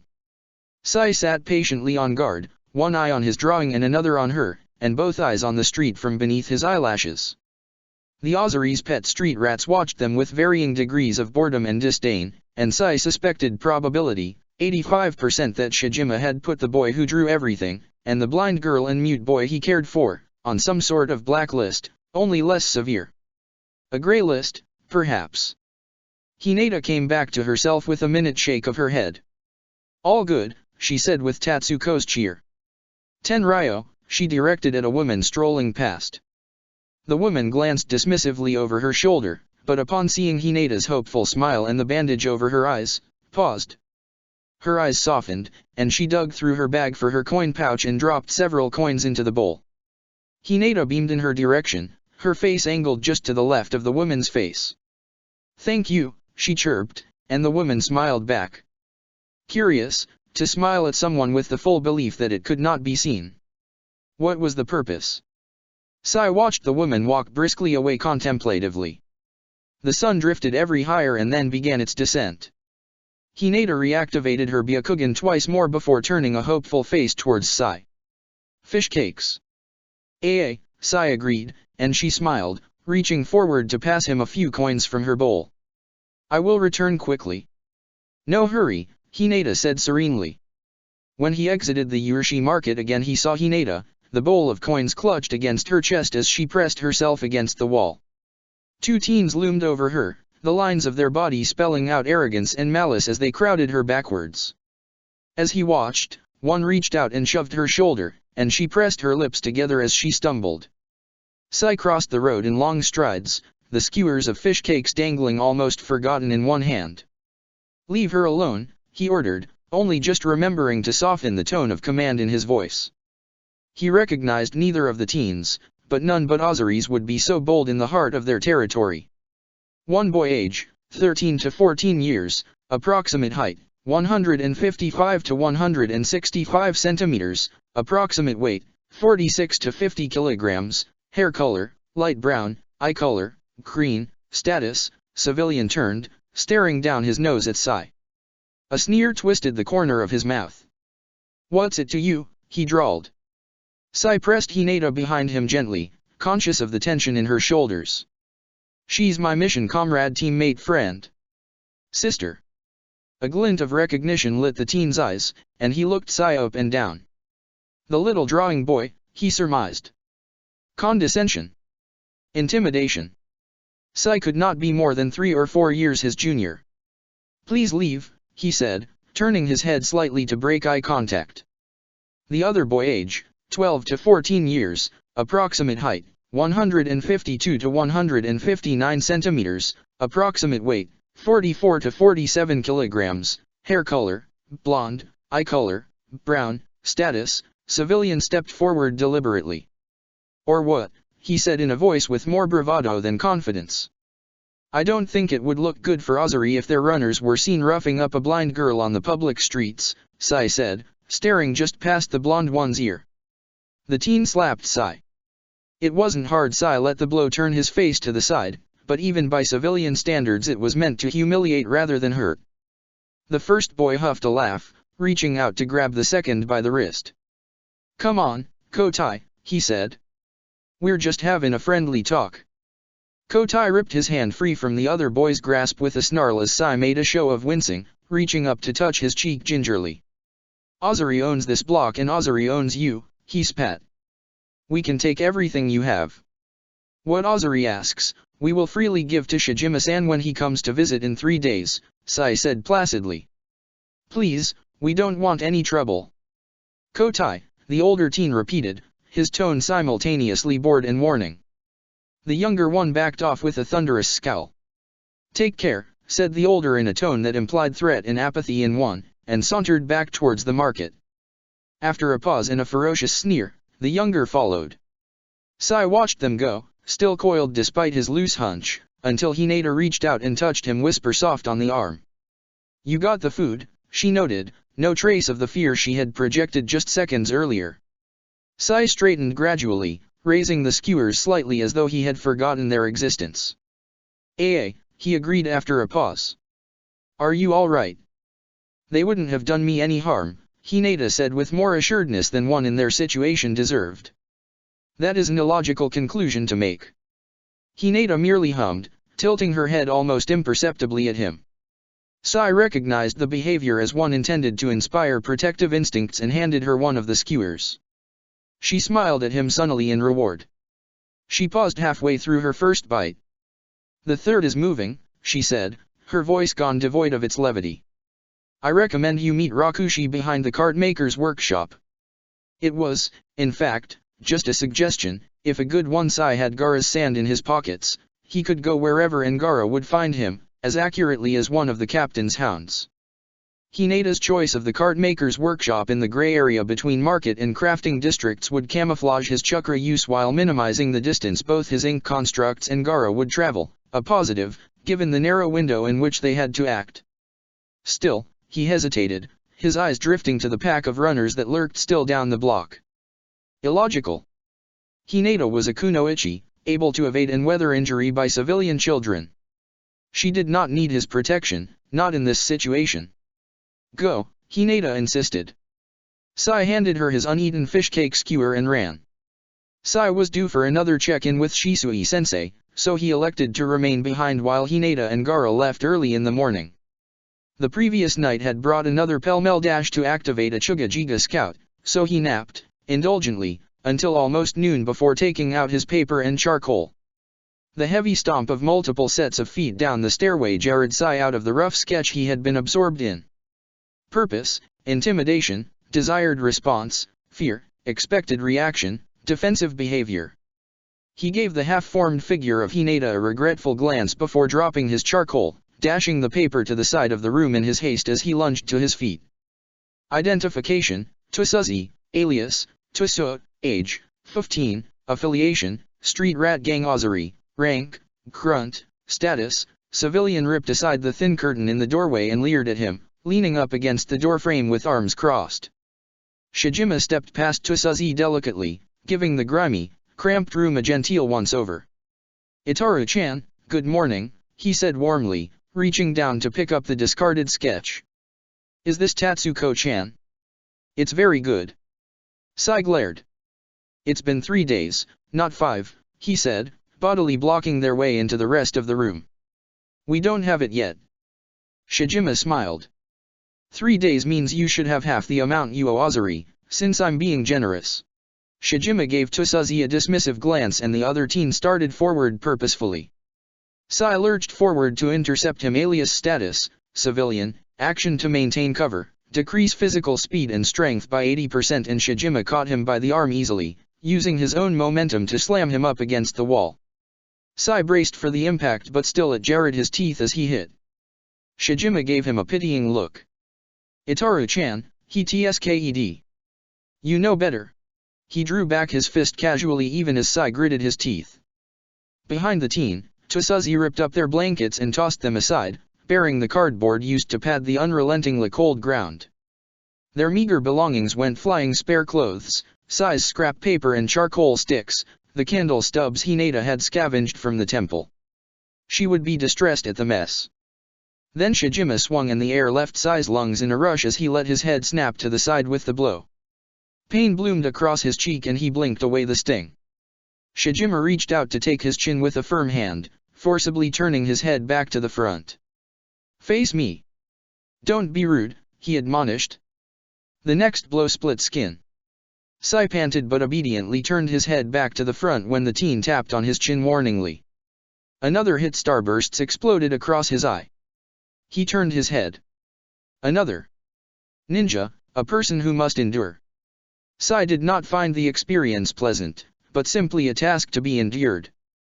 Ah, said Shijima, and Sai aborted a flinch but the older boy wasn't looking at him. He held out his hand to Tsuzi instead, who passed him several coins. He rolled them around thoughtfully, uncaring of the blood that dripped from his bruised knuckles. 20 ryo. You were holding out on us. He turned a disapproving stare on Sai, who glared back despite his rapidly swelling eye. Shijima let go of his shoulder, and without his grip, Sai let himself slide to the floor. Shijima crouched and gently but firmly seized him by the hair. 100 ryo by Friday, instead of 80, he said. For being difficult. He gave Sai a little shake that sent spikes of pain shooting through his head. Understand. Sai could taste blood in his mouth. Endure. Yes, he rasped, and didn't think of how easy it would be to kill this civilian masquerading with a semblance of power. Shijima smiled and patted his bruised cheek, pocketing the 20 ryo Hinata had hidden away the day before. I'm glad we had this discussion, he said. We'll see you in 2 days. Give Tatsuko-chan and Rakushi-chan our best, won't you? He gave Sai a parting kick to the ribs that knocked the wind from his lungs. Sai watched them go from the floor with bleary eyes, the side of his head pressed against the cold concrete, until their footsteps had long since faded from his hearing. Then he picked himself up, rummaged through the mess Suzy he had made of their things until he found their water jugs, and went to fetch some fresh water. His earlier contemplation hypothesis, Hinata would be distressed upon seeing the mess the Ozari members had wrought, proved correct. Hinata stopped short at the doorway, where their curtain had been ripped half off the nails hammered into the door frame to keep it up, and touched it with a frown.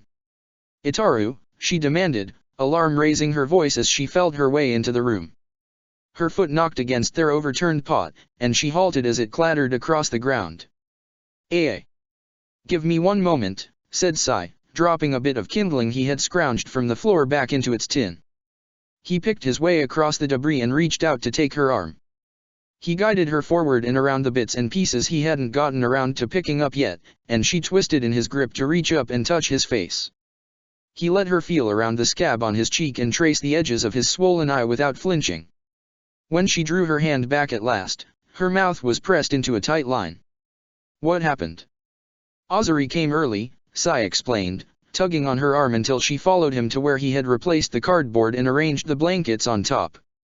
"They took your money." "I apologize." "Don't apologize for that." Hinata frowned up at him, her agitation stirring her stutter, and felt around the ground next to her. Her hands closed on a candle, and she lined it up next to her on the blanket before reaching out for more. Sai paused. "I hoped I would have time to clean before your return," he offered instead. "However." "Oh, or that," she interrupted, and even with the cloth over her eyes Sai could tell she was glaring. Observation, heavy movements, sharp tone, tense shoulders, hypothesis, anger directed at unreachable target. Sai let the conversation drop and wordlessly gathered the rest of the scattered kindling. The ground rumbled beneath their feet, individual grains of sand rattling in the cracks in the concrete. Sai's head shot up, alarmed, mirrored by Hinata. Gaara's anger was palpable as he stormed down the stairs, and Sai jackknifed to his feet despite the sharp pain in his ribs. "Rakushi, I'm fine," he wheezed. "You need to calm yourself." Sai suspected Gaara would have ripped the curtain aside if it hadn't already been torn. His eyes flashed with rage, and his face twisted in a snarl as he took in the half-cleaned destruction of the room. His glare snapped to Sai's face, and his scowl deepened as they drifted from Sai's swollen eye to the purple bruising around his cheekbone and the scabbed overcut at the edge of his mouth. He gestured sharply. "I will not tell you who did it," Sai said with dignity.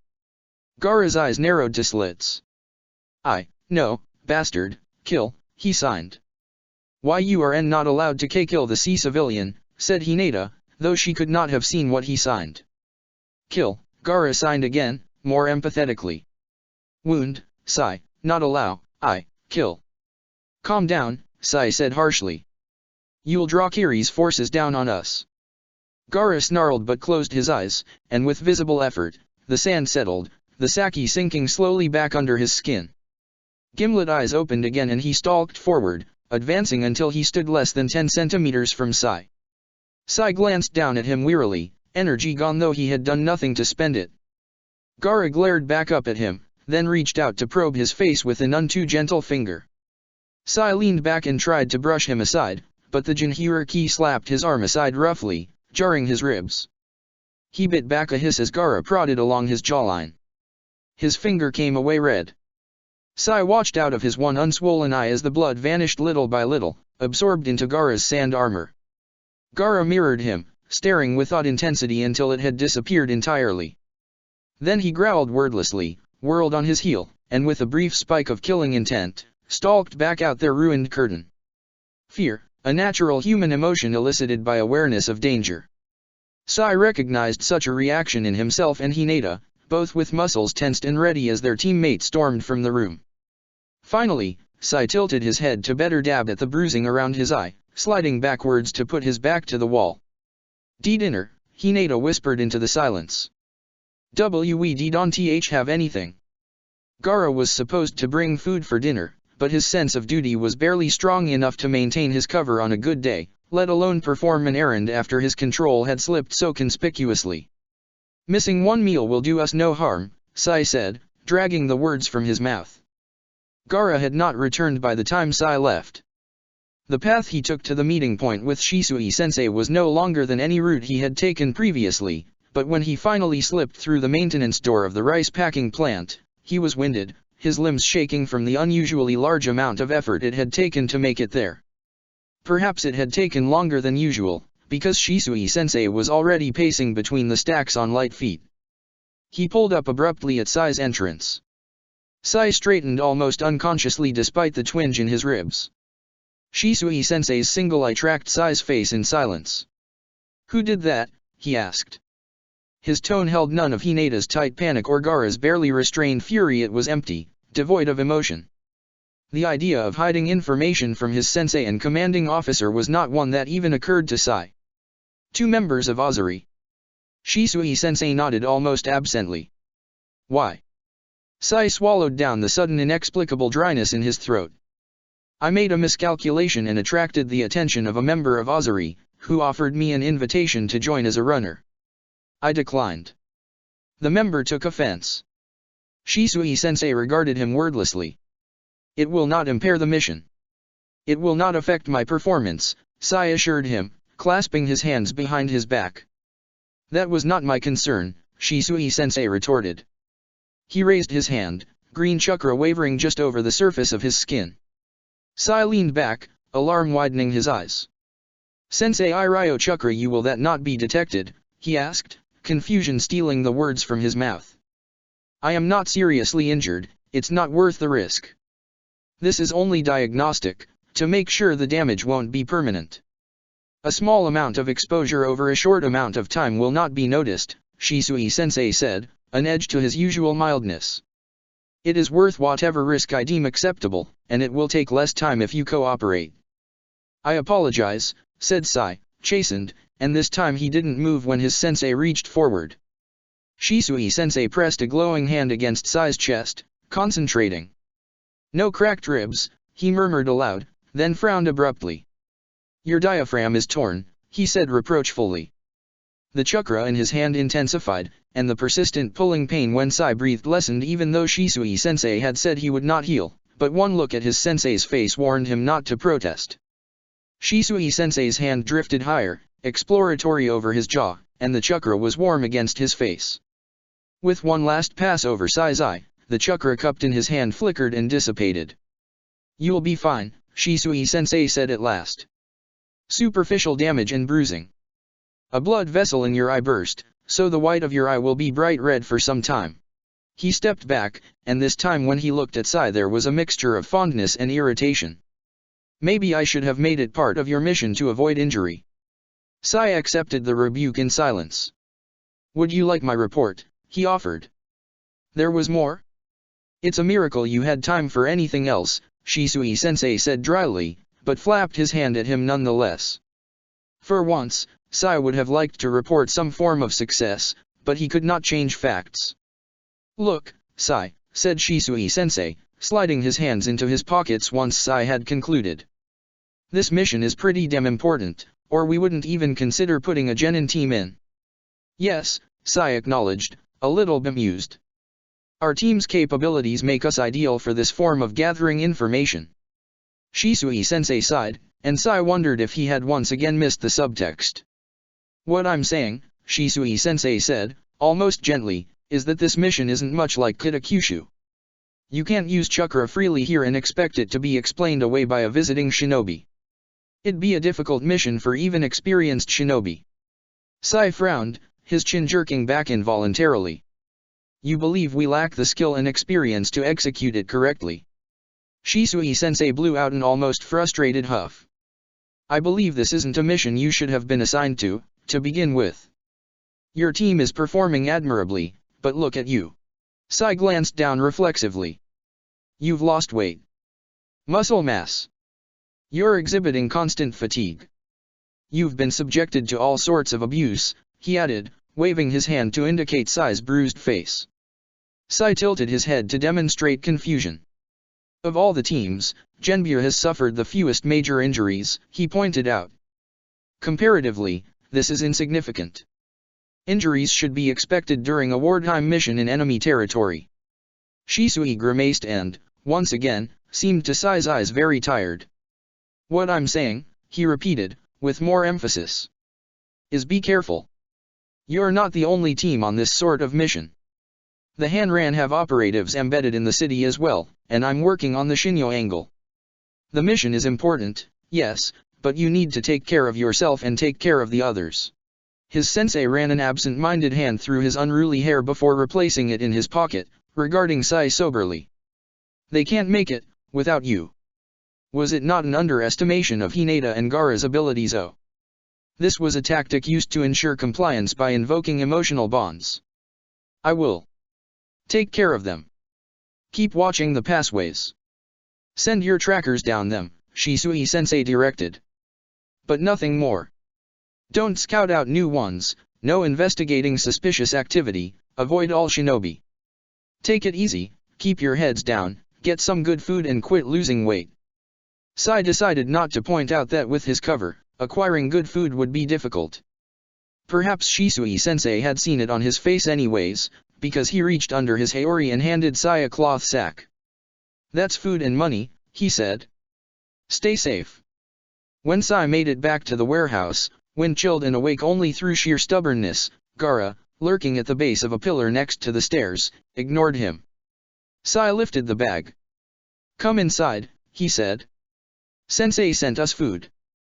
Gaara must have been hungry. None of their team had eaten since perhaps noon, but the younger boy did not even look at him. He glared stonily through two long bangs at the far wall and cracked glass of the windows to the night beyond. Sai knew he could not force a response from his reticent teammate, particularly when he nursed what appeared to be a grudge against Sai for allowing himself to be injured. Sai blinked the bleariness from his eyes and left him to his silence. Perhaps Hinata had been sleeping before, but she turned her head as Sai entered. She was half slumped against the wall, a blanket wrapped around her shoulders. Did you wait up? Sai asked. She nodded slightly. You should not have. You require rest. As do you. Sai rustled the bag in his hand. Metal clicked faintly within. Food and money from Sensei, he explained. We can eat, and then sleep. Hinata held out her hand, and he passed the bag over. Why Yuri cold, she noted, as her fingers brushed his. She pushed another of the blankets in his direction, then leaned over absently to add kindling to their cooking fire tin. I am fine, he assured her, but his prominent injuries must have made him seem particularly unconvincing, because she tilted her head at him pointedly in a way that told him her jujitsu was active. No, she countered shortly. Sai let the thread of conversation drop. The food was small containers of stew, thick with chunks of seafood and tofu, and reddish in a way that promised to be spicy. Hinata poured them into the pot to let the food heat, then rummaged through the bag once more and came up with a loaf of bread. We should consider saving some food for tomorrow, Sai said, even as he wrapped the blanket around his old shoulders. The room needs reorganizing, and we may not have time to acquire more. And no, Hinata said decisively, lifting her chin with unexpected defiance. We will eat our fill tea tonight and worry about tomorrow tea tomorrow. Assertiveness did not come easy to Hinata. If Sai refuted her now, her fragile resistance would crumble like a house made of paper. Sai was tired. Perhaps it was a weakness, but for just one night, he wanted to eat until his stomach was warm and full. Very well, he said, and Hinata's smile lit her face. Gaara prowled in some minutes later, lured by the scent of the stew wafting through the air as it warmed. He did not acknowledge either of them but inserted himself between them, burrowing his feet in the blankets and leaning over the steam drifting up from the pot. Sai, inexplicably, felt the most comfortable he had been since the mission's start. There was a tiger sitting in the dush of Yuri Market Square. Sai blinked. And then blinked again. He didn't quite dare disrupt his chakra to check for genjutsu, but a woman turned the corner next to him, flinched and said, "Oh, fuck," before continuing on her way, so he was at least reassured that he was not the only one seeing the creature. It was huge and thick-furred, orange amber, and streaked with inky stripes, and its underside was a snowy white. Unlike the city's common alley cats, its ears were rounded and a shaggy ruff framed its face. An androgynous shinobi sat between its massive paws with one arm propped casually on a bent knee, their dark hair just brushing the underside of the tiger's chin. Their eyes were a gleaming gold to match the tiger's, alert and keen despite the shinobi's relaxed pose. They looked perhaps 17 or 18 younger than Shisui-sensei, but older than Itaka-sensei. They wore a fur-collared haori over a dark tank and no flak jacket, setting them firmly out of the lower caste and likely in the upper caste, and a kiri-hitaite with ends that trailed down their back. Purpose: intimidation, monitoring of the city, identification of suspicious persons or behaviors. Sai glanced around the square. The other villagers gave the tiger and the shinobi a wide berth, but the square was small and the two difficult to avoid entirely. He turned back towards the shinobi and discovered with a start that they were staring back at him, those strange eyes glimmering in the morning sun. They smiled, flashing a hint of a pointed canine. "Would you like to pet her?" they asked in a smooth voice halfway between a man and a woman's typical vocal register. Sai hesitated, glancing over his shoulder. There was nobody there but him. He glanced back at the shinobi, who raised their eyebrow, reaching up to bury one hand in their tiger's ruff. "Don't be shy," they said, beckoning with a jerk of their chin. "I won't let her hurt you." What would a civilian do? His time spent among civilian street children taught him that they were curious and often too bold for their own good. Sensei had told him to stay away from shinobi, but approaching this shinobi might help his cover and give him mission-relevant information. However, if the beast did indeed attempt to attack him, his cover would be well and truly blown, and he would risk exposing his team as well. Course of action: maximize civilian persona, decrease reflexes. Approach the shinobi. He took a step closer, then another. The tiger turned its head towards Sai its first movement, and Sai froze. The shinobi's hand drifted up to the tiger's muzzle. "Don't worry," they said, smiling encouragingly. "She's friendly, I promise." "What's your name?" Sai stopped just short of arm's reach. "I'm Itaru," he said, adding a thread of tentativeness to his voice. The shinobi's smile widened, and Sai could see both of their upper canines were longer and pointed, like a cat's. "Nice to meet you, Itaru-kun. I am Ren, and she is called Koharu." The tiger, Koharu, blinked once, languidly, and flicked her tail. Sai hesitated, skittering backwards a step. "No, no," Ren said reassuringly, patting at Koharu's face. The tiger heaved a gentle sigh, and shifted until she was lying down, half curled around the shinobi. "Look," they said. "She's fine. She's not going to hurt you." They patted the tiger's ruff. "Give her a good rub, right here. She likes it." Sai inched forward again. Tentatively, he sidled up next to Ren and crouched. Close up, Koharu dwarfed him. Estimated weight, 320 to 360 kilograms, estimated height at the shoulder, 125 to 130 centimeters. With a long-suffering sigh, the tiger dropped her head so she sprawled completely on the ground, her head resting against the stone pavers. Sai reached out. His hand sank into Koharu's fur. "It's soft," he said, surprised. Ren laughed. "Yeah, she is," they said, rubbing the tiger's shoulder affectionately. "Koharu's a sweetheart." "Smells like charcoal and ink," rumbled Koharu, and Sai almost jumped out of his skin. As it was, he suppressed his reflexes forcibly and turned his flinch into a backwards stumble, tripping over his own feet and landing on his back. He blinked up at the sky in feigned stupor. Summons and familiars often did talk, but civilians generally found it unnerving. "Koharu," Ren admonished, laughter in their voice. "I'm sorry, Itaru-kun. That wasn't very nice of her." "You, talk," Sai stammered, sitting upright. Two pairs of golden eyes watched him with amusement. "She does," said Ren, and winked once, languidly. "It's a secret," they said, putting their finger to their lips. Sai widened his eyes and nodded. "Wow," he said. He inched forward again and stroked a hand along Koharu's thick neck. His hand sank in her plush coat, and the tiger blew out a staggered huff. Sai jerked his hand back, then realized the noise was pleased. "Charcoal and ink," Ren noted, watching him with sharp eyes that belied their relaxed recline.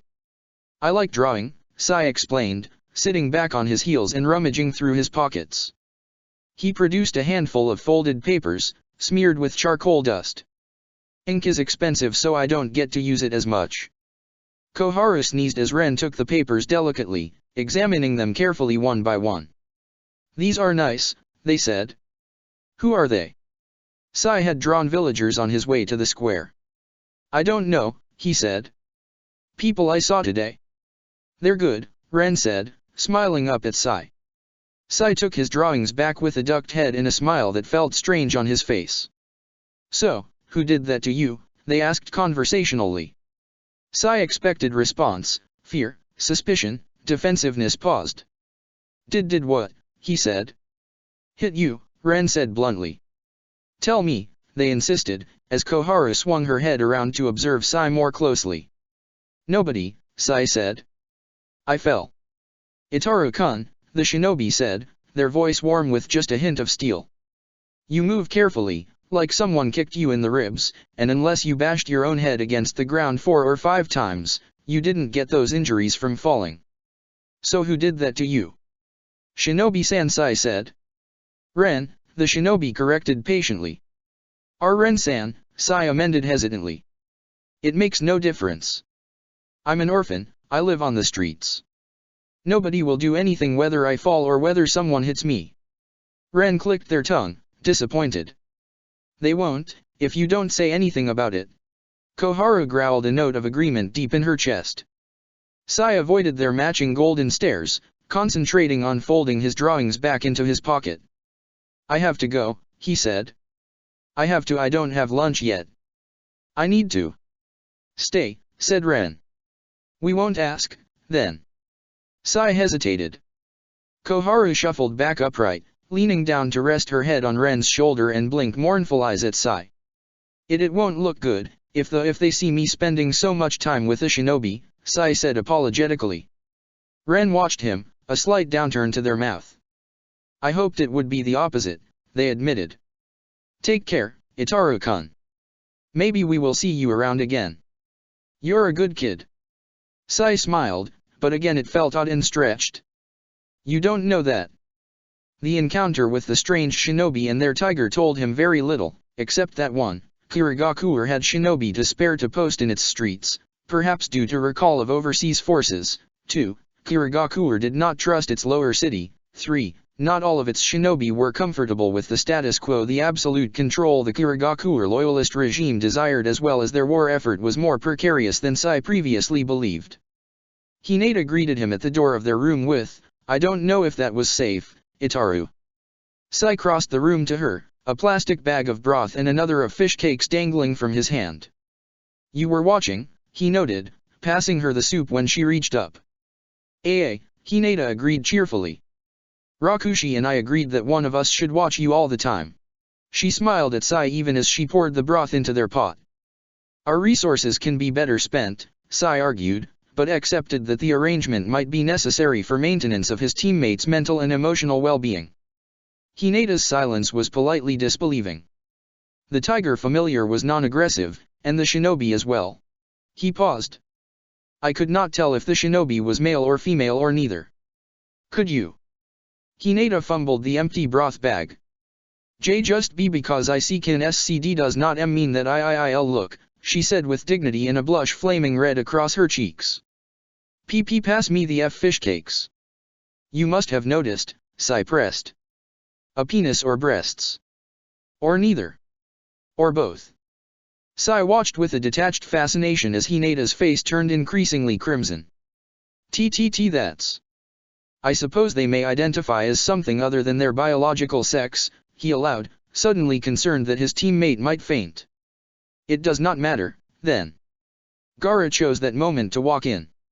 His eyes tracked slowly from Sai to Hinata and back to Sai before visibly dismissing their behavior. Sai, stay, after meal, he signed. I took a guard shift here yesterday, Sai pointed out, but recognized that this may be yet another attempt at protecting him.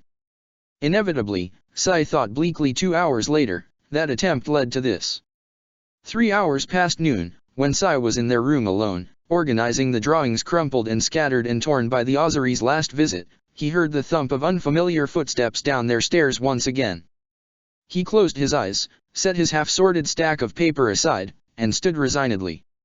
Today, It was identification: Tsuzi, alias, Tsu, age, 15, affiliation, street rat gang Ozari, rank, grunt, status, civilian. Someone expected an identification: Kotai, estimated age, 12 to 14, affiliation, street rat gang Ozari, rank, runner, status, civilian. Someone unexpected. Sai watched from under his eyelashes as the former swaggered into their room. "Good afternoon," Sai said politely, biting down on the unfamiliar taste: anger, resentment, hate, that burned at the back of his mouth. "Can I help you?" Tsuzi smiled, but those bared teeth struck Sai as particularly unfriendly. "Yeah, you can," the teen drawled, and Sai resigned himself to another afternoon of unpleasant interaction as the other moved forward to block the door. Sai felt a familiar tug at his chakra and froze. In the split second that he had, he weighed the mission top priority against his cover high priority, said, "Excuse me," and dove for his butcher paper. Both civilians jerked back with loud cries as Sai's sumi rat hurtled through the air, impacting against the proffered paper. There was a beat of absolute silence as the ink snaked unnaturally across its untouched surface. Sai dropped the paper. "Which?" spat the younger one, Kotai, stumbling backwards. "Shinobi," said Tsuzi, sudden wariness in his eyes. This was not supposed to happen, Sai informed them regretfully, straightening to his full height rather than the half-hunch that he adopted with Itaru's persona. They stared at him, their incredulity now tinged with fear, and Sai wondered if that cold grip at his chest was satisfaction or dread or an impending illness. He paused. "You realize I cannot allow you to leave here alive," he warned. Tsuzi's hand dropped to his side where his knife was strapped to his belt, a thin shiv of a fisherman's knife, not a kunai. Cowdy whipped around to run. Sai was faster. He sprang past Tsuzi and caught Kotai by the shoulder, hurling him away from the doorway and against the far wall. Tsuzi snarled and lunged, and Sai leaned back as the blade swiped past his face. He seized the teen's wrist above the knife in one hand, and with the other rapped sharply on the elbow of the outstretched arm. A loud crack split the air as the joint dislocated and the teen cried out, dropping the knife. Sai snagged it from midair, giving Tsuzi a shove as the teen stumbled away, clutching at his dangling arm. "I wish you were able to take this as a lesson," Sai lamented conversationally. "Unfortunately, this must remain between us today." "Freak." Tsuzi spat, glaring at Sai from the far end of the room, pressed against the wall as though it may offer an escape. "You were correct the first time," Sai clarified. "Shinobi." He spun the knife into a backhanded grip, easy and comfortable despite the unfamiliar weapon, and started forward. But this felt wrong. Sai could not understand why. The mission demanded he protect his identity at all costs, save endangering the mission. Tsuzi lunged, desperation and anger in the hard set of his eyes, and Sai felt his body respond instinctively, pivot on the ball of his foot and bring the blade up in a wide arch, felt the tug of resistance as the brittle knife tore through skin and flesh alike. He did not watch the body fall, only turned his face away as the blood sprayed through the air. Movement flickered in the corner of his eye as Kotai tried to bolt once again. It was an easy matter for Sai to lash out in a low kick and send him sprawling on the ground. He landed hard, his foot slipping in the puddle slowly spreading from around Tsuzi's still form. Sai straddled the older boy easily, pinning his arms with his knees. There were tears in Kotai's eyes, which Sai noted clinically. Kotai's breath came in short, hard pants, too fast for optimal respiration. He must be lightheaded. "Please," gasped Kotai, the word half-sobbed as he jerked his entire body away from Sai. Sai was shorter than Kotai and slighter as well, but even without chakra this civilian would not overpower him. "Please," Sai echoed blankly. "You understand why I must take this course of action, don't you?" The other boy shook his head frantically, and tears tracked from the corners of his eyes. "Don't kill me, please don't kill me." "I'm sorry, I won't tell anyone, I swear," he babbled, mindless in his fear. The uncomfortable constriction in Sai's chest increased. He must have acquired a viral infection in the preceding days. "But you would," he countered, heedless of Kotai's continued pleas. "I would, if I were in your shoes. I would find the first shinobi I could and tell them there was a rogue shinobi here." The throat was the easiest way to kill a man or a boy, or an animal. It boasted no bony protection, and there the blood ran close to the surface. Sai raised the blade to Kotai's throat, and the other boy stilled as its edge pressed against the point where his pulse fluttered. Sai's hands were sure and steady. Kotai's trembled and clenched. Again the strange hesitation stilled his hand. Sai stared down curiously at the blade, as if it were the one offering him resistance. Just as involuntarily, his hand jerked, carving open that untouched throat from ear to chin. Sai watched dispassionately as Kotai gurgled and choked. Failure could not be tolerated. Weakness must be extinguished. There was only the mission. He turned away. The billow of familiar sake rammed into him as he was rescuing the last Ingrat map that had provoked the incident to begin with from the floor. Gaara flew down the stairs and skidded into the doorway, and his killing intent vanished, quashed by shock. Belatedly, Sai looked down and realized how the room looked. Sai, a bloodied shiv in one hand and red streaked down his jacket. At his feet, two corpses sprawled carelessly, their throats sweeping onto the floor, the ever-widening pool of blood threatening to soak their blankets. Sai raised his head and met Gaara's wide eyes with his own. Both of them stared at the other with the closest either of them had come to panic. "Help me hide the bodies before Tatsuko gets back," Sai said. Gaara blinked dubiously. See, all," he signed. "Not if she wasn't looking," Sai said grimly. "Her range does not exceed 2 kilometers." Gaara paused, tilting his head as he considered the macabre scene more intently. His mouth twisted into a pout. "Not, I, kill," he signed, accusatory. "This was not planned," Sai said wearily. "You are still not allowed to kill anyone." He rolled his paper tightly and nudged the blankets out of the way of the blood with his foot. "Take care of the blood. It's spreading too fast." From Sai's understanding, it took thought but not much chakra for Gaara to manipulate small amounts of sand small distances. Generally, this ability was useful for situations in which they needed to track something or for Gaara to change his appearance. Now, it proved helpful for the Jinhuriki to unearth the little pockets of sand he had squirreled away around the factory during the nights when he stood guard by himself, in order to use that sand to soak up the blood like a particularly gritty sponge. Sai folded their blankets up, stacking them in the furthest corner and watching out of the corner of his eye as Gaara crouched at the edge of the pool of blood, its spread curtailed by a little bank of sand. After a moment, he reached out and dipped his finger in it, then streaked the blood across his face. It glistened, wet and crimson, then slowly sank into his sand armor.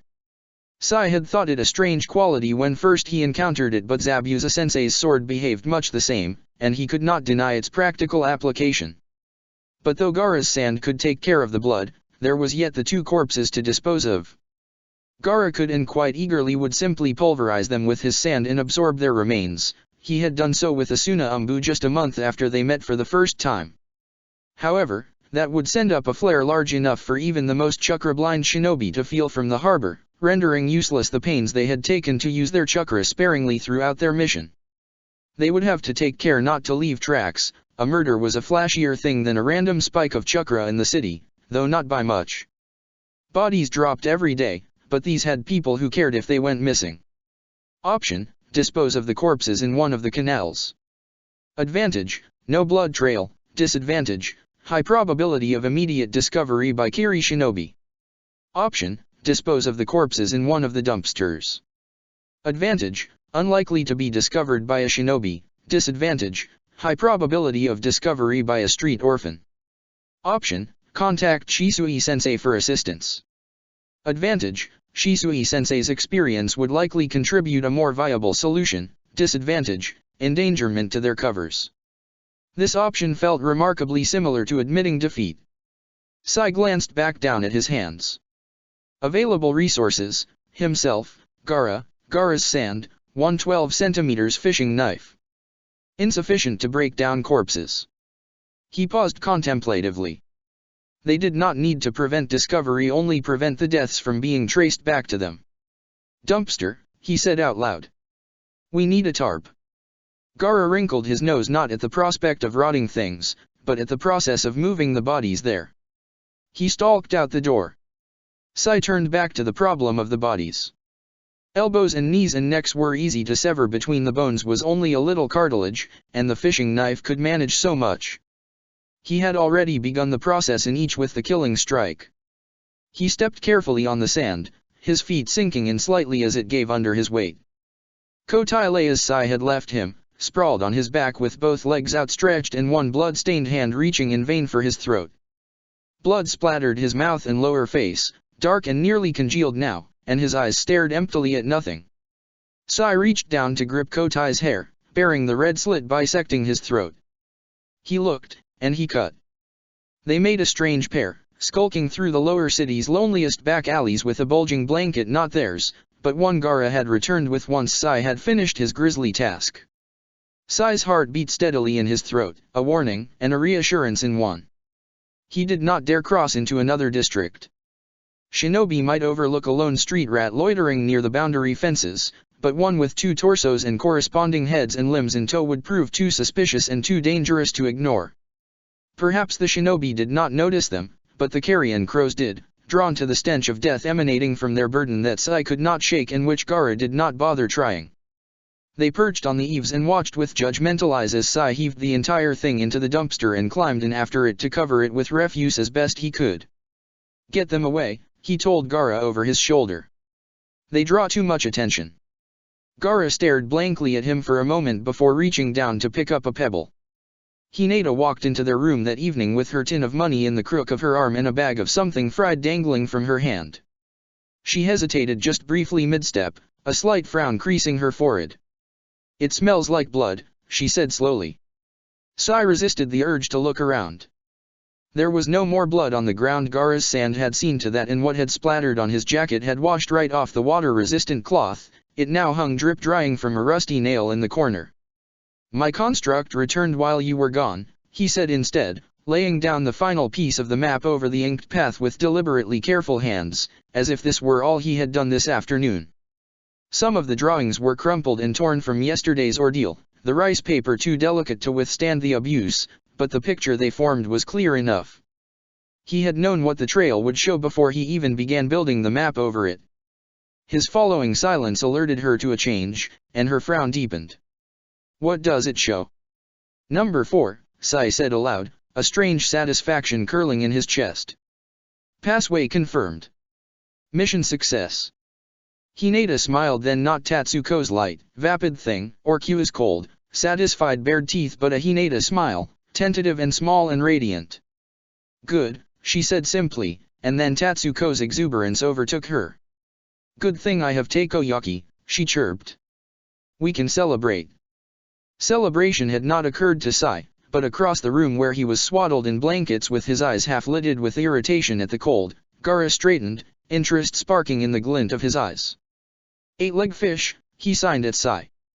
Another of Gaara's strange fixations. Sai suspected he liked the texture. "Yes, octopus," he said aloud. "Where did you get it?" Hinata beamed. "Jitsu Kobachen bought it for me," she said, reminding Sai why of the three, Hinata spent the most time gathering resources on the streets. She said I looked cold. Sai made the requisite responses and reached for the rice. Benefits, filling, provides necessary nutrients, source of energy, to bolster the takoyaki. Hinata made no further remark as to the scent of blood, but Sai wondered if the metallic tang he still smelled rose from Gaara's sand or his own memory. Sai awoke when someone loomed over him. He tensed and opened his eyes, but relaxed when he recognized Gaara, crouched in front of him with a particularly intent stare. Sai raised an eyebrow in question, not willing to speak aloud with Hinata asleep at his back, the quiet rhythm of her breathing uninterrupted. "Out, come, now," Gaara signed. He paused, then repeated, now with impatient insistence. Sai frowned, but Gaara did not seem unusually alarmed or agitated. He rose, gathering his jacket around him, and followed Gaara outside. They emerged into the ruined warehouse, its wide-open crumbling floors gaping into the darkness below, and more shadows still draping from the support beams stretching to the rafters. At the far wall, where the grimy cracked glass threw refracted moonlight over them, Gaara stopped and turned, expectantly. Sai halted as well and stiffened, too late. "Hi," said Shisui-sensei. "A little bird told me you dumped 2 corpses in the middle of the city yesterday." Gaara vanished abruptly back into the shadows, but Shisui-sensei's eye pinned Sai in place. He remembered, with the icy clarity of hindsight, that his sensei had called crows to be his eyes, that day when he and the other sensei tore a warship apart and pulled Team Byakko from its depths. Shisui sensei felt sharper today, colder, his eye trained steadily on Sai and his posture the shinobi's coiled readiness. The lighter, more eye-catching clothes of his disguise had been eschewed in favor of simple, dark clothes, more like the standard Chiryunin Jounin Konoha blues or Kiri grays. Sai understood, he was here as the mission commander, and had elected to endanger his cover to do so. Something he could not identify paralyzed Sai's throat. Shisui-sensei watched him impassively. When a commanding officer gives you an order, you obey. When a commanding officer asks you a question, you answer. When a commanding officer speaks to you, you respond. Sai wrestled down the foreign resistance and said, with great effort, "Hi." Sai expected the snapping anger from when Sasuke and Naruto had started a fight in Kitakyushu and brought Konoha shinobi to investigate, or even the previous day, when Sai showed up to their rendezvous battered and bruised, or the cold authority he wielded when challenged by other shinobi. Instead, Shisui-sensei did not react but to say, calmly, "You should have told me." Sai had received no orders to do so explicitly, but his pulse jumped nonetheless at the implication of orders disobeyed. "I did not want to endanger your cover," he explained. And, when Shisui-sensei did not respond, dared to venture, "Would you have directed me to do something else?" "I assume you had a good reason for killing them," Shisui-sensei said instead, tipping his head slightly to eye Sai more keenly. "A passway," Sai said, relieved to finally have a correct answer. "One of my scouts returned at an unfortunate moment, and I was forced to reveal myself or risk its self-destruction." He chanced to glance sideways at Shisui-sensei, but his face was still blank. And then, perhaps the most jarring part of their encounter, Shisui-sensei said, "Okay." It was a neutral response, when Sai expected either positive for preserving the mission or negative for endangering their covers. "Okay," he parried, before he could stop himself. "You made the best decision you could given the information and resources you had," Shisui-sensei agreed. It occurred to Sai that Shisui-sensei had perhaps not come to reprimand him. He stood in silence, confused, and not quite sure what to do with that information. Shisui-sensei lifted his chin a little, no longer looking directly at Sai. "To take a life is no small thing, killing a person outside the battlefield, someone is not your enemy that will weigh on you. On your soul." A soul? Surely shinobi did not have the luxury to think of such abstract things. "Weren't they our enemies?" he asked instead. "They were civilians," Shisui-sensei said, not precisely answering him. "Children. They had no quarrel in shinobi matters." Sai had, in fact, registered these two facts, but Shisui-sensei's tone prompted him to classify civilian children as, "do not kill" redefine his value of enemy. "Sai," Shisui-sensei said, and he jolted at hearing his name instead of his covers. "I just wanted to make sure you're okay." "Yes," Sai said automatically, confused. "I am well." Shisui-sensei frowned then, and Sai suspected that this had not been the answer his sensei had been looking for. "Avoid killing in the future," Shisui-sensei added, the shadows beneath his brows deepening a little, especially on undercover reconnaissance. "It complicates things." He fell silent again, but Sai sensed that this particular conversation would continue at a later date. "The scout," Shisui-sensei said after a moment. "Did it find anything?" "Yes," said Sai, the pinch in his back lessening at the return to more familiar territory, then paused, unsure if describing the smuggling passway's route was the most efficient method of delivery. "I can show you," he offered. "The map is in our room." Shisui-sensei hummed approvingly. "Good work," he said warmly. "Lead the way." Gaara lurked at the top of the stairs, watching silently with luminous eyes as Shisui-sensei followed Sai towards their room. Sai tilted his head questioningly, but Gaara ignored him, so he moved onto the steps. Out of the corner of his eye, he saw Shisui-sensei reach out to ruffle Gaara's hair affectionately, and the Jinhyur key leaned into his hand, eyes half closing at the touch. Hineda's form, barely visible in the moonlight streaming past their torn curtain, was still and quiet. Sai padded across the floor to the crate with his drawings. Shisui-sensei ghosted in after him, watching still and patient with a red whirling eye as Sai fit the drawings over the ink trail. A dull boom shook the walls, the papers jerked from his hands involuntarily as the ground rumbled. The slow wail of a siren split the air, and Hinata bolted upright even as Sai flinched, jerking into a defensive crouch. "What was that?" she demanded, and then snapped her head around to stare at Shisui-sensei. Her Byakugan must have activated spontaneously in her alarm. "Captain." Kyo was the only persona and only one of the pack who called Shisui-sensei by his rank. A higher, faster siren joined the first, followed by the rumble of distant explosions. "The siege," Shisui-sensei said, faintly bemused, striding back towards the stairs. "They've started the invasion." Even so far from the port, the sounds of distant battle carried faintly on the wind. Gaara was already back at the window, perched precariously on the narrow sill as he peered through the fractured glass. As they watched, in a tight cluster before the window, a crackle of lightning illuminated the rooftops, and the ground trembled beneath their feet. Sai's life could be divided into several different distinct periods, always with a clear turning point: the fall, leaving Sans Forest, leaving Kitakyushu, and so on. This, he sensed, as the light of a Katon dispelled the night for just a moment, was the beginning of the end of one such period. Shisui-sensei blew out a short breath, a nearly soundless huff drowned out by the distant clash outside. "Your mission is different now," he said, swiveling to fix each member of Sai's team with a keen stare. "From now on, your assignment is to stay hidden, retrieve intel from your scouts and wait for extraction. Our mission is over," Hinata clarified, the blindfold twitching a little as she narrowed her eyes. "And we are just waiting for the Hanran and Hanaha to reach us. It's going to take some time for our forces to push through the streets." "Don't be seen," Shisui-sensei instructed, his voice grim. "Azuri knows to come here to find you, don't be here. You don't play that game anymore. And don't do anything that will attract attention from any shinobi, our side, or theirs." No one could see what Hinata was looking at, since with her Jujutsu active she could see all, but Sai was fairly confident that she was staring at him. Gaara's eyes drifted gradually to Sai's face, rested there for a split second, then moved slowly back out the window. Sai, for his part, had not taken his eyes off Shisui-sensei's face. Shisui-sensei paused. "I guess one of you had to be the troublemaker," he said wryly. "What did you do?" The back of Sai's neck prickled uncomfortably. "Troublemaker? Rebellious? Disobedient? Unacceptable? I did speak to a shinobi yesterday," he admitted, in the interest of gathering information. "I learned nothing new."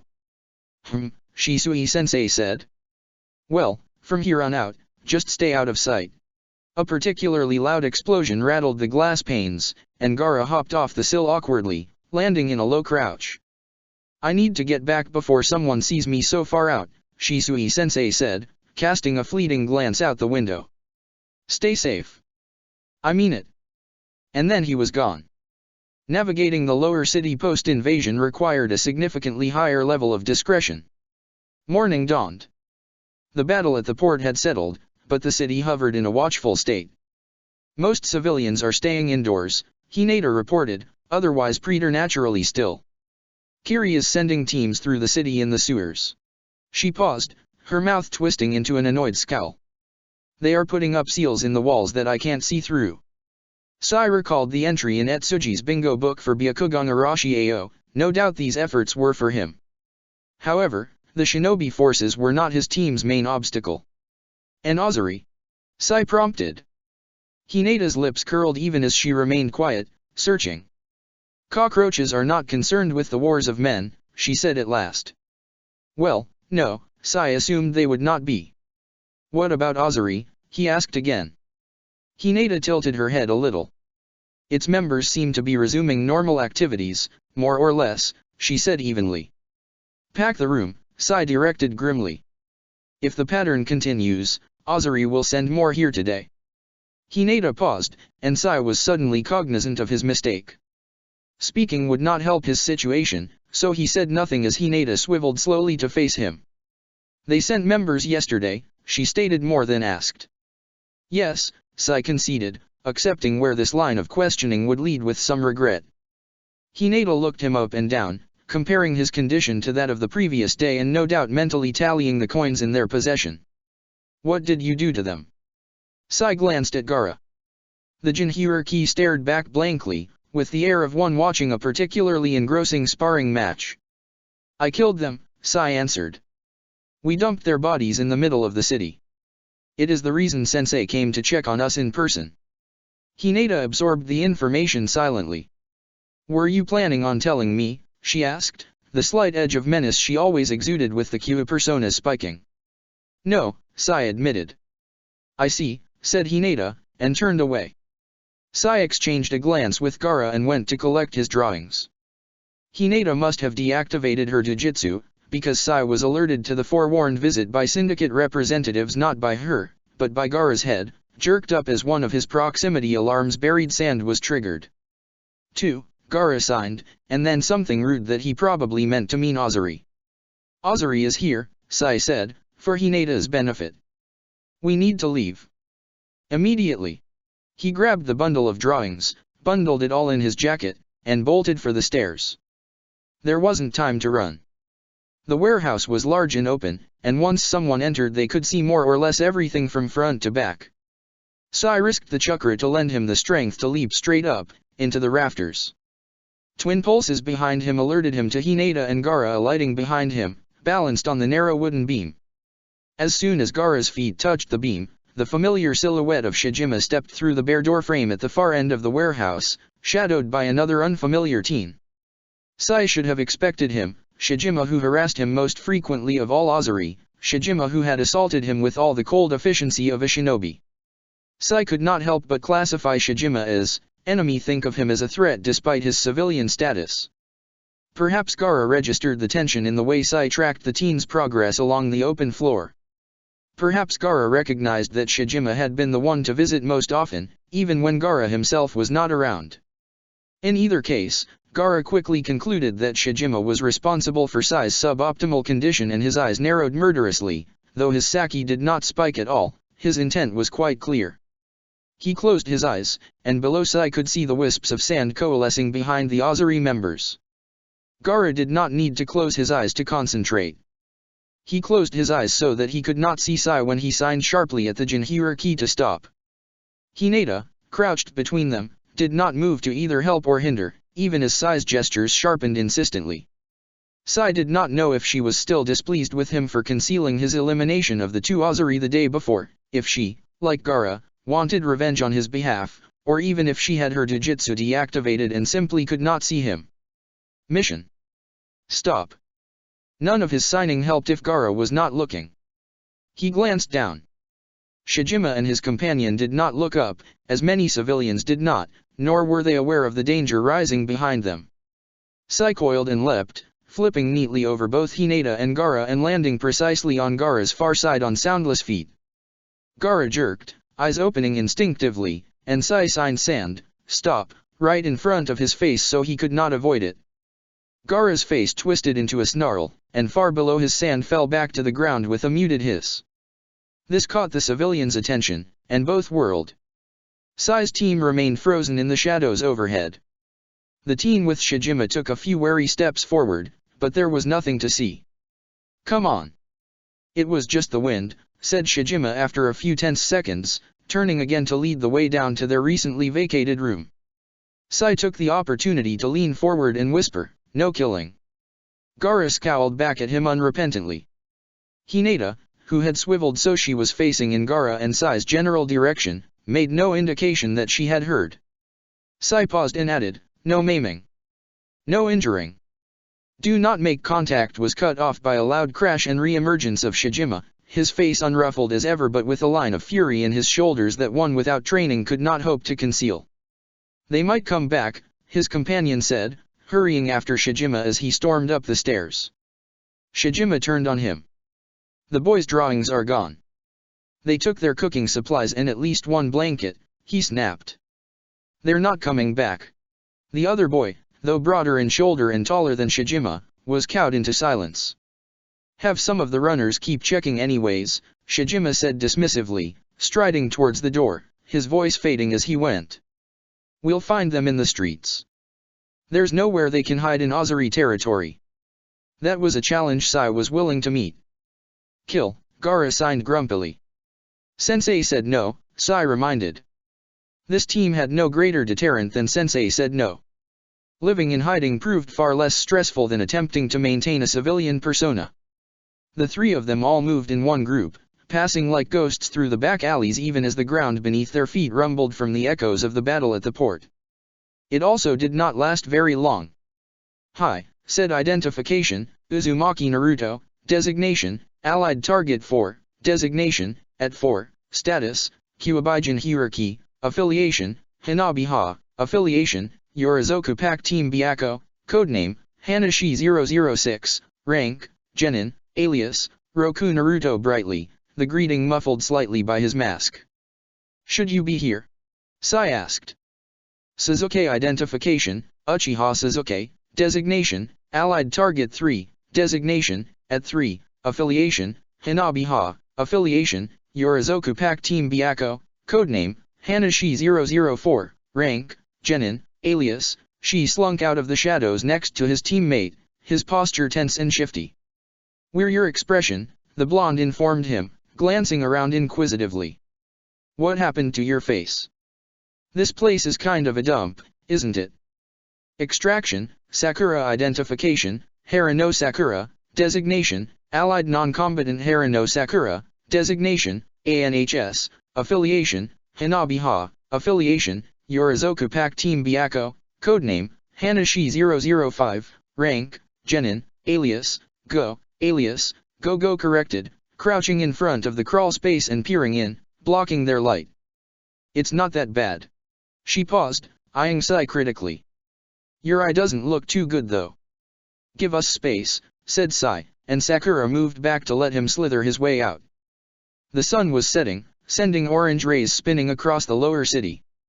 "Sensei's keeping like 3 teams under a genjutsu, so we gotta hurry," Naruto piped up as Sai leaned back to give Hinata a supporting hand. "We gotta get back before the sun sets." What about J-Juyu-sensei?" Hinata asked, moving to the side. Gaara squirmed out behind her, his sand armor flaking off the excess sand until the shape of his face returned to normal. Naruto, predictably, was thrilled by the display. "That is so cool," he enthused, poking at Gaara's face. Gaara allowed the intrusion, blinking owlishly at Naruto with only a slight narrowing of his eyes. "Give them the stuff, idiot," Suzuki prompted, nudging his teammate with his shoulder. "Aniki sent him a crow, he'll know to get out." The stuff was their Yorizoku masks. "The cloaks were too big," Naruto said apologetically, shifting so his own sat more comfortably on his shoulders, and passing around kunao holsters. He had Hinata's Hyoji fans and Sai's Tonto as well. Sai took his Tonto with relief, eager to have his blade close at hand one more, and shrugged the sheath over his head. "Someone's coming," Sakura warned, jerking her head back from the corner of the alley and taking quick steps back towards the clustered group. Hinata's smile edged into Kyuu's cool smirk as she unwrapped the bandages around her eyes, the jujutsu bulging the veins at their corners. "This one is fine," she said. "Civilian. Harmless. There's no need to hide our identities from him." She slid her mask down just over her eyes. Sai paused suspiciously. Gaara exuded an air of smugness as he tucked the mask over his face. "Kyuu," Sai began warningly as he strapped on his holster. A sharp intake of breath from the alley mouth. Sai and Naruto glanced over reflexively. The rest did not.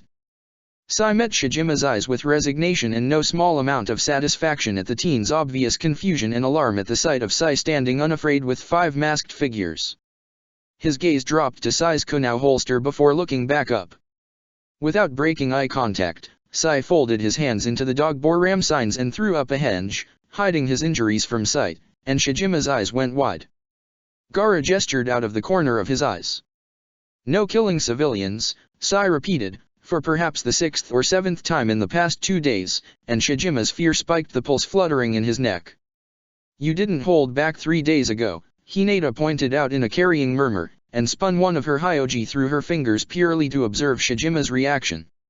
"Oh, damn," Naruto muttered, watching the blood drain from the teen's face with interest and a tilted head. "What did he do to you?" Sai was not feuding with a civilian. Sai was a shinobi completing a mission. He hooked his mask over his face and dropped the henge, the smooth porcelain familiar despite the way it pressed uncomfortably against the swelling around his eye and mouth. "Move out," he ordered, and sprang up the building wall. Gaara followed with a menacing rattle of sand, and the others darted up after. Even Naruto seemed to understand that there was something bigger at play, because he too followed without even a token protest, though Sai technically could not be in charge of his own extraction. At the top of the building, Sasuke took the lead, shouldering past Naruto to hurl himself off the roof's edge to the next sloping roof. They crossed 2 more roofs, then dropped down to street level. "Wait," Hinata warned, as Sasuke slid towards the main street, and Sai pressed himself against the wall as Sakura crowded in next to him. Footsteps, shinobi light, darted past their alley and vanished. "Go," said Hinata. They went. "What's the status on the invasion?" Sai asked Sakura in an undertone as they crossed into the adjacent alley and hopped the chain link at the far end, one by one.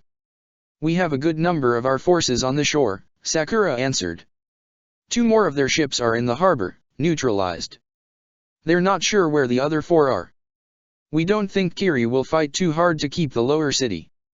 Zabuza-sensei says they don't have enough shinobi for that, now that we've made it this far.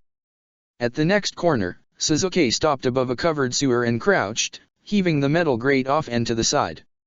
Sai had spent the greater part of the month avoiding running water where at all possible and did not move but to glance into the street warily. "Come on," Sasuke said with a scowl when none of them moved. Hinata hesitated. "I can't see down there," she said, her mouth a grim slash across her face. "The secrecy seals," Sasuke said, unsurprised. "We know." And I said. "Karasu-sensei's holding it clear for us," Sakura said reassuringly. "It'll be fine." Sai was not reassured, but nodded anyways when Hinata glanced at him. He drew his tanto, holding it flat against his forearm, and dropped into the darkness. He landed knee-deep in water before he caught himself and buoyed back to the surface, having misjudged the distance in the dim lighting. He moved out of the way so the others could join him, glancing up and down the tunnel curiously. The walls were slick and lined with moss. Every 10 meters, an electric lamp bolted to the wall spilled a tiny pool of yellow light across the water. The overwhelming stench of feces and damp immediately assaulted him, and he took shallow breaths beneath the mask. Sakura landed soundlessly behind him, followed by Hinata, then Naruto with a splash that echoed down the tunnel. Sakura winced and turned, accusatory, on Naruto. Naruto rubbed his hair sheepishly in apology. Gaara dropped down behind them with a discontented snort at the smell, and then Sasuke after replacing the grate cover with a dull clunk. "Can you see anything now?" Sasuke directed at Hinata, angling back to squint into the gloom. Hinata made a displeased noise. "Only as far as the next seal." "HN. It's whatever," Sasuke said, shrugging a shoulder indifferently. "This way," Sakura prompted, and darted down the tunnel in the direction of the current. Another tunnel converged on theirs after a few minutes, and then another, and then it diverged. Sakura chose the left side tunnel without hesitation, but Hinata's step faltered as she flinched. "What?" Sasuke demanded, as Sai raised his blade warily. Hinata shook her head. "Seals overlapping," she said, nodding at the ink spider webbing the walls. "They were brighter than I expected. This is a double blind box." Sakura looked up and shivered. "The sooner we get out of here, the better." They moved on. The next fork brought a more welcome sight. "Hey, kids," Shisui-sensei said breezily from behind his leopard-spotted mask. "So far so good." "Jiryu-sensei," Sakura said in surprise. Naruto shot forward to tackle him into a hug. Shisui-sensei sidestepped neatly and plucked Naruto out of the air by the back of his collar. "Not to scare you guys too much, but there's a team coming down this tunnel," he said, depositing Naruto gently back on his feet. "Let's go." The knowledge of pursuit quickened their steps and the pulse in Sai's throat, but Shisui-sensei was a reassuring presence in their midst. The lights blurred past. The tunnel widened and curved sharply. Shisui-sensei rounded the corner and swerved, hooking Sakura safely to the side with one arm, and Naruto, who kept sprinting, crashed straight into a Kiri shinobi. "Shit, these seals, am I right?" Shisui panted, throwing out his free arm to keep the others from following suit. Can't sense worth a demon here.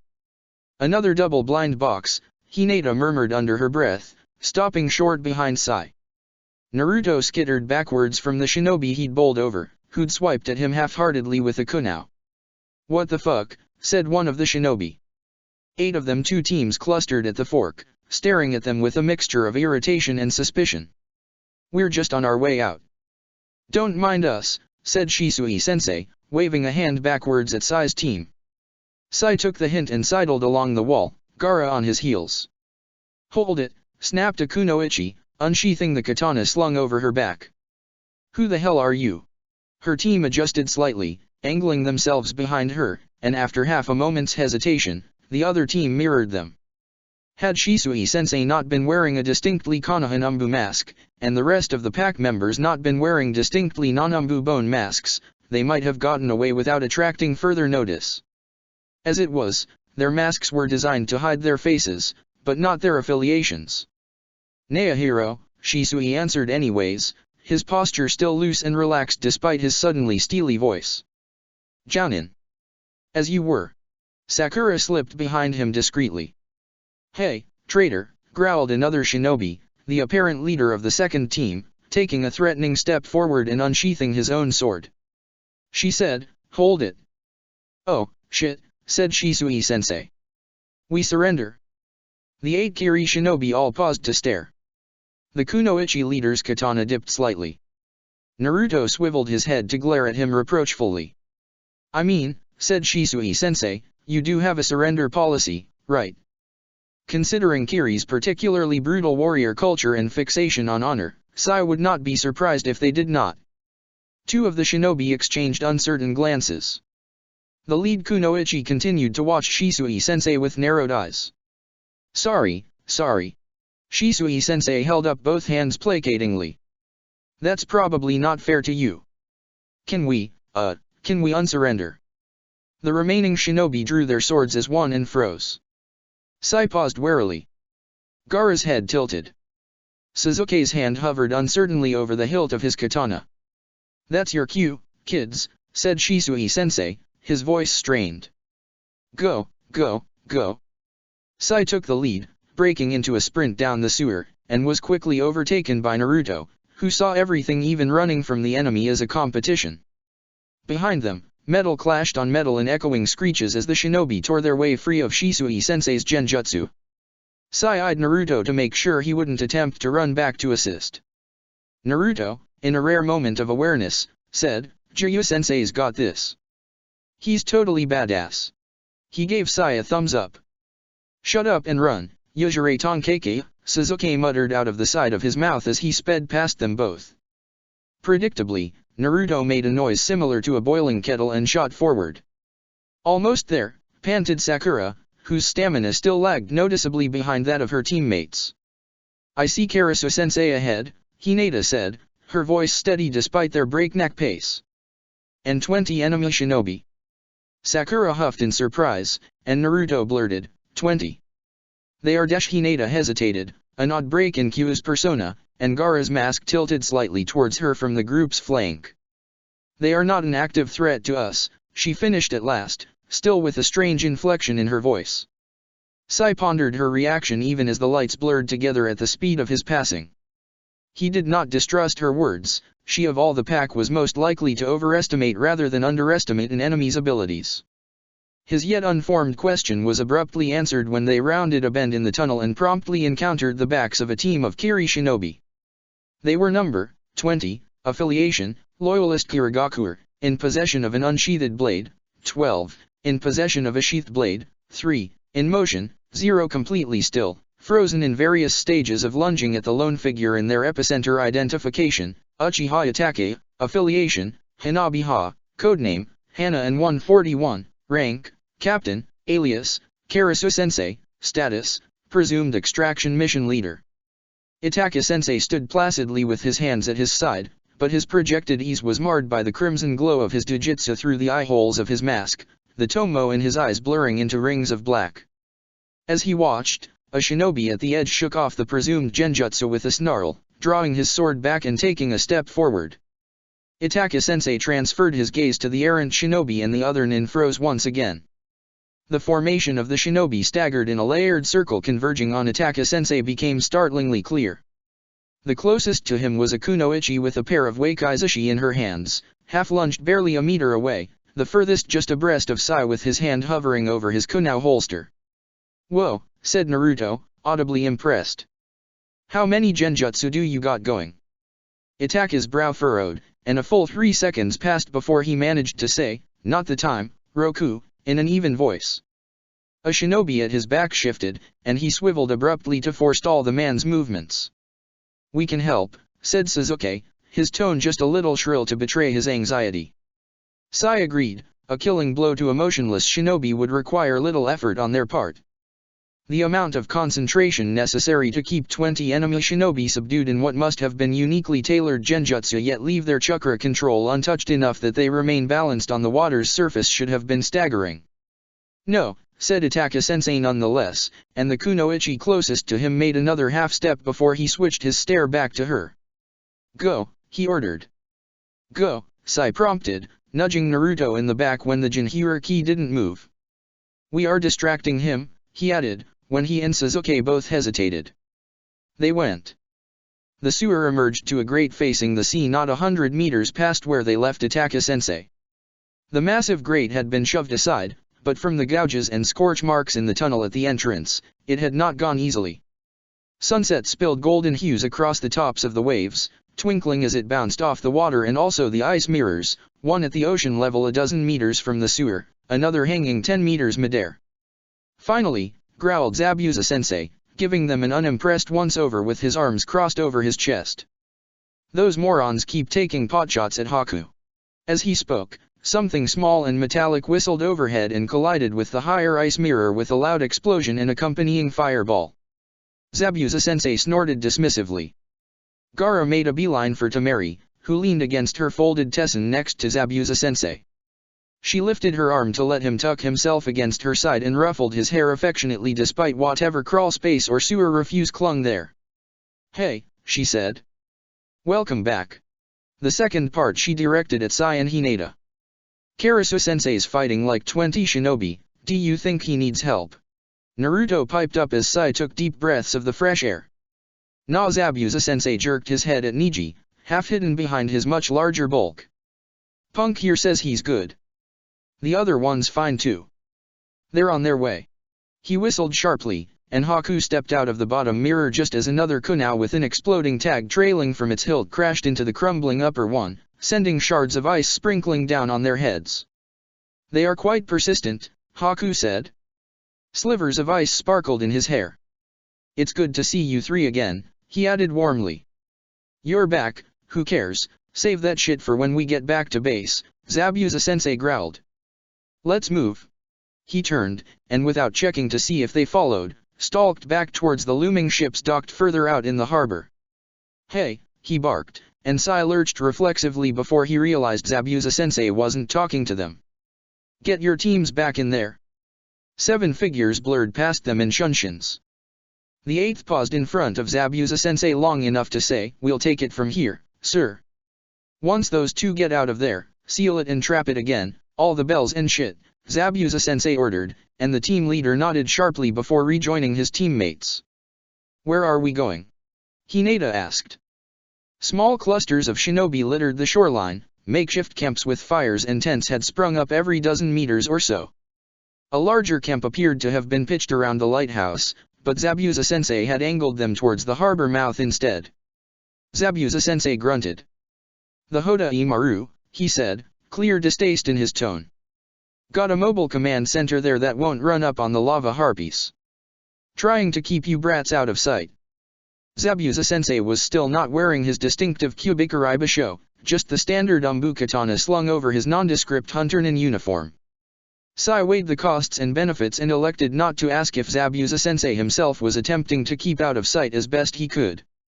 As they approached, Sai realized though he had only seen the Jurajin Meru from a distance and for no more than 20 minutes before it met its inglorious end at the hands of the sensei and Team Suzaku, plus Gaara that the Hoda Imaru dwarfed even that hulking warship by a significant margin.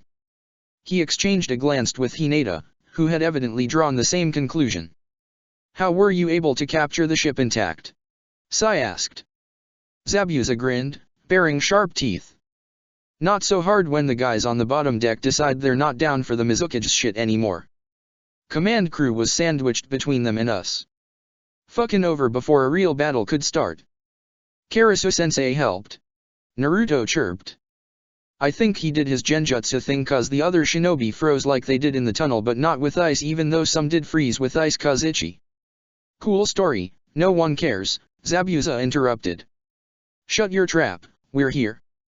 Naruto vibrated impotently with indignation.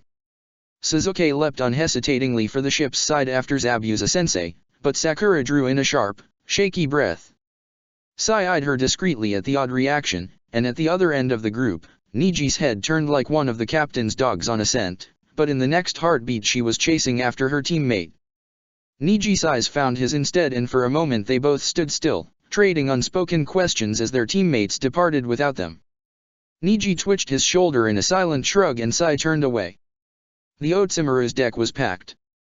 Shinobi lay supine in small clusters with arms thrown over their heads to ward away the light or curled in tightly on themselves to shield from the cold. Some were tangled in the rigging, watchful, and others sat among their slumbering brethren with keen eyes and blades in easy reach. These shinobi wore no Hitayate Hanabi-ha, not Kiri Hanran, who still wore theirs with the mist symbol unscored, as Zabuza-sensei used to. Zabuza-sensei strode his way in the midst of all this carelessly but for a shinobi's soundless prowl, the pack trailing at his heels singly or in twos. Their immature statures and unconventional bone masks drew wary and assessing eyes. At the back of the line, Sai watched the reactions of those who watched, some blank faces, some furrowed brows, some with tensed necks and tensed arms, some with a deliberate languidness. Sai filed the faces away for later review. Zabuza-sensei shoved his way into the front cabin after a cursory knock and flaring of his chakra. The inside of the cabin was brightly lit, electric lights strung from the walls and lanterns dangling from the low rafters. A second glance revealed the cabin had not gone unscathed from ship takeover. The scorched floor, the bucket of broken glass in the corner, the splintered chairs at the side of the room, the gouges in the floor and walls. The captain was standing behind the table at the far end of the room, his mask shoved up on the top of his head. He looked up at their entrance. Shizune-sensei was at his side, arms crossed over her bulky gray flak jacket. Sai hesitated, because at Shizune's other side, a man Sai did not recognize leaned against the table, scrubbing a hand over his face. Like Shizune, he wore a jounin flak jacket and no hitayate, but like the captain, had a dark red band wrapped around his right bicep. Sai did not have sufficient information on the command structure of Hanabi-ha and had assumed, from the sheer scarcity, that the captain was the only commander, yet here must be a second. "Team Genbu, welcome back," said the captain, as Hinata stalled by the door and Gaara jerked backwards into Tamari's chest. "Come in and close the door. He knows who you are, it's fine, he probably has a bigger price on his head than you do," Zabuza-sensei drawled impatiently, so Hinata let Niji shut the doors behind them with a soft click. "This is Commander Nara Shikaku," the captain said, jerking his head at the man on the far side of the table. "Shikaku, meet Gaara, Hinata, and Sai." The commander dragged his hand down his face one last time and tilted his face up to assess them with surprisingly sharp eyes. "Team Genbu, a pleasure," he said dryly. "You've been in the field a while." His gaze drifted past them, to Zabuza-sensei standing solidly next to the door with arms crossed carelessly. "Where's your sensei?" "On his way," Zabuza-sensei answered for them. "You know the assassin twins. Always picking fights." There was not any part of that assessment that Sai agreed with. "Humph," said the commander, unimpressed. The captain glanced over, a flash of amusement in his normally grim eye. "It's been a long mission. Tamari, take them down. Get them food and bunks." "Hi," said Tamari, and jerked her head back towards the door. Sai hesitated. "Our report?" he asked. "Give it to Shisui," the captain said. "He'll collate it into his. It's going to need review by both us and the Hanran. There's no need for your team to get involved in that." The commander grunted agreement beside him. "Hi," said Sai, and joined the general shuffle of pack out the door. "Man, that blows," Naruto said, bumping his shoulder deliberately into Sai as he trailed him through the doorway. What does? Sai asked blankly. You did all that work and they're just going to get Shijiryu-sensei to give them the info. Naruto craned around to peer at him incredulously. That don't bother you at all? No, the captain had given an instruction that would increase the efficiency of intelligence collection, and Shisui-sensei had received all their reports already. Naruto squinted at him. You really don't mind, he said, something like awe in his voice. No. The answer came out slightly more tentative than he expected. Sai did not understand what there was to mind. Naruto puffed up in apparent righteous indignation on Sai's behalf. Sakura hooked the back of his collar expertly as he squawked. It's the captain, he knows what Haki and his team did, he's gonna give them credit, she said, and even with her mask Sai could tell she was rolling her eyes. Stop making a fuss and calm down, you're supposed to be a ninja. This way, Haki, she said over her shoulder. She turned back around and nearly crashed into Shisui-sensei, who looked none the worse for his skirmishes in the sewers. Hi, he said. Fancy meeting you here. Oh, said Sakura. Sensei. We were just, We're showing Haki where the food is. Naruto interjected helpfully. Wanna come? Ouch, Gogo-chan, he complained when she released his shirt and stepped on his foot instead. A tempting offer, Shisui-sensei said, amused. I did work up a bit of an appetite just now. At his side, Itaka loomed disapprovingly. The commander requires your report, he said. Shisui snapped off a crisp salute that made Itaka radiate exasperation and Sakura stifle a giggle. I've been summoned. Operative Go, he intoned. Operative Roku, Operative Haki. Naruto managed to hold his tongue until the three had caught up with the rest of the pack. Karasu-sensei is super cool, he enthused. Yeah, so. Sasuke could not quite hide his smugness. I think all the sensei are pretty cool, Temari said absently as she rummaged through the cabinets of the cramped kitchenette. Yeah, but you should have seen it earlier. I mean, it's super cool that Karasu-sensei can take on 20 shinobi and not have to even touch them, Naruto said, oblivious. Ha. They must be super embarrassed. Sai had caught a glimpse of Itaka-sensei's light gray fingerless gloves. The end of the left one, near the elbow, had been splattered in red. It was most likely not Itaka-sensei's blood, the enemy nin were likely too busy being dead to be embarrassed. He opened his mouth. Hinata was looking at him. She shook her head minutely. Sai said instead, yes, I imagine they are. Temari came up triumphantly with a battered copper pot. What do you think about miso, you guys? There's some salted dry meat and rice we can put in it. Yes. Thank you, said Sai for his team. Salted dried meat. Sasuke knocked his mask to the top of his head and wrinkled his nose. He was the last, aside from Sai, who tugged his mask off as well. Not for you, you already ate, Temari dismissed. Haku. Haku reached over and hovered his hand over the pot. When he took it away, the pot was half full of water. How did you find the city, he asked, as Temari took back the pot and commenced cursing at the stove under her breath.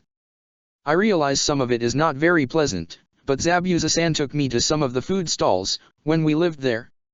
Why you lived in the Lower Sea City? Hinata asked, surprised. I did, Haku said, his voice turning wistful. Zabuza-san was prestigious enough to afford to move out of the barracks in the village, but he did not like the thought of living so close to some of the other shinobi. He hesitated, a wry tilt to his mouth. Neither of us were particularly well liked, and Kiri Shinobi will take any opening to remove a competitor from the board, even if it's another Kiri nin. And I rather think he enjoyed making the messengers the Mizukage sent lose their way. There used to be a sukiyaki restaurant near the central port square, he added after a thoughtful pause. Did you by chance see if it was still there? The central port square, where they strung up a man they say harbored a traitor. Sai sifted through the memory. Yes, it is still there, he said, and Haku smiled, soft and pleased. Well, this is no sukiyaki, Temari said, but give me 20 minutes and it'll be dinner. Sai's stomach felt hollow, and his limbs weak after the month of insufficient nutrition and past hour of intensive exertion, but here in the creaking wooden bowels of a warship only recently the back of his neck did not prickle with warnings of observers unseen. "Thank you," he said, and meant it. In the room the pack shared below the cabin the captain called command room and which he shared with the sensei when it came time to sleep, Sai lay awake in his gently swinging hammock and stared up at Hinetas.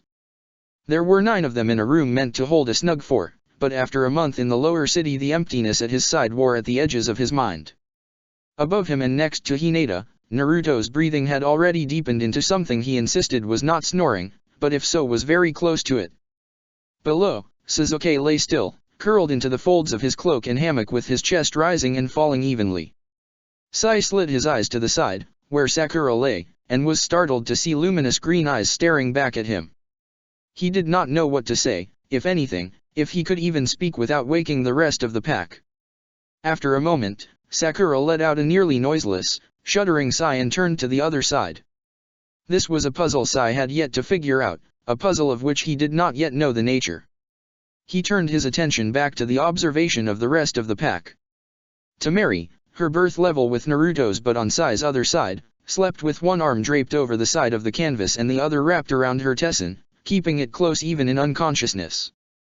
Beside him, Haku curled loosely, cocooned by his cloak and an extra blanket. Sai closed his eyes again but did not sleep, his mind wandering aimlessly through Tanto katas and memories and speculation of the impending siege. No. He needed sleep for optimal functionality. He cleared his mind deliberately. The thoughts crept back in. He brushed a hand over his face and flinched instinctively. Shizune Sensei had taken him aside after dinner to heal the remainder of the damage to his face and ribs, her Iryo chakra strong and steady to Shisui Sensei's flickering candle, but Sai still felt their phantom ache. He opened his eyes, resigned to lost sleep and slipped sideways out of his hammock. Gaara eyed him without judgment or accusation from his bottom hammock, where he sat rolling a ball of compressed sand in one hand. Interacting with Gaara did not require speaking to Gaara. Sometimes, interacting with Gaara did not require interacting with Gaara at all. Sai sat on the floor beside his teammate and stared sightlessly at the far wall and let the shuffling of the pack and the creaking of damp timbers fill his mind. Sai managed a scant few hours of sleep before Temari, always an early riser, tossed a balled-up towel at Naruto, in an attempt to wake him to help her with breakfast without disturbing the rest of the pack. As trying to wake Naruto without disturbing anyone else was always an exercise in futility, Naruto woke flailing, fell out of his hammock, and subsequently the entire pack trooped into the hallway towards the kitchen for an early breakfast. Hey! Dollface! At the tail end of the pack, Sai turned to find Zabuza Sensei looming at the far end of the hallway. The swordsman crossed his arms and waited until the rest had filed into the kitchen, watching Sai with unfathomable eyes. Sai resisted the urge to watch the others go. "Heard you killed a couple kids out there?" "Yes," Sai said. Zabuza Sensei eyed him. "You all right?" "Yes," Sai said. Zabuza Sensei stared at him long enough that Sai felt prickles of uneasiness crawling up his spine and a visceral urge to flee. Then he shrugged and muttered, "Whatever, fuck it. Let's get you to the front lines." Sai blinked. "Now." Zabuza Sensei snorted. "And deal with One Eye the Younger moping around because I'm ruining your childhood?" "No. Eat your breakfast first." Sai did not understand the correlation. "Breakfast will equate an intact childhood?" he asked, just to clarify. Zabuza Sensei flapped a hand at him impatiently, already turning to go. "Nutrition. Breakfast is the most important meal of the day and all that shit. Big day ahead." With that, he sauntered back down the hallway and vanished. Sai frowned. 2 inquiries as to his general well-being in as many days by 2 different sensei? Once could be categorized as an isolated incident, but twice implied a pattern. He paused to re-evaluate his condition. Nutrition, suboptimal. Caloric intake, suboptimal. Mental status, optimal. Suboptimal?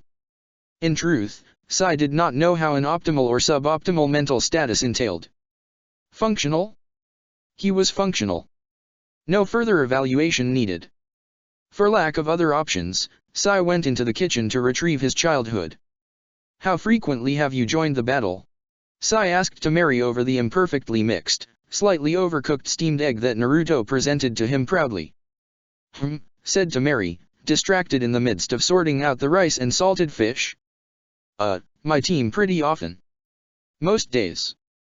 Zabuza-sensei usually takes us out with him unless we're all together and they're planning a big offensive, then he just goes with Shisui-sensei and Itaka-sensei and the captain. Sai recalled the last battle that required all four to fight at the same time, though it had mostly been a one-sided assault, and understood why even Team Suzaku would sit that out. We never get to fight. Naruto chimed in, thumping his head down on the table to sulk. Niji subtly moved his bowl further away. He had grown too accustomed to Naruto's mannerisms to make a biting comment.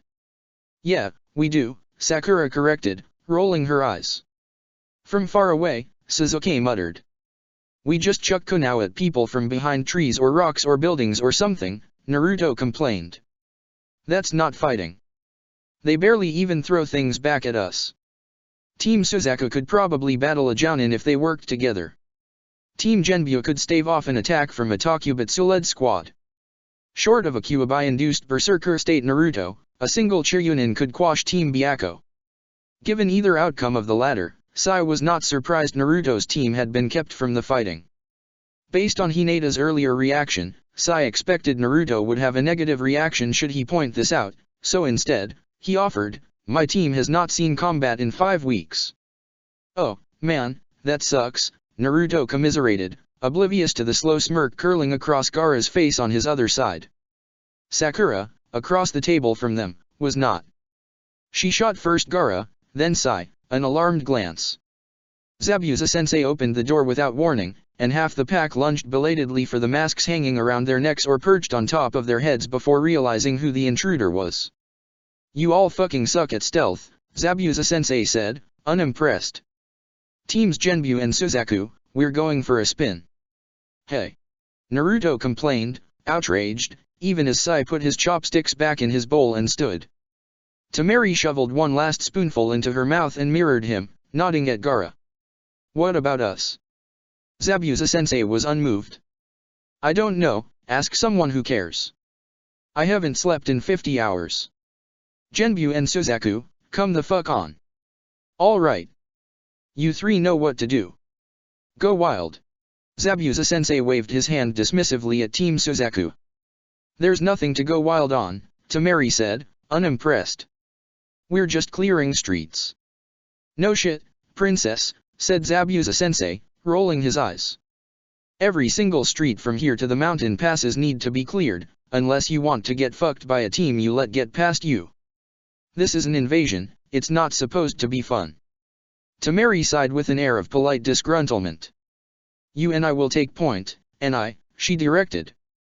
Ichi can leapfrog. Niji nodded shortly, unsheathing his tanto. Relief is coming at 1,500 hours. Yeah, said Zabuza-sensei. Get going. Temari glared before following Niji down the street, one hand on her tesson slung over her back. The streets were eerily quiet though it was the middle of the day, the houses quiet with shutters drawn so as not to betray their occupants within. They slipped along the edges of the buildings, and Temari's head turned at every alley and side yard, but Niji faced forward unwaveringly. At the next intersection, they paused, Temari with her front to the wall to give her room to swing if she so needed it, and Niji with his back to the wall so his blade pointed towards the corner. After a moment, Niji nodded, and Temari flicked a sign back to their group. Go. Haku straightened, hands still tucked in his sleeves, and stepped forwards. Hey, kid, Zabuza-sensei drawled in a low voice that nonetheless carried in the unnatural silence, and Haku paused. Don't disappoint me. I won't, Haku said serenely, and glided briskly towards the rest of his team. All right, run patrol, said Zabuza-sensei, turning without watching his apprentice go. This way. Zabuza-sensei took them to what their team had spent over a month avoiding even more stridently than running water, a shinobi checkpoint. Hinata balked, stopping short in the street when she realized where they were going, and Gaara uttered a muted snarl of protest when he nearly walked into her back. Sai unsheathed his tanto as discreetly as possibly, tucking the flat of the blade against the soft underside of his forearm. None of them were sufficiently subtle, because Zabuza-sensei turned around, took in their defensive stances, and growled, relax. This one's ours, as of 7 hours ago. Why don't we go through the fence? Hinata asked, her trepidation wavering in her voice. Moreover, Gaara contributed in a voice still rusty from disuse, glaring at the checkpoint with deep suspicion. Zabuza-sensei huffed an impatient sigh. And feed your neuroses? Nah. You're supposed to be shinobi. Suck it the fuck up and follow me. A direct order. Sai shifted his grip on his tanto and followed. There was a shinobi standing guard outside the door. Captain, he greeted Zabuza-sensei, once he had rattled off the passcode. He paused, eyeing Sai and his teammates with their carved masks and furred cloaks curiously. They're different today. Zabuza-sensei glared him into silence. We're here to relieve Team 133, he growled. Where are they? All of you, the shinobi blurted, and then cringed. I mean, they're holding position 2 blocks east, sir. HN. Direct the teams this shift to keep pushing, he ordered. 8-hour shift, move the line 2 kilometers. No gaps. Hi, said the shinobi, and leaned back slightly as Zabuza-sensei pushed past him without another word. His sudden presence startled the teams in the checkpoint break room. He left a crash and loud clatter in his wake as he stalked past, and as Sai glanced through the doorway he caught a glimpse of one shinobi on the floor, having tripped backwards out of his chair, another with food spilled down his front, and an upended food tray on the floor. Gaara brushed in front of Sai on his way out the far door, fleeing back out into the gloom of overcast skies. On this side of the fence, in one of the lower city's several market districts, business had stagnated in the face of the impending violence. The stores they passed had doors padlocked shut, windows boarded over. This would not save them if a battle between elite ninja erupted, but was sufficient defense against a stray blade. A man in a tattered coat and shoulders drawn up around his ears rounded the corner at a half-run and flinched back hard when he saw the 4 of them coming up the street towards him. Sai glanced at Hinata, who paused and shook her head, signing with hands half hidden under her cloak. Weapons, no, shinobi, no. Get back inside, Zabuza-sensei growled at the man as he passed without a second glance. Get in the way and there won't be enough of you left to burn. The man watched them leave, frozen, his eyes fixed on Zabuza-sensei's still-sheathed katana. Sai turned his head as they reached the end of the street to see the man still staring. Then he turned the corner, and the man was out of sight. Zabuza-sensei relieved Team 133 with a perfunctory, "Get lost, bring all your shit, don't lose your shit," and watched with a glower as they vanished back towards the checkpoint with exhausted slumps in their shoulders. He then turned his glare on Team Genbu. "This is how it's going to work," he said, and pointed down the street. "Hotshot here's going to go down the block with Midget. When they hit the corner, Dollface leapfrogs to the street on the right, then clears the left. Then you start over." He levered a stare at Gaara, who was staring past him somewhere next to his shoulder, perhaps at the blanket and bedding store. "You don't leave her, understand? You get attacked, you cover her first." After a long pause, Gaara nodded, still staring at the boarded-up store. Like the rest of the sensei, Zabuza-sensei was not bothered by the seeming inattention. "I'm going to be here, doing some goddamned paperwork," he said. "Don't fucking rush. I'll catch up with you every couple of streets in case you get jumped." "Paperwork in enemy territory?" Sai glanced at his teammates to make sure he had not developed an ear infection or other malady that might inhibit his ability to hear accurately. Hinata's mask was tilted very slightly, but Gaara was still staring at the store, so the answer was inconclusive. Zabuza-sensei inadvertently answered his question by pulling out a roll of papers from the pouch at his waist and proceeding to disregard Sai's team. "Q, Shishi," Sai prompted, and nodded down the street. Hinata reached up her sleeves for her Hyoji fans, snapping them open with a flick of her wrists, and advanced. Gaara followed a few paces behind, padding on silent feet with a slightly vacant stare. Sai watched as Hinata stopped at the next corner. She did not turn her head to look because she did not need to, but murmured something under her breath to Gaara. Gaara, angled so he was facing the building wall and Sai in equal measures, signed go. Sai glanced back one last time at Zabuza-sensei, who ignored him in favor of flipping a page and scribbling on it with a pencil he had acquired when Sai was not looking. Sai adjusted his grip on his tanto and jogged towards his teammates. Clear, he asked, coming to a stop at their backs. I'm checking the buildings on this block, Hinata murmured, distracted. Give me 3 minutes. Sai waited. Go, said Hinata. Sai rounded the corner and stepped on a wire. The blast gouged a massive hole in the street, took a chunk out of the building they had been standing next to, and would have ripped all 3 of them apart had Gaara not thrown a sand dome over them with lightning reflexes. Sai blinked in the sudden darkness, his ears ringing, disoriented. Status, he got out, the words sounding muffled and very far away. Fine, Gaara muttered, which Sai felt more than heard, his back pressed against the Jinhira key. Fine, Hinata echoed grimly, then, I should have seen that. We were all careless, Sai corrected, remembering how cautious Team Suzaku had been. Gaara let the sand crumble away to reveal the street once again, the air choked with dust and smoke, and Zabuza-sensei with his sheaf of reports still in hand. Hope you learned a valuable lesson there, he said, still without looking at them. Don't let your fucking guard down. Lesson learned. Yes, sensei, Sai said soberly. Zabuza-sensei grunted. Go on, then. Lots of ground to cover. The building that had taken the brunt of the blast had housed a restaurant.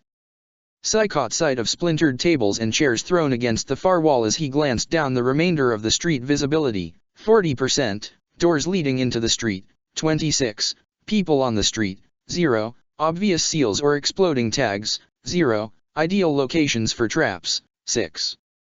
Q, he said. Do you see anything? No, she answered. But be careful. Sai did not think it wise to rely solely on his blade. He pulled out his scroll and painted in bold lines a great tiger that peeled free of the paper when he sank his chakra into the ink. The beast bore more than a passing resemblance to Koharu, the tiger who with her shinobi Sai had encountered just a few days earlier. Sai sent the tiger padding down the street first, then followed in its wake cautiously. He reached the end without incident, an alley that terminated in a familiar chain-link fence, but even so could not help the prickle of adrenaline sharpening his mind. His tiger swung its head around, and they returned a little quicker to the ruined intersection. The ground rattled beneath their feet. Sai paused warily, and Gaara glanced up, but he did not observe any telltale plumes of smoke or flame. He hurried back to the rest of his team nonetheless. Hinata's head was tilted down as she examined the next street closely. At Sai's approach, she tipped her head at Gaara, and the pair started down the opposite side. The sticky salt breeze plastered grit to his exposed skin and irritated his eyes. Sweat dampened the back of his neck despite the chill that burrowed under his cloak. In the distance, he could hear isolated explosions, some closer than others. Perhaps a dozen blocks to the north, a plume of smoke rose over the buildings. Care on this one, Hinata said. There's a seal underneath the awning of the 9th store on the left. Sai frowned. Exploding tag. I don't recognize the design, Hinata said, her words distorted in the way that told Sai she was biting her lip. We should trigger it from a distance, in any case, Sai said, and sheathed his tanto in favor of a kunao. Hinata and Gaara retreated around the corner as Sai drew the kunao back and hurled it. It bounced off. It landed on the street with a clatter. Sai experienced a mild jolt of what was either horror or a static shock. He turned back to Hinata. Did I miss? No, she said. Gaara's head canted to the side, some of his sand settling closer to his shoulders as he peeked around the corner. You struck the seal but did not penetrate it. Sai joined his teammate in scrutinizing the overhang with the seal once again. That looks like cloth, he observed. As far as I can tell, it is, Hinata said. But it repelled the blade anyways. Seal, Gaara said. He is correct, realized Sai. Jiryu-sensei needed to channel chakra with a specific method to break the seals on the Jurajin Meru. A blade by itself must not be enough. It must have a sensor component, Hinata mused. Like the wire.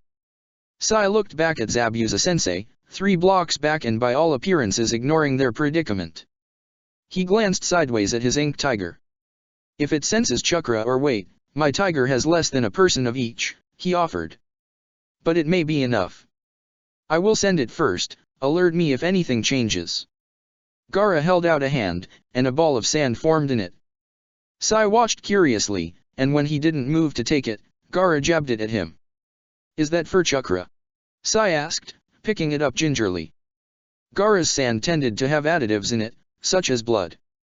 It was heavy, staying solid, and unnervingly warm in his hand. Gaara did not answer.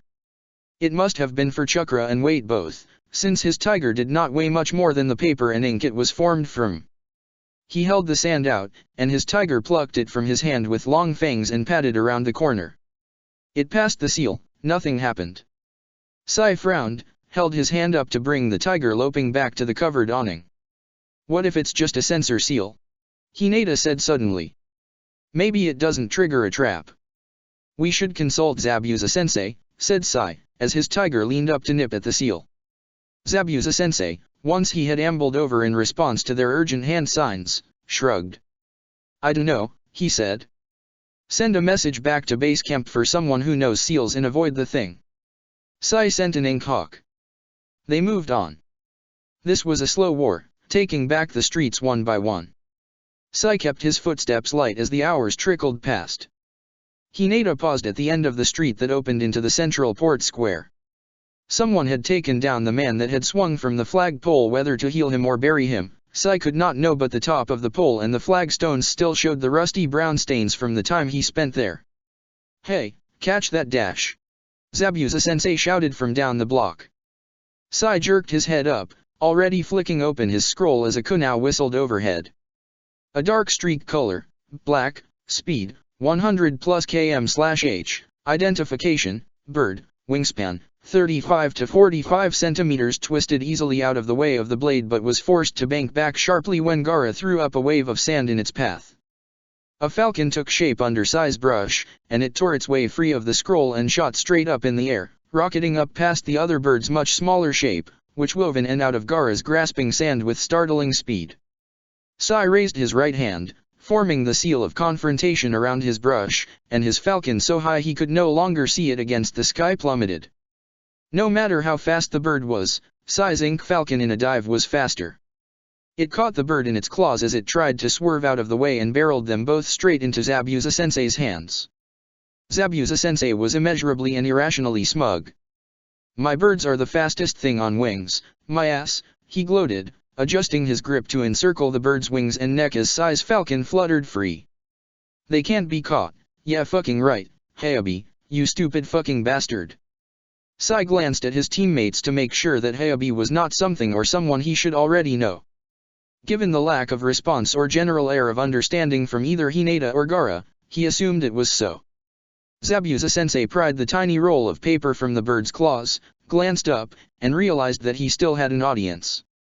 "Okay, show's over," he grunted, sliding a coil of wire out of his back pouch one-handed. "Go, hotshot, the invasion ain't waiting for you."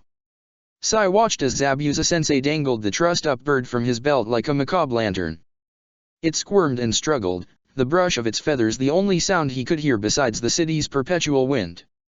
Zabuza-sensei, who deigned to wait with him as Gaara and Hinata progressed down the next block, made a satisfied noise as he squinted at the tiny print on the paper in his hand. "What a stupid fucker," he added affectionately. "Always uses the same shitty frame shift code." Sai eyed the paper warily. Zabuza-sensei rolled his eyes. "No, it's not a trap," he growled. Too much pride was always Hayabi's biggest weakness. "And his birds."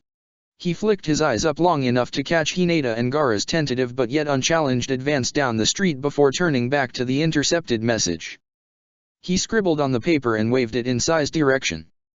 "Get this back to HQ, he ordered. Sai sent it off with his falcon obediently. Sai, at least somewhat influenced by Naruto, had envisioned that when the time came, the war would be something like the sinking of the Jurajin Meru, but on a much larger scale: destruction, confusion, the shattering of wood and bone, the crash of blade on blade, the fireworks of chakra-intensive jutsu. Creeping through empty streets felt more like stumbling across a ghost town. "This is a quiet invasion," he noted aloud. Zabuza-sensei snorted. "The battle ain't up here, dollface," he drawled, and stamped his foot on one of the metal sewer covers. "It's down there. Did you think everyone else was just kicking it at the ship?"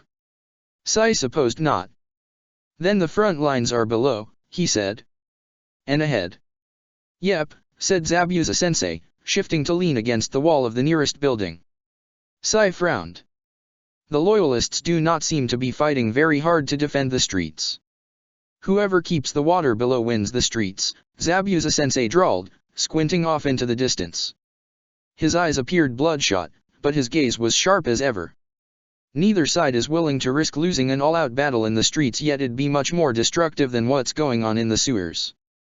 But above-ground teams still have to follow the battlefront or risk the front lines below getting cut off. Overreach and they'll be the ones surrounded. It seems a lot of effort for ground they do not intend to keep. Zabuza-sensei shrugged. Mizukage knows he's gonna lose the lower city. Don't mean he'll make it easy for us. They'll keep picking off whoever's careless. War, as ever, required further study. Sai filed away the information away for later consideration and went when Gaara beckoned him. They stopped once exploding seals encountered, 7, unknown seals, 1, enemy shinobi, 0, enemy familiars, 1, allies, 0, lapsed time, 5 hours, 13 minutes to gnaw their ration bars as the sun finally broke through the clouds. Zabuza-sensei paced instead of sitting down, stalking back and forth under the overhangs. Sai, Hinata, and Gaara huddled between the windows of the sukiyaki restaurant Haku had liked. Like the other shops and restaurants they had passed, a patchwork of wood covered the glass shorter planks from supply crates, even the board on which the menu had been posted. Zabuza-sensei glanced up as a dark shape winged its way towards them. Sai thought at first it was his falcon, but he had created it for a short burst of energy for combat. Like the tiger, it would have dispelled itself hours ago. About time, Zabuza-sensei muttered as it drew near, and Sai recognized it as a crow summons. It pulled up short in front of Zabuza-sensei and fluttered back and forth until he gave an annoyed grunt and raised his arm obligingly for it to perch upon. "Ka," it said. "What?" grumbled Zabuza-sensei. "No, shit, I don't know your name." "Komju? Yonju?" "Kurozo," the crow eyed him balefully. "Are you from the other one, then?" Zabuza-sensei demanded. "Ka," said the crow. Zabuza-sensei rolled his eyes. "How the fuck am I supposed to know?" "Ka," the crow said, and beat its wings impatiently. "Needy bastard," Zabuza-sensei muttered, and untied the trussed-up bird from his belt. The crow eyed it with interest as it put up a token struggle, too exhausted and disoriented for more after an afternoon dangling at Zabuza-sensei's waist. "You sure you want this? Tell him they should just eat the damn thing." "Ka," responded the crow. It flapped, sending loose feathers fluttering in Zabuza-sensei's face, and Zabuza-sensei batted in its direction irritably as it plucked the other bird up in its claws. "You did that on purpose." Zabuza-sensei spat as it retreated laboriously. Having watched the curious exchange with interest, Hinata closed her eyes and rested her head against the wall. Her Dojutsu had been activated constantly for the first 2 hours, tapering off as the day drew on.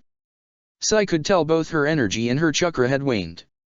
Even with the mask obscuring most of her face, he could see her eyes pinched at the corners, but her hands were steady still around her hyoji. Gaara had no such problem. He had chakra to spare, and manipulating his sand cost him very little chakra or concentration. He toyed with it idly even now, forming a kunao from the sand only to mold it into something like Sand's single-edged bone daggers, then a set of claws that fit over his own fingers. Why, Sai did not know, since Gaara abhorred close-range battle. When their break ended and they continued through the lower city, he kept the claws. Familiarity warred with the unknown. The streets Sai had haunted for 4 weeks had been bustling, its citizens wary and worn but undeterred from their lives. Now, these same streets echoed eerily, abandoned, though the real war had yet to truly reach the surface. The ground rumbled again. Hinata stumbled. "Hold up," Zabuza-sensei said abruptly, his posture still intensed. "Something's not right." Sai glanced up and down the street, empty. His hands itched for his tanto, but he settled for running his hands along the edges of his scroll. "Hotshot, sweep for chakra signatures," Zabuza-sensei ordered. "Doll face, get eyes in the sky." Sai painted another falcon, concentrating on his knowledge of its ocular system. His ink gave it body, his chakra ability, and it peeled off his paper in a flutter of ebony wings. Hinata was frowning, twisting her neck ever so slightly as she searched. Nothing yet, she reported as Zabuza-sensei shifted on his feet impatiently. The chakra signatures I see are underdeveloped and indoors, it will take some time to filter through them. Fine, whatever, just do it, was Zabuza-sensei's response. Sai's falcon banked sharply overhead, curling in a tight spiral twice before continuing its slow canvas. Q 24 degrees northwest, he directed. Hi, said Hinata, tilting her head slightly. There's a team there, she said, her voice colored lightly with disbelief. Akiri, estimate 1 jounin, 3 chiryunin from their chakra coils. 3 katanas. Estimate. That's enough, said Zabuza-sensei. Where'd they come from? Hinata hesitated. There's a sewer opening 3 meters away with the cover off. They're currently stationary, she added. Zabuza-sensei knocked the mask up on top of his head so he could scrub his hand over his face. They don't fucking stop, he muttered. One thing after the fucking other. Which hack couldn't hold the goddamned line down there? And another team 3 blocks south of them, added Hinata, as Sai's falcon wheeled once again. Dispel your bird, dollface, Zabuza-sensei ordered. They're hunting us. It'll give us away. Gaara rumbled deep in his throat, discontented, as Sai let the falcon splatter against a nearby roof. Not prey. He twisted his hand into a fist so the curved sand claws pointed out threateningly before letting it drop again. Wait, said Sai, even as Zabuza-sensei scoffed. You think you aren't prey? He growled. Hotshot, to the east. Sweep the streets. Tell me what you see. Hinata obeyed and flinched. There are at least 3 teams, spread out along the streets 3/4 of a kilometer to the east and closing.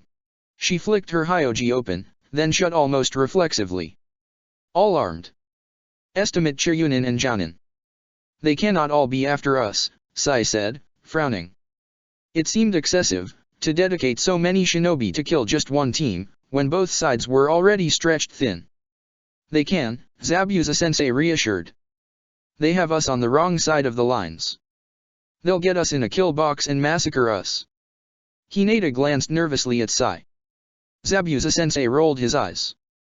They're not gonna kill us, he said with exaggerated patience. They don't know where we are yet.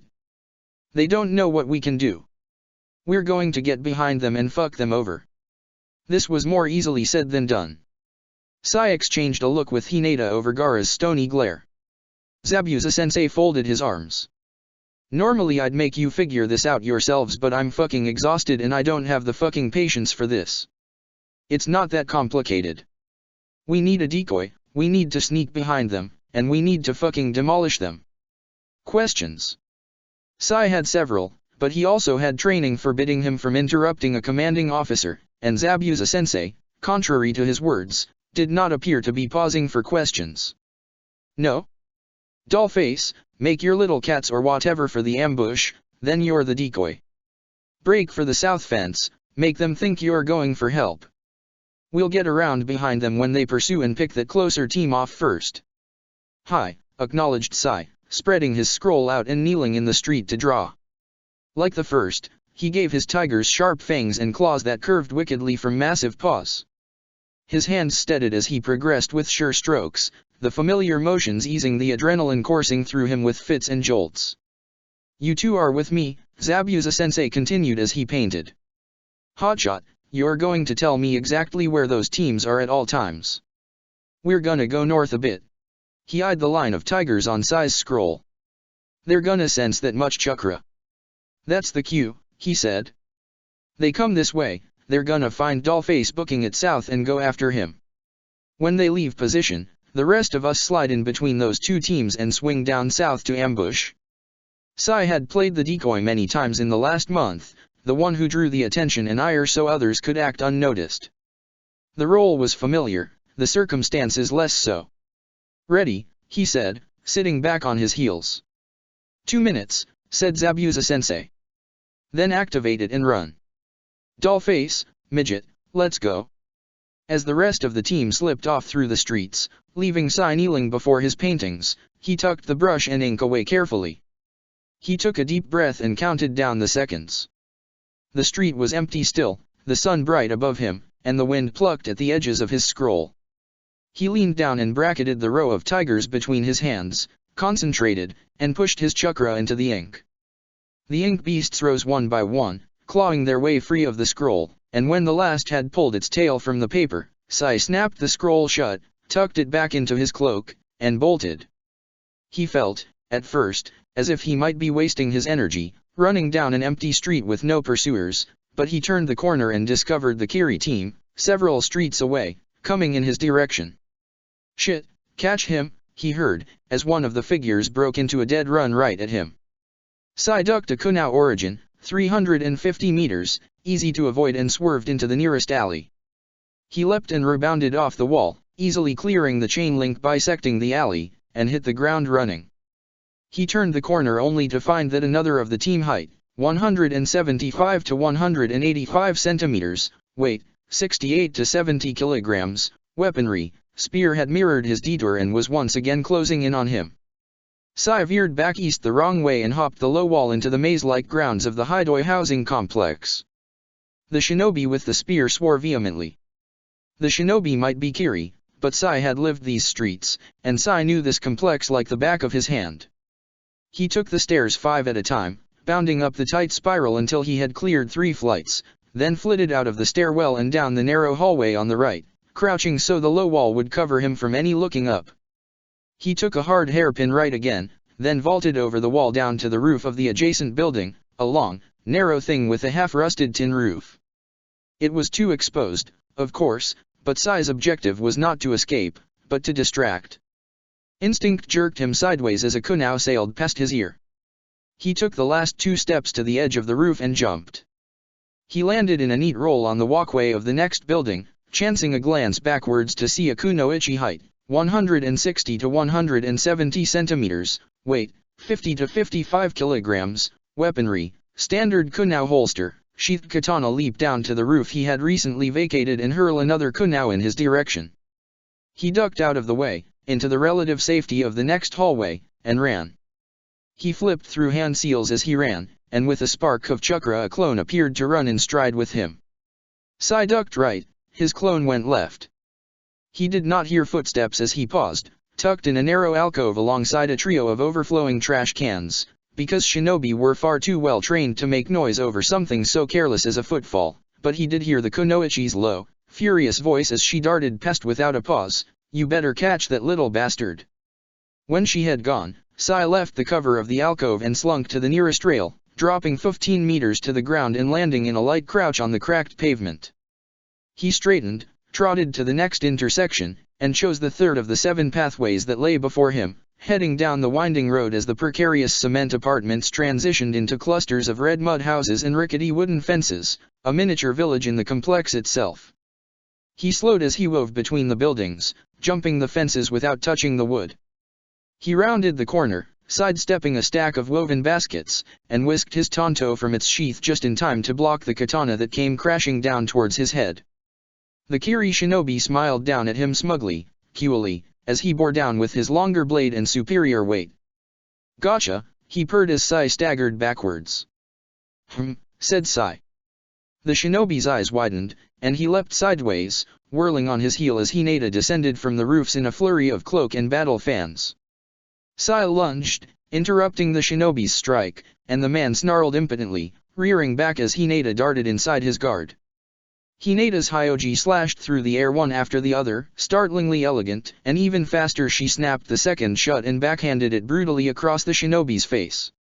Sai took the moment he faltered to draw his tanto back and stab it up and into the man's back. Hinata hissed between her teeth, skittering backwards away from the spray of blood.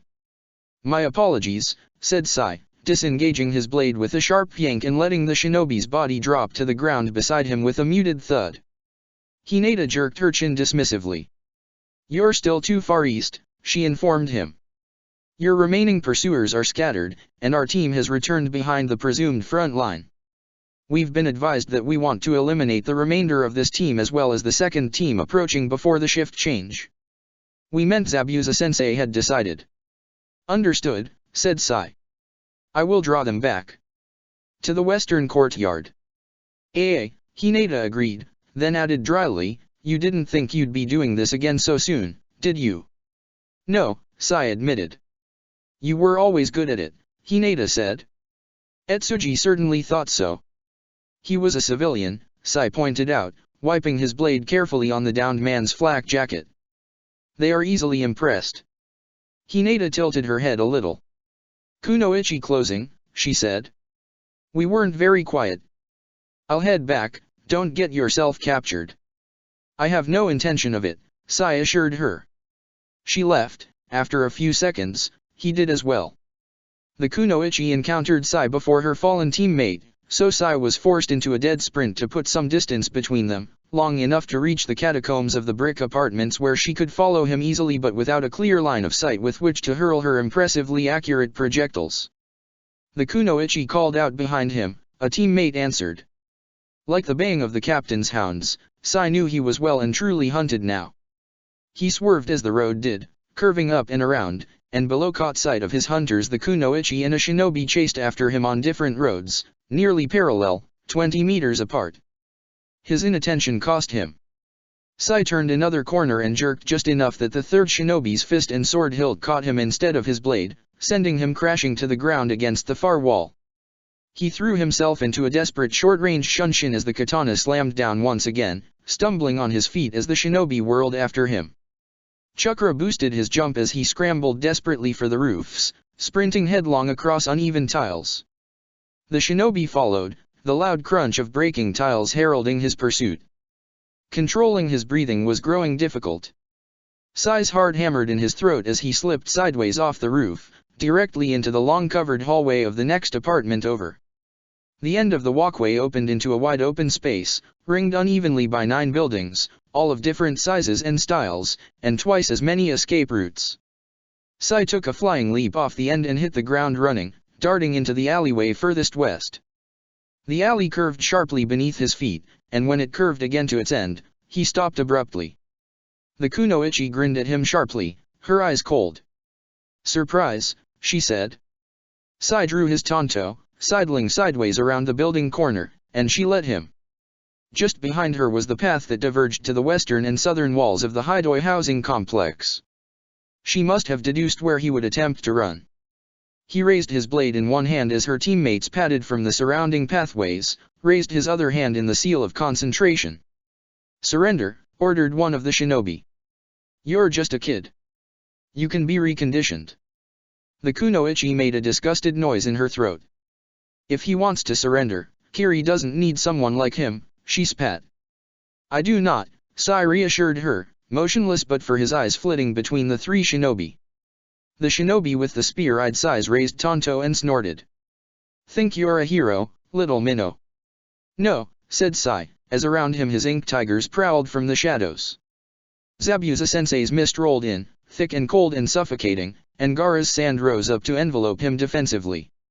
I'm the White Rabbit. Chapter 15, If you think about it, Zabuza is just an enthusiastic social justice warrior, emphasis on warrior. Mission Report D210. Contact with enemy combatants, none. Enemy combatants from origin, Konohagaku were observed on 5 occasions. Status of at 2, approximate age-appropriate growth achieved. At 2 acquiring survival and self-sustaining skills, including, toileting, basic arithmetic, basic verbal sentence construction, identification and collection of fresh water, identification of enemy combatants, self-concealment in urban and uninhabited environments. Skills acquisition rated as ahead of average age group performance in both speed and retention. Returned to redacted base of operations, location of targets and allies TAP 73I, targets and allies of Protocol 73I. Conducted long-range observation of TAP 73I. Resources acquired, uncooked rice, dry millet, miso, acorns, pine needles, wild rabbits, squirrels, dandelions, wild onions, chicken eggs, shoes. Method of acquisition, no change. Health status, adequate, slight malnutrition, improved from D171. No sign of illness. Notable activities, no change. Enemy combatants in vicinity, none. With at 2, made contact with TAP-73I. Provided provisions, dried fish, salted meat, dried vegetables. Collective mental status, insecurity, defensive behavior, heightened attachment to operative Cat-15, separation and generalized anxiety, some internal hostility. Conclusion: TAP-73I is largely self-sustaining and in no immediate danger. Plan of action: remain with TAP-731 for 15 days, contingent on continued absence of enemy combatants, to provide additional support and training. Operative Cat-15 to depart redacted with a 2 following 15-day interval and continue to maintain minimal contact with TAP-73I. End report. Operative Cat-15. Somewhere around 6 months to a year ago, when the Little Leaf Rebellion reorganized ranks in anticipation for the coming war, Haytake asked him to be a captain in Hanabi-Ha. Zabuza laughed in his face and told him to fuck off. Haytake responded by informing Zabuza that he was now a captain. Here were the reports he needed to read, and since Zabuza had made the unfortunate life decision of having been rescued from a slow death via medical dissection and human experimentation by the skinny bastard, he found himself the reluctant captain of Unit 15. Which was not to say that the erstwhile Unit 15 had even known who the fuck their captain was. Zabuza hadn't seen them much before the siege. He sent orders and received reports by way of Shisui or Itaka's summons, a messenger genin or Chiryunin, or whoever else happened to be close at hand. Zabuza remembered being a new genin, wondering which fucking higher-up kept shunting him from watchtower to outpost to warship while they sat in the village casting judgment on all the low-caste grunts, and surprise. Now Zabuza was one of those fucking pricks. He wasn't especially thrilled about this development, but again, skinny bastard, rescued, slow death. Zabuza knew his unit, kind of, since he'd assigned himself or been assigned to them as extra firepower on a couple of raids, and they weren't a complete embarrassment. They were still alive, mostly. Or, you know, at least half of them. Whatever. At least they weren't the Gull Hill crew. Zabuza had not slept in nearly 3 full days and had spent the last 8 hours herding Shisui's prized baby infiltrators through clearing the trapped streets. Seriously, who looked at the Jin hierarchy with a quarter of his marbles at best and went, hey, this kid would be great undercover. Not Zabuza. But since Shisui had been hustled into a lengthy debrief because he and his kids actually had managed to crack Kiri's notorious civilian smuggling routes, and since at the time Itaka had gone 10 hours longer than Zabuza without sleeping, Itaka got to take a nap and Zabuza got to tramp through the lower city some more. The little sand princess was right. It was boring as all fuck. The plus, a couple of teams had popped up behind them and gotten it into their heads that they could cut them off and off them. They were wrong. Zabuza took great delight in correcting them. You can come out now, he said, letting the mist dissipate into the sunlight. He crouched to wipe his blade off on one of the fallen shinobi's pants. His 3 borrowed brats turned as one, which was slightly creepy with their identical little wolf masks, their weapons at their sides but not raised. Zabuza recognized the Takujo who stepped out Psycho, one of those rare genjutsu specialists, who wore a gossamer dress of her namesake under her flak jacket which should have looked absurd but somehow didn't. The edges of her dress fluttered as she stopped, heedless of the partially dismembered body at her feet. Zabuza appreciated her unflappable nature. Captain, she said, and Zabuza acknowledged her with a jerk of his head. We're your relief team. I've been asked by the previous shift leader to inform you that there were no casualties in the unit, but 7 minor injuries, 1 major injury, and 18 incidents of contact with the enemy. The 3 genin that followed her warily were regular General Forces grunts Guntai, not Shire Buledin. Zabuza glanced at them once and dismissed them. Zabuza was not impressed by the report. Jounin Yabarin, he said. He's shift leader, yeah? Yes, sir, Psycho confirmed. She slid a rolled paper out of her flak jacket and offered it to him. This is his report in an updated map with the positions of our teams. Zabuza grunted as he took then, skimming their contents perfunctorily. Where's Yabarin? The shift leader should have handed in his report in person. I believe he handed over command to Jounin Kitajima and returned to camp, Psycho said, her face passive despite the nervous shifting of the Chiryunin at her back. Jounin Yabarin had a nasty surprise waiting for him. Once Zabuza had gotten at least 3 hours of sleep. There's 3 teams east of here, Watch out for them, Zabuza ordered.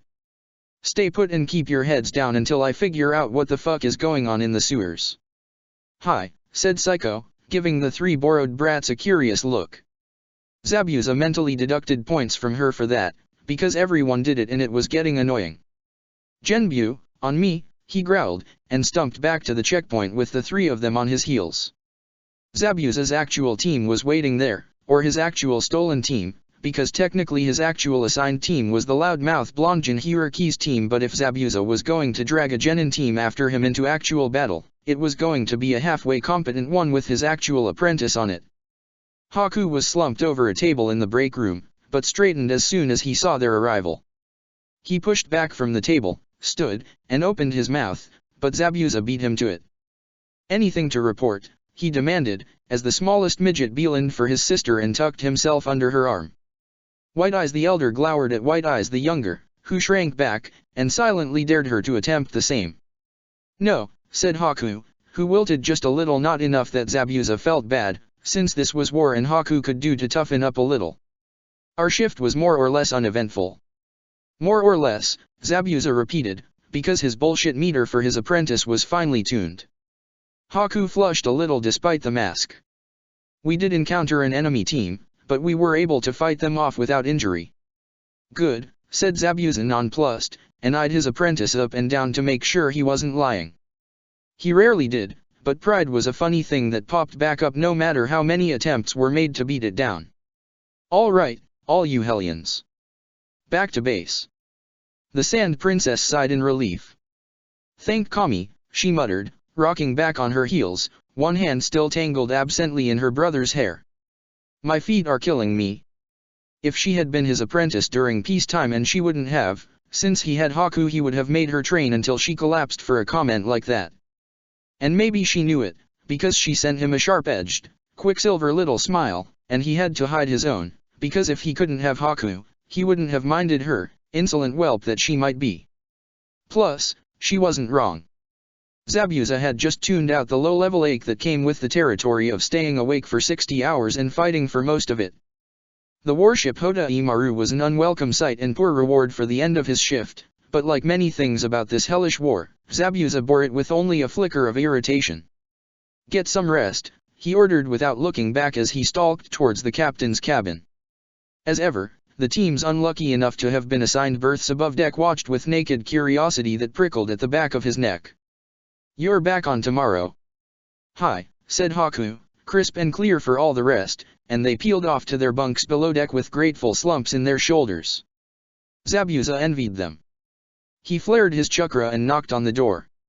Yeah, Nara's voice carried, so Zabuza pushed his way through. Who the fuck isn't holding their line in the sewer, were the first words out of his mouth as he ripped the mask off his face. My unit can't move until whoever it is gets their shit together. Only Haytake and Nara were there, staring glumly at the map and Zabuza respectively. Haytake looked about as well as Zabuza felt, with an unhealthy parlor and a dark ring around his uncovered eye. Shit, Haytake, you look like hell, he informed the man helpfully. Get some sleep.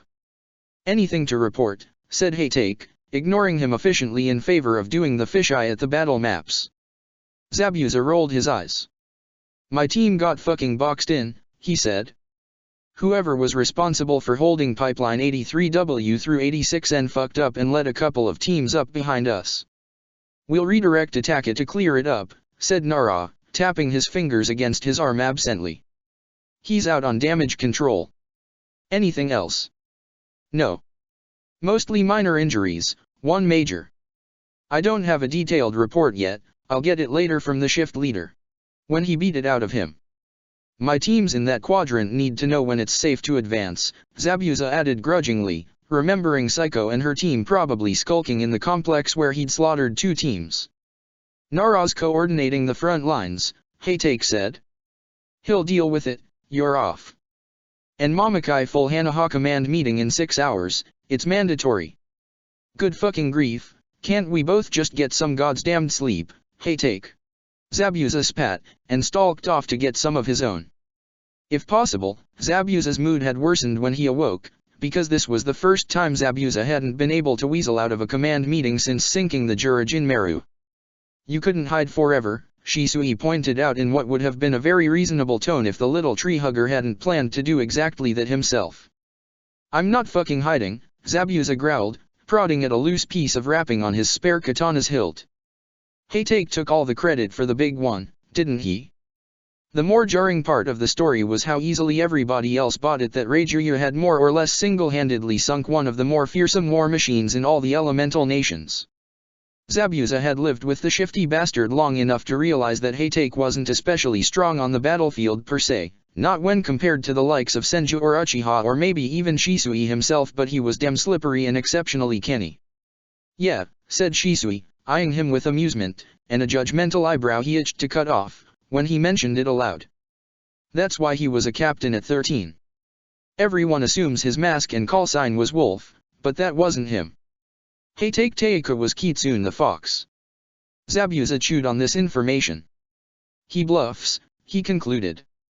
Shisui's mouth twitched in a sly smile. Yeah, but by the time you realize that, he's already got you where he wants you. And he's strong enough. That fucker, Zabuza muttered incredulously. You have a cute code name too, Konoha? Hamster, maybe. Shisui scoffed. I was only in for a 2-year enlistment, didn't make captain or specialist or anything since I was underage. Got a regular old grunt call sign Cat 17. That is boring, Zabuza noted, unimpressed. Excuse you, Shisui mock scowled. I was the star of my recruit class. 2 team leaders fought over me. Amazing, Zabuza droned. Shisui threw a towel at him that he leaned out of the way of to avoid. We're going to be late if we don't leave now, he noted, reaching up to tip his leopard-spotted mask back over his face. HN, said Zabuza unenthusiastically, and stood. Z, said Shisui, making him pause before reaching the door. You sure about this? Zabuza scowled down at his own mask hanging on his belt. Whatever, he growled. Let's get this over with.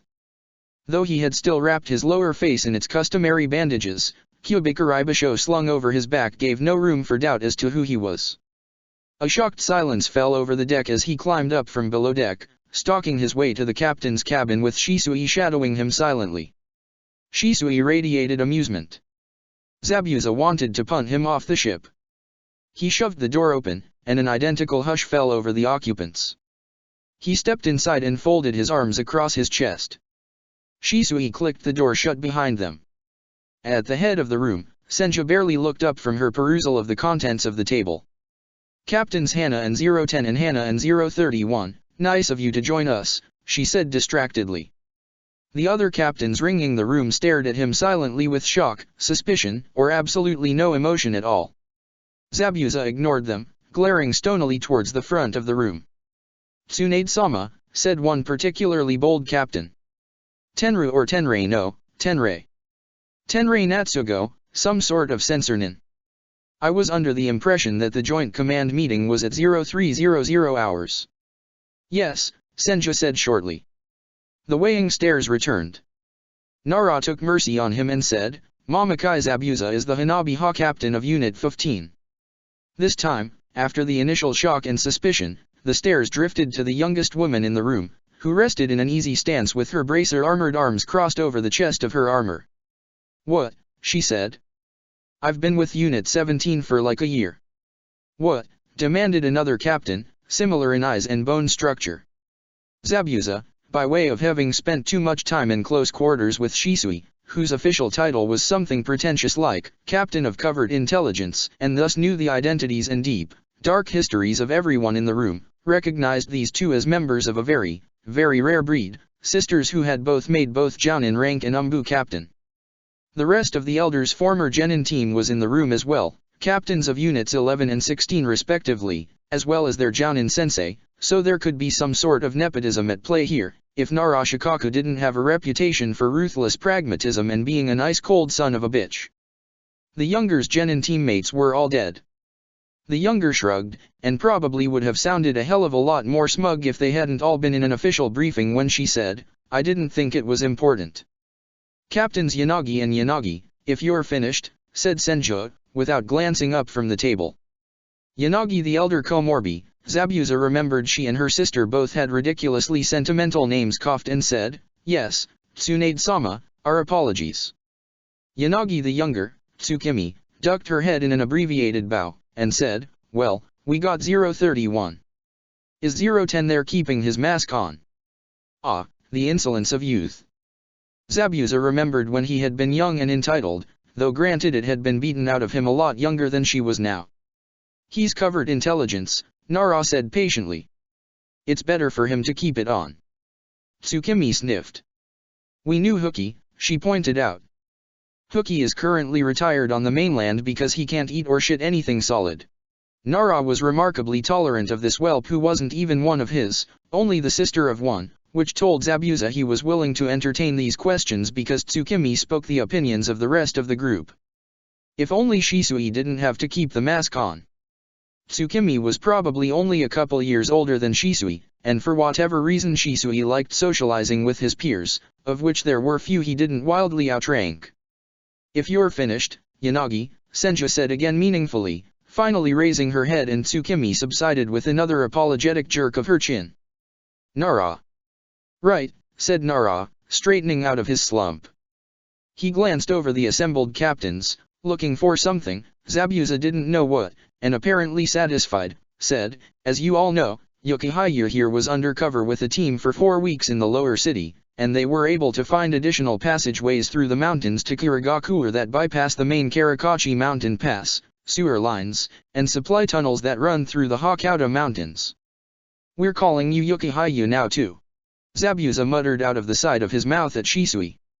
Nobody glared at him, because Zabuza had learned how to shoot the shit without getting caught during even more unforgiving environments. Shisui, unfortunately, didn't respond, so Zabuza resigned himself to actually listening to the briefing because there was no point in not paying attention unless there was another person to not pay attention with. "The joint command meeting with the Kiri Hanran leadership is in less than 3 hours, Senju cut in. You have the routes, you have the maps. What I need from you now are strategies." An older kunoichi that Zabuza could have sworn he last saw as a jounin in charge on one of the northern bases said, "What are the defensive capabilities at the Karakachi Pass?" "Nothing you'll get through with a straightforward assault," Zabuza drawled. That got him more thinly veiled stares. "We could make a giant wooden horse, hide our shinobi in it, and tempt the loyalists into opening the pass to check it out," suggested one of the younger captains, the abnormally brave and stupid Tenrei. "Idiot," Tsukimi muttered under her breath, as her sister said, "What kind of fool are you to think that would work on so much as an academy student?" Senju, having picked up a tiny wooden marker from the table denoting a genin team, hurled the thing and fucking brained the hapless Tenrei. "If you're going to treat this like a joke, hand me your resignation right now," she snapped, and the room went deathly silent. The Mizukage commanded similar reactions during his fits of temper even in a room full of shinobi trained to hide their reactions. Zabuza could taste the tension in the air, see the dance of suddenly blank eyes watching each other carefully but turning away milliseconds before meeting another's eyes. Tenrei peeled himself off the ground without a flinch but kept his eyes down when he bowed his apology and deposited the genin team marker back on the table, which Zabuza eyed with reluctant caution. The little disc could have gone clean through his skull if Senju had wanted another reason to steer clear of the ornery old cow. "There are currently only feasible 2 ways to move enough shinobi quickly enough to circumvent a siege," Haytake said, as if nothing had happened. Senju's sharp amber stare flicked to him and locked on. "Either through the underground sewer and tunnel system, or through the pass itself, both are heavily guarded." The vaguely familiar formerly Guntime or recently Shire Bullet in Haraguni suggested finding an alternate path through the mountains. Zabuza shot that idea down, less gleefully than he would have if it had been one of those small yappy upstarts who were there to talk back and say what everyone else was too much of a soldier to say, because their slopes were trapped to hell and back, and were probably activated the second the first explosive tag hit the Kirigakure main island shore. The smallest, yappiest upstart appropriately named Kasasagi, or Magpie, or maybe nicknamed, Zabuza didn't know and didn't care had been promoted to captain of communications because after the death of his predecessor, he was now the foremost breeder, raiser, and trainer of messenger hawks and halfway decent at a handful of jutsu that made them and himself especially slippery. He proved his youthful optimism by saying, "Senju-sama, between you and Haytake Teiku, We can go straight through the mountains. Ah, ignorance, thy name is Magpie. Haytake probably couldn't do more than crack a small hill without help from a convenient thunderstorm, let alone carve a new canyon through an entire mountain range. Senju simmered. Nara demonstrated his strategic competence by saying, "Thank you," next, before she could take down another captain with a wood chip. It was a grueling 2 hours that Zabuza and Shisui, to a less frequent, less caustic extent, spent picking holes in his fellow captain's proposals, except Itachi, because he quietly suggested a multi-distraction operation that might work as long as one considered luck a skill and not a whim of fate.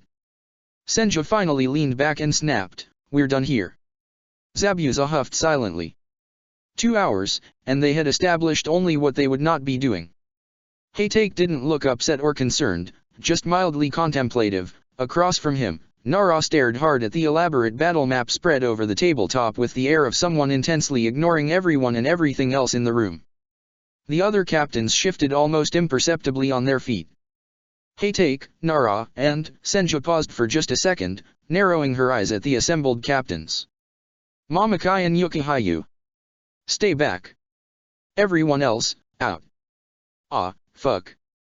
Yanagi the elder moved first, snagging Yanagi the younger by the sleeve and towing her out.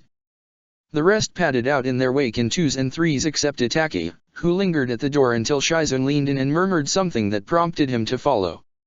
Senju stalked around the side of the table as the room cleared, and when the door shut behind Shiranui, she leaned against the table and crossed her arms.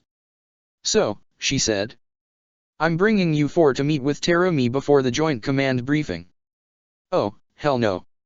He opened his mouth and Haytake shot him a narrow-eyed warning stare, so he gritted his teeth and amended, "What the fuck, you batty old hag too, with all due respect, why are you bringing me instead of Katai or Uchiha the shrimp?" Which didn't exactly come out respectful, but Haytake should take his fucking wins where he could get them. "Watch your tongue," Senju snapped, reminding Zabuza why his battle plan in regards to the witch was to glare at her silently until he could distance himself from her goddamned flicks and foul temper.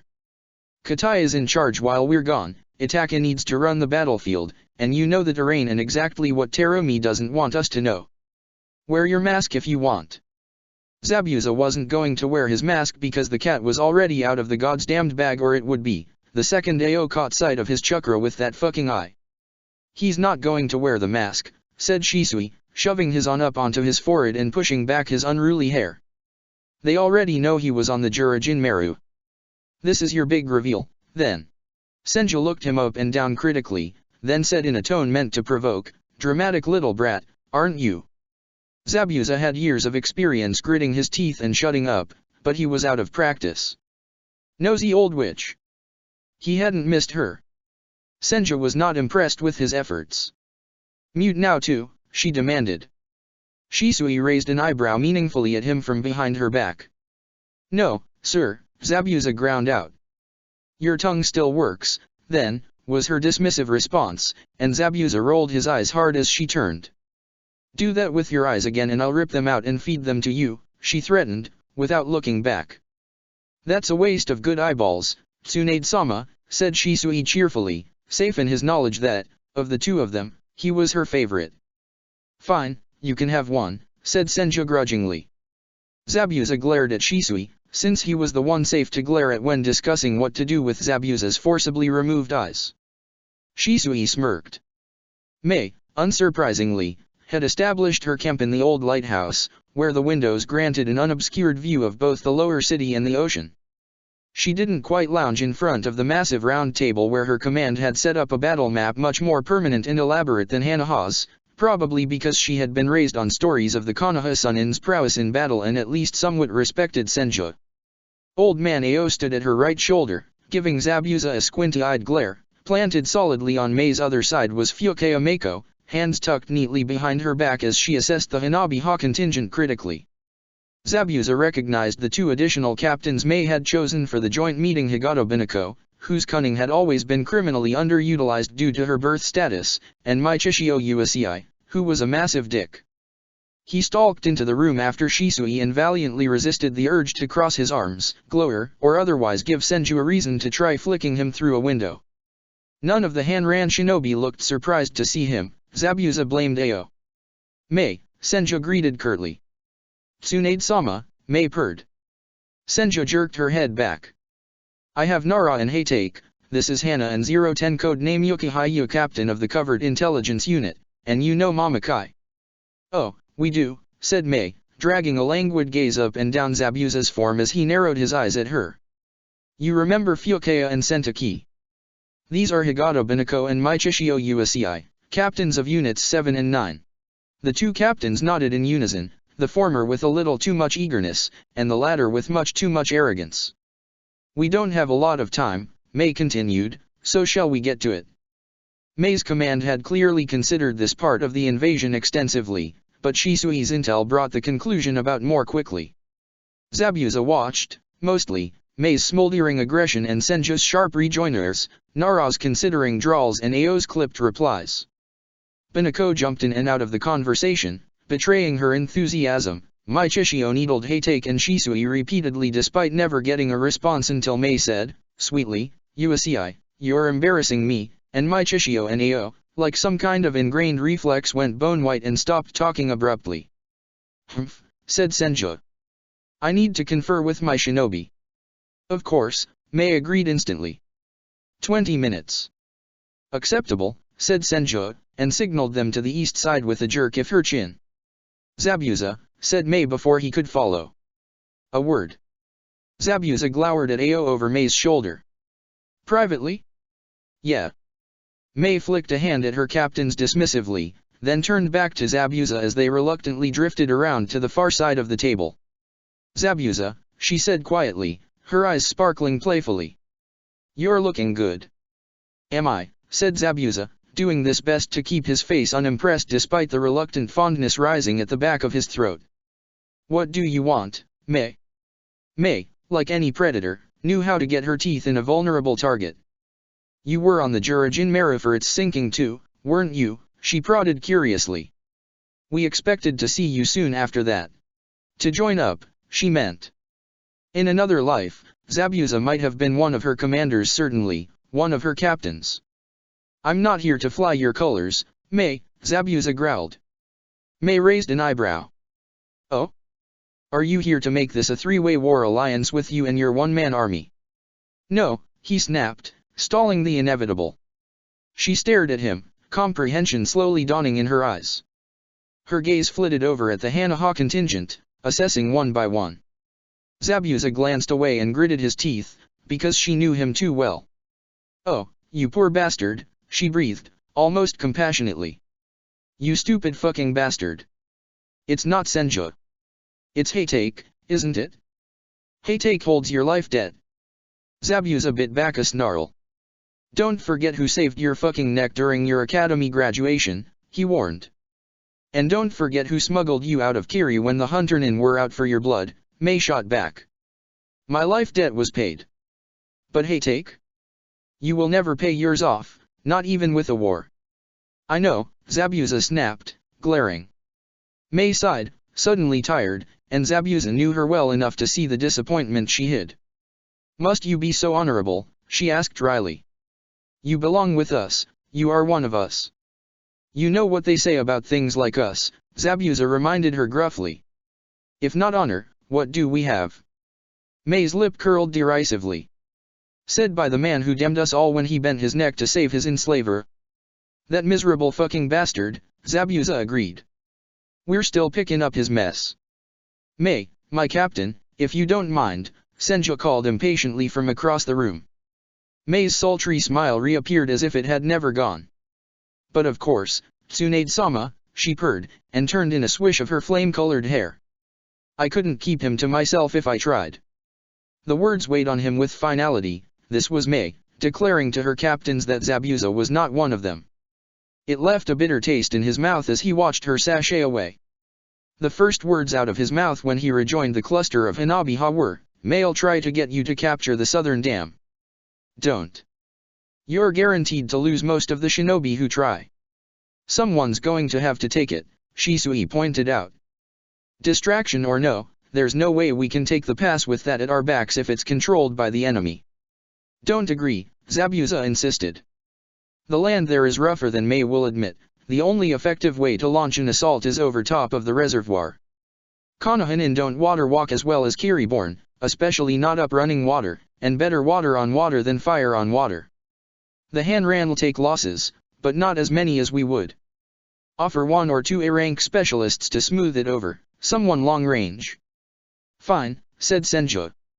We'll pitch taking over the rest of the overland battles. Mei can have the tunnels and the dams. Mei did not want the tunnels and the dams, but unfortunately for her, Zabuza was willing to call her out on her bullshit. This tunnel was mostly dry, she said, surely Hanabiha could take it? Only during low tide, Mei, keep your Sutton users on it. Well, then could they take an exploratory team up the Mikuni Pass on the side of the western dam? It wasn't much bigger than a footpath, but they could get a good view of one of the feeder routes to the blockade at the Karakachi Pass. Oh, Mei, wasn't that the pass that was prone to avalanches? By the time the meeting wrapped up, Ao had his jaw clenched hard enough to creak, and Michishio had tried one slur about a traitor Rotblood and damned himself to Mei's promise of a friendly correction if Zabuza didn't get there first. Mei gave Zabuza an almost glare nevertheless, and Zabuza felt a pang of what could have been either remorse or hunger. He hadn't eaten in probably at least 24 hours. Let's wrap this up, said Senju. There's a lot to get done. Why don't we meet on the shore tomorrow? Mei suggested, leaning forward probably a little too much when Heitake glanced her way. Just to check in, I'll bring Ao and Binako. Mamakai and Heitake will come, decided Senju, straightening with a sweep of her robes. And that was that. Zabuza left the lighthouse beside Shisui without so much as a backwards glance for his former comrades. It was 0500 hours, after all, time to round up the kids for another slog through the city.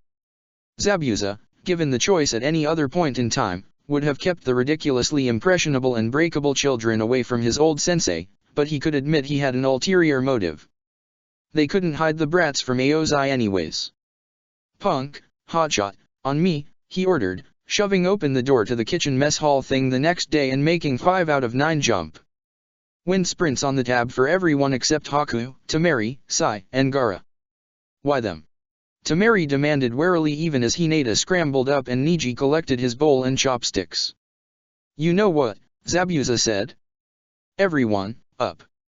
We're taking a field trip for you all to gawk at one of the strongest shinobi in the Kiri Hanran. Sakura jerked, Suzuki watched with suddenly sharp eyes, and Naruto shot bolt upright and screeched, really, in a pitch that fucking pierced his eardrums. Everyone else reacted much more shinobi-like, but retracting the invitation to the terror trio would get him an even louder backlash and Zabuza was not about that right now. Is this a mission? Sai asked. Zabuza shrugged. Nah. Just a learning opportunity or whatever. Watch and learn and all that. Which shinobi? Temari asked. What are we watching? Zabuza crossed his arms. Terumi Mei, Hanran leader, is one. Do any of you not you, Haku know anything about Sentaki Ao? Haku, having been appropriately trained, got that look on his face like he knew Zabuza was about to do something he wouldn't approve of but would never call him out on. Yeah, he was a Jounin in the last big war, Temari said, half raising her hand. Censor Nin. He's in the old bingo books. Sure, said Zabuza. Anyone else? He was met by a sea of blank faces, because the rest of the children had grown up feral. It was a miracle any of them could read or even count. Sentaki Ao is one of the Hanran commanders, famous for being a hunter nin and a censor, he explained, and even more so after he killed a main house Hyuga during battle and stole their eye. Hinata went alarmingly pale. Niji's eyes narrowed furiously. Faces ranged from appalled Sakura to deeply suspicious Haku to vaguely distant Gaara. Any questions? Zabuza asked cheerfully. Started Naruto, as Temari said, what and Niji demanded, why? Good, everybody grab your shit and get kitted out, Zabuza said loudly over the turmoil. Meet me topside in 10. Heitake, when he encountered Zabuza in their shared room picking up the last of his equipment, was not amused. This is a formal meeting, he said. Don't bring the genin into this. Zabuza glanced over, slinging cubic Araibisho up and over his shoulder. Come on, Heitake, he drawled. They just wanna watch. We'll stash M in one of the old guard houses where no one can break M. Haytake eyed him dubiously. What are you up to? He said, uncharacteristically blunt. You hate bringing the gen in places. I wouldn't if they knew when to shut up, like Haku, or if they were actually competent, like Haku, Zabuza retorted. Plus, you gotta air them out and water M and stuff, right? Cheers, they can get some goddamned sun so they'll stop bitching about being cooped up all the time. Haytake paused. That's a good point, he said slowly. They'll stay out of trouble if they know what's good for them, Zabuza added, risking laying it on a little thick. Hey, he was useful, Haytake mostly trusted him, probably. Time to spend a little of that trust. Haytake hesitated. Fine, he said. They can watch from a distance. Zabuza swallowed the thrill of victory and said in as disinterested a voice he could manage, great, and stumped off to share the good news with the brats. The meeting went fine. Zabuza had very clearly told all the assorted small hellions to stay inside the old guard house until he came to get them. He didn't go get them when Senja called for a halt and she and Haytake made for the Hoda Imaru and Mei and Fukeo lingered around the edges of the city. He just wandered down the beach a little ways and dropped down to sit on the docks as Ao paused alone on the beach to scan the city. He waited until there was a tiny commotion in the old guardhouse, and then Hinata marched out the front door trembling head to toe like a yellowing leaf in the wind with Niji close on her heels. Haku had the good fucking sense to ice over the door before the blonde Jinhiriki flung his body against it. Ao watched, more curious than cautious, as the pair tottered down the beach towards him. Strike one. With that eye, he knew exactly who these two were. Hinata's posture had tensed into aggression by the time she stopped in front of the man, glaring up at him through the eye holes of her mask. Are you Sentaki Ao? She demanded. Do you know who we are? Yes, Ao said slowly, glancing between the two of them. And yes. Strike two. The girl paused, visibly gathering her composure. Niji had gone preternaturally quiet. Did you steal a Byakugan from one of our clansmen? Yes, said Ao plainly. Strike fucking three. Oh ho ho ho ho. Old man Ao was in for it now. Was Zabuza a petty, dramatic bastard? Maybe a little. I see, said the tiny heiress said mildly, and though her hands began to tremble again, she drew her head up so she was standing tall. F for the eye insult to my C clan's honor, she began, staring the incredulous Ao in the eye, for the C crime of S stealing our B bloodline from the D dead, for the R right to be bear the heirloom of my F family, I, Hyuga Niji, challenge you, interrupted a clear, steady voice, and her cousin stepped in front of her, both blocking her from view and drowning out her challenge. These idiot fucking children. Zabuza quashed his glee and reminded himself that suicidal tendencies were to be beaten out of small children, not encouraged. Nnii-san, the younger Hyuga stuttered, startled. She nudged at his back insistently, but he didn't budge. I challenge you to death or dishonor. Ao snorted. I don't fight kids. Good on you, Ao, you might just get out of this yet. Take the challenge, the idiot boy snapped. Or so help me I will carve the eye out of your head. The even more idiot Kirinin glared. As if you could even get close, boy. Fine, I accept. Terms. To death. Niji, the girl whispered, appalled. Her cousin twitched at her displeasure but ignored her. Ao rolled his eye. Your funeral, kid, he said, and stepped forward. The Hyuga boy strode forward as well to meet him. With a whistle and a thud, Kyubikaribasho split the earth between them and quivered, standing straight up from the ground. The Hyuga boy and Ao each leapt backwards, startled, as Zabuza stalked forward. This boy is my student, he growled, glowering at the Jounin and making no attempt to hide his smugness. Ao, your opponent is me? Sensei. Zabuza whipped around with a glare, and the boy snapped his mouth shut. Don't you fucking start. What the fuck were you thinking, he demanded, but missed angry by a wide margin and landed firmly in glee. Ao swallowed nervously, white, and eyed the blade sticking up from the ground. Zabuza, this is a clan dispute, he began. Zabuza had not been his inferior in many years. The boy, he repeated, menacingly, is my student. Your opponent. Eyes. Me. Hold on, now, Mei interjected as she prowled down the beach, her eyes hard. Fukaya stood sentry from the roof of the old guardhouse, watching motionless with a tilted head. Should I not step in? Ao is my commander, after all. She sauntered up behind Ao and leaned forward, tilting her head challengingly at Zabuza. Careful, old friend, she purred, licking a bead of molten lava from the corner of her mouth. I surpassed you long ago.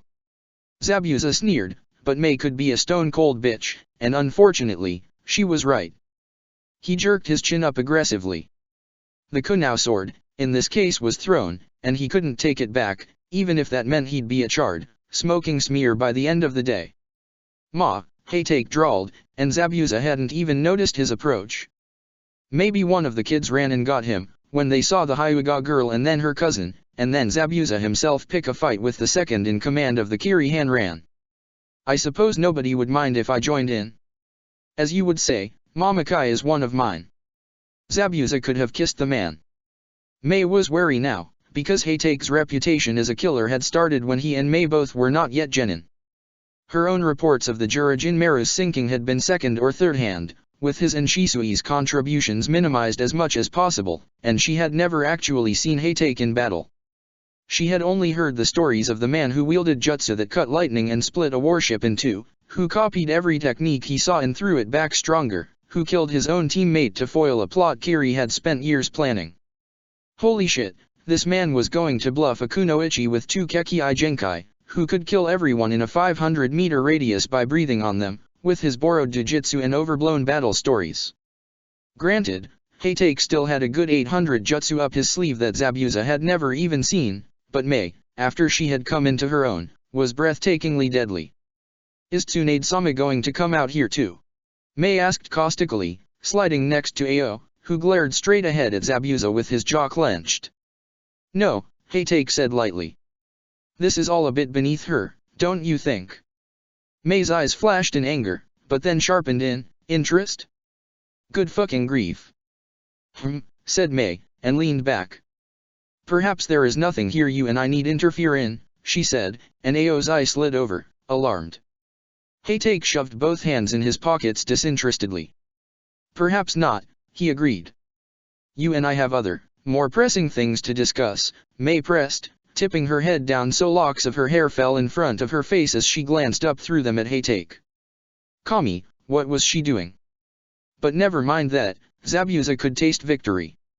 He smirked at Ao, baring his pointed teeth, as Heitake said, very neutrally, that we do.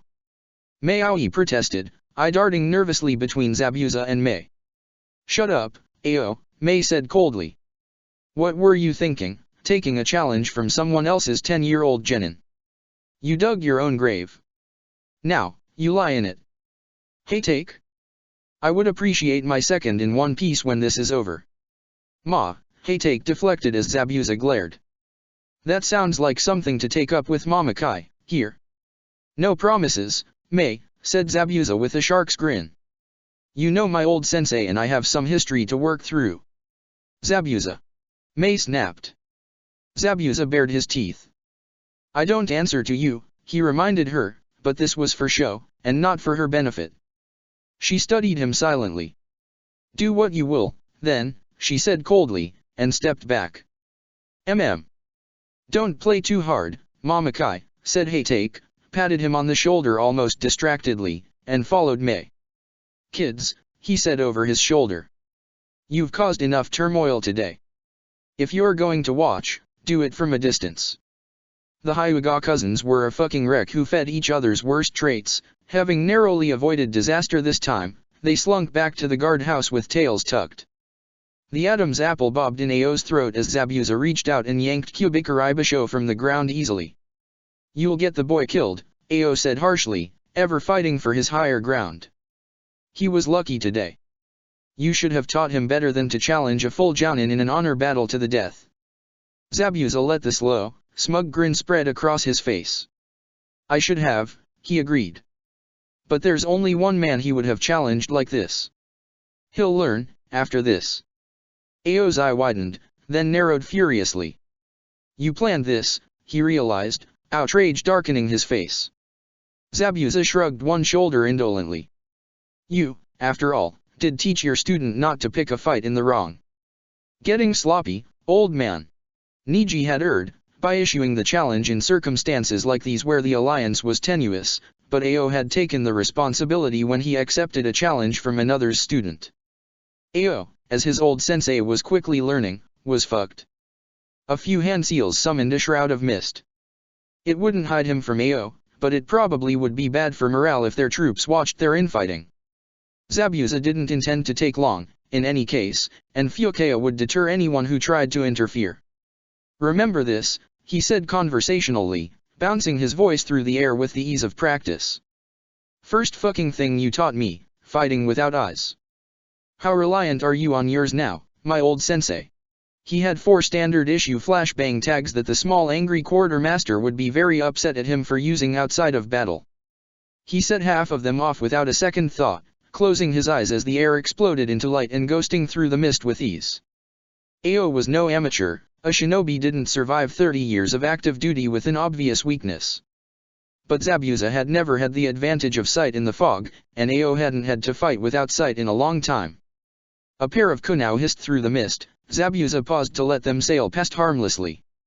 Zabuza had learned patience from Ao, and how to stalk an unwary prey, but Ao was as much a predator as Zabuza, and whatever slight advantage he'd won from the flash tags wouldn't last long. He reached up for Kubikari Basho's familiar hilt and swung.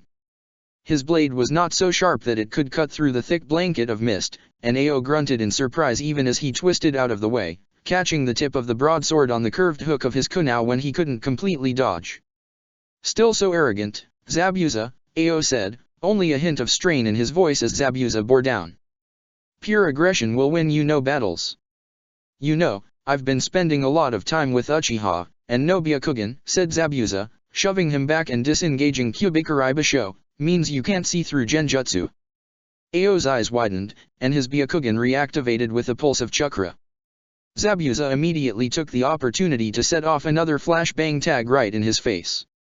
Yeah, I lied, Zabuza said dryly, even as he lashed out with his sword once again, and this time caught Ao full in the ribs with the flat of the blade.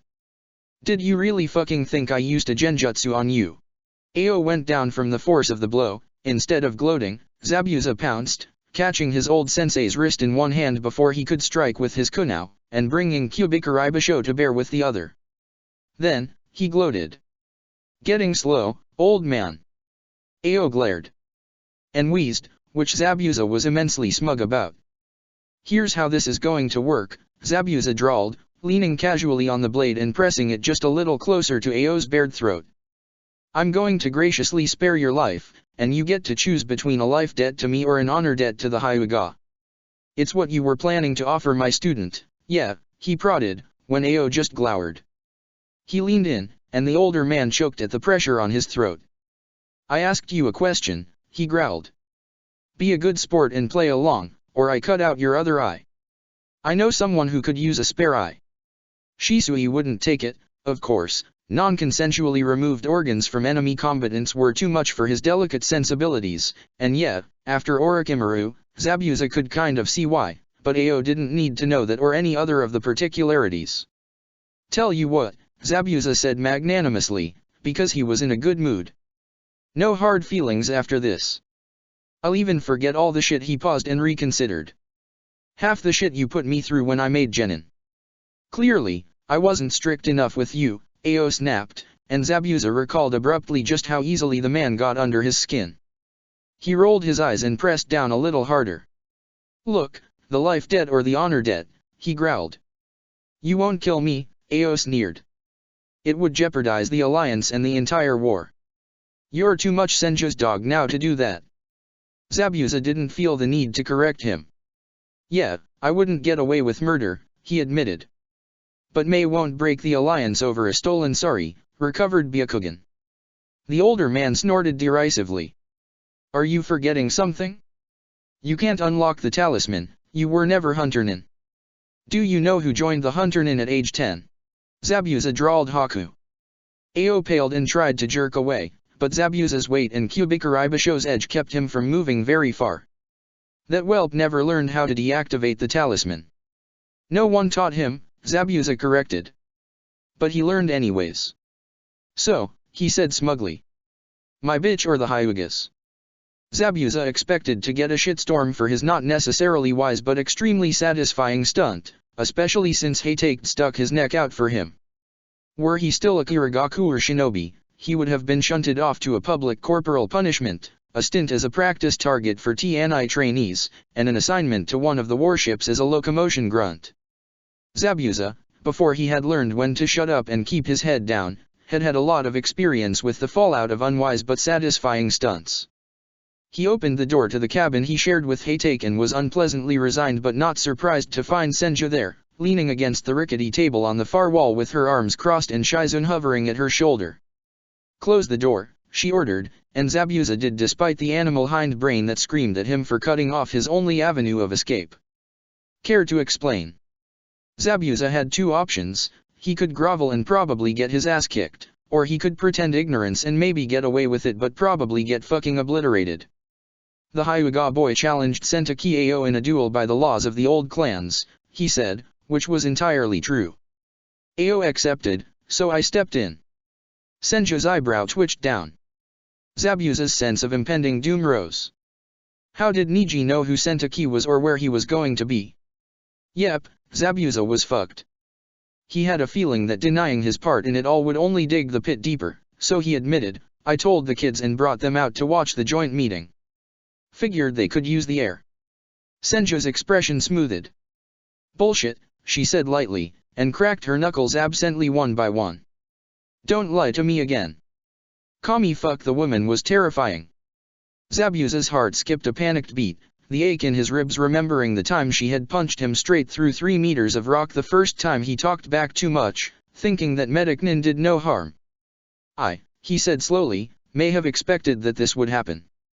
You wanted this to happen, Senju corrected mercilessly. Zabuza glowered at the wall just past her ear. Yes. Sir. Zabuza has been the subject of enough torture and interrogation classes that he knew what Senju was doing when she let the silence stretch. You risked a diplomatic incident and the outcome of the war for a petty grudge, Senju said at last. It did sound pretty serious when she put it like that. We never actually planned to off each other, he tried. Senju narrowed her eyes at him. That's the only reason you're not a smear on the floor. Tsunade-sama, Shizune murmured reproachfully. I should kick you back down to Genin, Senju snapped. But she wouldn't. Zabuza was, for some god-forsaken reason, a captain, and the shinobi with the most knowledge on Kirigakure and its defenses in Hanabi-ha. He did his best to look contrite or at least not too self-satisfied. He was apparently unsuccessful, because Senju cuffed him around the head like an errant genin, throwing him into the cabin wall where his head left a round dent in the wood. He tasted blood in his mouth. He staggered upright with as much dignity as he could muster and clamped down hard on the blind fury that surged in the back of his throat. Senju snarled, pull a stunt like that again and you'll wish Orochimaru still had you. Low fucking blow. Zabuza's scars itched, but the needling was on purpose, as ever, since that first day Hatake dragged him and Shisui to her to heal like mice a cat had tormented and mauled. She pushed to see if he'd crack. Suna was founded for survival, Zabuza managed to grate out, despite the black spots swimming in his vision. Konoha founders wanted peace. Kiri was born from subjugation, and her shinobi value strength most over everything else. Ao accepted a genin's challenge, and I kicked his ass. You have the advantage on me now. She considered him for a long pause as he blinked his vision back in. That's true, Senju said very grudgingly. You're on thin ice, you hear me, Mamakai. Most jounin unleashed their killing intent abruptly, an ambush to catch an unwary prey off guard. Zabuza only recognized the gradual rise of Senju's when she stepped forward to seize him by the collar of his flak jacket and he realized he couldn't move. You, said Senju, dragging him down to her level, will never involve the children in your schemes again. You will not scheme when other lives are on the line. Am I clear? Frankly, Zabuza didn't understand what the fuck was so different about this and shoving the kids into battle, which all of them regularly did. Shinobi, right? None of them were in any actual danger, he said, and then hastily, yeah, fine. Clear, "Sir, no endangerment," when her eyes narrowed dangerously, because that was the only acceptable answer. She let him go with one last shove. "That's 3 times now Haytake's stuck his neck out for you," she noted, studying him with sharp amber eyes. "I thought you were the one who owed him a debt." "Nosy old witch," Zabuza didn't say, but the words bit deeply anyways. He was sick of people rubbing his life debt in his face. He moved Senja to the top of the list of people he would off if he ever paid the damn thing off. Senja brushed off her flak jacket facetiously and jerked her chin at Shizuan. "Next time you won't get off so lucky," she warned. "One toe out of line and you'll piss blood for a month." The thing about crossing Irionin was that they knew exactly how much internal damage they could get away with without killing their victim. Haku rarely bunked with him anymore, since space was limited and Zabuza's roommate was usually Haytake now. He spent his free time with the rest of the children, at first because Zabuza had said, "Guard them, they're the mission," and later because Haku, despite his best efforts, was lonely, and the pack of children that called themselves Urizoka folded him in easily as one of their own. He didn't particularly like it, that ugly thing that lived inside of him reared its head and growled mine, because Haku was supposed to be his and only his. He liked it even less when that ugly thing compensated for the change in status quo by latching onto the 8 other hellspawn and declaring those mine as well. The fuck did Zabuza have use for that many baby shinobi, anyways? At least Haku was useful and could take care of himself. Zabuza found him in the empty kitchen thing, meticulously stitching a long rip in Zabuza's spare umbu blacks. "Hey, kid," he greeted gruffly, still a little high with getting away with almost murder with a literal slap to the side of the head. Konoha shinobi had such a distaste for violence outside of battle even after years of working with them, it still managed to surprise him. Haku glanced up, greeting, "Zabuza-san," automatically, but the crinkle at the corner of his eye was a little strained. Zabuza rolled his eyes, but Haku had been the one to patch him up after he got on the wrong side of the Mizukige's fury, those last few years, and he was familiar with the wrath of a commanding officer. "Leafborn are soft. She barely touched me." "Hi," Haku agreed while disagreeing. Zabuza was familiar with his apprentice's moods. "You don't think I should have done it?" Haku's eyes widened. "No," he said quickly, but wouldn't meet Zabuza's eyes. "No, I." "Spit it out, Haku," Zabuza ordered, before his apprentice could spiral into a guilty silence. Still, Haku hesitated. Perhaps it wasn't the best timing to confront Ao-san. Said Zabuza, because he wasn't wrong. "And it is harder," Haku admitted at last, his gaze darting to Zabuza's in a way again. "Going against her will. It's harder than defying the Mizukiges." "Ah, Haku. Konoha really did kill with kindness." "She's a shinobi," Zabuza countered. "We answer to her now, but not forever." Haku watched him apprehensively from under his eyelashes. Zabuza sighed and capitulated. "I don't plan on picking any more fights I shouldn't, alright? Plenty of battles coming up." "As you wish," Haku demurred, and tied off his stitch. The snick of his kunai cutting the thread was loud in the air between them. It was too quiet, by far.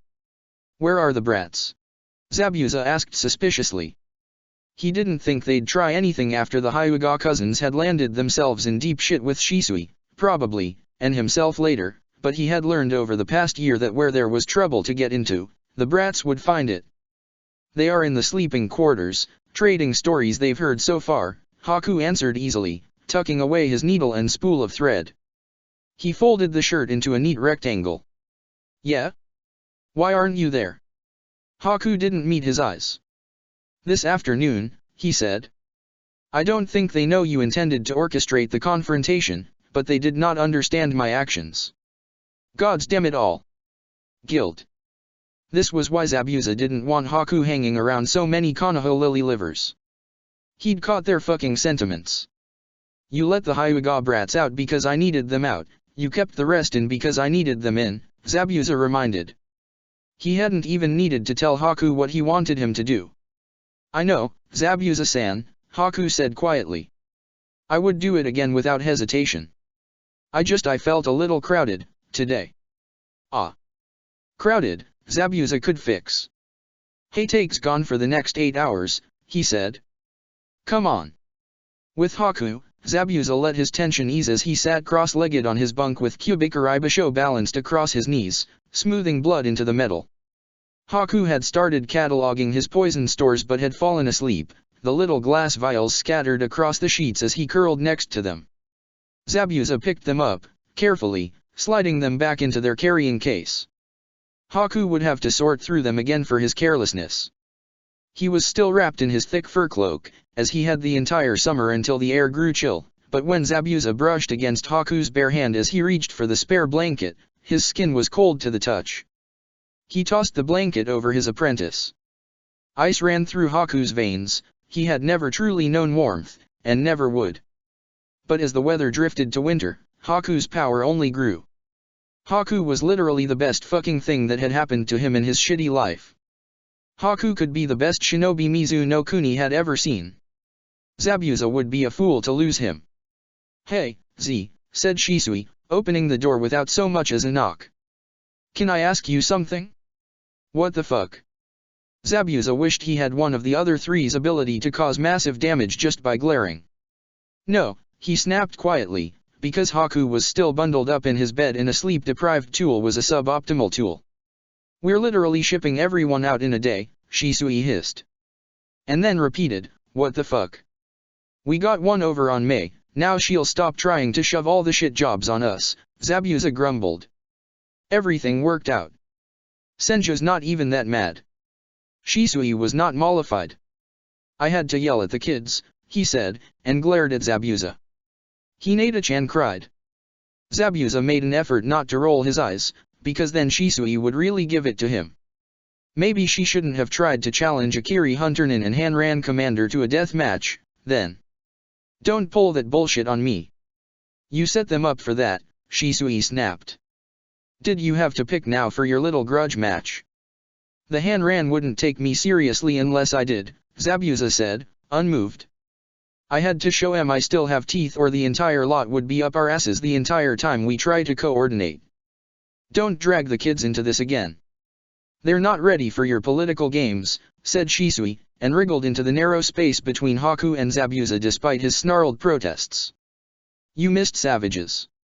Doesn't it get tiring, always having to guard your back against your own comrades? Zabuza shrugged, that was just life. Keeps us on our toes, don't it? So we don't get soft and fat like you Konoha squirrels. Squirrels, Shisui parroted in a low grumble, incredulous.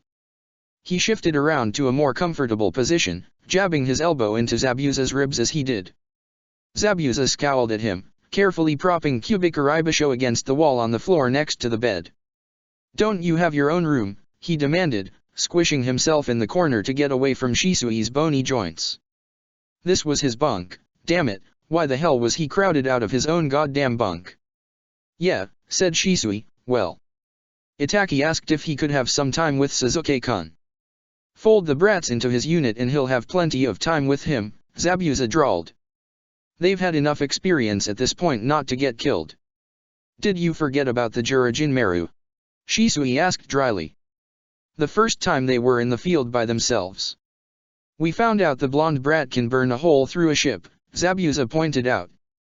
Small pink child can take torture. Mini angry attack a clone knows how to not bleed out. They're not complete wastes of space. Naruto-kun can't control the Kyuubi or draw on its chakra naturally, Shisui countered. Sakura-chan has nightmares every night. Sasuke's gotten way too aggressive and reckless. The battlefield'll shape them up, Zabuza retorted. Wars touched them already. They'll learn fast. Shisui sighed. I know they would, he said glumly. But we can't let them out in the field just yet. Naruto's already lost control twice. He blinked mournfully at the ceiling. Good grief. Did Shisui have to come all the way to Zabuza's room just to emote all over him? The fuck is your problem, he muttered. If you're gonna sleep, just sleep. You love me, Z, Shisui said nonsensically even as his eye drifted closed. Zabuza, pretty sure a nap would be the hard reset Shisui needed to stuff all his messy emotions back where they belonged, tolerated it. Teenagers. Zabuza had never actually needed to rally his troops or whatever and get them hyped to charge to their deaths. In Kirigakure, fear was a sufficient motivator, and where it wasn't, hatred was. Since his unwitting initiation into Hanabiha, his unit had been scattered across different bases, hundreds of kilometers apart. Now, however, Unit 15 was all camped in the middle of the Eastern Market District, their fires flickering in the cobbled streets. "All right," Zabuza said gruffly, glaring down at the assembled teams. "You're about to march on one of the most heavily fortified hidden villages in the land. It's been a shitty war and it's about to get even shittier." The teams shifted, disgruntled. Zabuza shot them a particularly venomous glower. Who the fuck put him up to a motivational speech, anyways? "The point," he snapped, his voice carrying over the shuffling of his unit, "is that you made it this far. You beat some tough-ass motherfuckers to get here, and now we're at the end of the road. I feel like shit, you feel like shit, guess what? Kiri doesn't care. Are you going to let that stop you?" he demanded. "No," Special Jounin Psycho said serenely from the front of the crowd, but her voice carried. "Thank fuck for Special Jounin Psycho." "No," someone yelled from the back, and his team picked it up, then the team next to them as the shouts spread like wildfire until the entire unit was shouting no, like some sort of deranged toddler protest. "You have your orders," Zabuza called over the noise. "Show these ugly fuckers what fire is made of." The chant degenerated into a wordless roar, and Zabuza stepped back, satisfied at a job well done. "Motivational speech? Nothing to it." "Sensei," Tamari said, falling into step behind him as he strode away from the organized chaos of his unit mustering out. "You're really bad at that." Zabuza rolled his eyes as Haku moved up to his other side. They cheered. "They're going to fight, end of story," he growled. "Let's just get to our position." "Hi," Haku agreed smoothly. "Why aren't we with your unit, though?" asked Tamari. "You're their captain. Shouldn't you be leading?" Zabuza grunted. "Senja sold me off to Mei as a distraction. Konoha's taking over with the turtle team. If he gets called away, Jounin in charge Nishigawa's got it. The man might be a stuttering wreck but he could hold his nerve in battle. Are we to be part of the distraction as well?" Niji spoke up. Compared to his cousin, he'd bounced back quickly after whatever reprimand Shisui'd dished out. "Yeah," said Zabuza, coming to a stop at the edge of the market district.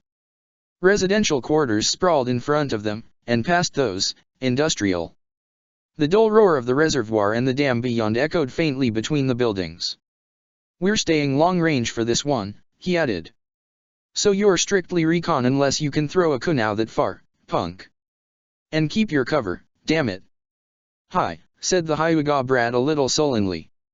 Zabuza turned around to glare him into submission for good measure, then turned briefly towards Haku and Tamari. "Haku, do whatever, just don't get caught. Princess, if you decide to go high, try not to make yourself too easy a target." "Easy?" Tamari muttered. "Never. Because Mei hated him, Mai Chishio and his Unit 9 were in charge of capturing the southern dam." The man was about as thrilled to see Zabuza as he was to see him. "I was promised a long-range specialist," he said flatly, crossing bracered arms across the front of his armor. "Congrats," said Zabuza, and jerked his head back at the trio lined up behind him in their little wolf masks and wolf cloaks. "You got 2. Plus 2 bonus." "This is ridiculous," Mai Chishio snapped. "Those aren't Takujo, let alone Jounin." Zabuza gave him a lazy grin. "I'm a Jounin," he said.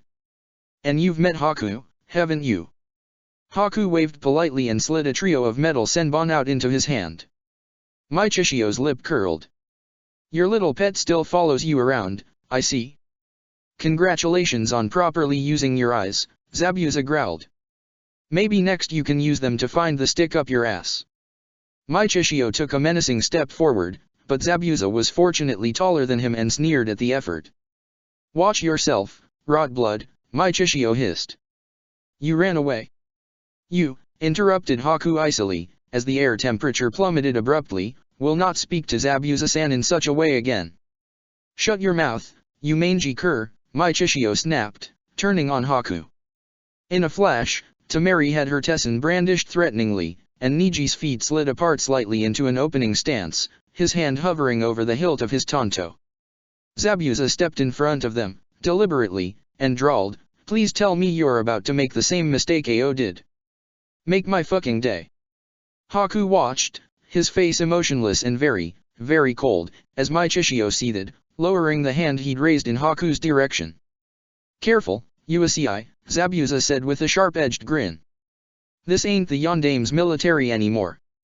Better mind your tongue and heel like a good dog before you embarrass me."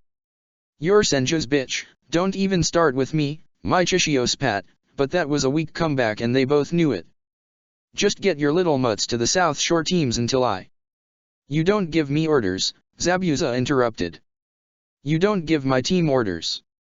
What kind of stupid fucker puts a long-range team with the point teams? We're going to be on the northern bluff. Try not to get in our way." Mai Chichio shot him a poisonous glare, snapped, "Fine," and whirled. "What's his problem?" Temari muttered as the other captain stormed away. "He was born high caste," Zabuza said, the corner of his mouth curling into an involuntary sneer. "Thinks Kekkei Genkai are freaks and that everyone should treat his ass like it's made of gold. Isn't he on the wrong side?" Temari said dubiously.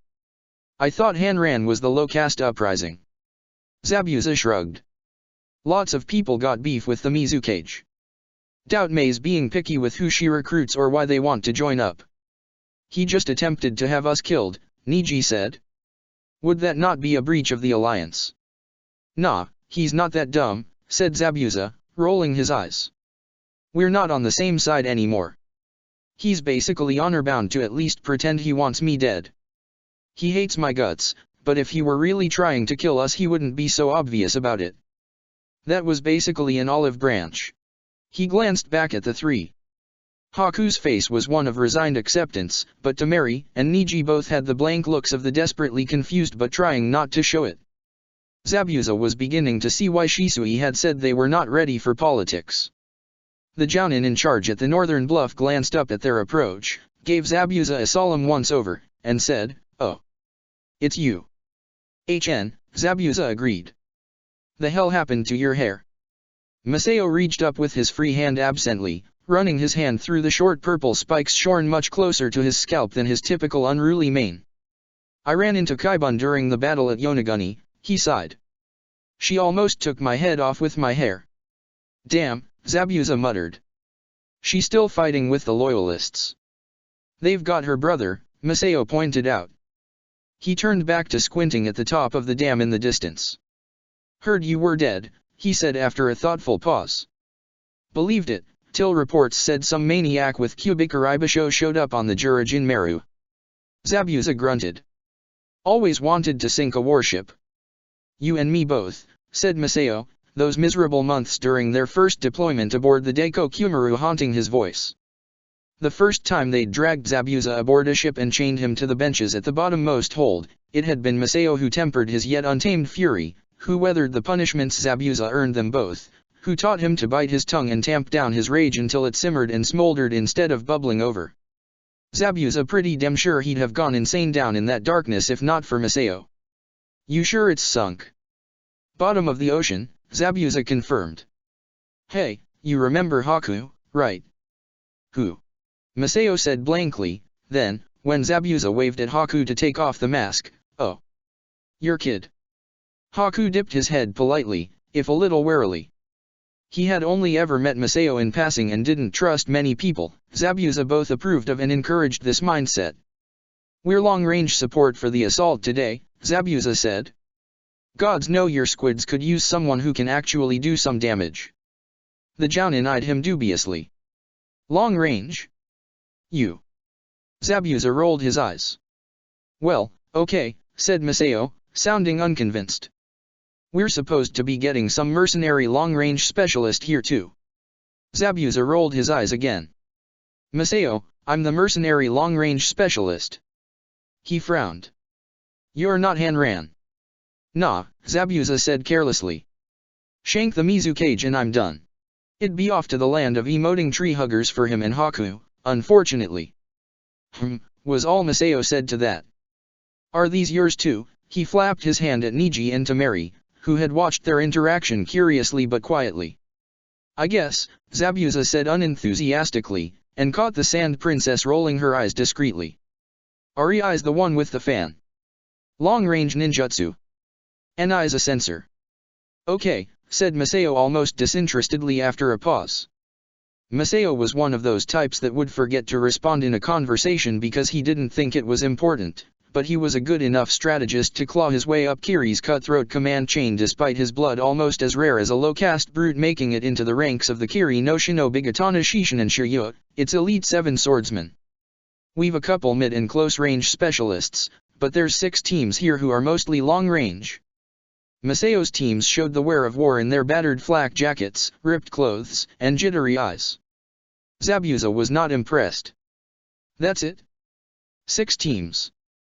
Well," said Masao. "Yeah. Half the unit is still coming up from the Rishirai Islands.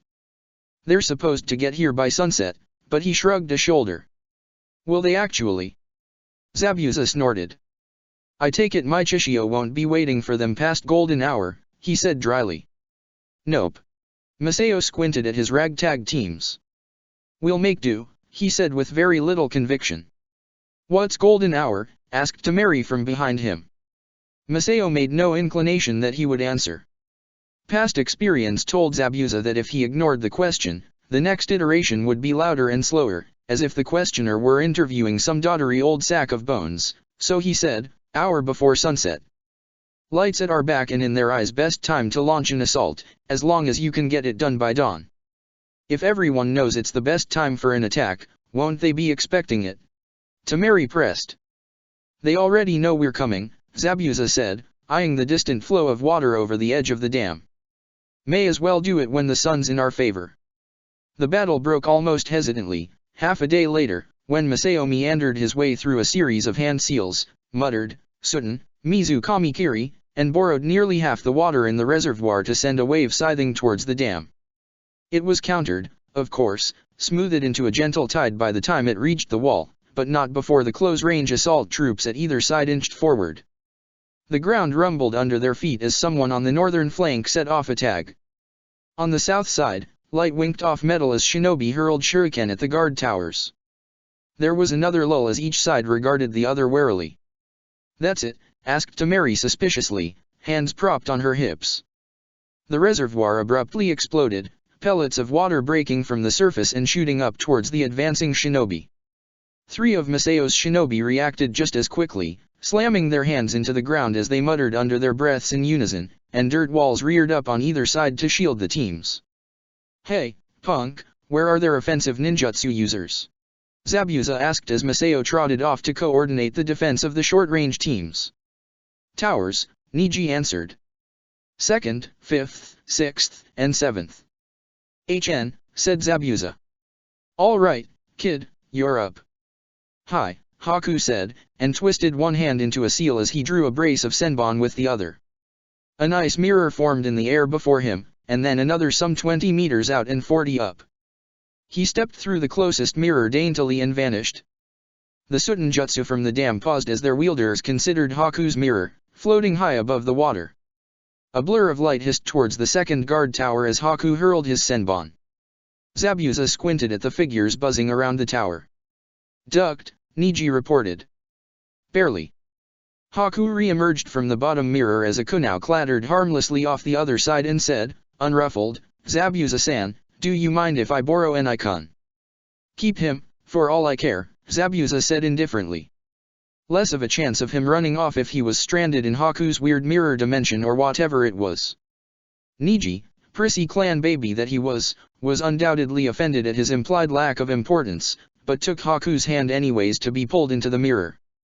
The ground rattled again, the north shore lit in a fiery blast, and shinobi spilled down the sides of the banks, skidding and sliding down their uneven surfaces onto the water's surface.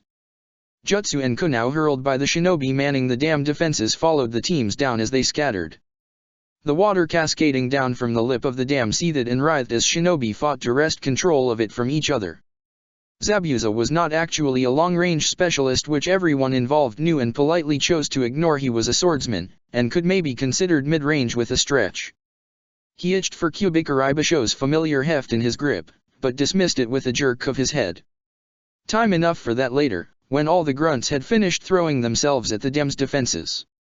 "What are you waiting for, princess? A personal invitation?" Zabuza growled at Temari, whose neck craned upwards as she watched Haku build a third and fourth mirror. She tilted her head just enough to give him a sly smile and said, "Yes, sensei." "Little shit." "Go, then," Zabuza snapped. "You let them hit you and you'll be running laps until you cough your lungs up." "Hi," said Temari with relish, and swung her fan off her back, snapping it open and leaping up in one smooth movement. She landed on its open face in a crouch, and as it began to tumble down, blurred through hand seals to unleash a futon that swept her and her battle fan up in air to join the rest of her team. When Zabuza had stolen the Tessin to begin with, he'd been thinking that she could use it in her enthusiastic ferocity to bludgeon her enemy. All the more power to her if she wanted to use it to make like a butterfly. The water frothed between the ragged line the Hanran held halfway across the reservoir and the waterfall down the front of the dam. Choppy waves and miniature tidal pools betrayed the chakra that surged beneath the surface, the deceptively unnoticeable battles for dominance. Zabuza shook out his chakra, letting it ripple free from his core and sink into his muscles. He had the blood of berserkers, the same thirst for battle but with absolute control. Zabuza was designed to wield water and bread for combat, and Kiri was about to regret that. Zabuza wasn't particularly dramatic, but he was a goddamned monster and this fucking village was long overdue for its reckoning. He strode languidly off the edge of the bluff, dropping abruptly and landing solidly on the water. His arrival sent a wave rippling over the surface, disrupting the scuffle in no man's land. The mice had fought to a standstill, time for the cats to come out to play. Aku now shot towards him, and he tipped his head lazily to avoid it. His hands formed seals and he molded his chakra, sinking it into the water and wresting it from the petty struggles of the genin and chiryunin as it answered his command. It rose as a great dragon, its head rearing up from the surface as it ripped its way free from the depths next to Zabuza, and he hollered, "Whichever one of you said fucks thinks he can take me on, show your ugly mug." A shinobi jumped out of the 5th guard tower seconds before his dragon lunged. The Sutin crashed straight through one of the cutouts in the wall, shearing itself off at the sides where its body was too thick to pass through. Dulled by the seals of the guard tower and the defensive jutsu of its shinobi, the tower did not fall, but a spray of water and rubble from the sides told him it had not gone unscathed. Lightning crackled from the damaged tower, and only a hasty Daton from one of Masayo's men kept the front line from being fried alive. Daton, unfortunately, was weak against Raiten, the one hit, and it crumbled like a sand castle. "Oi, Haku," said Zabuza, not bothering to raise his voice. "Between you and the punk, get me the name of whoever's running that defense." Zabuza could pull off a damn good futon, if he said so himself, and so he sent a flurry of crescent wind blades scything towards the ominous crackle of electricity. The lightning dissipated as the futon carved deep furrows into the stone walls. An enterprising Hanran team took the opportunity to launch first exploding tags, then themselves, towards the crippled tower. They didn't make it far. Closer to the tower, the loyalists controlled the falling water, and a brutal Sutin sent them tumbling back to the rest of the teams. Too hasty, this would be a long battle unless he could draw out the big players. Haku dropped down onto the mirror that formed beside Zabuza as he squinted towards the towers. "Based on physical description and the elemental jutsu used, I believe the jounin in charge is Sosuke Fuhen," he said. Enikun reported the man has a pair of sai in his belt. Sosuke Fuhen, elite jounin and major asshat who believed wholeheartedly that low-caste shinobi were the dregs of humanity. Zabuza, obviously, loathed the pompous fucker. Sosuke had graduated in the class after Zabuza's massacre. He had also been passed over both as Kushimaru's successor to the Nuibari blade and as Reiga's successor to the Kiba despite his prowess with Kenjutsu and Raiten Jutsu, over which Zabuza was still infinitely smug. Zabuza could needle him. Man was prouder than a monarch stag, which, admittedly, was a common trait in elite shinobi. "All right," he said, waving a hand dismissively at Haku. "Back to it. Leave Sosuke to me." "Hi," Haku agreed, and let himself drop into the mirror. "Hey, Fuhen," Zabuza bellowed, his voice carrying over the incessant clash of metal on metal. "Anyone give you a real sword yet, or are you still waving around those pig's tickers?" He didn't think twice about unslinging Kubikari Basho from his back.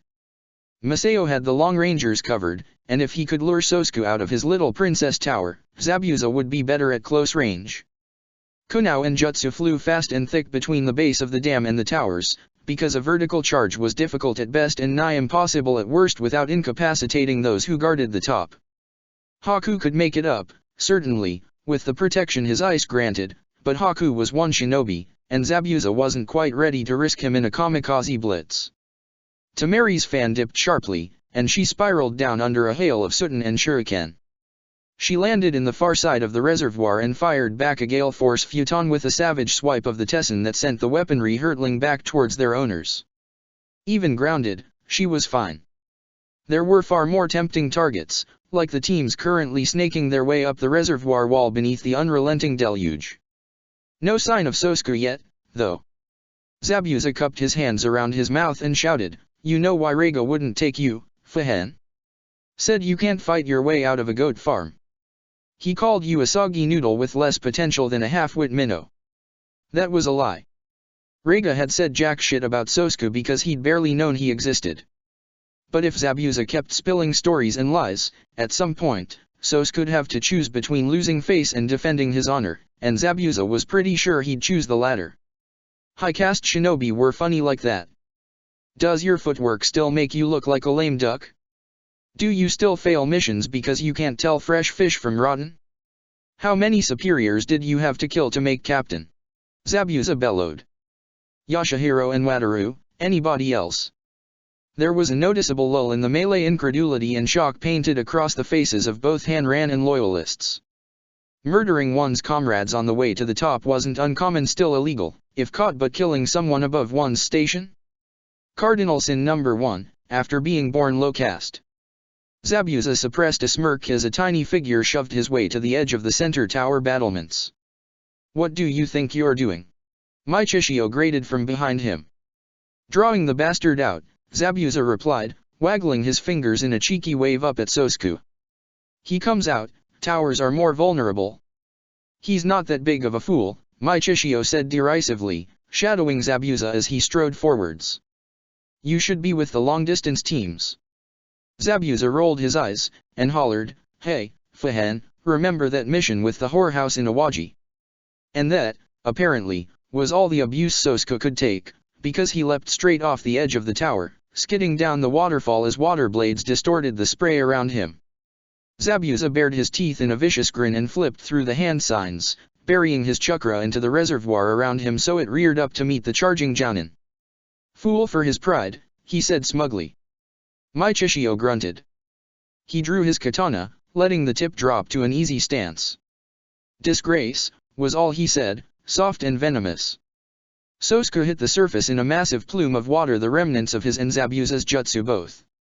He drew his two-sai theatrically as he stalked forwards, waves cresting at his feet. "Watch for his rightin'," warned Zabuza, shooting the approaching shinobi a lazy grin. He flipped Kubikari Basho easily in his hand, and his smile widened as Sosuke's eyes slitted in rage. "Come in after me. I'll hold his sai if I can." "Don't give me orders, rot blood," Michishio retorted. "You'll hold his sai if you're not a complete waste of space. As good as a goddamned treaty. Look at them, playing well together." Zabuza would generously wait to cut his head off for that slur later. "You're an ornery," the back of his neck prickled. He paused, the chakra roiling under his skin, and turned abruptly back towards the coastline, and at that moment the lighthouse sirens began to wail. He didn't need the sirens. Even from so far out, the hulking shapes of the missing warships were unmistakable. The pieces clicked, the goddamned trap snapped closed. The loyalists too had waited for golden hour. Shit. The only troops along the coast were those of Mei's camps, on the bluff with the lighthouse, and the Ebisumaru and Hoda-Imaru anchored in the harbor, none of which could stand up to 4 fully crewed warships all attacking at the same time. Michishio cursed under his breath, low and vicious, without taking his eyes off the now gloating Sosuke. The rest of his Unit 9, coming up from Rishirai, were probably dead. "Those bastards can't make land, or we're all fucked," said Zabuza. Michishio grunted agreement. "We don't have enough forces there," he said. Our intel put the ships too far away to lend assistance so quickly. Zabuza snorted. Your intel fucking sucks, he spat. Take care of this mess, I'll go deal with the bloody ships. Your orders were to remain here, the older man fired back immediately. I give my own orders, Zabuza sneered reflexively. You can't tell me to do shit. I'm reassigning myself. My Chichio flicked a sideways glance. We're at half strength and you're leaving. Zabuza jerked a thumb back at the advancing ships. Rock, he said, then pointed at the dam and Sosku. Hard place. My Chichio made a derisive noise in his throat. Running and leaving everyone else to clean up your mess again, he growled without looking at Zabuza, bringing his sword up in a graceful loop to point unerringly at Sosku. Zabuza scoffed. Fuck you. You better not let him catch you, old man. You'll never live down the humiliation. My Chichio twitched. Old, he repeated under his breath as Zabuza slung Kubikaribasho over his shoulder and stepped back. Shinobi over 30 all had the same trigger. Zabuza eyed Sosku reluctantly even as he let his chakra settle from its threatening roil. He'd so been looking forward to knocking the arrogant prick down a couple dozen pegs, but the loud Jinhiriki brat and his team were still aboard the Hoda Imaru. That was the battle Zabuza needed to be at. Haku, he barked, striding abruptly back towards the far shore of the reservoir. Don't turn your back on me. Sosku Sutton ripped towards him, but My Chichio countered with his own, darting to meet the other Jounin. Haku fell neatly into step with him, the mirror forming and crumbling as soon as he pulled free of it. Nikon reports 4 hostile ships and upwards of 600 shinobi crewing them, he said without prompting. All 4 are approaching the harbor mouth, 2 from the north and 2 from the south. Fuck. Zabuza snarled under his breath. What's the status on our forces? We don't have sufficient manpower on site, Haku said. The Hoda Imaru and Ebisumaru both have skeleton crews, and the Hoda Imaru also houses Team Byakko and a number of wounded. Mei-san's command base at the lighthouse has 20 teams currently stationed there, but as Mei-san is currently overseeing the battle under the main pass. Get the others here, Zabuza cut him off. He didn't need to hear about the complete lack of a viable defense at what was supposed to be their backlines. A small black shape zipped through the air towards him, and Zabuza nearly went for his sword before recognizing it as the Freaky Kids Inc. construct. Damn it, he muttered under his breath as he fumbled out a blank scroll. He snapped it open with barely a second to spare, and the bird splattered itself into writhing lines of ink. For Unit 15, teams to harbor. Not Jiryu. Half Unit 13 to 87 to 13 sewers. Not Uchiha. Kasasagi to 87 to 13 sewers. Half Unit 7, to harbor. Not Higata. Unit 17, to harbor. With Yanagi Yanagi the younger was a Kenjutsu specialist and melee fighter, and a budding strategist, but Zabuza hadn't known her to whip out any army killer jutsu. Who the fuck decided she was the best one to lead the harbor defense? Except that all the battles they fought right now were pretty fucking critical and Tsukimi's unit could buy enough time for the other units to dig in footholds before sending back reinforcements. Not much of Unit 17 would be standing afterwards, but hey, price of war and all that. The harbor needed someone who could fuck shit up now, before the assigned teams mobilized, because the Hoda Imaru and Ebisumaru were sitting ducks. On cue, Haku pulled Temari and Niji out of a mirror a little breathlessly as far above, the rest of his ice shattered under a barrage of kunao and one well-placed futon. Are we leaving? Temari demanded immediately. Me and Haku, yes. You, no, Zabuza snapped. Temari scowled, and Zabuza jerked his chin back towards the dam. Do they look like they can spare another long-range specialist? He did not need to look back to know that they did not. The roar of Sutton temporarily deafened him, and below it, the din of metal on metal as Sosku dueled My Chichio. A string of explosions rattled the very air, urgency spurring on the Hanran teams, and the 3 genin scrambled for balance as the water beneath their feet surged abruptly. You're clear for whatever combat you want, both of you, but get yourselves killed and I'll make you regret it. Hold this line, princess, you hear me? Zabuza snapped over the noise, and Temari, her eyes wide in her face, nodded. Whatever the fuck happens, you hold this goddamned line. We will not fail, Niji added, and the veins spider-webbing his face from his jujutsu lent him a ferocity he normally lacked. Get back to it, then, Zabuza growled. Haku, get me to the harbor. Haku's hand came up, and then he was tugging Zabuza into the mirror that appeared in their path. A flash of light and the dizzying sensation of moving at an incredible speed, and then they were lunging out of the second mirror at the base of the lighthouse. The teams scattered on the bluff whirled at their sudden appearance, but no one tried attacking, so Zabuza counted it as a win. Who's in charge here? He demanded immediately. What's your defense strategy? Where Hanabiha had a high number of Command Corps shinobi, loyal to the Sandaime Hokage and his presumed successor, the Kiri Hanran was an uprising of the lower castes, of which there were precious few officers and even fewer trained in strategy. The Jounin in charge at the lighthouse was actually a harried Takujo. There was no defense strategy besides, wait for backup. Zabuza glared over the edge of the cliff at the warships approaching from the north, casting imposing shadows against the setting sun. Haku, he growled. Make it hail. Haku's face could have been carved from ice. He raised one hand in a seal, and the temperature plummeted. Tell the crews of the Hoda Maru and Ebisu Maru to barricade the harbor mouth, Zabuza ordered the Takujo.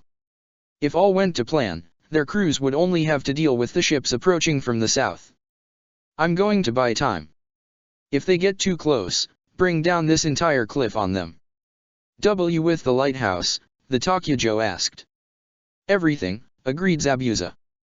The skies darkened abruptly as Haku's chakra swelled.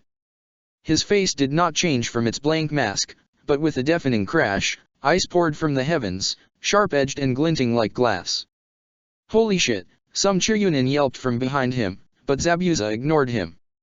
He crouched, bunching his chakra in his legs. Haku, on me, he growled, and leapt off the cliff. He plummeted like a stone, and the hail curved around him obligingly as the wind roared in his ears. He landed solidly on the quarterdeck of the Bishaman Meru, and scythed Kubikari Basho in a wide arc. Zabuza bared his teeth in a feral grin at the shinobi who caught the blade on his own katana. Hey, Captain, he said with probably too much manic glee. Permission to come aboard. Every warship captain was a stone-cold, ruthless son of a bitch, except the former captain of the Ebisu Maru, who was a straight-up bitch, and Arahiro was no different. He had been an upper-caste genin on this ship, once upon a time, and for that Zabuza automatically hated his guts. Don't hold your breath, he said coolly, and sent Zabuza skidding backwards with a chakra-enhanced shove. Zabuza let the momentum carry him into a backwards flip over the heads of the two Chiryunin who charged up from behind, and a rapid Sutten sent them flying over the rail. Down on the main deck, Haku darted among the hailstones that rained down thick and fast and sent Senbon hissing unerringly into their targets. Arahiro spat a flurry of water bullets that Zabuza lurched to dodge, then charged in their wake as Zabuza brought Kubikari Basho to bear. Hey, said Zabuza conversationally, as he attempted an enthusiastic beheading that was unfortunately blocked. You seen Yagura recently? How is he? Stressed. Yondaime-sama has dealt with traitors before, Arahiro said, spinning his sword in his hand to get a better grip. His skin glowed with the jutsu shielding him from the punishing hail, but Haku's bloodline was relentless and Zabuza could already see the bloom of bruises on the other shinobi's uncovered arms. This is no different. He's lost over half his shinobi, Zabuza drawled, and spat a lightning-fast futon that nearly took off Arahiro's head and did send half the railing into the ocean. You think it's occurred to him that he's doing something wrong? The only ones doing something wrong are the ones betraying the oaths they swore, Arahiro retorted, and hurled a kunai thrown underhanded that bit deep into Zabuza's flak jacket. Zabuza didn't pause his charge, barreling straight into the other Jounin and pinning him against the mizzen mist. From the time I could walk, I served Kiri, he snarled into Arahiro's face, the blood roaring in his ears even above the relentless pound of hail. I bled, I endured, I killed for Yagura. What the fuck has the Mizukage done for Kiri? Arahiro stamped hard on his foot and kicked out, knocking Zabuza far enough back to bring his katana up once again. Which of us hasn't? You're supposed to be a shinobi, he said contemptuously. You owe everything to Kiri, you were one of her favored, despite your blood, and you threw it all away. The Mizukage is the foundation of the village, and you were sworn to him. Zabuza bared his teeth.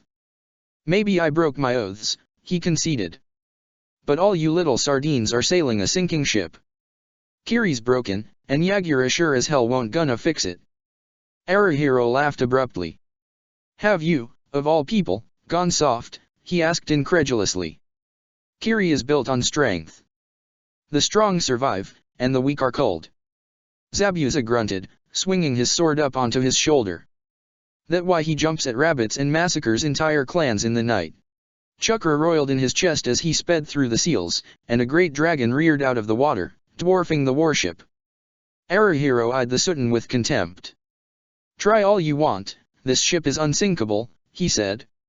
Funny, that's not what Reijiryu said, mused Zabuza offhandedly. And I'd like to see this thing float with a shitton of water in it and everyone below deck drowned. The dragon pounced. Arahiro lunged.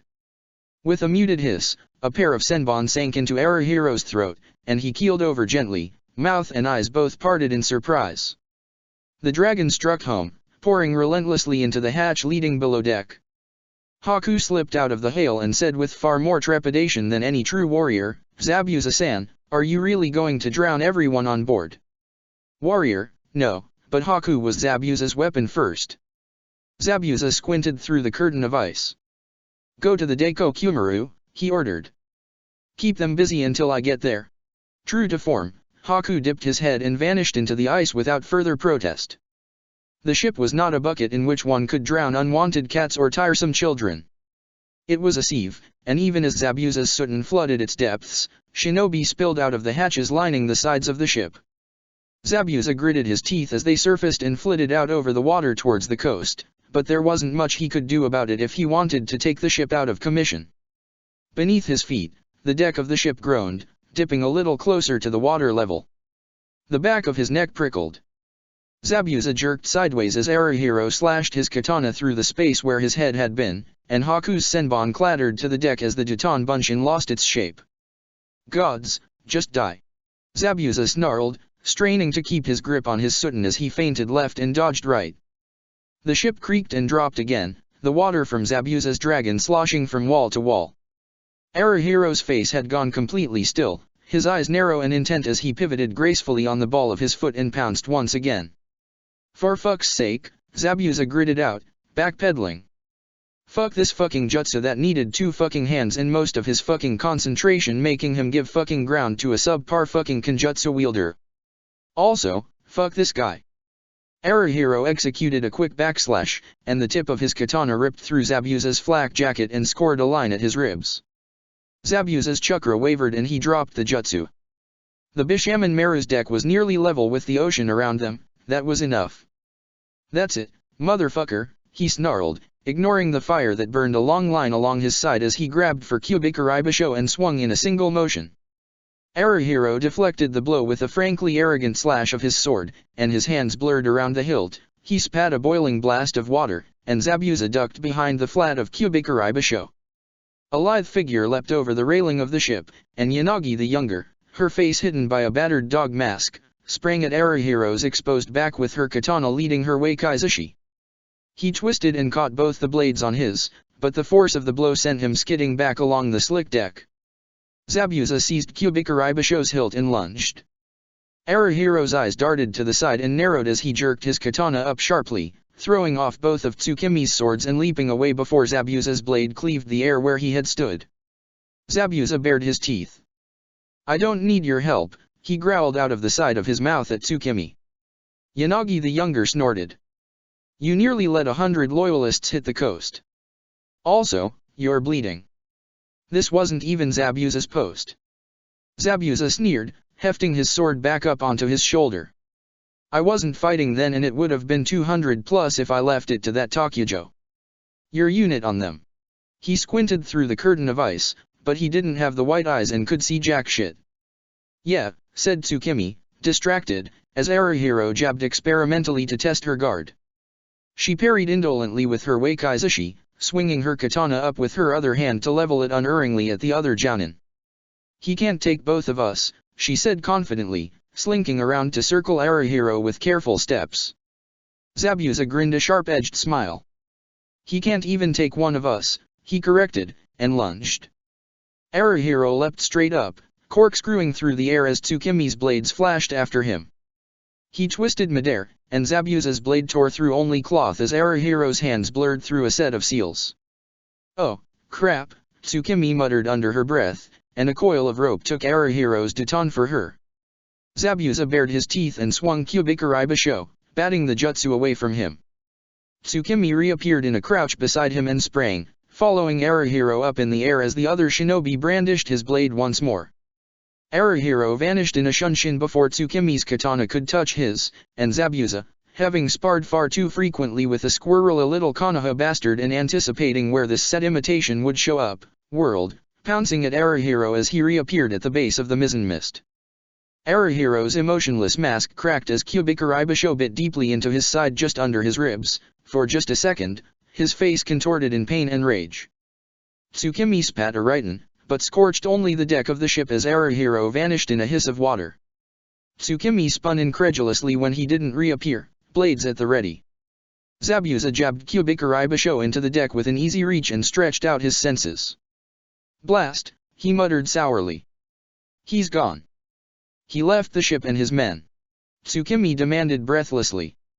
"He's a strategist. If he's injured and outclassed, he'd cut his losses," said Zabuza, already turning away. "There'll be hell to pay, but if he has valuable intel he won't lose his rank. Or, like a master tactician, he'd hole up on an island to lick his wounds and wait to see who came out on top." On their starboard side, the other ship, the Daiko Kyumaru, loomed against the blazing remnants of the setting sun. Ah, the Daiko Kyumaru. The oldest of the 7 Kiri warships, the biggest, the bulkiest. The great beast forged in the dark days of Kirigakuru's founding, with which the not yet upper caste clans of Mizu no Kuni would subjugate their little corner of their world.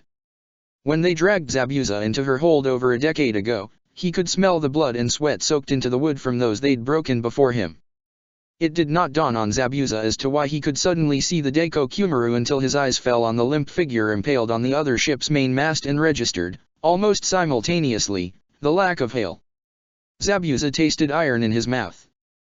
He pulsed his chakra once, twice for a genjutsu, and when the sight did not change, strained his hearing across the gap for a heartbeat, his eyes for any trace of movement.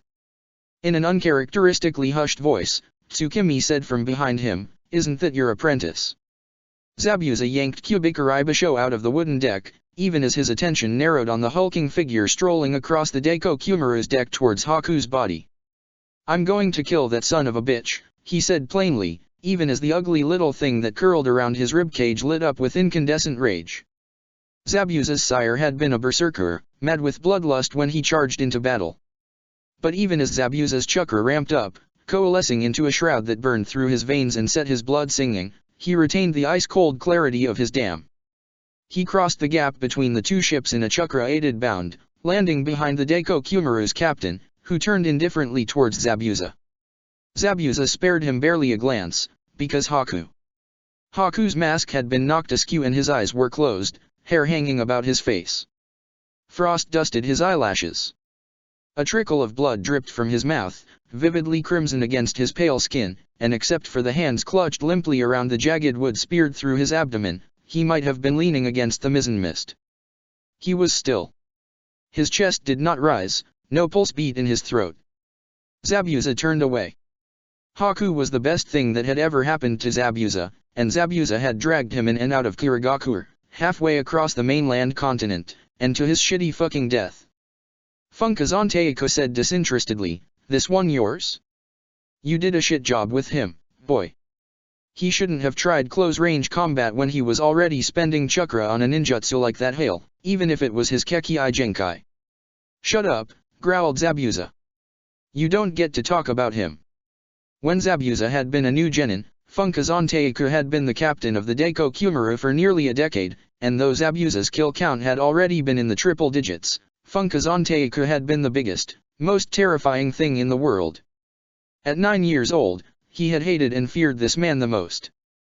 Now, though, Zabuza's eyes caught the deepened lines in Funkazante's face and thought old. Slow. Lessened muscle mass. Vulnerable. About to fucking die. Because Zabuza was going to kill the bastard or die trying. Haku had left his mark on the man with ice, and with Senbon, Zabuza recognized the slight drag of Funkazanteiko's left arm, from a Senbon that had struck a nerve bundle in his shoulder, the wheeze in each breath he took from another that had slipped past his defenses into his chest. Zabuza categorized them clinically, and his focus narrowed to his heartbeat thumping rhythmically in his ears, the rasp of his breath in his throat, and the pulse throbbing faintly in Funkazanteiko's throat. He settled his grip on Kyubikari Basho, letting his hand slide into that familiar position on its hilt, shifted his weight on the balls of his feet, and lunged. If Funkazanteiko was taken aback by the speed or ferocity of his attack, the strength of his parry made no indication of it.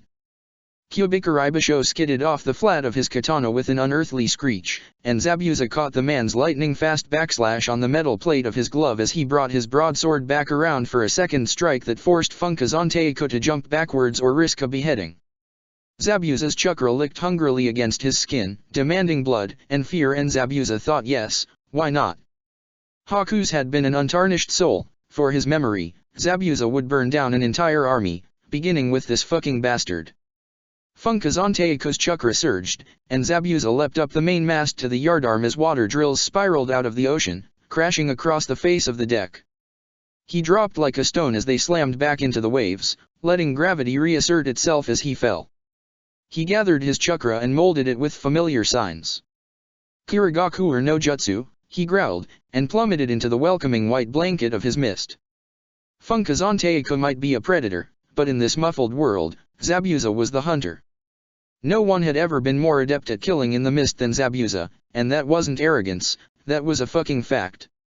Zabuza could hear Funkazan's heartbeat, steady even as he shifted into a more defensive position.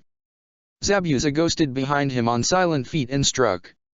Almost too late, far too early, Funkazanteiko spun, and his katana slammed against Kyubikari Basho, but Zabuza had put a hell of a lot of force behind that strike and Funkazanteiko skidded backwards, only the tightening around his eyes betraying the concession. Zabuza's chakra burned through him and his body responded.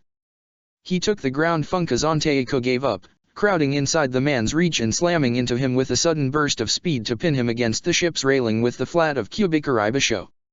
"Getting slow, old man," he snarled. "You always had such limited thinking, boy," Funkazanteiko said, and an icy hot line swept down Zabuza's back as Zabuza twisted, turning the fatal blow into a merely irritating one for which the pain faded fast under the roiling rage of his chakra. The Funkazanteiko before him melted into water, swarming up Zabuza's arm and gluing him fast to the railing, and Zabuza swung around with a snarl to face Funkazanteiko, who stood with a sword dripping blood, Zabuza's blood, and his face a mask of cold indifference. Zabuza was pretty shit at genjutsu, but he pulled one off anyways as he growled, "Think again, fossil," and wormed a layer of water between his skin and the trap jutsu and yanked himself free. Funkazanteiko jerked, just for a moment, as his katana came up to block the blow of a Mizu Bunshin that wasn't there. Zabuza was known for multi-clone combat, but genjutsu? Unheard of. Zabuza lunged, Kyubikari Basho forgotten at his side, and vicious satisfaction curled in his chest as Funkazanteiko's eyes widened in alarm.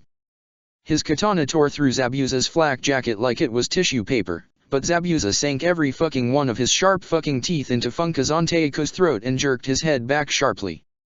Flesh and cartilage rent with a wet rip. Funkazanteiko's arterial blood sprayed Zabuza full in the face as he shoved his old captain back savagely. Nobody could walk away from a throat torn out so thoroughly.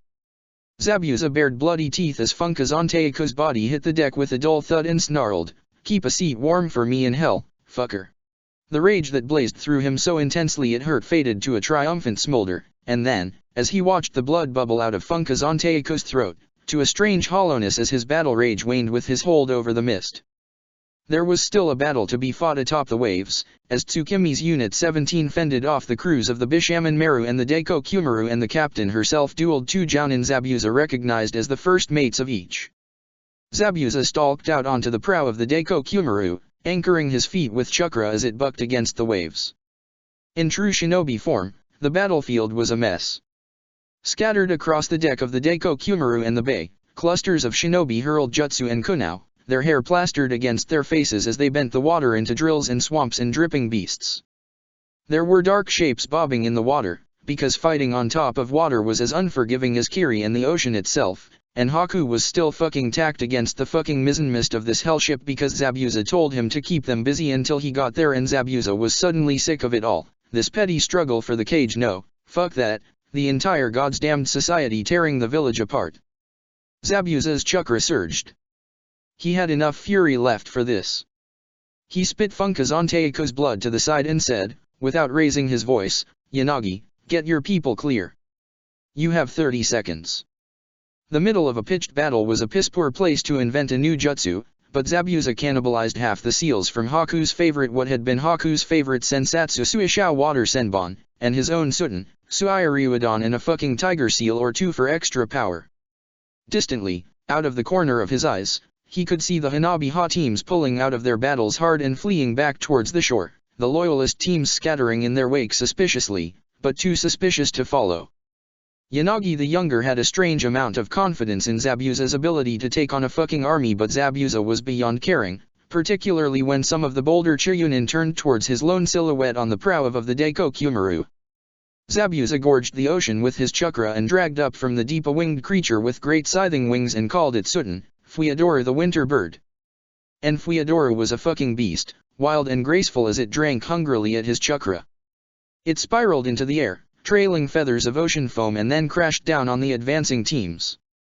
Once, Zabuza had stood alone on the raging ocean in the middle of a typhoon, not for a mission, but returning from a solo assassination, one of his first. He had seen the gathering of the clouds, tasted the charge in the air, and, inexplicably, he stopped. The wind screamed as the waves swelled, throwing him about even as he fought to keep his footing on the roiling surface, and the rain whipped against his skin like tiny needles, battering against his face and hands. One particularly strong gust had ripped his feet clear off the surface of the water, like he hadn't been using chakra at all, and hurled him headlong into the water. He thought he'd drown, terror and fury that the fucking ocean was doing to be his death as he thrashed for the surface, clawing through the currents that dragged him deeper into its depths. Fuiadora held all of that desperation and rage, the untamed savagery of the ocean itself, guided by the elegance Haku had so loved. It swallowed the attacking shinobi whole and dashed them into the unforgiving waves as the wind howled, and Zabuza watched with a dark satisfaction as the teams toppled or fled one after another in the face of his jutsu. With one last swoop, Fuiadora dissipated in a shower of droplets, leaving in its wake a fine mist and scores of bodies littering the waves. The ocean was empty in its wake. The battle was over. Whatever loyalist shinobi who were still alive had fled. Zabuza looked up and recognized one of the figures now pouring down over the side of the cliff on which the lighthouse still stood, the captain of the medical unit herself, silhouetted against the bluff with a relatively fresh crop of medical teams at her back and the remnants of Unit 17.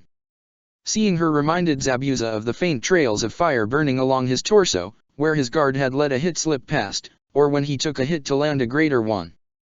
He appeared to be leaking blood at a decent rate, but it probably wasn't fatal. A thump on the deck behind him heralded the arrival of Yanagi the Younger. "They've retreated," she reported. "The other two ships at the harbor mouth have turned back." Zabuza turned. "Good," he said distantly, forcing himself to take one step towards the mizzenmast, then another. One more step towards Haku. He had his unit to check in with, the assault at the southern dam, the loud fucking brats at the Hoda Imaru, but for just one moment, Zabuza stood 2 meters away from his apprentice and ignored it all. His wounds throbbed, more so now that his chakra was so spent, and Kubikaribasho rested heavily in its holster. Haku's face had frosted over, his lips a soft blue and the angles of his face even softer than they had been in life under the moonlight. He had been barely 12. Hanaha teams gathered on the half-sunken Bishaman Maru's deck as the medical unit teams moved to assist, and Tsukimi withdrew to coordinate recovery efforts, but the top deck of the Daiko Kumaru remained eerily clear, empty, save him and Haku.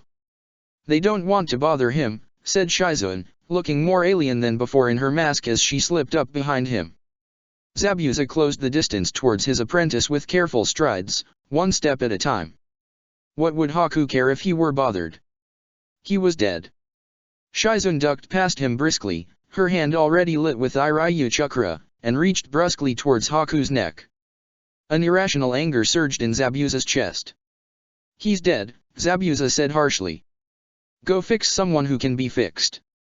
"No," Shizuan snapped absently, her eyebrows drawn together in a fierce scowl of concentration. Quiet. What, woman? Zabuza demanded anyways. He's cold, said Shizune, ghosting feather-light fingers over Haku's chin. Her hands glowed a slightly brighter green, hesitating longer at the point where Haku's jaw met his neck. Zabuza gritted his teeth. He's dead. Of course he's cold. Shizune wiped the frost off Haku's cheek, but even as she lifted her hand away, frost formed on the surface of his skin once more. Zabuza glared and tried really hard to clamp down on his killing intent. I don't. She hesitated, her frown deepening as she touched Haku's face once again. He's not dead, Shizune realized slowly. He's frozen. Frozen? Frozen. Son of a bitch. He's not dead. Zabuza demanded, leaning over her shoulder urgently. A flicker of hope fluttered in his chest despite his best attempts to quash it, because if Shizune was wrong, Zabuza would be hard-pressed not to kill her on the spot. Not yet, Shizune muttered, and the chakra in her hand turned acidic for a split second as she neatly severed the stake from the mast, catching Haku's body as it slumped and lowering him carefully to the ground. His blood is literally frozen, but it's like his arteries and capillaries flexed to accommodate the additional volume, so there's no mass hemorrhage like you might expect, or even edema. His cells are in stasis, no pyroptosis or apoptosis or anything. Just frozen, and... So he's alive, interrupted Zabuza, straining all his senses towards the very corpse-like Haku lying flat on the deck as Shizune ran questing hands around the rest of the wood still embedded in his abdomen. Shizune huffed a breath. He's not breathing, but his heart is beating extremely slowly, and if the temperature of his brain dropped quickly enough there might not even be damage. Zabuza didn't care about all that crap. Is he alive? Shizune grimaced. Maybe not for long, but now? Yes. He's alive. I need to get him back to land.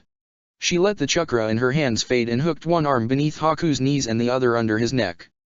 Zabuza blew out a half laugh. Thank fuck Haku was a fucking fighter. I can take him, he said, and reached out automatically. Shizune glared and pivoted, forcing him to stop short or risk running over her. There's nothing you can do to help, she snapped. Go do your job, Captain, and let me do mine. Zabuza bared his still bloody teeth at her, but the Yuki-onna had seen Zabuza when he was missing half his internal organs and was definitely not impressed. Fine, Captain, he growled, and stepped back to let her pass. Mamakai, she said, her voice softening minutely, and met his eyes gravely. I'll take care of him. And then she and Haku were gone. The Bishaman Mera was to be salvaged and recommissioned. So was the Daiko Kumaru. No, growled Zabuza, taking a menacing step forwards. I don't care about the other ships, but this one goes down.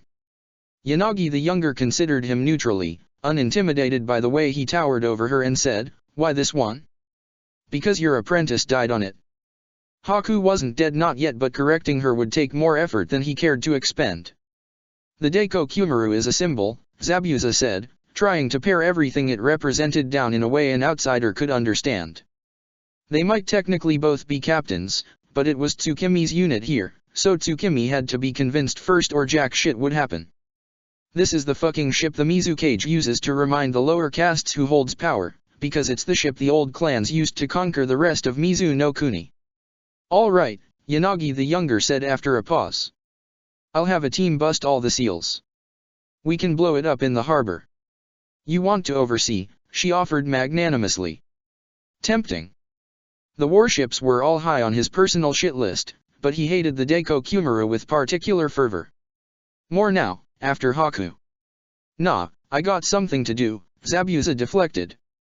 Just make sure they see that fireball from the mountain passes. Sure thing, Tsukimi said agreeably. Nothing like a great explosion to boost morale. Zabuza went to check on the Loud Hellion children. The Loud Hellion children were fine. We totally kicked their asses, shrieked the blonde demon child at unholy decibels. They tried to kill us and we went ha. And ha. Hey-ah. He punctuated this with a series of punches and kicks at the air, which Zabuza watched blankly. The brat was wearing bandages over his mouth and nose, how was he still so damned loud? That's nice, he said without bothering to pretend at sincerity. What's your status? This he directed at the girl, because she was more likely to give him a reasonable answer. She jumped a little, but she had just been caught in an ambush, so he gave her a pass. "We're good, sensei," she reassured.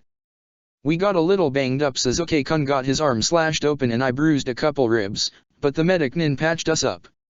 We didn't let the ship get taken. And some of the enemy crews turned." Not surprising. Low-caste crew grunts were always hungry for a good mutiny, even if they rarely succeeded. Zabuza grunted and eyed the smallest Uchiha critically. "Next time, don't get hit," he advised, to which the boy scowled thunderously. "Get your things. I'm moving you brats up to the lighthouse. I don't care what the lava harpy thinks." "He cares about us," the blonde brat gasped. The other boy elbowed him hard and the girl hissed, "SHHHH." Zabuza elected to ignore it all. His chakra was dangerously low, his head spun from the blood loss, and some things were too ridiculous to refute. He found a member of the communications crew and sent him off to get a report from the southern dam. Though the sun had well and truly set, the rumbles of distant explosion signaled that the other battles were still going strong. 4 warships would have been a dangerous trap, had they succeeded. Fortunately, upper caste shinobi were always overestimating how far fear went to buying loyalty. Members of Shizun's unit had set up shop in the lowest level of the lighthouse, which was technically trespassing on what Mei had claimed, but Zabuza had learned that medic nin tended to do as they pleased. The pallets of the wounded lined the bluff up to the lighthouse itself, and Zabuza picked his way along carefully because Shizun'd probably kick him out if he stepped on one of her victims. The captain herself had green chakra lit up to her elbows and a pair of assistants hovering at her side as she held her hands over Haku's abdomen. Is that itchy?" Pink Hair asked in a hushed voice from behind him. "Sit down, shut up, and stay put," Zabuza said in response, and gently shouldered his way closer. A sudden commotion on the other side broke out. A patient thrashed on the mat, a tortured howl ripping from his throat. Zabuza saw a spray of dark red, and a medic nin cried out, "Shizun-sensei!" Shizun's head jerked up and instantly, she darted around the table Haku was resting on. "Hey," Zabuza snapped, startled, "what about?" "He's stable, get out of my way." Shizun shot back, rushing past him. "What happened to him?" The blonde brat piped up from right on Zabuza's heels, and Zabuza should have remembered that this group of Hellions in particular had a thing for blatantly disobeying orders. "He wasn't fast enough," Zabuza grunted, and went back to his primary method of dealing with Team Byakko, ignoring them. The 2 assistant medic nin leaning over Haku didn't look up when he loomed over them, except for the younger one to bite out, "For God's sake, give us some room to breathe." Zabuza scowled and took a pointed step backwards. Haku looked the same. A fine layer of frost still dusted his face and hair, and the trickle of blood at the corner of his mouth sparkled with ice crystals. The stake of wood was now on the table next to him, darker where it was stained with his blood. As he watched, one of the Irionin withdrew a long splinter from Haku's side with a pair of tweezers and dropped it in a metal bowl. "Why's he still frozen?" Zabuza demanded. "No idea. But it's keeping him from bleeding out while we repair the damage," the medic nin said shortly. "If you're going to stand there, be quiet so we can concentrate." Given that she had a hand in Haku's guts, Zabuza figured he could. The brats huddled at his back watched silently as piece by piece, the medics patched his apprentice back together. "Girl, brat, go back outside," he ordered, and when the Jinhuriki opened his mouth to protest, growled, "Now. I need you to wait for any messages that come for me and run them to me." No way in hell would Shizun let any messenger birds or shinobi into her space without grievous injury, and Zabuza did, unfortunately, still have responsibilities. Which he would get back to very soon. Once his chakra recovered a bit. "Hi," said the girl, and dragged the blonde out with her to his complaints of, "But, Go-Go-chan." Shizun shouldered her way past him once again and otherwise ignored him and the mini Uchiha hovering by the wall, her smock a bit more bloodied than when she'd left.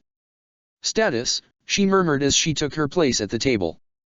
"Just waiting for final checks before we close him up," said the younger. Shizun nodded absently, green chakra flooding her hands as she reached for the open wound. "It's good," she said after a minute of scrutiny. "No stitches for this one, just chakra." The older one looked up sharply. No stitches high, he said when Shizun met her eyes grimly. Let me know when you're ready, said Shizun, and darted off seconds before the next cry of, Shizun-sensei. A tiny shuffle at his side reminded him that there was still one member of the loud Hellion team with him, fortunately, the least loud. But there was the usual Uchiha brooding quiet, which Zabuza was intimately familiar with, and there was the ninja Bratling hiding something quiet. This was definitely the latter. He had something he didn't want Zabuza knowing about, or not even that metal respirator of his would keep him silent. What's with you? Zabuza grunted. The tiny Uchiha glanced up, surprised, and checked over his shoulder to see if there was another small child that Zabuza was nominally responsible for that he might be talking to. There was not. Zabuza waited. Sasuke visibly struggled for an answer before settling on a shrug. Zabuza sighed impatiently, keeping one eye on the two medicnin working on Haku. You injured? He prodded. No, Sasuke said defensively. Zabuza could see the bandage wrapped around his arm, but it was relatively small and Sasuke made no attempt to hide it. Zabuza stared. Sasuke glared back defiantly until Zabuza reached for him, then jerked backwards. He wasn't fast enough. Zabuza snagged the bottom of his shirt and bared a second, much larger bandage plastered over the neat line of stitches curving up from his hip to just under his ribs. Fucking shit, boy, can't you keep your skin in one piece? Zabuza snarled. Sasuke snatched his shirt back and scuttled backwards until he hit the wall, the tips of his ears flaming red. "It's not a big deal," he muttered. "Shinobi with a sword. Chunin, maybe. And your dash. Winter with the wolves. The first drill with the wolf girl as the client," Zabuza snapped. "What did I tell you?" The boy sulked. "Pick your battles," he recited dutifully. Zabuza crossed his arms over his chest. "Pick your goddamned battles," he agreed. And the scowl increased in intensity. "Come out of them alive." "Alive," Zabuza stressed. "So no more of this crap." He waved a hand to indicate all of whatever Sasuke did to himself. "You're supposed to be the best shinobi on your team. The fuck kinda example are you setting for the other two?" The boy stared at him with something that looked like incredulity but had nothing to say to that, so they lapsed into silence. The next time Shizun came back, she spent less than a minute inspecting the other two's work before nodding her approval. "Mamakai," she said, slinging a satchel over her shoulder as the other two melted back into the bustle of the makeshift hospital. "I need a tub. Or a large fish tank." Zabuza squinted at her. "A tub," he repeated slowly. "Sure." There was a massive clawfoot in the bathroom of the master quarters, just under the command room where Mei held her briefings. Zabuza hefted Haku carefully and led Shizun and Sasuke up the 330 steps to the top of the lighthouse. "Okay," he said, kicking open the door. He nodded towards the second door further in that led to the bathroom. "Bathtub. Set him down on the couch and come with me," Shizun directed, and moved towards the bathroom. "Stay with him, boy," Zabuza ordered Sasuke, who wheezed a little in response and sank down on the floor in front of the couch. Probably should have left him downstairs so he didn't pop his stitches, but he had it coming. Shizun was examining the tub critically. "This is fine," she said, as if she had other options. "What we need to do is fill this with hot water and submerge him completely. If we don't thaw him quickly enough, his cells will die and he'll never wake up." "Got it." "He'll what?" Zabuza demanded. "Hot water," repeated Shizun patiently. "We need to get his temperature from sub-zero to homeostatic, fast. I don't know how much longer his Genkai Kekii will keep him alive." She gestured at the tub. "His cells are fine when they're frozen, but anything between that and normal body temperature they'll start dying by the millions." "Well, fuck."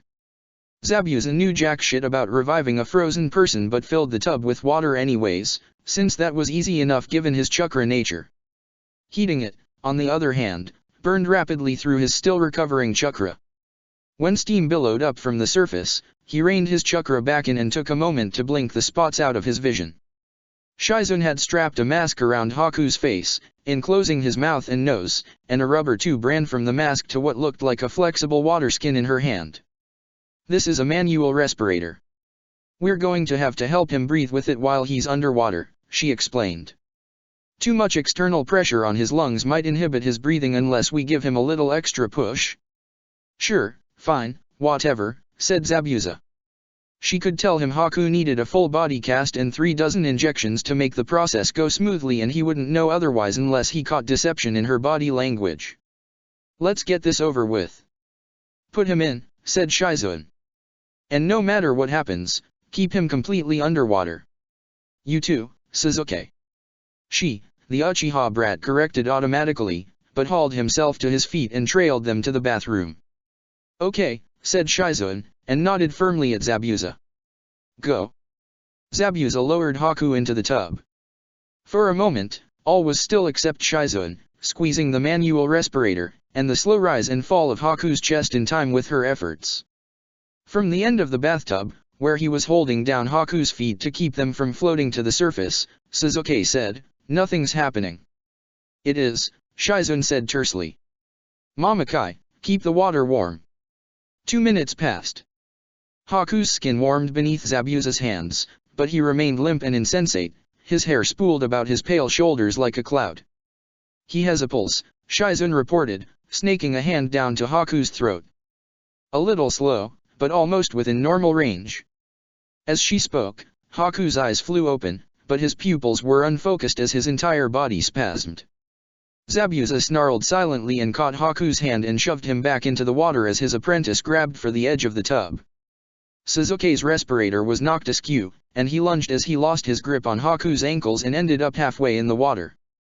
Tiny chunks of ice sparked into the air above the water and exploded, peppering the three standing over the tub. "He's not warm enough," Shizun snapped, catching the neck of the respirator in her teeth and using her freed hand to hold Haku's head still. "Keep him under. Haku, if you can hear me, you're fine. You can breathe." Haku did not hear her or did not care. He battered the walls of the tub and wrenched his head from side to side until Zabuza captured both his wrists in one hand and forced them down, folding his arms over Haku's chest. Haku's eyes focused and sharpened abruptly, locking onto Zabuza's face. His struggles slowed, and his mouth moved under the mask of the respirator. "Yeah, kid," said Zabuza. "It's me. Lie still and trust me." "That's an order." The ice sparklers stopped.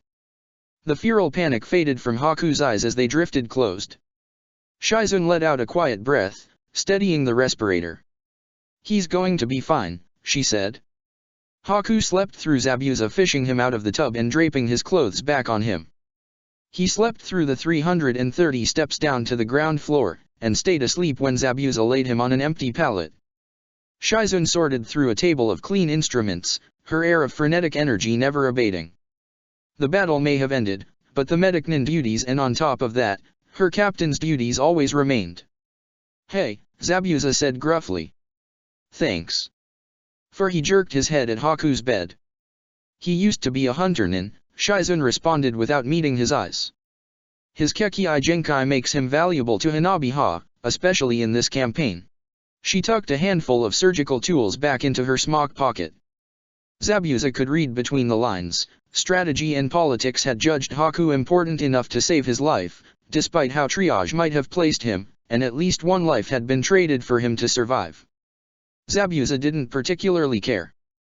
There were thousands of Hanaha grunts, and Zabuza had only one apprentice. "I can't stick around," Zabuza said. "The boy'll keep an eye on him, but I need to get back to the battlefield at the southern dam." Gods knew Michishio had probably fucked it up to high heavens, left to his own devices. Shizun nodded absently, giving him a glance on her way past, then paused. She took a closer look, eyeing him up and down and noticing maybe for the first time the bloody gouges in his armor, and said with some disbelief but mostly resignation, "You're bleeding." Zabuza looked down. "Yeah," he said. "A bit, I guess." The Uchiha brat muttered something under his breath that sounded suspiciously like, "Hypocrite." "Take it off," Shizun ordered. "Armor, shirt. Off." Zabuza gritted his teeth. "It's fine," he growled. "Off," Shizun enunciated. Zabuza wasn't exactly self-conscious, but his dissection scars courtesy of that fucking snake bastard were hard to miss, and showing weakness in front of a room with mostly subordinates. Not happening. He scowled at Shizuan. Shizuan, as the one who had been primarily in charge of his treatment 2 years ago, picked up on his reticence. She pursed her lips, her eyes dipping to his chest and then back up. "Follow me," she relented, and turned on her heel. Zabuza paused long enough to jab a finger at the Uchiha brat in order, "Stay with him. Nobody touches him except Shizuan. Get me if something happens." Sasuke nodded, drifting closer to Haku's bed. Zabuza unslung Kubikari Basho from his back, leaned it against the wall, and stalked after Shizuan. Shizuan shot him a half-annoyed, half-harried glance over her shoulder. "I don't appreciate you complicating things for my medics," she warned. "They're all trained to help." "Yeah, could any of them have defrosted Haku without killing him?" Zabuza shot back. Shizuan opened the door to the men's restroom abruptly, without knocking, in lieu of answering. Fortunately for anyone who might have been traumatized, and unfortunately for Zabuza, who took great delight in witnessing trauma, it was empty. She knocked open each stall door brusquely while Zabuza locked the door behind him. "Clear," she said, and turned expectantly. Zabuza leaned against a sink and shrugged off the remnants of his armor and his shirt. The movement pulled at his injuries, and he could feel one of the burgeoning scabs crack. Shizuan eyed him critically. "Not life-threatening," she surmised. "But you said you were going back into battle." "Yeah," Zabuza grunted. "If there's still a battle to go back to." Shizuan scowled, but she was probably used to her patients bleeding all over, getting patched up, and running right back into battle. "Don't move," she said, and stepped closer to press a green-lit hand to the deepest of his injuries. "Your scars have faded," she noted. Zabuza rolled his eyeballs downwards. "Huh. They had." The thick, knotted scar tissue, once aggressively pale against his skin, had darkened to a shade closer to the rest of him, and the raised ridge had receded a little. "Great," he said, with probably less enthusiasm than he could have. Shizuan shot him an exasperated glance and said, "So, is your flexibility better? Can you move without restriction or discomfort?" Zabuza valiantly and in the interest of self-preservation did not make the easy suggestion of "You wanna help me find out?" "Es fine," he said. "Doesn't really pull anymore." "Good," said Shizuan absently, her attention already diverted to the slash just under his ribcage. "If that changes, let me know and we'll schedule some follow-up treatments for scar tissue removal." She cut herself off abruptly and, with an edge of annoyance, corrected, "We'll see if we can do something about it later." Medic Nin were super anal about treatment regimens. The war, with its constant stream of half-healed and re-injured patients, must be driving them nuts. If they were anyone but Medic Nin, Zabuza would probably just laugh at them, but medics could get pretty fucking testy, and he had a healthy wariness of anyone authorized to be around him when he was injured. "Done," said Shizuan, stepping back to give her handiwork one last scrutiny. "There were trace amounts of poison in the wounds, enough to be lethal, but it doesn't seem to be affecting you other than raising your temperature a little, so I didn't bother removing it. Probably jellyfish venom." "Old man Funkazen liked to dip his sword in it," Zabuza said offhandedly, shrugging his battered shirt and armor back on. "I've got a tolerance. Basically immune." Shizuan propped her hands on her hips. "That couldn't have been fun." Zabuza grimaced. "Wasn't. Can't complain, though." Shizuan unlocked the door and stepped out, only to duck out of the way as Naruto flung himself at the opening. "Sensei, there's a message for you," he shrilled. Zabuza plucked him out of the air by the collar and shook him roughly. "The hell do you think you're doing?" he snarled. He dropped the blonde, who landed on his feet, unbothered. "You got a message?" Naruto repeated, and thrust a roll of paper at him. Shizuan rolled her eyes. "Excuse me," she said, and brushed past the two of them to the next row of patients. "Mamakai, eat a couple of ration bars and maybe a chakra pill if you need it before you go, and don't undo all my hard work." Zabuza schemed the message as he made his way back to Haku's bed. "Battle's going fine, battle's going less fine, troops redirected to the less fine battles, and one specifically for him asking where the fuck he was and why." Zabuza scribbled a quick reply, en route to battle at Southern Dam from Lighthouse Base Hospital. Reason: fucked up a couple of attacking warships, saved the asses of everyone on the rear guard. On cue, the ground rumbled as a massive shockwave ripped through the air. Zabuza glanced out of the nearest window automatically in time to see a huge fireball billow out on the harbor, lighting up the night, and couldn't quite suppress the satisfied smirk curling the corner of his mouth. So long, Deiko Kumaru. It was fun, but fuck you. Did you see that? The blonde brat breathed. Oh man, they totally blew that thing up. Yep, said Zabuza, and handed him the note. Give that back to the messenger. And bring the girl back here afterwards. Naruto paused, shooting an unsubtle glance at Haku. Is Ichi okay? He asked in a voice too loud for even a civilian to consider a whisper. Zabuza rolled his eyes. He's fine. Look, brat, give the message to the messenger, he said slowly, so Naruto's itty little brain could keep up. Bring the girl your teammate back here. Got it. Huh? Oh, yeah, said the Jinhuriki. Be right back. Thank the gods. Zabuza stalked back over to Haku's bed. Sasuke watched his approach warily, but when Zabuza didn't speak, turned his attention back to scanning the rest of the room with darting glances. Zabuza eyed him judgmentally because that was probably some sort of trauma, but he'd already given this kid one intervention that day. He retrieved Kubikaribisho and strapped it back into place. Sensei, we're here, shouted the blonde brat. Zabuza closed his eyes briefly and resisted the urge to punt him through the window and into the ocean. Shut up, idiot, Sasuke grumbled. This is a medical ward, the pink-haired girl hissed, appalled. Keep it down. Oops, said Naruto, rubbing the back of his head sheepishly. At a marginally quieter volume, he added, so what's up, sensei?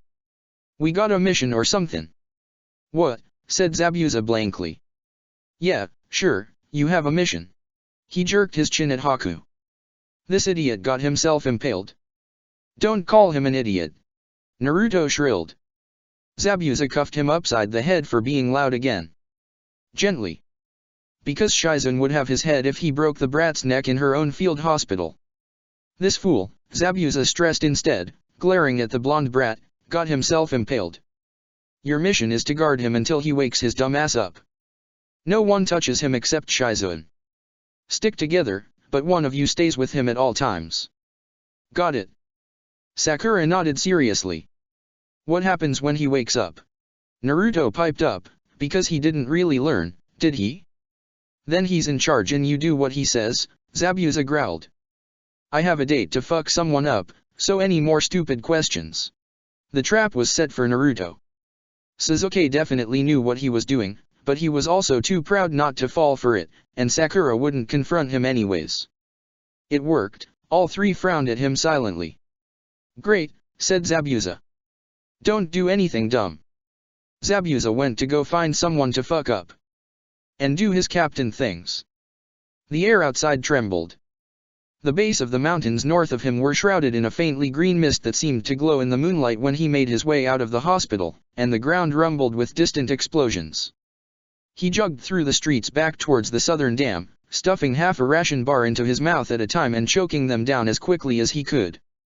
The reservoir was eerily quiet. There was no trace of either army on the banks or the surface of the water, and from the far edge of the reservoir the guard towers looked similarly abandoned. A second glance revealed the ditrees of battle-waterlogged corpses bobbing along with the tide, furrows, and gouges in the banks and walls of the reservoir, scattered kunao and discarded katanas red with drying blood. Water still spilled uninterrupted over the lip of the dam, its roar drowning out anything else he might have heard. Zabuza bundled his chakra beneath his skin, took 2 steps out onto the surface of the water, and his foot bumped against something squishy. He glanced down absently and stopped short. It was Masao, half of his face horrifically burned, his lungs and stomach bloated with water as the lower half of his body bobbed with the receding tide.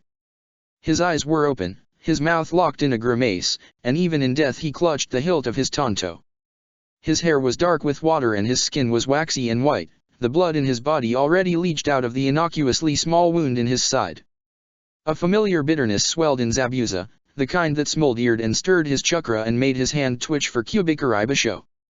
There would be no miracle recovery for Masao, Genkai Keki less and left behind. Zabuza reached down and dragged Masao fully out of the water and onto the gravel. Then he just stood there for a moment, studying the disfigured face. "You're a fucking loser, you know that," he bit out. "Make it this far only to get taken down by one of Sosuke's sorry bastards." Masao did not answer. Masao was dead. He'd have gotten a kick out of Zabuza ripping out Funkazanteiko's throat though. They didn't talk about it out loud, ever, since that was as good as asking for a beating, but he and Zabuza had traded many glances laden with rage and hatred and promises after a long or particularly punishing day. Suffering and promises of murder, nothing did more for low-caste crew grunts bonding. "I got that old fucker," Zabuza said aloud, in case Masao hadn't been paying attention to that. "Him and the Deiko Kumaru both at the bottom of the bay now, so rest easy." He couldn't think of anything else to say. Masao was beyond the meaningless struggles of mortal men. What could Zabuza say that meant shit now? Zabuza had seen many comrades fall, but of those he would consider friend, he had precious few. The number had just dropped once again. He gave himself the luxury of 1 minute, then 2, standing on the shore next to where Masao lay. "Wind in your sails, old friend," Zabuza said at last, then turned back towards the dam with finality. No one challenged him as he took the most direct route, straight across the surface of the reservoir and up the waterfall. He didn't stop for any of the submerged bodies, either he didn't have time to see whether he recognized the faces, and frankly, right now, he didn't want to know. He landed lightly on the battlements in a crouch, Kyubikari Basho in one hand, but again, no one greeted him but corpses. There was a seal to keep the guard tower strong, to reinforce the dam and keep it intact, and another that had been slashed through messily with chakra and a blade, probably a trap or alarm seal. Zabuza brushed past them and ducked into the interior of the tower.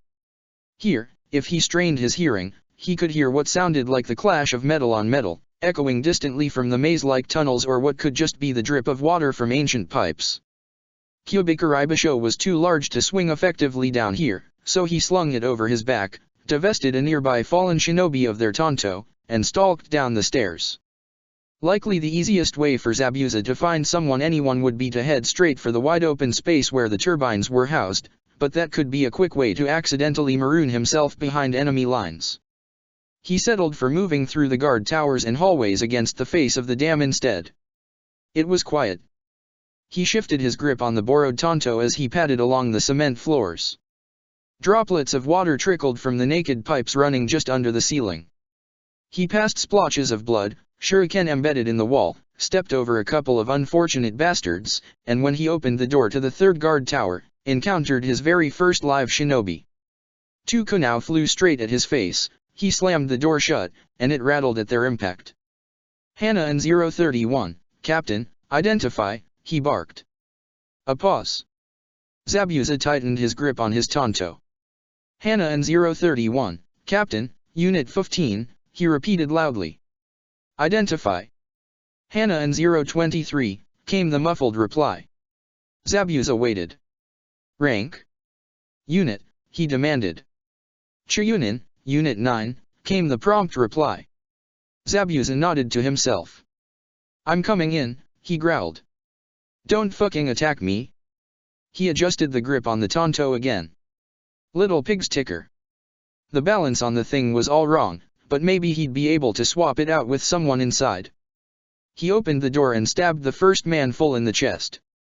From there, it was total fucking glorious chaos. Zabuza vaulted out of the way of a katana and substituted with a bar stool that was promptly demolished by a Sutan.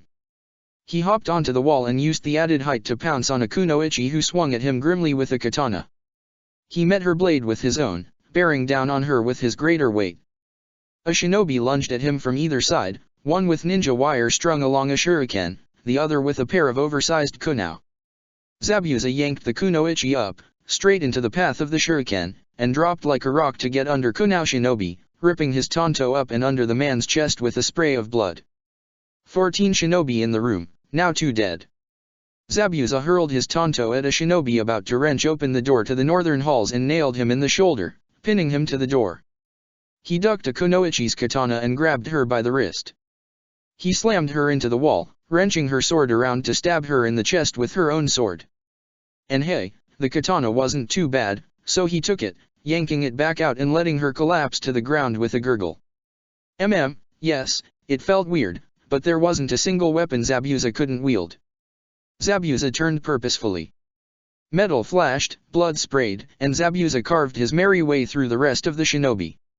He ended at the shinobi he'd pinned to the door, who had since pulled the blade out of his shoulder and positioned himself in a ready crouch as Zabuza advanced.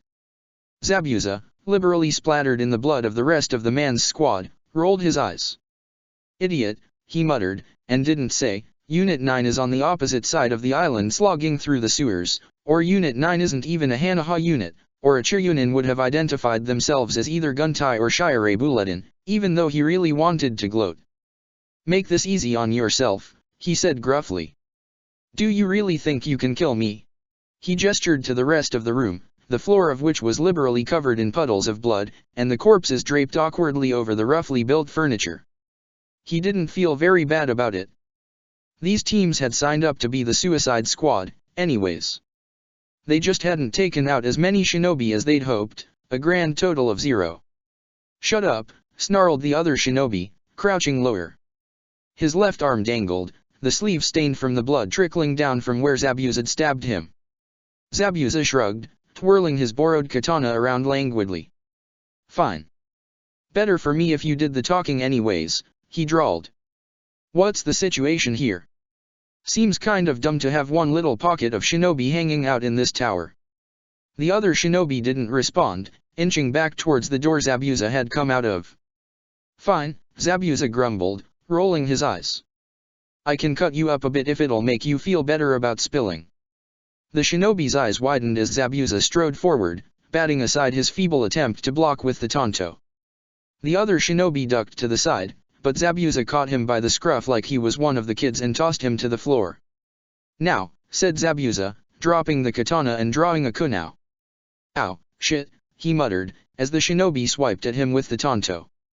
He caught the man's wrist and bent it backwards until he dropped the tanto with a muffled squeak. "Now," Zabuza said again, straddling the man and pinning the man's arms with his knees. "Again. Actually, how about your name and rank? That much's protocol." The man eyed him suspiciously. Zabuza rolled his eyes. "You really want to lose a hand over your fucking name?" "Aranaga," the shinobi grated out. "Genin." "Liar," said Zabuza, and reaching around for the man's hand. "Chiryunin," Aranaga corrected, jerking away desperately. "I'm Chiryunin." Zabuza paused to smile nastily at him. "Yeah, you are," he said cheerfully. "Which caste?" He twirled the kunao in his hand threateningly. The Adam's apple bobbed in Aranaga's throat. "Middle," he answered. Said Zabuza. "That's disappointing." "All right. How dead is Fahan?" "Sosuke Fahan, the captain." Aranaga hesitated. "Not." Life was full of disappointments. Zabuza would have loved to stay and chat. Unfortunately, one missing hand and a shattered kneecap revealed that Aranaga knew only that his squad had slipped around behind the Hanran as the main loyalist forces retreated. The good news, Zabuza would probably find the rest of the unit pretty soon. He cut Aranaga's throat, told him, thanks, and stepped over the scattered bodies to the far end of the tower. The next set of hallways rang with the faint clang of metal, and the walls trembled threateningly. Bursts of chakra set the air around him vibrating.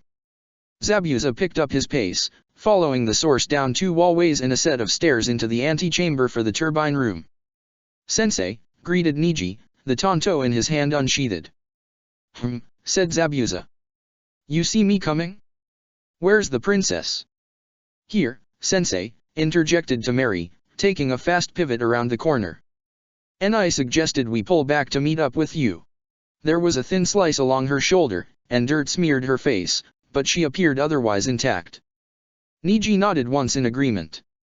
"I thought it best to orient you to the battlefield." He'd seen the mess in the guard tower, then. "All right," Zabuza grunted. "What's the situation?" He leaned to the side as an errant kunao flew past.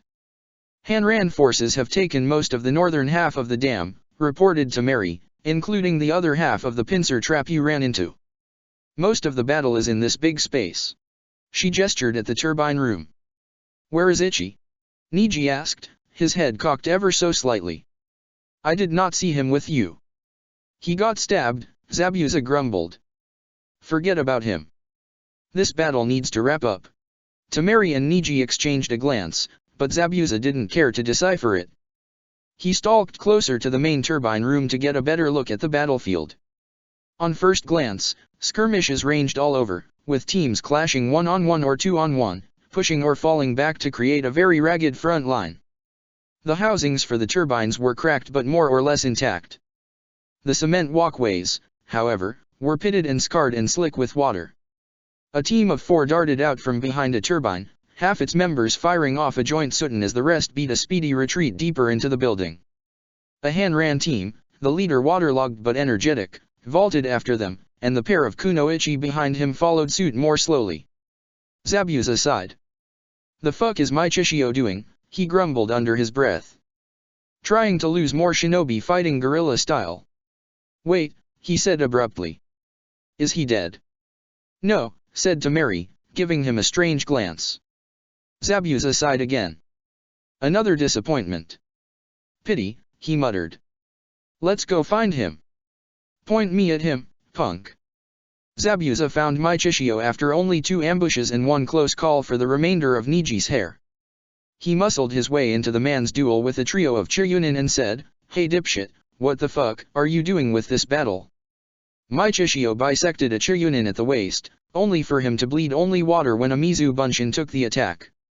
He grunted, eyeing Zabuza with intense irritation. Capturing the dam. The thing you were supposed to help with. I cleared out half of a trap in the 3rd tower, Zabuza informed him, beheading a clone with particular ferocity. I know, Mai Chishio said in that irritatingly condescending voice of his. Your little censor told me. Zabuza glowered at Niji but mostly at Mai Chishio. Yeah? You know you can't afford to whittle down their forces like they can ours. We're making significant gains and have eliminated many of their shinobi, Mai Chishio snapped back. There's no other way to capture the dam intact. Look, said Zabuza impatiently, deflecting a barrage of shuriken one by one with his kunao. Pull your men back, throw up a nice mist, and let the loyalists choose if they want to die like fish in a barrel or pull back without taking massive losses. How exactly do you expect me to pull my shinobi back without alerting the other side? Mai Chishio demanded scathingly, and darted forward with a burst of chakra to behead a loyalist shinobi before the other could finish a Sutan. Execute a silent killing now, and most of my unit will go down too. Zabuza snarled and took the opportunity to pounce on a team that thought they were hiding in an adjoining hallway. If their side puts up a Kirigakure first, you can go in, Mai Chishio offered grudgingly when Zabuza returned. Fuck you, I'll do what I want, said Zabuza on principle, tossing his professionalism to the gutter where it belonged. Do you have any kind of plan here or what? Yagura doesn't care if we take the dam, Mai Chishio pointed out. He's trying to wear down our forces before the siege. You, me, your top 10 jounin, shock attack. All out, Zabuza suggested impatiently, eyeing the erratic front lines. Start from the left and cut across. Everyone else falls back to the antechamber once we get to M. Let's get this over with. Mai Chishio squinted at the far end of the turbine room. He had been fighting non-stop for several hours, but Zabuza wouldn't have been able to tell from the man's iron composure. Deal, he said at last. Zabuza grinned. Did he go down fighting? Zabuza, incredibly low on chakra, energy, and bullshit tolerance, squinted up at the Sand Princess in the flickering light of the torches mounted on the interior walls of the tower. What? They were camped in the far south tower of the dam, in the 5th floor shared with 2 of Mai Chishio's teams.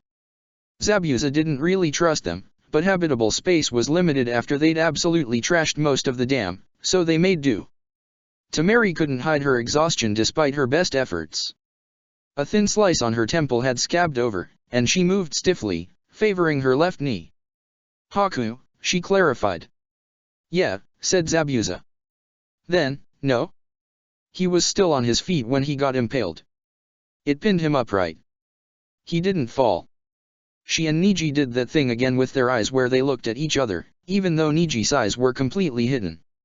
He looked like a dick, wearing sunglasses indoors, but to be fair he could pass for a blind shinobi with other augmented senses, which was pretty much the point. Temari took a breath and asked, was he in a lot of pain? She could be asleep right now. Zabuza had a shitton of administrative crap to shovel through, but instead of sleeping, Temari was asking him asinine questions about his apprentice. Like fuck, probably, he agreed. What's with you? She would like to know how you are so callous at Haku's death, said Niji coldly. As do I. Wait. What? Zabuza felt a migraine encroaching at the corner of his forehead. First of all, said Zabuza, Haku's a shinobi, and shinobi are weapons. They're tools. Do you think I'd cry if I broke Kyubikurei Basho? Kyubikurei Basho would regenerate, but that was beside the point. Temari's eyes narrowed furiously. Niji cocked his head and said, Haku, is. Second of all, Zabuza continued waspishly, glaring at the pair, Haku's not dead. He's fine. Probably unconscious. He's not dead, Temari repeated slowly, the tension in her body slowly dissipating. Abruptly her glare returned, and she snapped, what the hell, sensei? Hey! Zabuza barked, glowering right back at her until her eyes flickered away. Yelling at him in public? Of all the kids, she should know better. Around the room, eyes drifted casually to their corner and away again when Zabuza snapped his head up to stare them down. Watch it. It's your own damn fault for jumping to conclusions. Did you really think he was dead, all afternoon? Yes, Niji said. You told us he got stabbed into, forget about him. Fair. Well, he's fine, Zabuza growled. Team Obnoxious is watching him till he gets his ass out of bed. They're fine too, he added cattily. I'm sure they'll be glad you asked. The two brats looked at each other again. What about Genbu? Asked Temari. Do I look like a messenger to you? Zabuza growled. How should I know? Zabuza belatedly realized that his chakra levels might have a negative correlation with his irritability. Tough. The kids would roll with it, they were good about that. Hey, he said. We're on standby, and gods know when we might have to move again. Get some sleep now or you'll get yourself killed during battle and embarrass me. He jerked his head towards the corner he had claimed by way of outranking everyone else in the room. There was a table shoved up against the wall, its accompanying chairs were shattered in pieces on the floor. Temari filed over obediently, hopping up with a false ease that mostly hid aching muscles and stinging wounds. After a final chakra pulse, throwing out his sight a bit to make sure they were safe, Niji followed suit, lying down gingerly and bundling his kunao pouch under his head like a pointy makeshift pillow. Zabuza leaned against the table edge and got out his map. Harbor, secure. Southern Dam, secure. A tiny figure pulsed a bead of chakra from the window. The heads of the team closest popped up, but Zabuza growled, it's for me, and like gophers they ducked back down. The crow hopped through the window and fluttered its way over. Zabuza rescued an intact stool and perched on it, eyeing the two genin sleeping with their backs pressed against each other. Sickening. He held up his wrist for the crow to perch on. What do you got? Ka, answered the crow, and held out the scrap of rolled paper tied to its leg. Zabuza eyed the bird as he untied the message. It was from Shisui. This crow wasn't Mirin, the flock leader and the only one Zabuza could identify by sight. Shoyu, he tried. Dashi? Temari. Ka, said the crow. Ah. Dashi. Zabuza flapped the paper open with his free hand and forced his eyes to focus on the tiny script. As its temporary captain, Shisui had kept Zabuza's unit mostly intact. The 4 teams that had been redirected to the harbor had since returned to the battle at the narrow Yuzui-Tuj mountain pass, since that one was still ongoing. No immediate assistance required, it concluded. Request your return when available, no later than 0600 hours tomorrow unless otherwise notified. 0600 hours factoring in travel and genin mobilization time, Zabuza had enough time for a good 3 hours of sleep. Fuck yeah. Acknowledged, Zabuza scribbled at the bottom of the paper. Southern dam secure, confirmed. Allied losses within expected parameters, defer to Han Ranshi 097 for more accurate estimate of numbers. He rolled the sheet tightly and offered it to Dashi, who stuck out his leg obligingly. Hey, Zabuza grunted as he fumbled his way through a knot one-handedly. If he wants to send a response, tell him I need an update on Genbu. Ka, Dashi croaked, fixing one beady eye on Zabuza with annoyance. Yeah, cry me a river, Zabuza growled. Go on, get out of here. The bird flapped deliberately in Zabuza's face before launching itself at the window. Zabuza watched it go sourly. The stupid things were why Zabuza believed the people who claimed that summons picked summoners of similar personalities. Temeri had turned 13 last month, becoming the first of the shinobi children to make it to her teenage years. Zabuza had congratulated her by bringing her with him to an outpost and letting her plan the blitz, and also giving her a brace of kunao, proper Kiri-style kunao, not the wimpy kind the other villages used that he found in the supply tent. If they had been in a hidden village, he'd have signed her up for the Chiyunin exams if he hadn't already done so, in preparation for pawning her off to lead her own team and washing his hands of her. As it was, he was stuck with her. Fortunately, she was about as reliable as Haku, even if she didn't have the handy Kekkei Genkai. Unfortunately, she was nowhere near as deferential and had a tendency towards emotionality that, while giving her an aggressive edge in combat, also included useless things like affection and cheerfulness. Zabuza glared at her. By all accounts, a teenager who had fought all night and gotten maybe 5 hours of sleep should have been surly and nonverbal, like the Hyuga punk. Temeri, when faced with sleep deprivation, became absolutely manic. She beamed back at him, twirling a kunao in one hand as the other drummed against the table with unrestrained energy. It was too much for Zabuza to handle, having woken up exactly 7 minutes ago. Get your shit together, he ordered, packing away Kubikari Basho. I'm going to tell my Chishio we're leaving or he'll bitch about it to command.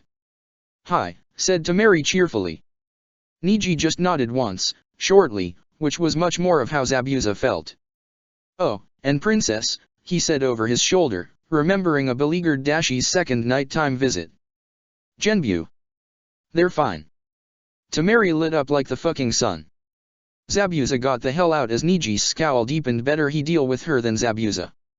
Niji rankled.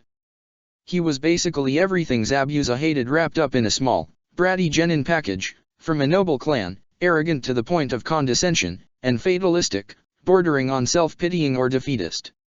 He played at subservience to Hinata, but Zabuza had seen him legitimately try to kill the girl within a week of meeting him. Zabuza was all for rising against the oppressively powerful, but the tiny Hyuga girl. A particularly angry squirrel could take her down. Hell would freeze over before she tried to impose anything on Niji, and he was too dumb to realize it. He was better about it now than he'd been a year ago, but Zabuza would have to beat the rest out of him later. After the war, Zabuza reached the top floor of the tower that Michishio had commandeered for himself and knocked brusquely before opening the door. Etiquette dictates you wait for a response after knocking, Michishio snapped without looking up. He looked disappointingly normal, without a hint of fatigue in the lines of his face.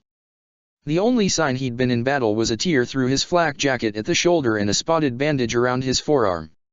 We're in a war, pointed out Zabuza, who thought it was pretty damn polite of him to bother knocking at all. Etiquette means jack right now.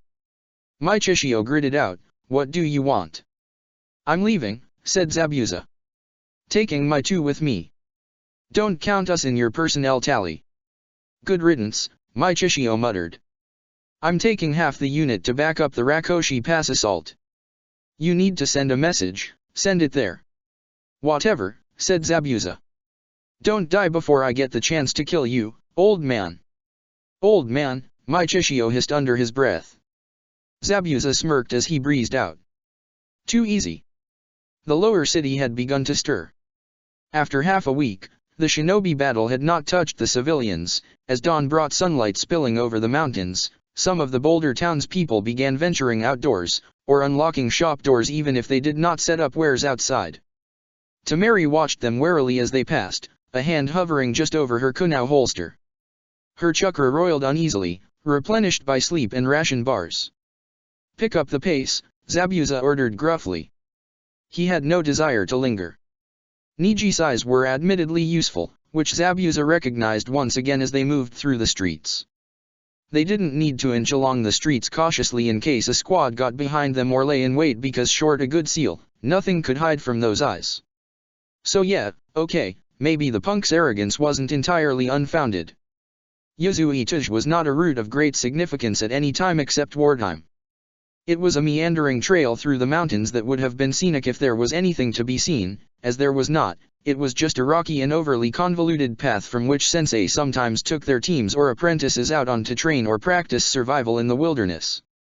Travelers, suppliers, and pretty much any other traffic to the inner village took the broader, more direct Karakachi Tuj. But where the Karakachi had a major chokehold which had been very effectively trapped and blockaded, the loyalists could not do the same for the Yuzui Tuj, though defensive traps did scatter the slopes. Hence, Shisui had taken Zabuza's unit to slog along the Yuzui Tuj in hopes of cutting around through the mountains behind the blockage and opening the Karakachi for Hanaha and Hanran troops to march straight down to the village. Command didn't have high hopes, so they had lots of contingencies. Zabuza, or more accurately, Niji, found Shisui standing at the crest of a ridge overlooking a shallow valley. Before him, teams of shinobi curled or sprawled on the ground, using equipment packs or extra jackets as blankets or pillows. Other groups sat oiling weapons or gnawing ration bars tersely, and at the edges of the group, teams stood guard with blades close at hand. Shisui acknowledged absently, his mask angled towards the distant ridge on the far side of the valley. Hey, Rei. Hey, Ni. Hope Ichi's feeling better. Niji nodded. Tamari said, Hi, sensei. Zabuza eyed him up and down. There was a strain set in the way he held himself, simultaneously taut as a hunting cat about to lunge and slightly stiff, as if he were the one being hunted. You haven't slept, he noticed. Nope, agreed Shisui glumly. Every time we stop to rest, and half the time we're marching, their forces attack us with fast mobile teams and retreat before we can counterattack. The irony. The tables had turned. They're wearing you down, Zabuza surmised. Another day of this and your teams will go down like paper ships. They're actually your teams, Shisui pointed out very dryly. It's your command now, since you're back. Yeah, agreed Zabuza. It's my command. So get some fucking rest, Konoha. I swear to the gods if you go down from exhaustion in the middle of battle I'll laugh at your corpse and throw it off a cliff. Thanks, said Shisui. Not much change from the last update, by the way. Takubitsu Jounin Psycho and Kenta are in charge of coordinating traps, they should just about have something figured out. They're at the south side right now. And remember to say hi to Genbu. Team Genbu was at the very southmost end of the camp in a sandy hollow, avoided by the other teams because nobody liked getting the gritty little grains everywhere. The genin themselves were untouched by the sand. Captain, said Hinata, without turning. Good. Zabuza didn't have the energy to deal with her nerves today. The rest of her team greeted their arrival silently, which Zabuza appreciated. All three of them wore their Yurizoku masks, the only of the children to do so, besides Haku, who liked to switch between the Yurizoku mask and his old hunter Nin one. Get Rei and Ni caught up, Zabuza ordered. I'll be back. The second he turned, the Sanjin Hiraki slunk over to his sister, who greeted him with a fond, hey, Shishi, and a hair ruffle. The Hyuga girl, who was marginally more playful in this persona, turned towards Niji, who warned icily but with some alarm, don't. Takujo Psycho was perched delicately on a large rock outcropping, one leg crossed over the other. Her partner, Kenta, was muttering under his breath as he scratched out a diagram in the dirt. Psycho lifted her eyes and without any surprise greeted, Teiku. Good to see you back. Kenta squinted up at him. Oh, he said vaguely. Teiku. Zabuza grunted a greeting. Give me good news. Kenta hesitated. Psycho said, Jiryu Teiku asked us to come up with a way to deter these guerrilla attacks. Kenta specializes in Dutan and traps, he thinks we have a workable plan if we can predict when the next strike will happen. Operative Q has been very helpful in sensing approaching attackers, and Operative Haki with aerial recon, she added. The only other sensor nin we have left in our platoon is Senior Genin Katsura, but he's only half Inyazuka. Inyazuka. Dognin. Good nose. Hanaha squad and platoon leaders were notoriously territorial about their censors, only reluctantly would any Jounin or Takujo relinquish one, even in a temporary loan. Zabuza brushed his stray thoughts aside. What's the plan? Well, said Kenta. We would have to feign an opening, to lure a targeted attack, possibly when we start packing up the camp to move. Or we can have a flank appear unguarded when we keep marching. We think we'll involve only our shinobi in active roles, but let the other platoons know what will happen. And the other companies, of course. Zabuza frowned. You have a Guntai platoon in a Guntai company, he pointed out. You sure just your shinobi can pull it off? With all due respect, said Kenta in the kind of voice that said that the amount was none, our platoon, our entire company has always fought well, no matter what orders were given. Our genin troops might not be leadership-oriented, and our Chiryunin team leaders might not have the flashiest jutsu, but... That was a yes or no question, Zabuza snapped, not an invitation to lecture.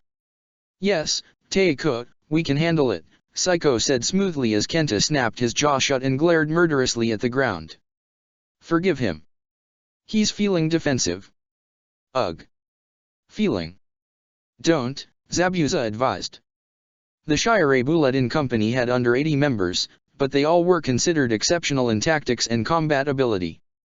The Mixed Gunshi Company was likewise 80 strong, and included Chiryunin and Genin who were in the command corps or whose combat capabilities were considered above average.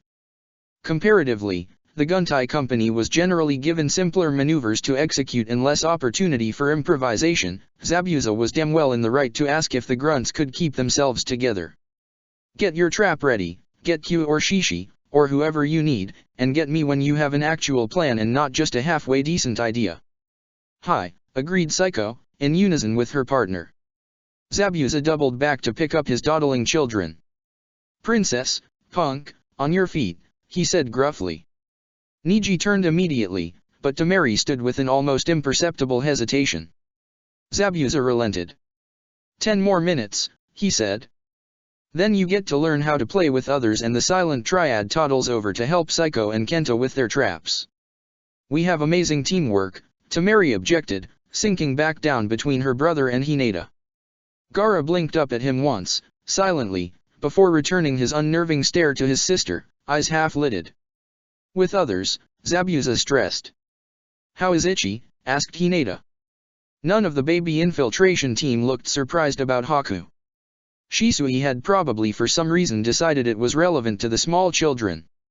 Don't know, said Zabuza, because he couldn't exactly send a messenger to a bunch of excitable genin, and Shizun would rend someone's head off their shoulders if Zabuza sent one to her about Haku. Fine. Probably. Hinata and Sai glanced at each other but, as was typical for them, did not press further. Gaara parried under his breath, probably. Zabuza didn't dignify that with a response. 10 minutes, he said. Let's go, small minions. Kitajima had been a Takubutsu Jounin when he left Konoha, and over the course of the war, picked up a second elemental affinity, a promotion, and a hell of a lot of battlefield leadership experience. This, of course, Zabuza had learned from the report compiled by Shisui's unfortunate predecessor, which had included the basic histories of all 8 of his Unit 15 Jounin. Zabuza found him near the western edge of the camp, having just finished a discussion with his Takujo squad leaders. He straightened at their approach. Captain. Kitajima, Zabuza acknowledged. Status. The company's ready to go, sir, I'm just updating the other units' positions, the other Jounin said, and briefly glanced up at Temari and Niji behind Zabuza's shoulder before returning his attention to the map he was scribbling on. Zabuza crossed his arms across his chest. You got open spots in your teams for 2 genin? Shire Bulletin, temporary. Kitajima looked up again, a little longer this time. Always, he said wryly. Yes, sir, I can put them in with Takujo Mineko, 2 of her squad are out on injury after the last skirmish. Great, said Zabuza. Take them. Heads up, the Guntai Company's first platoon is drafting a plan to deal with the guerrilla attacks. Oh, said Kitajima bleakly. Hi. Wonderful. Zabuza had one maybe two fewer problems. Psycho picked her way across the camp, angling unerringly towards Zabuza, so he stopped and let her come to him. "You done?" "Yes," said Psycho. She smiled. Moving the entire 500-some strong unit at a light jog proved a ponderous undertaking, even though his soldiers were all shinobi. They could only travel along the path 3 to 5 abreast, and the road wound up and down the mountains languidly. Zabuza lurked in the center of herd like a tiger fish in a school of salmon. It was completely, suspiciously uneventful. Zabuza picked up his pace, let himself drift between the teams to Psycho's side. "Not a nibble," he noted gruffly. Psycho tipped her head gracefully, but her eyes were pinched at the corner. "This is the longest the Loyalists have gone without an attack," she said, and her gaze flickered over to the opposite side of the column, where her partner was wound up tight and trying hard not to show it. Zabuza snapped his fingers. "Q," he said, and Hinata slipped up to his side. "Where are they?" "We've extended our collective range by sending Haki's birds to the edge of mine," said Hinata. "The past 2 days, they remained just out of range until directly before an attack, but this time, it appears the Loyalist teams have withdrawn entirely. We thought it might be a feint to lull us into a false sense of security, but even when my scouts ventured further out, they could not spot the enemy," added Sai. From the corner of his eye, Zabuza saw Psycho nod silent approval. "Stand by," Zabuza grunted. He sped up to where Shisui melded in with the teams at the front, nudging his way between the shifting walls of shinobi flak jackets. As he approached, so did a dark streak, swooping down over all their heads. It alighted on Shisui's wrist, a scrap of paper in its claws. It was a small messenger falcon, not one of Shisui's crows, its speckled plumage shades of coffee and cream, and it had clearly flown hard and fast from the droop of its wings. Zabuza shoved the rest of the way forward as Shisui flipped the paper open. "Q said the Loyalist teams are missing," Zabuza growled. "Yeah," said Shisui, handing him the message. The falcon took the opportunity to flutter up to Shisui's shoulder. "This is where they went. Fuck. The Karakachi Pass. Units 11, 14, and 16 are there," Shisui agreed grimly, and tapped the paper. "Kiri played defense until they committed, then called back a bunch of squads, and with all the other battles, no one's in a good position to assist. Except us," Zabuza surmised. "If you ignore the pace, the way this path curves on itself 10 times in 10 kilometers, and the fact that the slopes are trapped to hell and back, yeah," Shisui said grimly. "Kiri's pulled its teams because by the time we get to the battle, it'll be over and we'd run straight into a slaughter." He paused, and Shisui gave him a deliberate look. "Konoha," Zabuza said with a very fake surprise. "That's cold of you." He raised his voice. "Unit 15, 15-minute break. Hold your positions," and the shinobi around them ground to a halt. "It's not what you think," said Shisui in a low voice, drawing him aside. "Oh, yeah," said Zabuza, amused. "So your plan isn't to go straight over the mountains to the pass, traps be damned, with the Guntai Genin as cannon fodder?" "Yes," Shisui drew out slowly. "But I'm fast enough to pull them before any trap they trigger can kill them." Zabuza stared. "You're not serious. You've lost your goddamned mind." "Incoming," Niji said from behind them helpfully. "Ichi and Team Byakko are inbound. I thought it prudent to inform you." "Fucking who now?" Zabuza whirled on him, but Niji had already turned deliberately to make his way back to his temporary team. "Huh," said Shisui. Zabuza graciously waited until his apprentice had dropped the 3 brats out of the mirror and hopped down himself before demanding, "What the hell do you think you're doing?" "My place is at your side, Zabuza-san," Haku replied serenely. "Hi," added the blonde brat brightly. Zabuza breathed deeply through his nose. Shisui took mercy on his blood pressure and said, "Go, and Roku, go ahead and join the squad with Rei and Ni, Tell Takujo Mineko I sent you. Stay with the medical crews and protect them, okay?" Medical crews always stayed at the back of the battlefield, as far away from enemy fire as one could get while still actually being on the battlefield. The small Attack clone narrowed his eyes, because he smelled the rotting fish but wasn't about to call him out when Zabuza was clearly 2 seconds away from flattening him for letting Haku travel however fucking far it was from the lighthouse. "Hi," agreed the pink-haired child sensibly, as her Jinhyuriki teammate said, "Okay. Bye, Haichi." Zabuza rounded back on his apprentice, who looked entirely unrepentant. Shisui beat him to the punch, saying severely, "Haku-kun, from what I heard, you had major surgery less than a day ago when you were, for most intents and purposes, dead." Haku's eyes widened a little, but he said politely, "And I am much recovered now, thank you." "Haku!" Zabuza snapped, and Haku turned to him. Heads turned casually or deliberately did not turn around them. Zabuza lowered his voice and hissed, "Go back to the hospital. You're worse than useless to me now." Haku actually flinched at that, recoiling as if Zabuza had wound up and slugged him in the face. "You need me," he rallied. "Yeah?"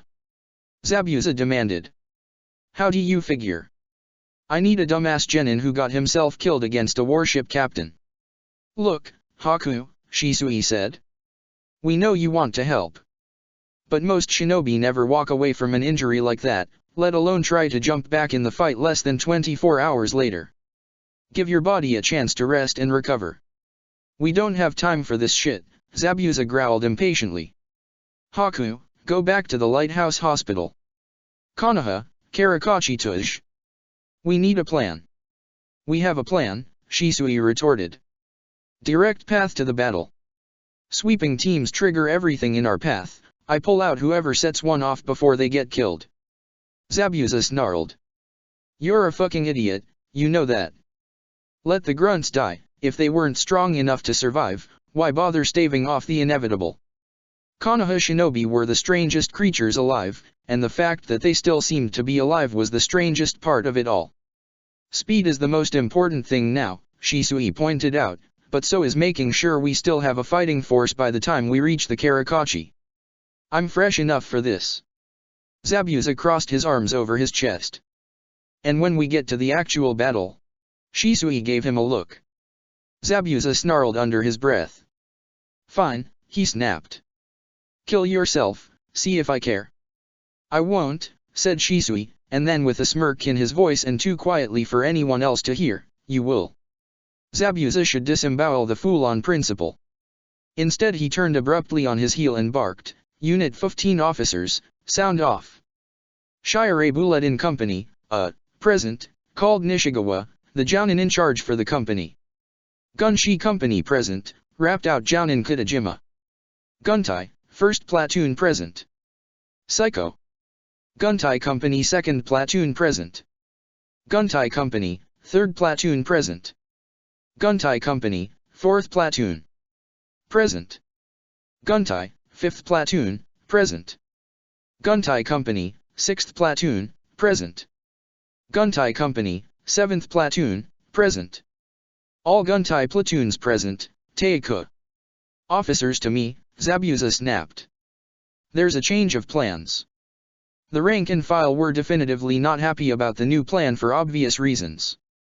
The assorted jounin in charge and Takujo in charge of the companies and platoons were likewise displeased because they were leaf and therefore soft. "I will be extracting the scouts before they are caught in the traps but after they have been activated," Shisui snapped, again, urgency clipping his words.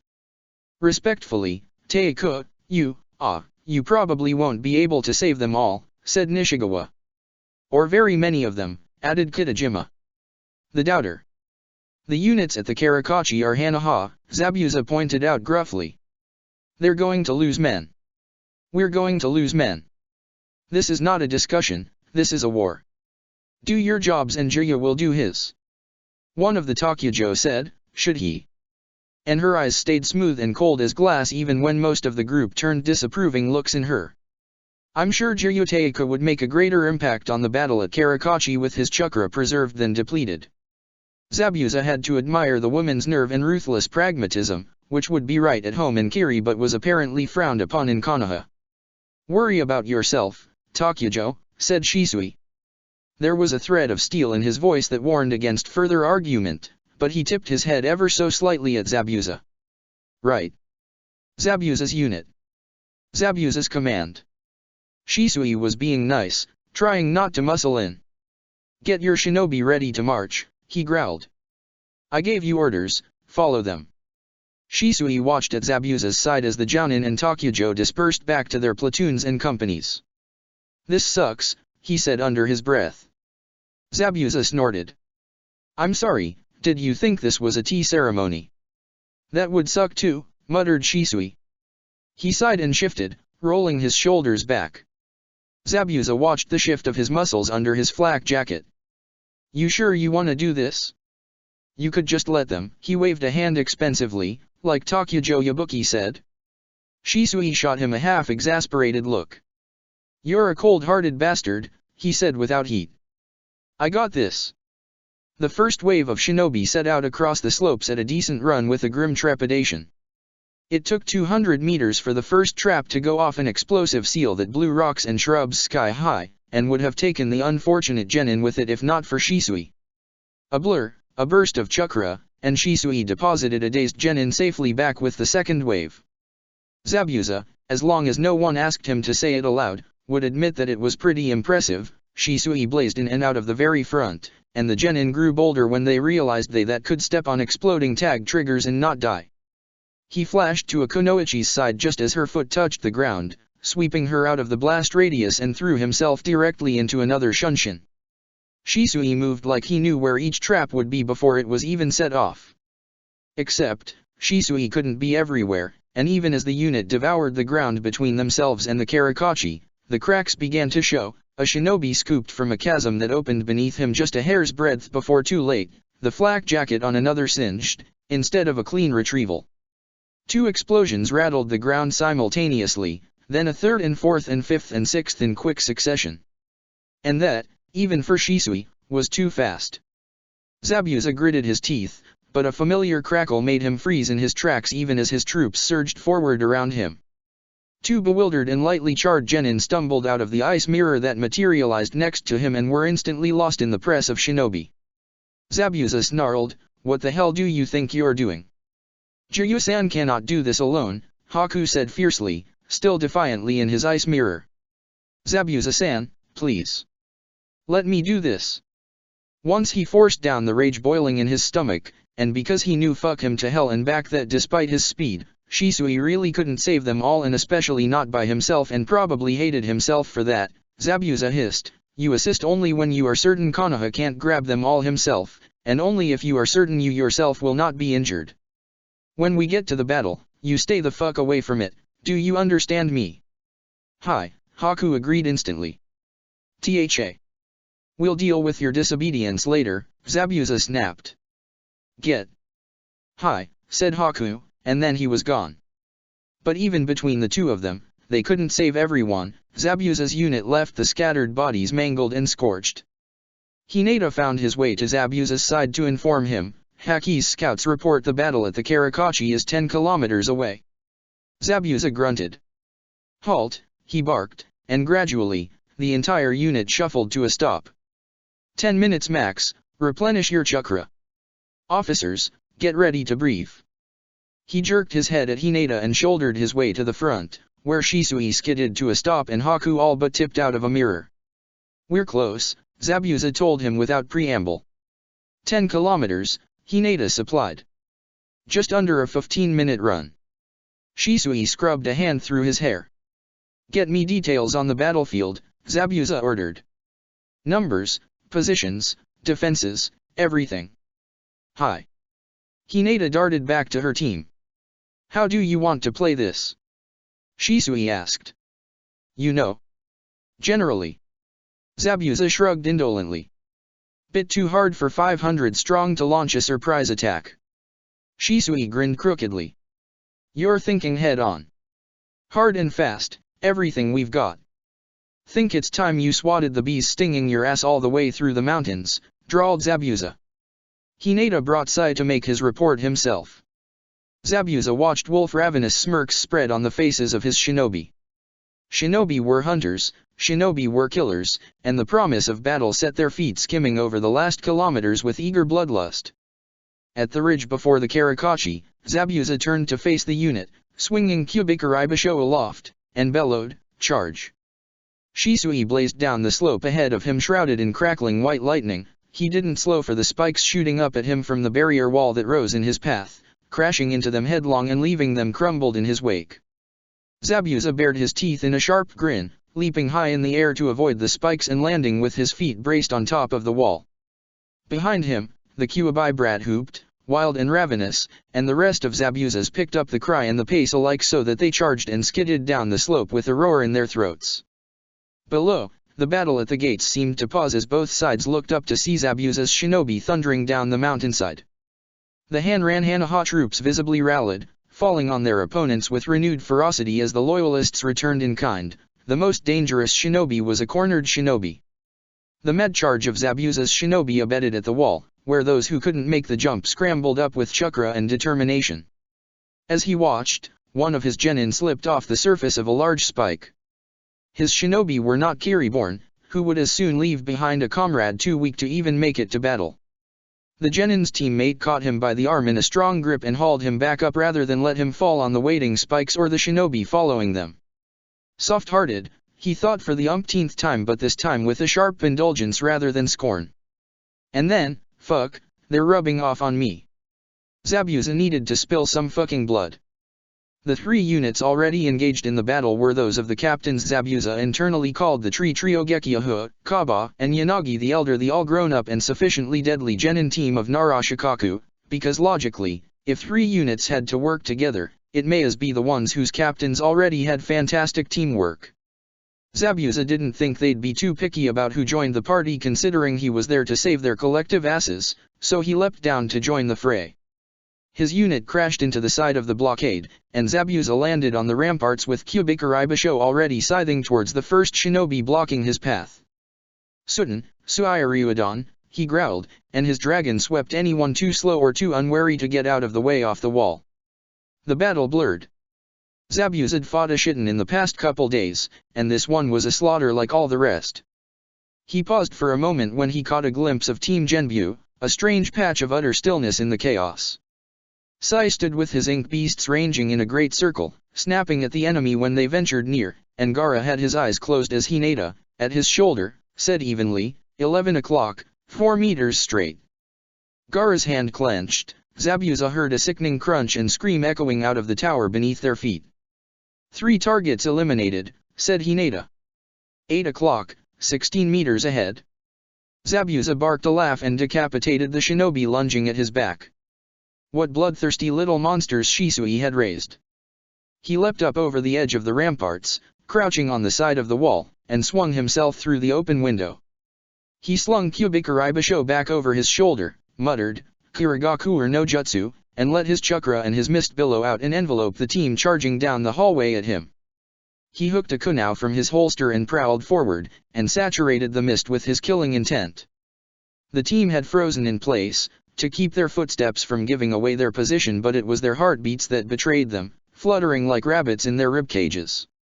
Zabuza ghosted behind them and with one vicious jerk, slashed open the throat of the first. His teammate cried out in shock as the man's blood splattered the back of his neck, but by the time he whirled, katana first, Zabuza had already slipped back into the mist. The blade met air, the body hit the ground with a dull thud. Were this a mission, Zabuza would draw it out, savor the hunt, but this was war, so he slit their throats one by one and stalked down the hallway in the cover of his mist. Ah, someone said, as the third shinobi slumped to the ground. I thought I recognized that chakra. 2 jounin on opposing sides could easily slaughter hordes of genin, if not for each other. Zabuza supposed he should probably entertain this joker's efforts at distracting him, since he was kind of obligated to keep his unit alive. Zabuza flicked the blood off his blade absently and spun it around in his hand. What, you don't recognize me? The other jounin said.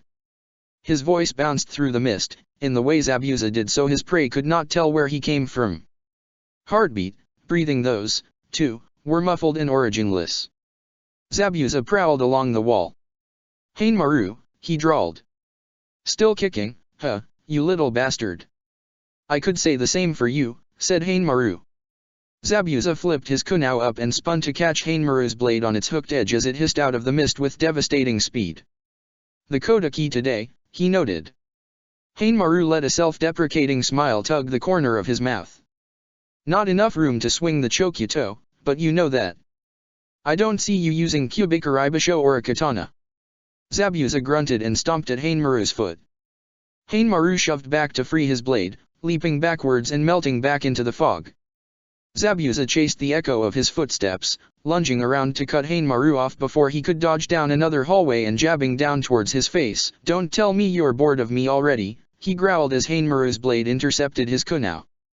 Hainmaru huffed a laugh even as the pointiest part of Zabuza's kunao edged dangerously closely to his face. You weren't being a great host. Zabuza bared his teeth and bore down on the kunao. Hainmaru's kodaki trembled. Think you're supposed to be the host, these days? Said Hainmaru consideringly, twisting out from under Zabuza. You may be right. His blade flashed, and Zabuza batted it out of the way. Come on, Hainmaru, said Zabuza, catching the kodaki's blade on his kunao and crowding in close to the other jounin. You can't think you can beat me in hand-to-hand. Hainmaru snorted, twisting his hands into a seal. Always so arrogant. He blew a mouthful of poison gas into Zabuza's face. Zabuza beat a swift retreat via Shunshin, shrouding himself in his mist again. His face was already beginning to itch, even under the bandages wrapping his mouth and nose. He split off a trio of Mizu Bunshin, then stood still and let them stalk forward once again. Sure, I can't convince you to switch sides. He offered casually. We can pick this up some other time. Silence. Zabuza frowned and canted his head to the side, but even then he couldn't hear so much as a heartbeat. He collected chakra in the back of his throat with a few hand seals and blew the mist out of the hallways with a weak futon. They were empty. Damn, he growled aloud.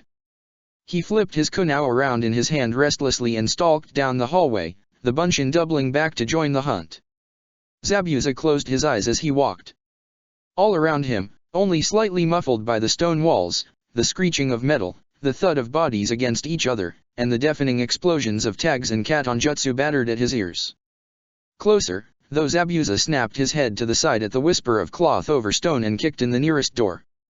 It exploded, because of course it was trapped. He substituted his furthest Bunshin as the other two sprayed back into water and snapped his kunao up to parry as Hainmaru burst through the smoke.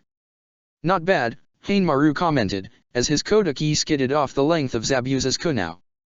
All this ambient noise thought it'd give you more of a pause. Zabuza grunted.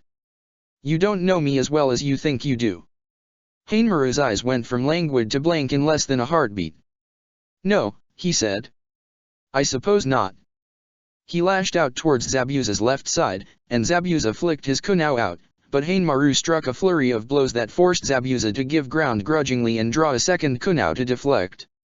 Zabuza hopped backwards, flinging one of his kunao straight at Hainmaru's eyes, and huffed a laugh as the other jounin spun to the side to avoid it. You mad? A little, Hainmaru admitted, twirling his kodaki in a considering circle. You're the last person I expected to defect. I tried to assassinate the Mizu cage, Zabuza pointed out, dry as dust. I know, said Hainmaru patiently. Why, though? Zabuza snorted. Because he's a dick. Hainmaru didn't roll his eyes, but it was clearly a close thing. The old academy tests. The bloodline massacres. The fucking caste system, Zabuza snapped. And that's just scratching the surface. You really think that lunatic should be Kiri's cage?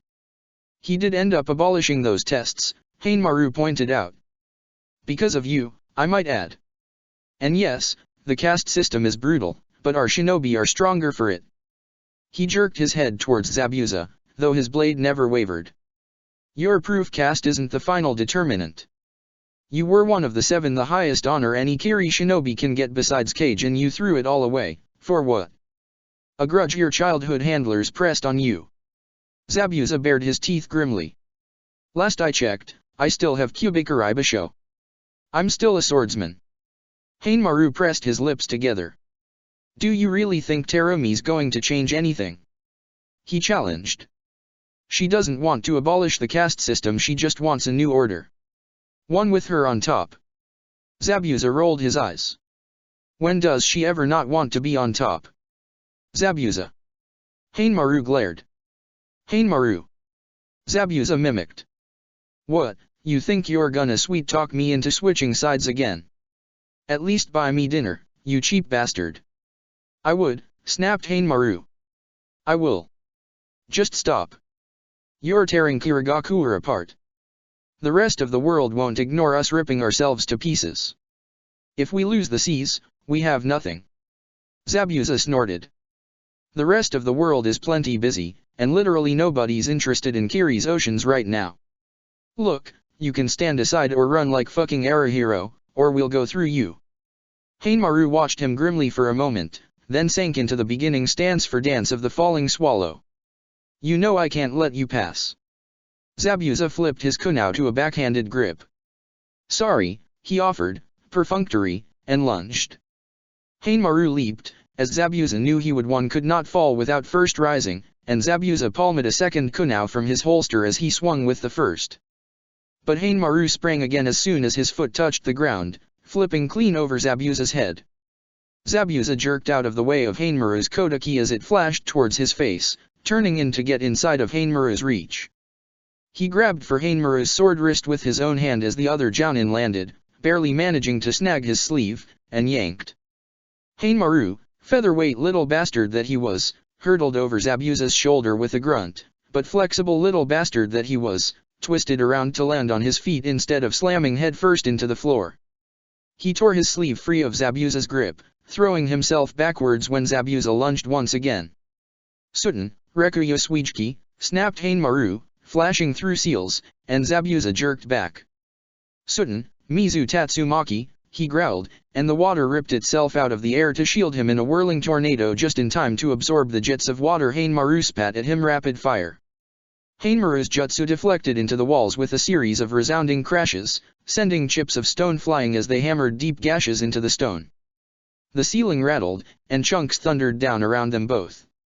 Zabuza dipped deeper into his chakra and shoved his jutsu towards Hainmaru.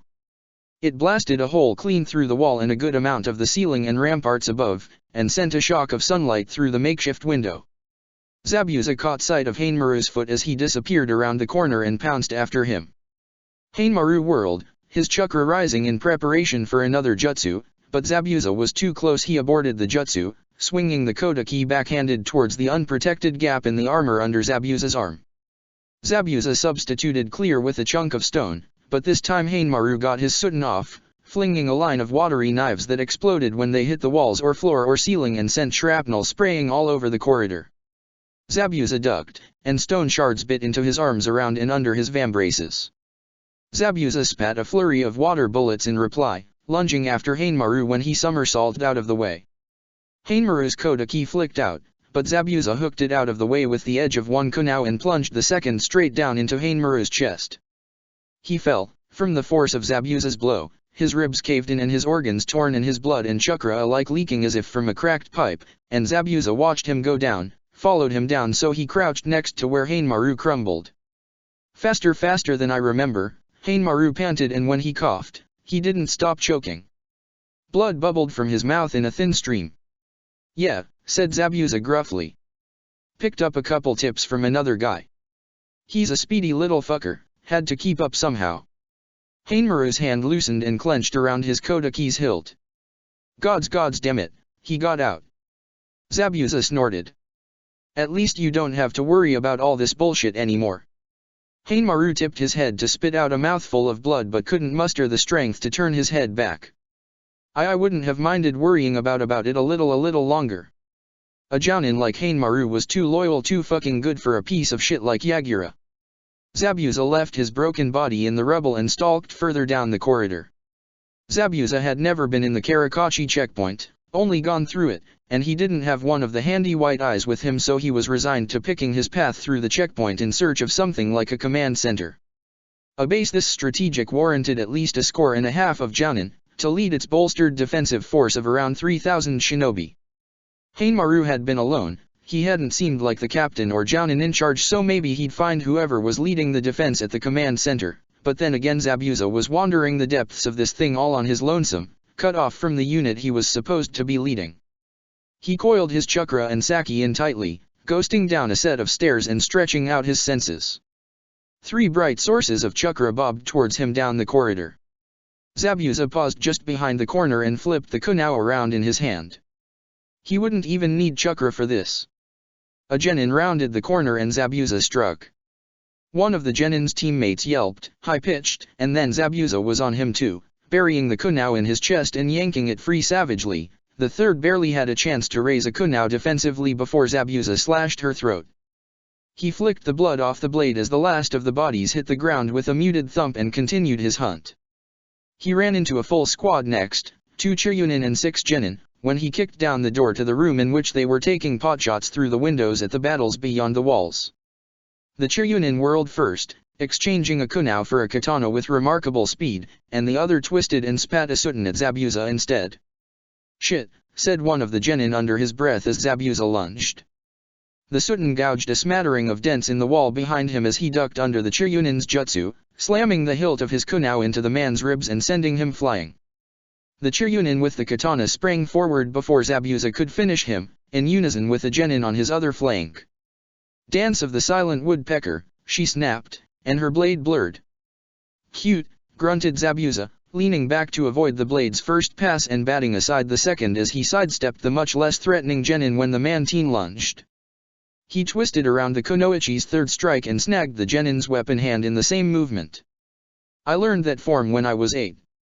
He hurled the genin over his shoulder, but unlike Hainmaru, the genin was neither fast nor flexible and slammed headfirst into the ground with a sound like a dropped watermelon. "Ricky!"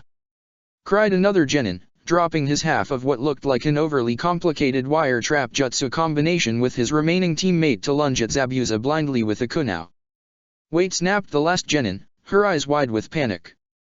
Zabuza flung his kunao at her and caught the idiot genin by the neck midair, plucked the kunao from his hand, yanked until he heard and felt the telltale snap, and dropped him. The jutsu Chiryunin pounced, 2 bubbles of water around his hand designed to capture what it touched. Zabuza leaned out of the way of his swipes, gave him a good yank on his arm, and sent him headfirst into the wall, the jutsu splashing apart as he crumpled. Zabuza whipped around in time to deflect the katana off his kunao, baring his teeth in a sharp grin. The katana Chiryunin sucked in a breath sharply, jerking back. Zabuza didn't allow her retreat. He stepped over the downed genin, caught the katana on the hook of his kunao when she swiped at him. The other genin trio took the opportunity to attack. Zabuza shoved the Chiryunin away, sending her stumbling across the room as he turned to deal with the genin. One went low with a katana, a second high with a tanto, and the third blurred through seals for a ninjutsu behind them. Zabuza appreciated their teamwork and forward thinking in actually coordinating their attacks, so he bunked the kunoichi with the tanto on the head a lot less heavily than he could have and gently mule-kicked the katana wielder into the third teammate, where they both slammed into the wall before the jutsu could be finished. 1, 2, 3 out cold. The Chiryunin pounced back in, but this time her strikes reflected her desperation fast and hard and aimed none too carefully. Zabuza parried languidly, indulgently, 3 strikes, then pressed forward into the Chiryunin's space with an aggressive jab, and the Chiryunin jerked backwards, unbalanced. "Sloppy," he growled. "Your center of balance is all over the place." He gave her a good shove to emphasize, and she careened backwards. To her credit, she managed to turn it into a roll and landed in a low crouch. Zabuza slammed the hilt of his kunao into the side of her head and suggested, "Fix that," as she slumped to the ground. They weren't half bad, could do with some polishing. Zabuza eyed the slumped bodies, considering. He probably should kill them. He'd killed half their number already, and the ones who were out cold would try to kill him if they woke up and saw him again, but it was kind of a waste to slit their throats now. It wasn't like they were much of a threat anyways. Zabuza shrugged and wandered back into the hallway. He'd kill them next time. The next chakra source he sensed was muted, clearly potent, and hovered behind a set of closed doors 2 hallways down. Zabuza gave Stealth a metaphorical middle finger and shoved the doors open, strolling in with his kunao looped loosely around his finger. There was one figure in the room, who had been reclined in a chair balanced on its 2 back legs with his sandals propped up on the edge of the table. At Zabuza's entrance, he let the chair drop back onto all 4 legs with a loud crack and stood, one hand dropping to the table on which a pair of sickles lay. Zabuza recognized those blades, just like he recognized that shock of sea green hair. Today was chock fucking full of encounters with old friends, wasn't it? Hideki was a master of his blades, which he sharpened with wind to create a razor edge that not even he could see, and those fucker hurt. Zabuza hated sparring with him as much as he hated sparring with Zabuza, because Zabuza had a blade that Hideki couldn't cut through or, at least, didn't stay cut through. Hideki looked at him. He looked at Hideki. How about we don't, suggested Hideki, and say we did. Zabuza paused, considering. You gonna run back out there and kill someone? Hideki shrugged. Maybe. I don't know. How about you don't, suggested Zabuza, and say you did. Hideki shrugged again. Fine, he said. I'm sure there's some urgent matter in the kitchens. Poison gas or whatever that needs investigating. Great, said Zabuza. He eyed the far door. Hideki glanced purposefully at the door behind Zabuza's back. What followed was an awkward kind of circular shuffling, because neither of them was willing to give the other their back. Zabuza bared his teeth in a grin. Just like old times, ain't it? Quite, said Hideki. See you around. Zabuza left through one door, Hideki through the other. He paused, in case the other Jounin thought to catch him off guard, but no attack followed. Hideki was always looking out for his own skin. Minimal effort, that guy. He'd been more shocked than anyone else when he made Jounin. He probably would have refused the promotion if he could have, but no one said no to Yagura and walked away with his skin intact. Especially not the members of the Kiri Hanran, but at least they'd made it out with their lives. He turned down another hallway, went through a sparring room, 3 sets of stairs, and 4 teams ranging from Takujo to Genin, and ended up against one of the walls, on the other side of which he could hear the rumbling of the battle outside. An explosion knocked Zabuza off his feet, throwing him against the wall, and he substituted right before impact.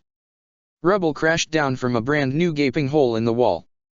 He considered the probability of finding the Jounin in charge still inside the base slim and took it as an opportunity to rejoin the fight outside and launched himself through. He surfaced far closer to the center of the checkpoint, on the side facing west of Kirigakure, and his hand found Kubikari Basho easily. Shit, muttered the probably Takujo in front of him, eyeing him, and the somewhat mauled Hanaha Chiryunin on his other side. The Chiryunin was one of Zabuza's. The possibly Takujo whipped a kunao trailing an exploding tag at Zabuza's face and bolted. Zabuza flipped Kubikari Basho up to shield himself, and when the blast abated, the maybe Takujo had fled. Zabuza leaned to the side to avoid a flurry of shuriken from some other team's skirmish and told the mauled Chiryunin, "Get medical crews in the back, you look like shit." "My squad," protested the Chiryunin, twisting to look behind him as Zabuza loomed over him.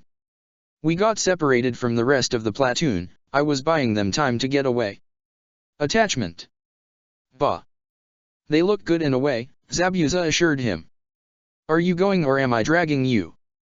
The Chiryunin turned pale, but that might have been the blood loss. Zabuza leaned over the side of the wall and barked, "Hey! Come get your Chiryunin, he's bleeding out." Q, the 7 genin of the Chiryunin's squad, busting ass to run him to the back of the battlefield. On the very far end of the ramparts, Tamari's Tessin flashed as she swung it, sending an entire team of loyalists stumbling backwards from the gale force. Shisui was a tiny speck on the ground, dueling a kunoichi who must have been Kachugan from the pair of dark gray shoto she wielded. She was fast and vicious, but so was Shisui. No point interrupting his fun. The wall rumbled beneath his feet, and Zabuza clung to the stone only with chakra as he chanced to glance down. Far below, the ground cracked, a plume of steam shooting into the air as it widened. Zabuza whirled without hesitation, charging back along the length of the wall. "Unit 15. He roared. "On me. Fucking fall back, now, now, now." Shinobi hated few things more than to retreat, but Zabuza could see the cracks widening and spreading with increasing speed. 15, off the wall, get away from the wall. Right fucking now. He slammed Kubikari Basho into a loyalist shinobi with a blade poised over one of his unit, batting him into the side of the rampart. He yanked the wounded kunoichi upright, gave her a good shove in the direction of the mountain slope, and shouted, "Go, go." The wall began to rattle in earnest, and the battle on the ground devolved into mass confusion as the shinobi closest, on both sides, tried to scramble away. Zabuza scooped another shinobi up from where he'd been pinned by a Dutan and tossed him bodily towards the others on the slope, battered back a pair of loyalist Chiryunin pursuing a team of his genin, and kicked a Kiri genin off the top of the ramparts. Shisui appeared on top of the wall in the whirl of a shunshin, flashing back and forth pulling shinobi out of battles as the walls shook apart under his feet. A splash of black and white dove one of Sai's birds, plucking another from the epicenter. With a deafening roar, the ground beneath the gates of the Karakachi Tuj checkpoint opened up beneath the wall and swallowed it whole, and the middlemost chunk of the entire thing crashed down into a lake of molten lava that hissed and spat boiling miasma at those unfortunate enough to be too close.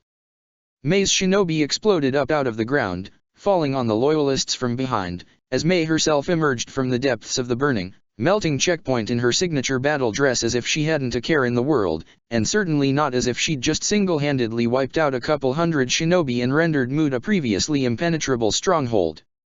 Attack! Zabuza ordered, and his unit surged forward once again with renewed energy.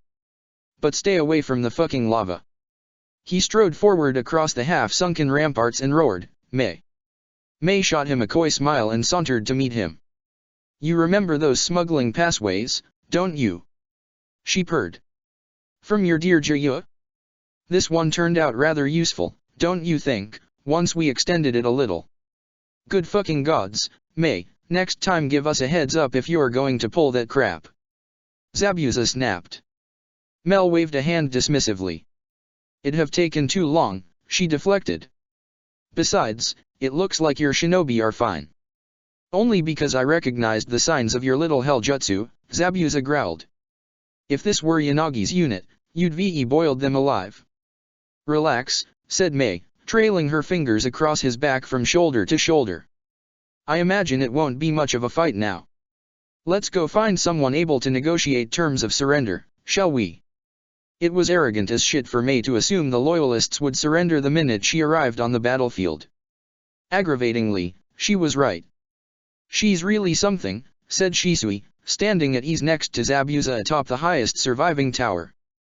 Far below them, Mei stood flanked by Ao and Fukaya, conferring with the tree trio and a delegation from the loyalists. Shisui had delegated the nitty-gritty negotiating to them so he and Zabuza could lurk high above and keep an eye out for a last-ditch assault. Zabuza thought Shisui was just leveraging his secret identity and position as captain of covert intelligence to get away from the politics, but he was generous enough to include Zabuza, so who was he to complain? Mei has that effect, Zabuza agreed, watching the particular way she tossed her head to get her hair to ripple just so down her back. The captain in charge of the fallen base paused very briefly before continuing his determined if aimless negotiations. Dealing with the med cage made sure Yagura's commanders had nerves of steel as well as formidable battle capabilities, but, well, Mei. Besides, she and everyone else knew what the captain would face if he went back to the Mizu cage having failed. He turned away, disinterested in the whole mess. Mei would sort it out in that way she had of gently bulldozing everyone around her. The tree trio would dig their heels in just enough for Hanaha Shinobi not to get stuck with the scut work since they did most of the heavy lifting. They'd all settle down for a respite and march on the village proper once everyone regrouped and reported in. Of course, once he turned around, he was faced with a beaming blonde brat, his grin visible even under the bandages swathed over the lower half of his face. Zabuza glared at him. If there was ever a temptation to quit bandaging his own face, this was it. The brat was as fresh as a fucking daisy, even though his pink-haired girl-child teammate was passed out against his shoulder and Shisui's littlest cousin leaned his head against the battlements with his eyes closed. Zabuza had the vague feeling that they were supposed to have stayed out of the battle, but the latter two had fresh bandages and horrifically mussed hair that told of actions otherwise. Idiots, Zabuza hissed at them, even though it was completely wasted on the only one who was awake to hear him. Beside him, Shisui sighed, long-suffering. All of you should have stayed out of the thick of the fighting, he admonished mildly. Zabuza transferred his glare to Haku, who flushed faintly. I did, Zabuza-san, he protested. A squad attempted to attack the medical crews, and other than Team Byakko, everyone else was occupied. We helped, interjected Tamari before Zabuza could rip his apprentice a new one. Ichi barely had to lift a finger. Niji, sitting cross-legged next to Haku, muttered something under his breath that sounded a lot like, "Ichi doesn't need to lift a finger to use his Kekkei Genkai." Temari nudged him subtly in the ribs with her knee but looked amused. Working on the systematic oppression of any sense of humor, that one. The silent triad were twined around each other with airs of satisfied bloodlust, acknowledgement of a mission accomplished, and deep relief at the conclusion of the battle, respectively. Sai and Hinata had their shoulders pressed against each other unconsciously, and Gaara sprawled his head against Temari's leg and his ankles in the space under Hinata's knees. The Ichibi's container had eyes half lidded in satiation and Zabuza half expected him to start purring at any second. Bloodthirsty little creature. Zabuza wondered just how many shinobi he'd crushed alive. "We stayed out of range of most of the battle as well," Sai volunteered. "Our team is suited for long-distance attacks." "Yes, I know," said Shisui patiently. "That was well done of you three." Zabuza recognized the uneasiness in Shisui's voice anyways. Gaara hadn't lost control of his Baijuyu in a good amount of time, but that was probably because he was feeding it a regular diet of gruesome deaths, even with that month-long lull spent undercover, that kept it satisfied. Or maybe it was about the childhood thing, since the Hyuga heiress was kind of delicate. Gods knew the ink boy was coping just fine. He lost patience to deal with insubordinate whelps and turned back around to see if May had wrapped things up yet. "No dice." He sighed. "May as well start sorting arrangements for the night," he said to Shisui. The blank leopard mask swiveled to face him. "May as well," Shisui agreed. A dash of blood and chakra, and a crow winged out of the fucking ether or wherever it was that summons came from. "Hang on to Shoyu a sec, will you?" Shisui asked, distracted, so Zabuza raised his forearm for the summon to alight on while Shisui dug a pencil and paper out of his back pouch. "I am not a bird perch," Zabuza growled. "Ow!" He snapped, as the blasted thing pecked at his arm just where his sleeve had been split by one of Hainmaru's water knives. Shisui ignored him. "You want to borrow Ponzu, or are you going to talk to Nishigawa yourself?" he asked absently, scribbling at his missive. "Ponzu," Zabuza conceded grumpily. The less Konohan nonsense he had to deal with today, the better. At least he could delegate the tedious tasks of head counts and scouting out habitable bunking sites to his jounin, who would then delegate it to the Tokujo or Chiryunin. Also, food. Zabuza was starving. In terms of off-the-rocker, homicidal Jinhiriki hellchildren, Gaara was a useful one to have because he didn't sleep at all. Zabuza wasn't sure if this feat was meant to be terrifying or impressive, but at least a guard rotation at night wasn't mandatory. Zabuza also didn't recall exactly when they got stuck with all 9 of the pack brats, but a glance told him the non-Gaara ones'd all be next to useless until they got some sleep and recharged their chakra. "Watch em. Nobody tries shit with them, got it?" he directed at Gaara. Gaara, surrounded by the unconscious bodies of the rest of the brats circled up in their cloaks like a pack of fucking puppies, nodded solemnly. "Great," said Zabuza, fighting down the sheer nausea that whatever this sight or his lack of food was causing. "I'll be back." He stepped out and almost tripped over Shisui, sitting out in the hallway just beyond the door. He had an arm tucked around the Hyuga girl, both their masks still on, but she had clearly fallen asleep. He raised an eyebrow. "She saw a lot." "She's fine," Shisui said lightly in a way that implied that nothing was fine but that Zabuza couldn't do anything about it anyways. Zabuza cast a suspicious glance down the hallway. "I don't think anyone will come down this way, but I'll hear them," Shisui added, to his unspoken comment. Zabuza shrugged. "I'm going to head down and see what's going on," he said. Shisui hummed acknowledgement. "Don't pick any fights." Zabuza rolled his eyes. He was all fought through for the day, thanks. Most of the shinobi had crammed themselves into every available room to sleep. The base had started out with 3,000 loyalists, between Zabuza and the Tree Trio's units, that was another 2,000, plus May's 2 units added another 1,500 or so. Accounting for losses, that was still around double the capacity the base was designed to house, and a good chunk of it was now under cooling volcanic sludge. The mutual agreement that sleeping was not allowed in the halls was only the reason that Zabuza did not trip over a shinobi every other step, and while a large portion of their troops were roughing it outside in pitched tents. Zabuza made it down to the lowest levels without incident, aside from some clearly suspicious glares from shinobi of Hanaha and Hanran alike. Zabuza hadn't run into any loyalists, and suspected Mei made them decamped outdoors victor's spoils, an actual roof. Her chakra signature was familiar and easy to find, even muted among thousands of others, once he reached the lowest basement floor. She was even easier to find when Zabuza spotted the guards Takujo, probably hovering outside the room she had commandeered. One of them stepped forward as Zabuza approached, hand on the hilt of his sword, and said, "Turn back, Mamakai." Zabuza eyed him up and down and didn't recognize him. "Mei in there?" he asked, as if he couldn't practically taste the bite and burn of her chakra. "You can't go in," the Takujo said. Zabuza considered the Takujo. The Takujo stared back at him calmly. "You can get out of my way," Zabuza offered, "or I'll make you move. And hey, no sake or anything." Shisui would be proud of him for playing nice. The Takujo didn't appreciate his efforts, angling himself slightly for a better draw. Fortunately for all parties but mostly the Takujo, the door opened. "Zabuza, quit terrorizing my guards," said Mei, amused. Zabuza raised an eyebrow.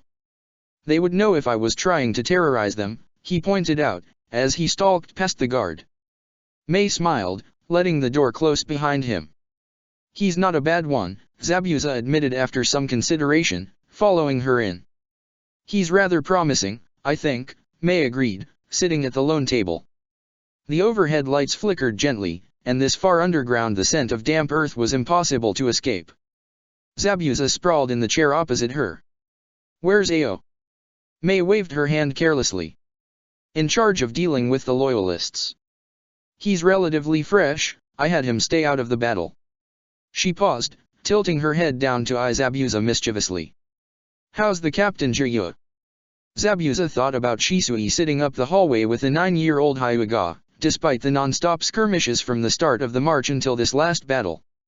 But Mei wasn't his comrade even if she was his friend, so instead of tired he said, "Pissed, because your little lava stunt interrupted his battle with Kachugan." Mel laughed, delighted. "He's a fiery one," she said approvingly. "I'd love to steal him over." Zabuza snorted. "He won't go," he said. "He's got bones to pick with someone in Konoha." "They all do," Mei complained, rolling her eyes dramatically, but she had the exact same kind of beef and kiri so she had no room to judge. Zabuza watched the flicker of lights as a momentary silence fell. "Ran into Hainmaru earlier," he said at last. "Oh." Mei raises an eyebrow. "And how is he?" "Dead," answered Zabuza. Mei nodded, her eyes going distant. "He didn't think you were planning to change the village once Yagura's gone," he added idly. Mel raised an amused eyebrow. "I should think that Yagura being gone would change the village. Remember when we were new genin?" he said abruptly. "Well," he amended, "I was 7 and a new genin and you were an academy bratling." Mei let the jab pass with an amused glance. "We said we'd make it so no one looked down on us," he continued. "We said we'd make it to the fucking top and tear it all down, every stone, make a new, stronger kiri without the rot inside. No castes, no noble elite, no more warships. No fucking academy kids' corpses in the streets because no one gives a shit if they live or die until they start to reek." "We were fools," said Mei wistfully. "Young, idealistic children. Raise everything and there's nothing left to rebuild, take down the nobles and the entire society collapses. Kiri is old, Zabuza, she's set in her ways. Bring a shark to a freshwater lake and it'll die." Zabuza snorted. "Then what are you trying to do, Mei? All those grunts who raised your flag, you think they're gonna be happy with the status quo when you've cozied up with the ones who trampled them into the mud?" "I meant we need the nobles," Mei snapped, "not that everything is going back to the way it is under Medyagura. But those clans are too powerful, even now, they're waiting to see who comes out on top, and I can't afford not to have their support when the dust settles." "They'll call you a sellout," said Zabuza, leaning back. "They'll call you a hypocrite and a traitor." "Let whoever wants to say so to my face," Mei said dismissively. "I'm sure I'll be able to change their mind." "Yeah, or melt it into sludge." "Zabuza," said Mei, meeting his eyes.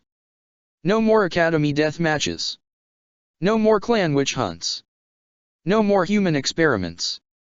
That, I can promise. Zabuza wasn't Kiri, he had no right to demand more. That would have to be enough. Yeah, he said. Okay. Mei watched him curiously. What does Senju expect to do in Konoha, then? She asked. It doesn't quite sound like the kind of situation where she wants to shake up the entire societal structure and toss it to the crows. Zabuza shrugged. She wants the truth about how the Sandaime Hokage kicked the bucket to get out, and Shimura 10 meters under, probably, he said vaguely. Probably smooth sailing compared to Kiri's stack of shit. Ah, said Mei. The successor. Did you know I don't think she's been in a single skirmish the entire war? She's a medicnin, Zabuza pointed out, dodging Mei's exploratory fishing. The fuck would she join a skirmish for? Mei raised an eyebrow delicately but didn't press even though he knew that she knew what Senju could do on a battlefield. Instead, she withdrew a flask from God's knew-where and unscrewed the cap to take a long pull. She offered it to Zabuza. Zabuza, reasonably sure she wouldn't poison him just because she could by breathing into the thing, took it. It was sake, cold, and it burned down his throat. Since when do you carry this shit around? He demanded, passing it back. Mel set it on the table before her with a wry smile. Sometimes, she said, with more honesty and vulnerability than he'd seen from her since they were children and ready to fight the world, I need a reminder that I can feel. There were probably better ways to cope with the ability to annihilate comrades and enemies alike without receiving so much as a scratch, but Zabuza sure hadn't found any. He said. Come back to Kirigakure, she said suddenly, watching him from beneath hooded eyes. She needs you. Zabuza grunted and wished he hadn't given the flask back. I'm here, ain't I? Mei shook her head. Not for a battle, not for a month. This is just the beginning. Zabuza's mouth twisted into an involuntary snarl. You forgettin' something. Put aside your honor for one day, she fired back. One day and come back to Kiri. Zabuza snorted and was promptly thrown clear out of his chair when the ground heaved.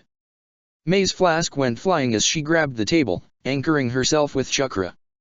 The room rattled violently, the sparse furniture toppling one by one with loud crashes.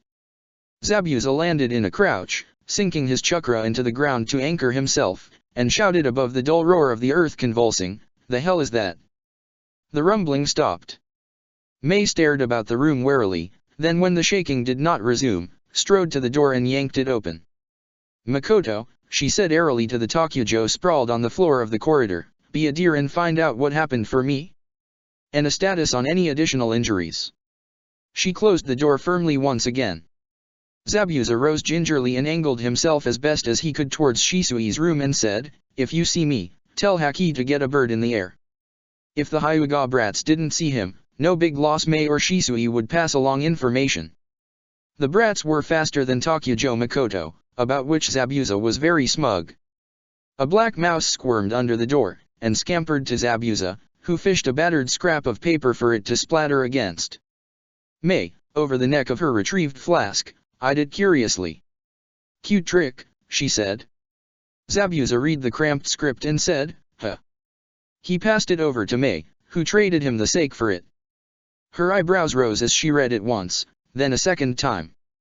Medicnin, she said. Got impatient, did she, to literally punch a hole through the Hokkaido mountains? Must have been, Zabuza agreed blankly, staring at the report that explained impersonally that the minor earthquake had resulted from one Senjutsunade splitting a mountain apart after arriving at the battle in which Loyalist forces had decimated most of Unit 12. Or just really pissed. He took a slug of the sake because damn it, that meant the little magpie captain had a point about going through the mountains. Said Mei again, a new wariness in her eyes. She turned as a knock on the door rapped out sharply. Yes, come in, she called, and the Takujo edged his way into the room. I have the report, sir, he offered, clasping his hands behind his back professionally. Zabuza set Mei's flask back down on the table with a decisive tap. I'll show myself out, he drawled, sweeping up his report. Looks like there's gonna be a lot of cleanup. Mei swallowed a grimace. It does, she agreed. Do try not to make a bigger mess of it.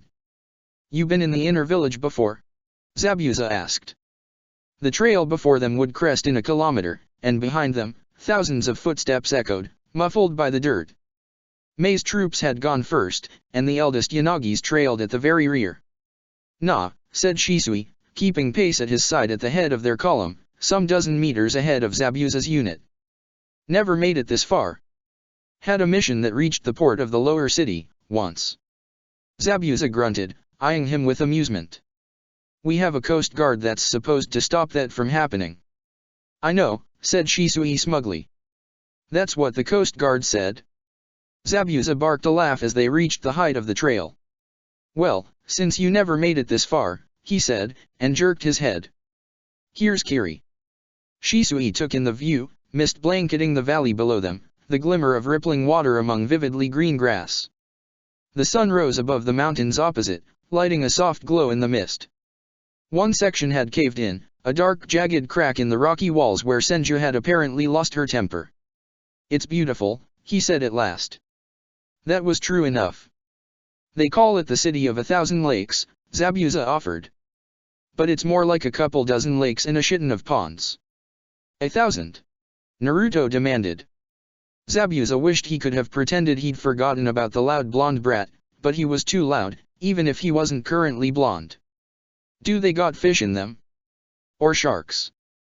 Most of them have fish, Haku answered helpfully before Zabuza could try igniting the brat's hair spontaneously with his glare.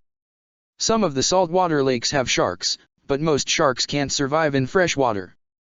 Why not? Sakura asked curiously. She had a bandage wrapped across her face diagonally, but it did not seem to bother her. Haku hesitated. They swell up and die, he finished delicately. Naruto's eyes widened. Do they explode? He asked with all the enthusiasm of a baby shinobi who hadn't seen enough gory ways a living thing could expire. No, said Haku patiently.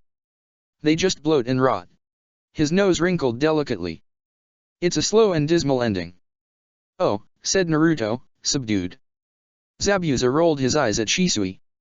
Shisui huffed a silent laugh. Hey. Punk, Zabuza called. What do the next couple kilometers look like? Niji's step hesitated, and the rest of the pack reacted instantly. Temari drifted backwards to stay in step with him, and Haku's chakra surged. Hinata's head snapped up, Gaara's eyes narrowed, and Sai reached surreptitiously for his tanto.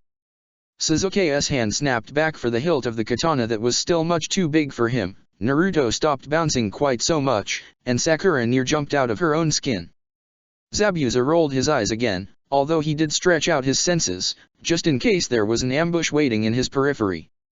There are several hundred loyalist shinobi lining the road as it enters the village, Niji reported in a voice tinged with incredulity.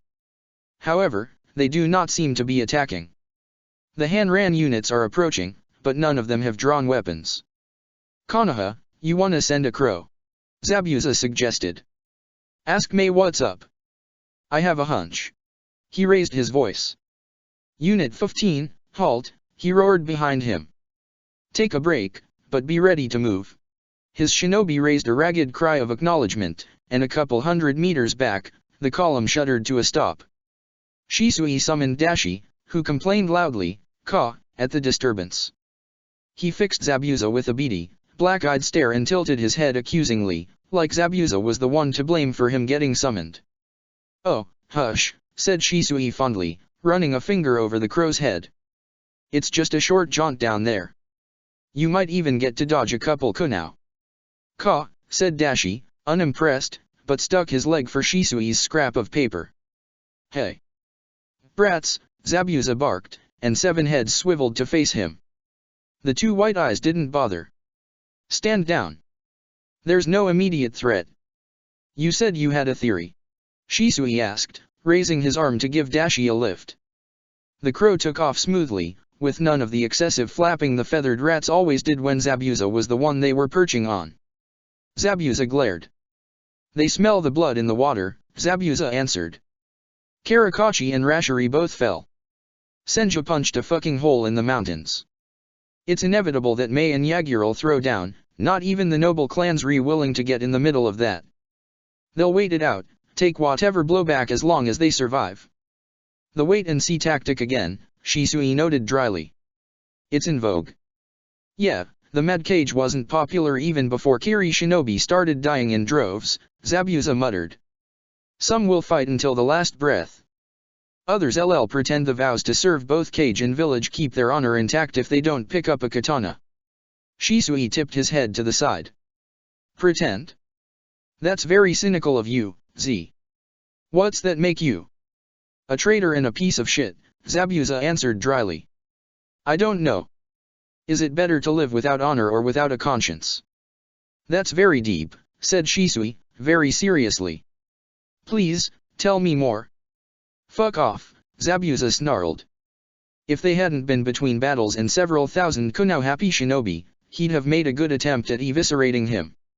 Fortunately for Shisui and his continued survival, Dashi swooped out of the sky, practically on their heads, and told his summoner irritatedly, Ka. Ka. She says we're clear, Shisui said, plucking the paper from his summons. Yeah, I heard, Zabuza muttered. Let's go. The full might, more or less, of the Hanabi-ha participating in Kiri's civil war assembled in the training grounds on the edges of the village. Because they were the squirrel shinobi, hundreds of them perched in the trees as well as on the ground and made the back of Zabuza's neck prickle when he stalked past. This is awesome. We're sleeping in a tree. Naruto enthused, wobbling precariously as Zabuza glared up at the entire pack perched in the forks of a tree with only the shreds of browning leaves still clinging onto its branches. Sai grabbed Naruto by the back of his shirt before he could fall out of the tree. Stay, Zabuza ordered. Princess, you're in charge. Girl, try to keep those two in line. He gestured at the offending members of Team Obnoxious.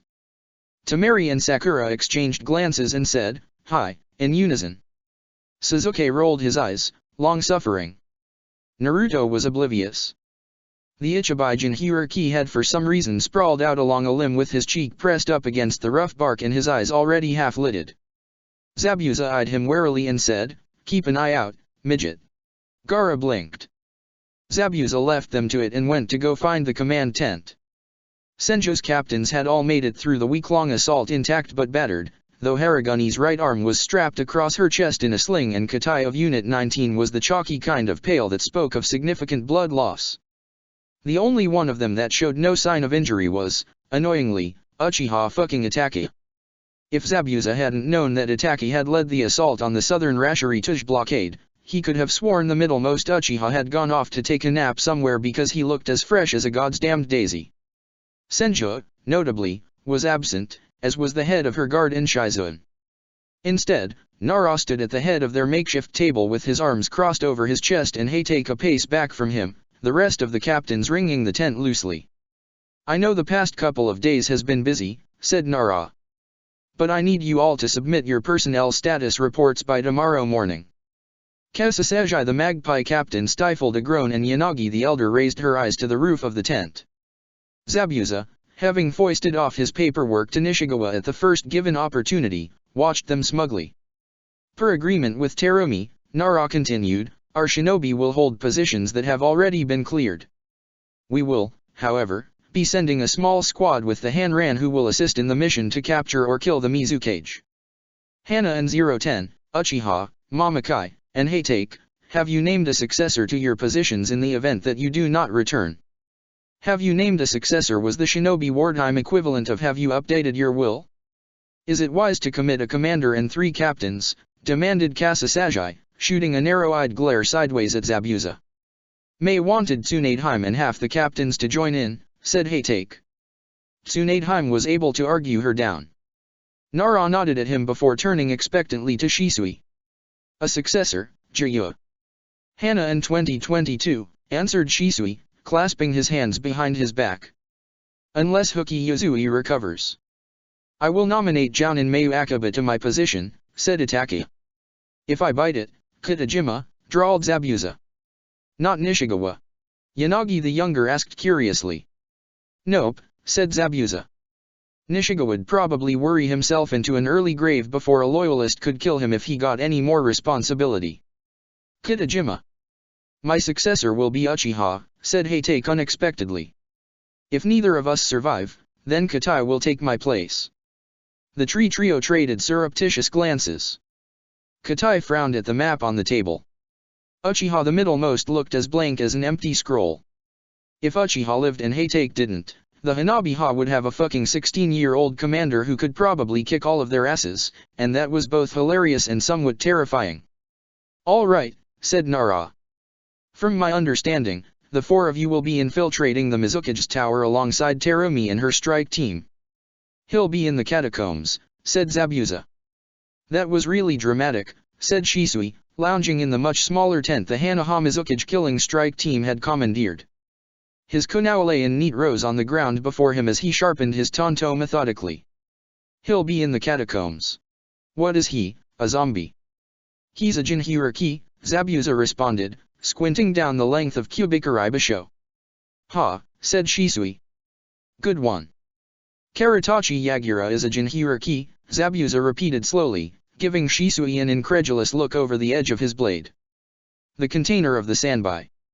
Itake, leaning over a battered map, glanced up carefully. Shisui paused, whetstone poised over his tanto. What? Hatake swiveled from his seat at the tiny table in the center of the tent. Karatachi Yagura is what? It seemed that Zabuza had stepped in what they called deep shit. Didn't Mei tell you that? When you entered whatever hell contract you made with her? No, Shisui hissed. Well, echoed Hatake blankly as his eye sharpened. I thought the Sanbai was lost after its previous host was killed. I at least expected the Sanbai Jinhuriki to be younger, Itaka said thoughtfully. It would have explained his lack of participation in the war. Did she tell you anything about Yagura? Zabuza demanded.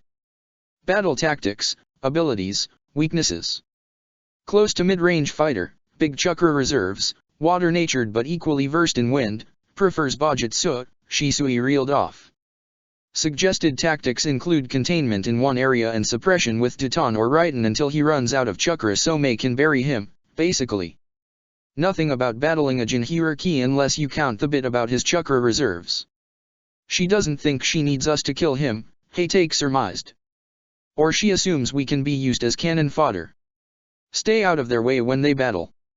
Itaka nodded, staring at the side of the tent thoughtfully. Hi, said Shisui.